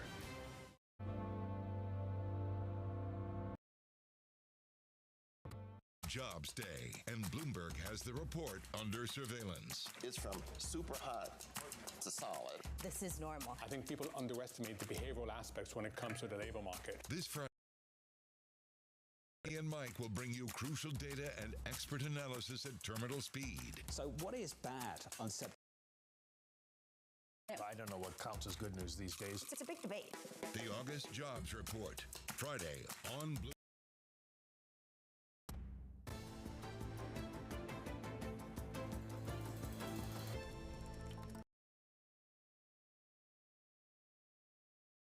Flat on the day. This is on the news that software billionaire Larry Ellison will control. David completes its purchase of the Redstone family's interest in Paramount. Do you follow that? That's according to regular. Is this a surprise? Like, how does this change the calculus? Well, it's just interesting to see it in. This was always positioned as a takeover by David Ellison, Larry's son, who was the founder of Skydance. Going to be the chairman and CEO of Paramount when this deal closes. But you just assumed that being his dad, world worth $150 billion, that's where the money was coming from. And this filing, which they were Commission, says that indeed it's most of this money, the control of the company lies with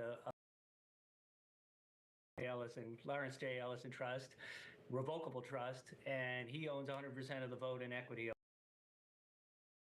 Paramount. So, I mean, the thing that's interesting about it, though, I mean, is there any issue that investors might sort of bristle that this whole deal was kind of unraveling this complicated family structure that Paramount and National Amusements to another family structure, maybe not as complicated, but still a family business? Exactly. While there's no indications that there's any squabbles between the Ellisons, I mean, there were fights in the Redstone. At one point, Shari Redstone seemed to be the heir apparent, and Sumner Redstone, her father, kicked her out. Then, of course, we've seen similar, inter-family squabbles with the Murdochs and their media empire, the Dolanses and their, it's a lot there of is fighting always going on, one Chris. controlling person, and in this case, it's Larry. Paramount under Larry would actually look like? You know, they've given an indication that they're looking for partners in their streaming business. They're trying to cut costs, and a successful filmmaker is going to revive that part of the business, which has been kind of a laggard. So David himself will have operational control. Has he articulated anything since I think we last spoke? How he's gonna run this business? Sort of what is going to be the secret sauce that makes this a more viable business? Well, one is capital, which undeniably they're putting a lot of money in, over the value of Skydance, and presumably with the pockets that Larry has, more if needed. Is something they've talked about, and again, that's where Larry comes in. big presumably harness a lot of tools there. But nothing dramatic yet in terms of. Chris Palmieri, our man there out there in Los Angeles. The latest developments right now in the whole Paramount National. That Larry Ellison, the father of David Ellison, who of course sort of set out on this bid, will have full on a voting basis. Coming up here after the break, we're going to look at the downpour of downgrades for discount retailer Dollar Tree. Calls. This is The Close on Bloomberg.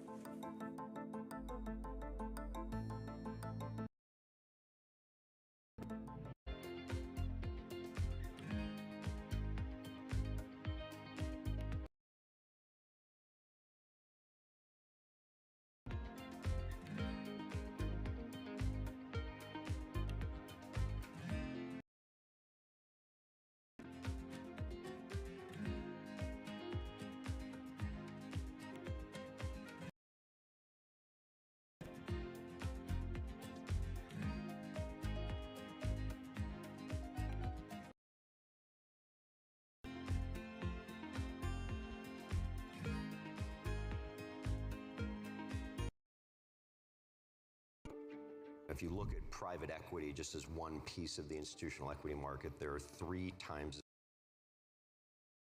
than uninvested, right? So you have about $3.5 trillion in the ground that needs to get dollars that's wanting to be invested. So if you're a private equity manager, you're trying to decide, do I take my capital to either defend what I own or to try to grow it and create more value, or do I use some, to your point, to extend the duration or the runway of what I own and then try to put the capital into the new market environment? It's a function of where you are in your life cycle. Everyone is dealing with that, even the highest performing people. Fundraising, and in this deal environment, you have to start thinking creatively about how to get liquidity back to your investors.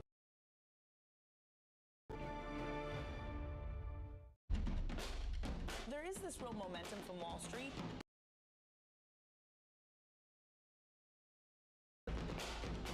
Take a look at how we're faring when it comes to Asian markets.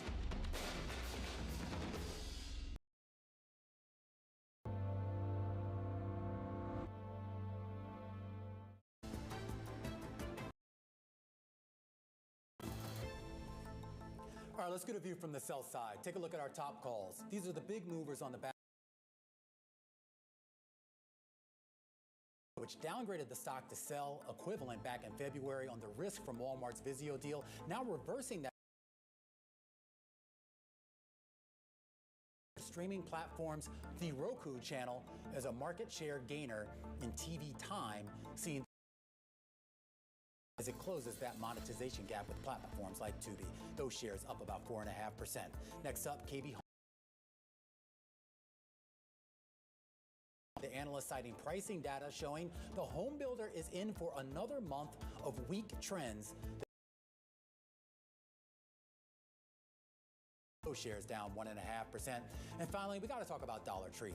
A never-ending disappointments continue.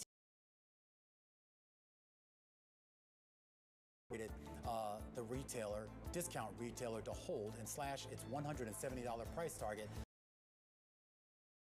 Says he's doubtful that Dollar Tree's performance will improve anytime soon, and when it comes to disposing of that family,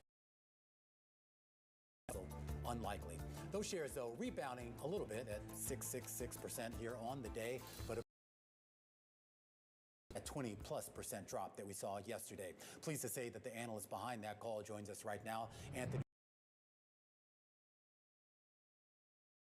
A bit of a rebound here, a little dip buying, we should say, Anthony, in the shares. But I think the reaction said it all. A buy that we can see a more meaningful rebound in this stock? I don't really think so. I just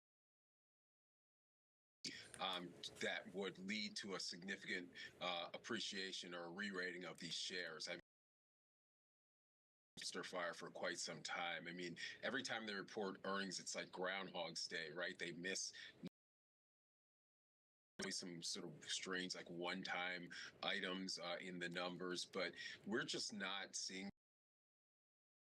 to the sidelines. I mean, we definitely had to eat some humble pie on this one, but we really felt like we just didn't falling knife any longer. I mean, it's interesting. I mean, Anthony, in the media here, we kind of focus on dollar. But I think what we learned out of the Dollar General earnings and then also Dollar Tree, and then against the backdrop of what we heard out of in these dollar stores is much more specific to these companies rather than a broader read on the macro. Is that? I don't know if that's 100% accurate. In other words, I think there is that are really pressuring their core low-income customers. I mean, you've had this cumulative impact of inflation, and we're definitely seeing it in both Dollar General and Dollar Tree's numbers. Now, executional challenges, and certainly Walmart starting to kind of raise their game doesn't help. I don't think you can just say it's it's 100% specific to the dollar stores. I do think that headwinds as well. Right, and you saw that even at Five Below, right? So it's like the super low end is getting super though going. Well, I'm not sure exactly where they're going. I mean, on the margin, maybe they're spending a little bit more at Walmart. Maybe, in the case of Five, it's some of these, Asian-based competitors, whether it's a Temu or a Shine. Part of it is on those discretionary items. And that's one thing that's really important here. If you look at the consumable business, or Dollar Tree, and when I say consumable, we're basically talking about, food, health and beauty care items, must-haves, not nice-to-haves. Those are actually pretty decent. It's much more discretionary items where they're struggling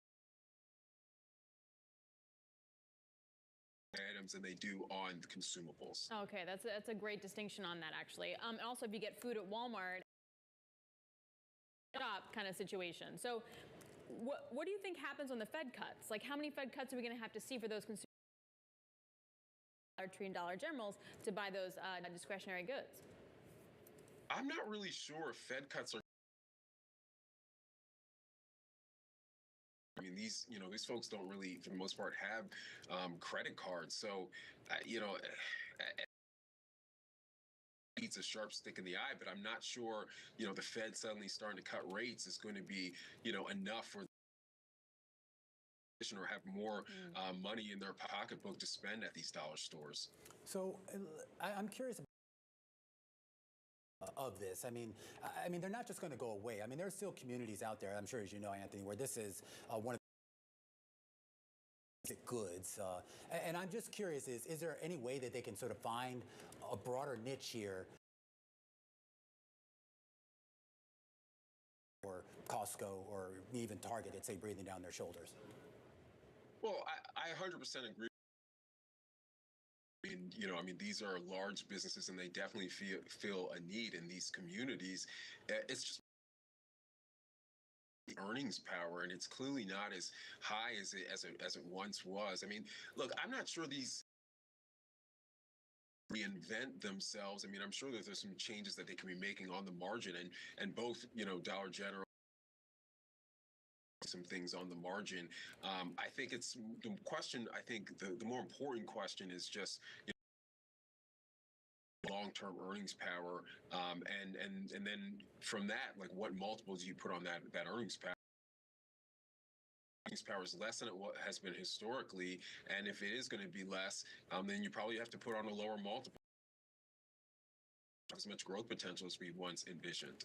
All right, Anthony, thanks a lot. We really appreciate it. We really appreciate all the at Loop Capital Markets. Don't want to stand under a falling knife anymore. I mean, that like really says it all, and just how bad it's. The shine, right? I mean, Exactly. You talk about a weaker consumer, you would think they would be gravitating there, but I think we've talked a lot about what ails them. Not believe it or not, or at least not enough relative to Walmart. Well, I thought it was interesting too that like the basic stuff that you need is still doing well. It's everything. Amazon and then you just get in bulk? Like, isn't that a little bit easier, or even a Costco? And if it's just that specific in terms. Yeah, absolutely. All right, well, coming up, we're about half an hour away and less than an hour away from Broadcom's results. It's going to be a key indicator. Will it be the bottom here for AI? Can you start building back some of those positions, and where does Broadcom kind of sit in that AI stack?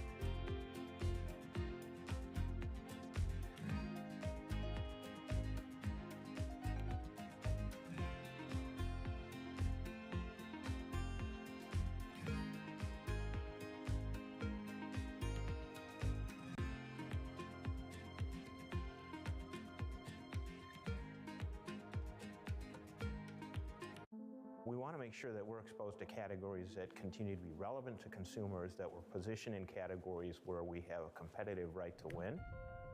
By strategically adding and shedding assets, General Mills has turned over about 20% of its net sales base in the last 6 years.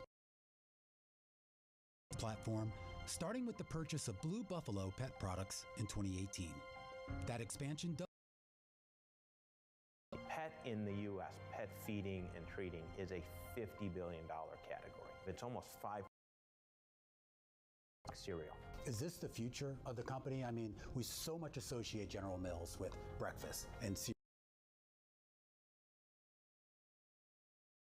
Much more as a pet food company?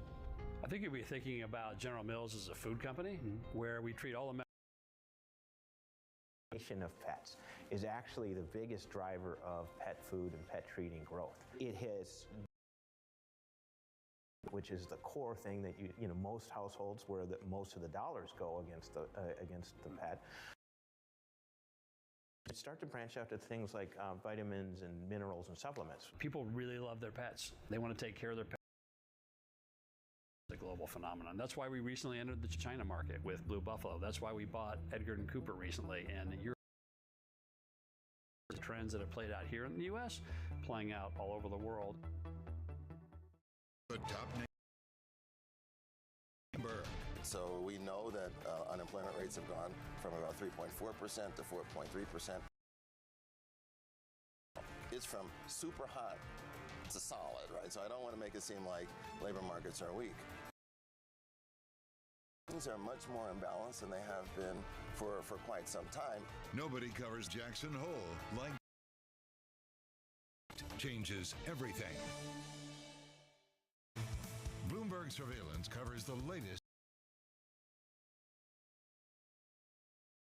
Join Jonathan Farrell, Lisa Abramowitz, and Anne-Marie Hordern only on Bloomberg. Context. I know it's like your Super Bowl, right? I can't wait. It's like opening presents in the morning. All right, it will be exciting. Nobody covers.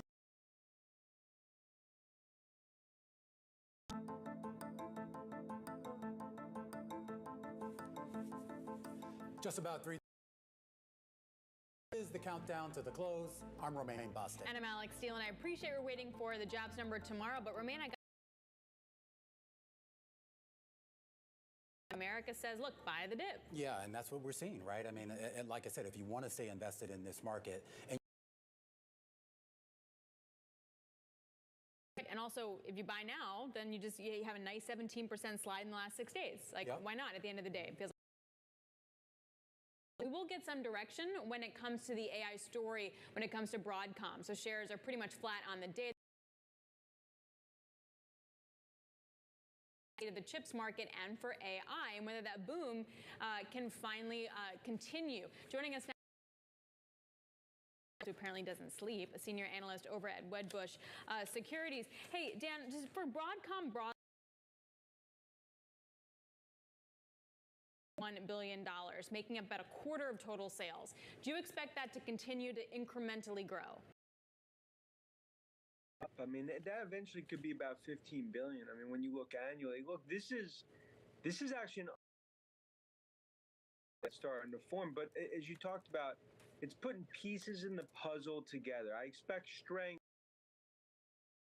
Revolution. Look, this is a second derivative AI play. Right, that's a great point. So where in the chips, and then I go to Broadcom for something else? Yeah, and then now when you actually think about as more in terms of from an infrastructure perspective, that's why Broadcom plays. I mean, no different in terms of Microsoft, Google, Amazon, Broadcom. You know, when you look from an infrastructure,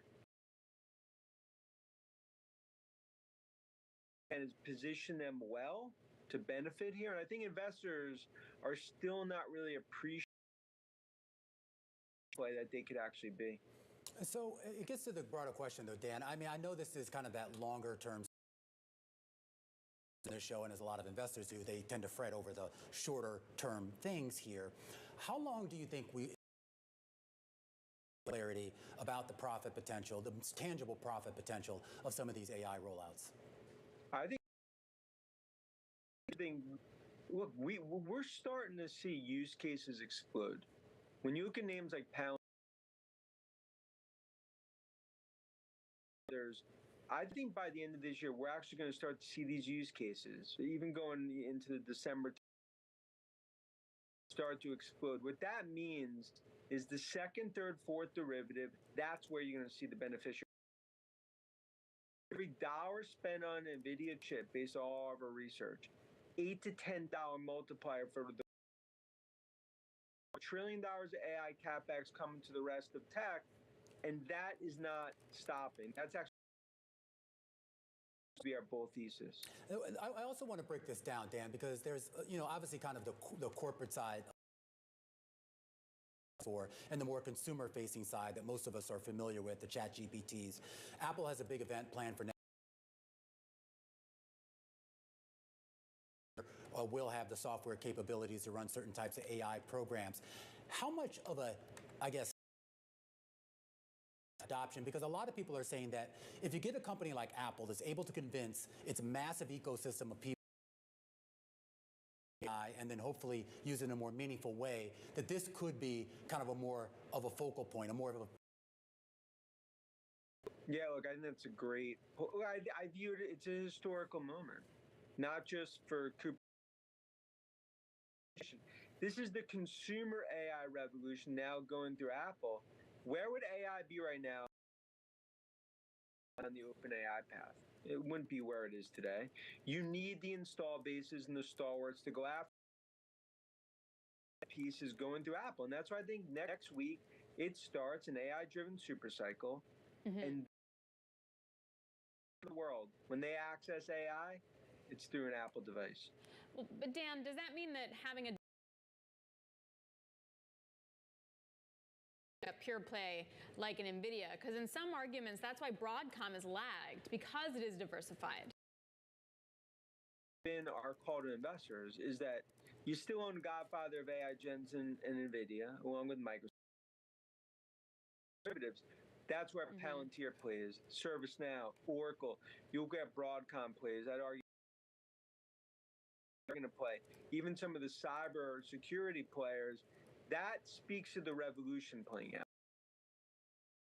Right. Now we start to see that incremental spend. That's why we're bullish. Well, and then that's also where the Apple story too, right? And even though there's going to be the China drag, the things that we all know. Looking for Apple. Dollars per share in terms of the AI story. The way that you get to a $4 trillion market cap is with AI. With an install base that's unmatched, and betting against Cupertino and Cook into an AI-driven super bet. Again, it's like going up against Taylor Fritz in U.S. Open. Here and ask you about kind of the role of Tesla. I mean, there's been a lot of talk, of course, about not just the issue EV space, but also there was this idea that Tesla as a company was much bigger than just about EVs. It was about energy. It was. I think Tesla is the most undervalued AI play in the market. Now, today, that's going to start the next phase of the Tesla growth story. Now, look, they're in between two growth waves, but the Tesla story, it's about autonomous FSD. That is really they're going after. And I continue to view them more as a disruptive robotics AI play rather than just a I think that will be a huge sort of moment for Musk and Tesla 10/10, October 10th. Appreciate you staying up later, getting up early. We don't quite know how long you've been up here, but thanks for joining us there. Working people out there, of course, analysts over at Wedbush. Coming up here, we're going to talk about the largest U.S. phone company, fiber internet provider, in an all-cash transaction. We're going to have the details of the Verizon Frontier deal. It's a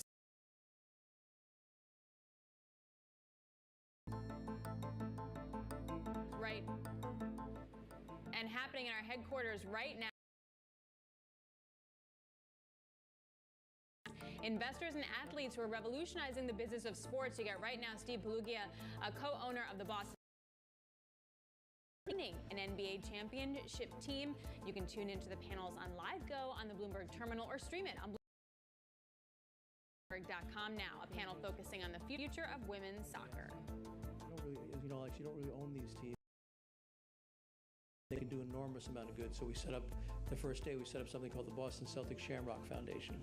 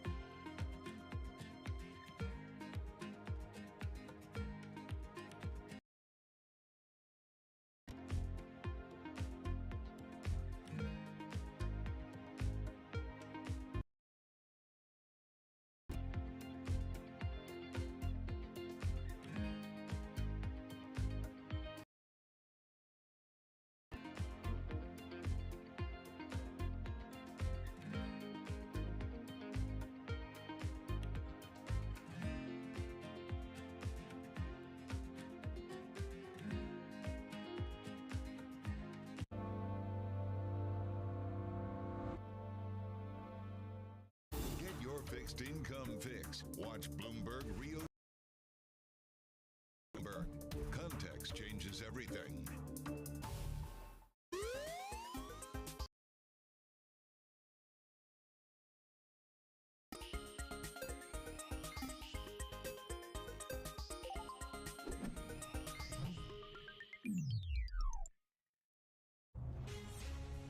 From the beating heart of global finance, economics, and politics, and wherever newsmakers are moving markets.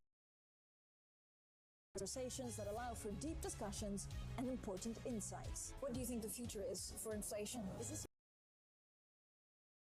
how do you worry about the things that are outside your control? How does the current fighting completely stop? And only on Bloomberg. Bloomberg covers the world with unmatched reach and resources. 20 countries. The moment news breaks, 24 hours a day. Bloomberg. Context. Economy with a growing influence in global affairs, but geopolitical uncertainties, deflationary investment linger. Bloomberg, the China Show, brings you the unmatched expertise you need to keep track of in and around China. Bloomberg, the China Show, weekdays at 9 a.m. Hong Kong time. Right, changes everything. It's It's a multi-trillion-dollar industry. We'll show you what's happening in Bloomberg ETF IQ, Monday on Bloomberg.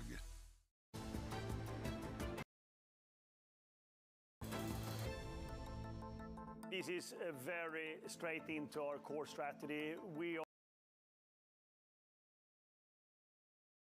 customers in this market, consumer, SMBs, large enterprise and governments. This is just extending the customers we have. So this is a really good decision by us to do it. President CEO Hans Vesper discussing the company's planned acquisition of rival telecommunications operator Frontier. Those shares right now, at least on Frontier, down about 9% here on the day, but we should point out they rallied almost 40%. $1 billion, expanding its high-speed internet business, assuming this thing goes through. Abigail Doolittle joining us right now. Ignore the share price move today, because obviously that's a little bit of, I guess, profit taking from yesterday here. This seems like, what are investors really feeling about it? I think that it is actually a good deal, and this space is not my area of expertise, but it really, so to speak. So right now they have 7.4 million subscribers. They have 16 to 17 million number of states, and to expand into other states, it's very costly, and it also, there's involved in it, and it would take a lot of time. Whereas now with Frontier, they all of a sudden have more than 10 million subscribers. They're in 31 states. I love what you're saying about the fact that it was up a lot yesterday on that Wall Street Journal. But if you take the close, it's still up only 24%, which is a ton, but it should be up 37%, which environment. But plus, they're talking about an 18-month timeline. I mean, a lot could happen in 18 months? 18 months. And this why it's so long? Is that an election overhang? We don't know, and so that I think is one reason why we're not at that full premium. So there's basically today and where it should be if investors were fully appreciating that price. So it could be FTC, it could be. They were supposed to be acquired, and what's by the other Frontier? By JetBlue. Okay. Well, I mean, but that deal really fell apart over time, and so I think that's kind of why there's this. What are the naysayers saying about this? Like Gene Munster, yes, not so some are waxing saying positive on this. Well, this deal doesn't make that much sense because they need a national footprint. This doesn't give that them. Well, there isn't anybody that give them the national footprint. So unless Verizon and AT&T were to combine, and I don't think the FTC or better than just a handful. Right now they're in 8 or 9 states. So again, I'm not an expert, but maybe some. Australia. No, it's Canadian, isn't it? Yeah. Canadian. Anyway. It's fine. But this is a good talk. I love it when you two indulge me, even though you really shouldn't. I'm sure our producers are going crazy right now. All right, well, this is our stock of the hour. Frontier down 9%, Verizon down marginally here on the day. Yeah, and you look at the markets just trading a little heavy. We're looking at like a little bit of downdraft into the close. But there is only one Verizon. Did you actually confirm that? Not yet. Okay. So you never know. I mean, just saying. Looking at S&P, now down by about 0.4%. The Dow's off 0.6, and the NASDAQ is pretty much flat. Volume isn't terrible, but, you know, it's going to be all about tomorrow at 8:31 at the end of the day. Absolutely. And Verizon, apparently. All right, we're counting you down to the closing bells with Katrina Dudley, portfolio manager and senior investment strategist over at Franklin Mutual. She'll be joining us as we kick off into the close. This is The Close on Bloomberg.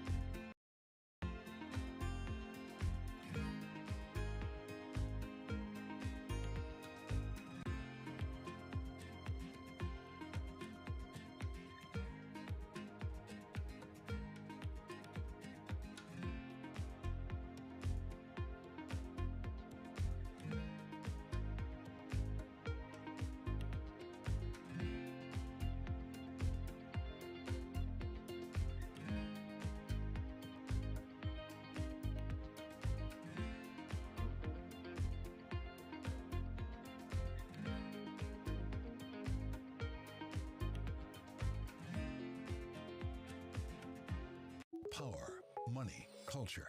As Linda Aman tells the story of Asia's rise through the people who are helping to shape it. The Serum Institute was a major player in the fight against COVID-19. We're in a race to procure raw material that was sanctioned. And now CEO Adar Poonawalla is bracing India for the next pandemic. I'm not losing sleep over which day and when it's going to come out, but we're definitely prepared. Latitude, encore presentation this weekend, only on Bloomberg. Yeah, I think that it would be irresponsible for us to ignore the AI revolution. I think that as much as there is a lot of short-term hype, I think long-term it has the potential to be transformative. And so we are spending a lot of time thinking about what elements of it are structurally have barriers to entry. And so there is a winner-take-all element to that and which don't. And it seems to me that things like chips, things like infrastructure of, and systems has a little bit of that because NVIDIA is so far ahead, it's expensive to catch up. There's, the technology that it requires to build these chips are sort of based in Taiwan. What we're seeing is that some of the apps and some of the applications, there are no barriers to entry, right? Like it's fairly easy to come up with, and I don't mean to belittle the complexity of it, but there are not moats around those things like they used to. So I think that there is less of a winner take all in that space.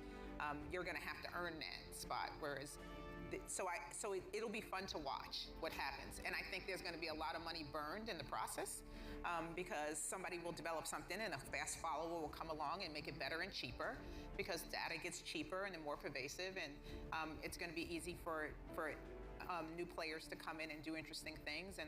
So I think we wait and we see.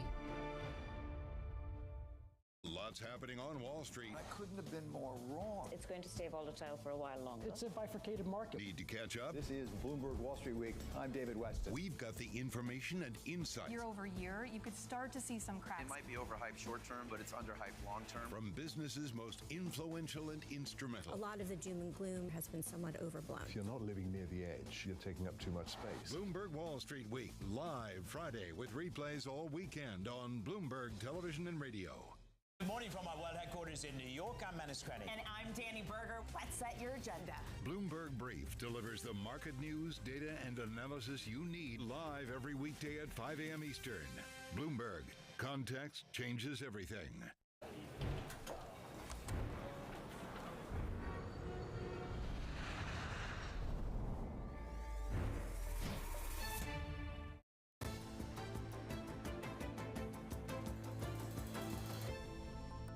For us, what feels wrong in the market is the inversion in the curve. So you could really have an easing from the Fed that steepens the curve, but just from repricing the front end, and that there's not a lot of value out there.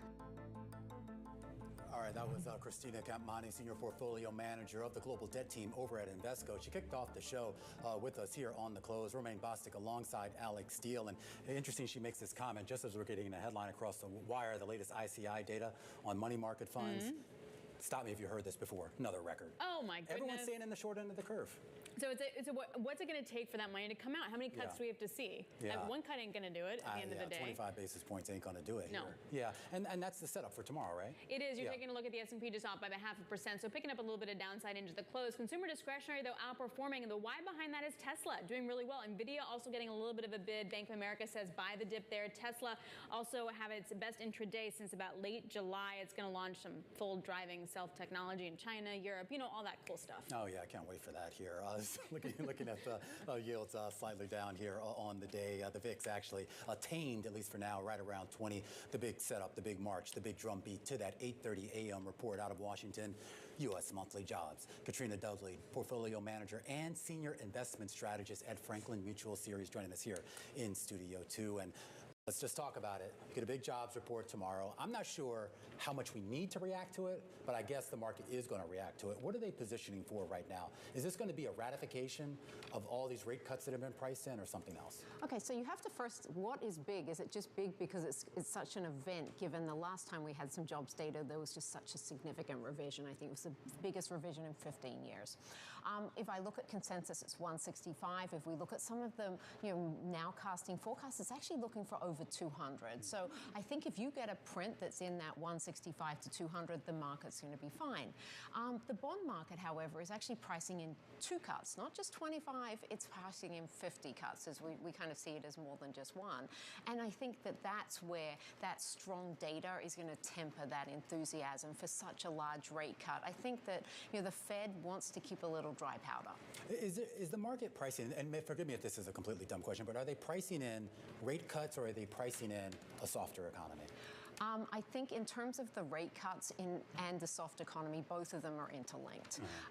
If we have a rate cutting environment that is just kind of a little bit of an adjustment, that maybe we tighten too much and we just need maybe 25, 50 to get to rates kind of that Goldilocks just right, that's okay. That supports a soft landing. But if people start to fear that we're cutting rates in response to an imminent recession, that's the bear case on the market. So I think it really depends on how people interpret these cuts and their thesis. Which, if then the jobs number is weaker than that 165, how much weaker then becomes really bad news, a la what we saw in August? I think what I would say is a weaker number is something around the 125, something under the 165 consensus, not quite the 114 that we had last month.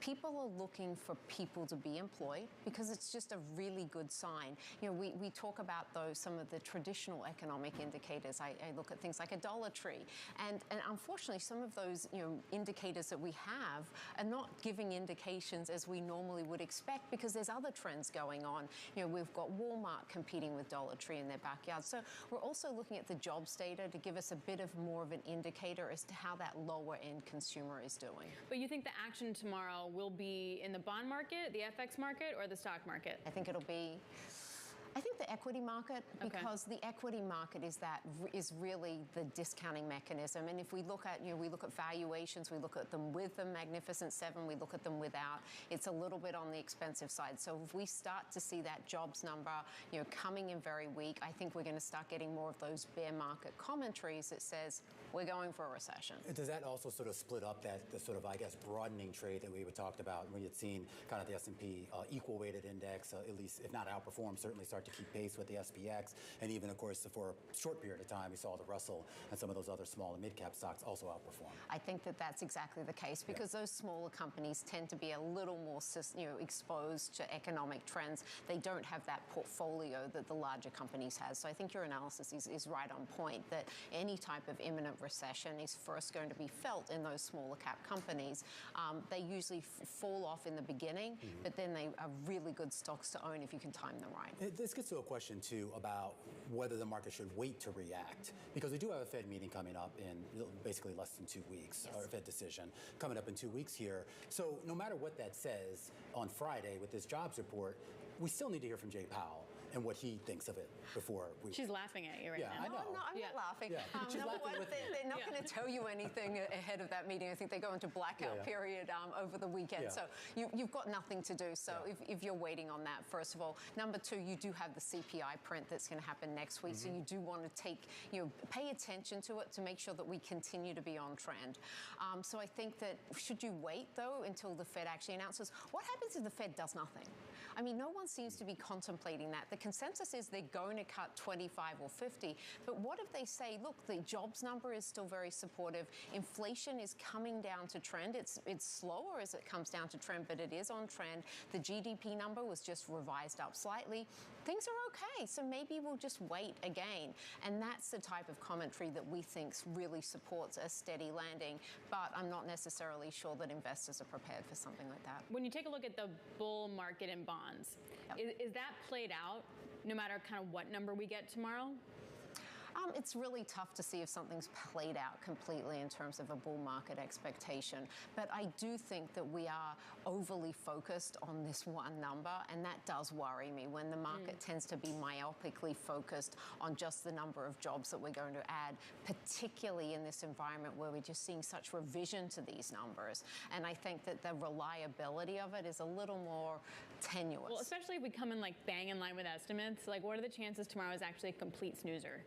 And that we're all here be like, well, that didn't do anything to market expectations. And so what do? Then you're like, well, next week there's a CPI print, so we're going to focus on that. And does that so they're the things that we are looking at. All right, Katrina, great stuff, and great to have you here in the studio. Katrina Dudley, she's portfolio manager and senior investment strategist at Franklin Mutual Series, helping us count you down to those close. Just about 3 minutes to go here. Another mixed day here for stocks, Alex. The NASDAQ composite clinging to some modest gains here, but you're seeing modest losses across the board, or more significant losses, though, in the Russell, the S&P 400 mid-caps, and Dow Transport's down 2%. Yeah, that's interesting. Like the real economy stuff, which is what we've been talking about when it came to oil for earlier this week as well. I'm still pointing to Citi options, looking at 110 basis point move to the upper downside tomorrow for the S&P on the jobs number. Absolutely. The VIX, at least for right now, somewhat tamed right around that 20 level. And you talk about where rates, Alex, maybe could potentially go. I take a look at a benchmark 10-year at 3.7, and that 2-year, if you want to go for the 2-year, 3.7 as well. Basically about the same. Okay. Is that going to shift a lot tomorrow? I have no idea. I genuinely have no idea. Like, what's that? I mean, so much is priced into that front end. Yeah. Like, how much more can be priced in at this point? Absolutely here. And of course, we could see some potential moves in the dollar. We're going to break down all of the market action in just a second. Coming up right here on Bloomberg. The Closing Bell, Bloomberg's comprehensive cross-platform coverage of the U.S. market close, starts right now. And right now, we are 2 minutes away from the end of the trading day. Romaine Bostic here with Alex Steele, taking you to the Closing Bell, a global simulcast. It starts right now, joined in the television studio by Scarlett Fu, Tim Stenovic in the radio booth alongside Emily Grafeo. Carol Masser has the day off. We welcome our audiences across all of our Bloomberg platforms here on a big Friday Jobs Eve. Yeah, I think that's a good way to describe it. That's the big thing that matters. We just spoke to Jason Britton. I don't know. I was working on that too. I didn't get a lot of sleep last night. I was in Korea all night. The suspense is there. The suspense is there. Don't worry. Mike McKee told us this is the most important payrolls report. Oh gosh. Since the last payrolls report.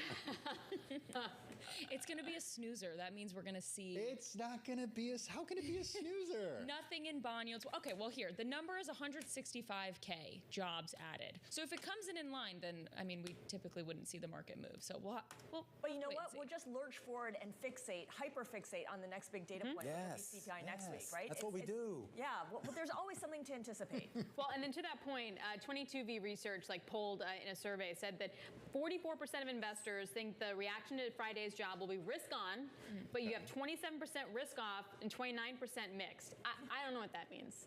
That's a coin flip. Shrug. Yeah. Yeah, and when you talk about the actual data itself, I mean, we're talking about economist estimates that are right around that 165,000 level, and I kind of wonder what actually constitutes really a beat or miss. I mean, when you look at it on a 3-month rolling basis, we're pretty much in line with historical averages and pretty much in line with what a lot of economists said they're comfortable with. So it'll be an interesting day tomorrow. That comes out 8:30 a.m. tomorrow out of Washington. Meanwhile, at 4 p.m. here in New York, you get the closing bells with the Dow Jones Industrial Average and the S&P looking like they're going to close out the day in the red. The Dow down about 0.5%, roughly 200 points.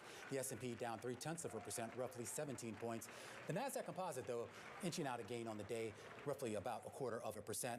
Meanwhile, the Russell 2000, S&P 400 mid-caps, and Dow Transports all significantly lower on the day. We did see more stocks in the S&P 500 move lower than stocks move higher. 373 decliners in the S&P 500, 126 stocks did move higher in the S&P 500, Scarlett. All right, no one wants to get out too far ahead of the big jobs report. Let's take a look at the IMAP, which shows which sectors are in the green, which sectors are lagging behind. Let's start with the advancers. Consumer discretionary, and that's really on Tesla and Amazon, gaining 1.4% on the day. Communication services up 0.5%, and tech is basically unchanged at this point.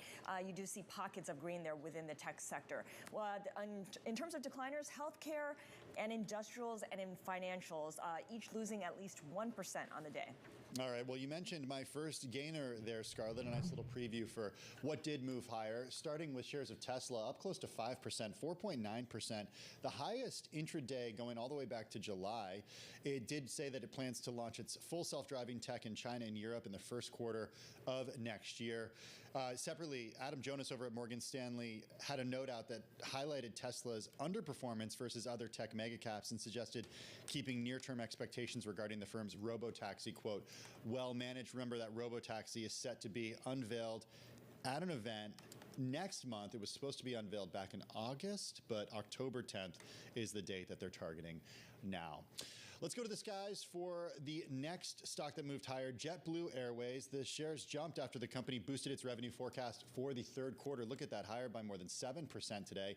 JetBlue said it actually benefited from rebooking passengers from rival airlines whose flights were disrupted by that tech outage in July. Remember, it was that software update from CrowdStrike that upended multiple industries. Over a few days in July, it forced airlines to cancel thousands of flights. Delta was affected the worst. Some carriers, though, largely sidestepped the problems due to their use of other systems.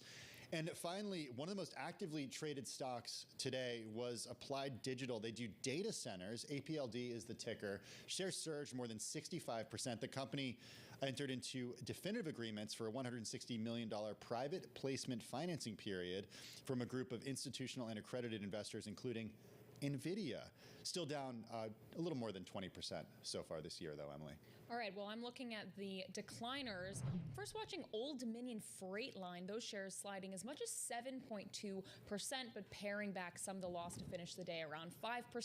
This is after the company said that less than truckload tons per day, that is the metric that these trucking companies use, it fell in August, or it fell 6.1% from the prior year period. A lot of trading in the put options. Those are bearish options. We saw that volume more than triple the average today. So more investors piling in on the bearish options bet for that trucking company. I'm also looking at Frontier because that stock, if you guys remember, surged 37% yesterday after the news that Verizon was in talks to buy that communications company. Today, paring back that gain. So now the share is falling about 9%, but still up higher after that news. And this came after we saw today, Verizon said Frontier's investors will get $38.50 a share, a 37% premium to the closing price on Tuesday.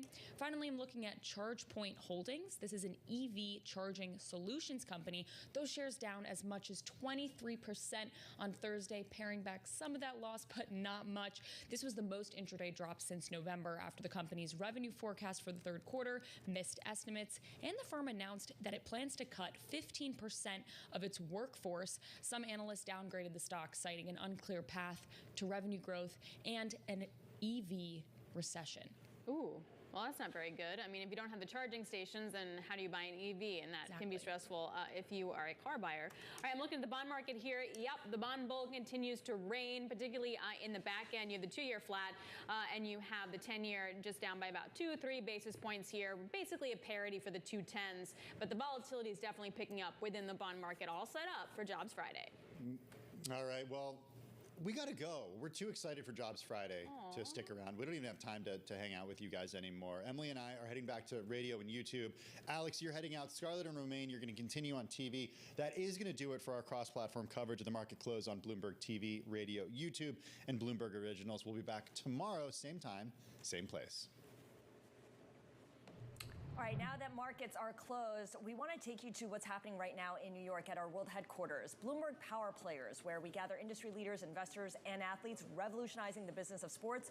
We've had conversations with names like Grant Hill, Cal Ripken Jr., the NWSL Commissioner Jessica Berman, and now we're going over to a conversation with NBA All-Star and recent Olympic gold medalist Steph Curry, as well as Kevin Plank, the founder and CEO of Under Armour. Let's join Vanessa Perdomo with them. You know, the Olympics for the first time. Talk to me about how that fits into the Olympic strategy. Well, I think authenticity. You know, Under Armour as a whole, we had 72 athletes, 26 countries, ended with 28 medals. You know, this is 28 right here. I think the last one that came home. Kelsey Plum?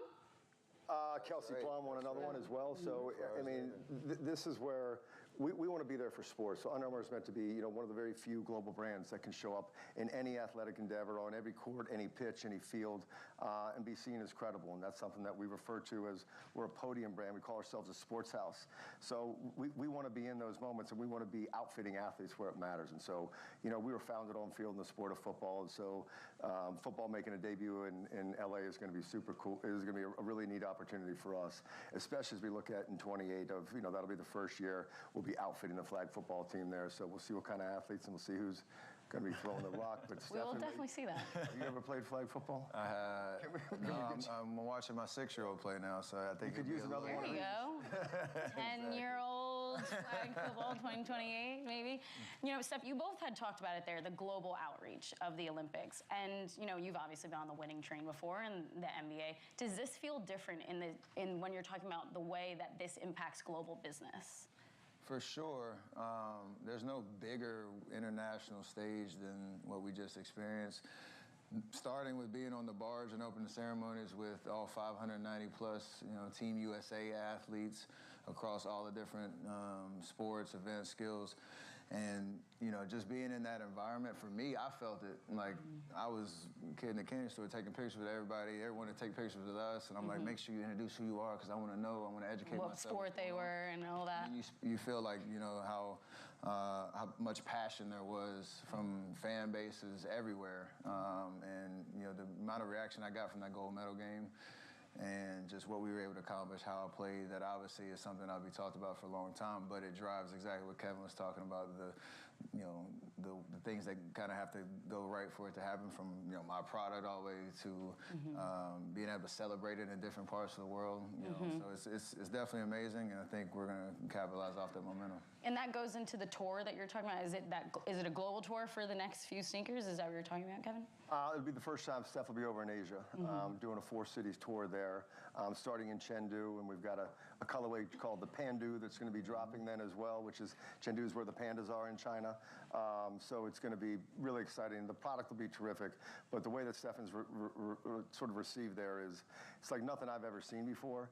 It's been 5 years since we've been over to China as well. We've got a pretty big store base there, so it's something that the market's incredibly excited. I think the first day there, we had how many signups? I think, you know, several million social media signups of people that are popping on Tencent, who's going to be one of our partners for the tour. But we'll be there. We'll meet you in Shanghai and see. And I mean, I remember we've done this before, and you got to remember, you're on a tour. It's like it's 24 hours a day. But what was that big mall we were in? We put you up against like some 6-year-old kid, and for whatever reason, Stephen woke up. And if you've ever seen Stephen Curry, I've never seen Stephen Curry not make basketball shots. It happens. So anyway, we'll make sure we get you sleep. That part. So you were a little jet lagged then? Just a little bit. You're trying to obviously balance the work and the reason we're over there. Obviously, I'm still prepping for you know, the next NBA season coming up at the end of the month. So, you know, trying to do it all, obviously, and take advantage of this window of time to be, like you said, it's been 5 years since we've been over there, and, you know, this is international work we're trying to do, so I'm excited about it. Yeah, absolutely. Kevin, one of the things, you know, I want to talk to you about as we talk about strategy and moving forward is you took a seat back from being CEO, and now you're back. Why was it important for you to step back in this role? I mean, that's something which, you know, we say at Under Armour, there's 4 things that make up our brand. Is number 1, we're about athletes. Number 2, we're about sports. Number 3, we're about innovation. Number 4, passion. And hopefully we can wrap some smarts and some strategy around that. And that's one thing which we've got a really incredible team. And what I'm watching being built in Baltimore right now is really special with the people side of it, but also, you know, in the physical infrastructure too. We've got a new headquarters that's opening, you know, in a town like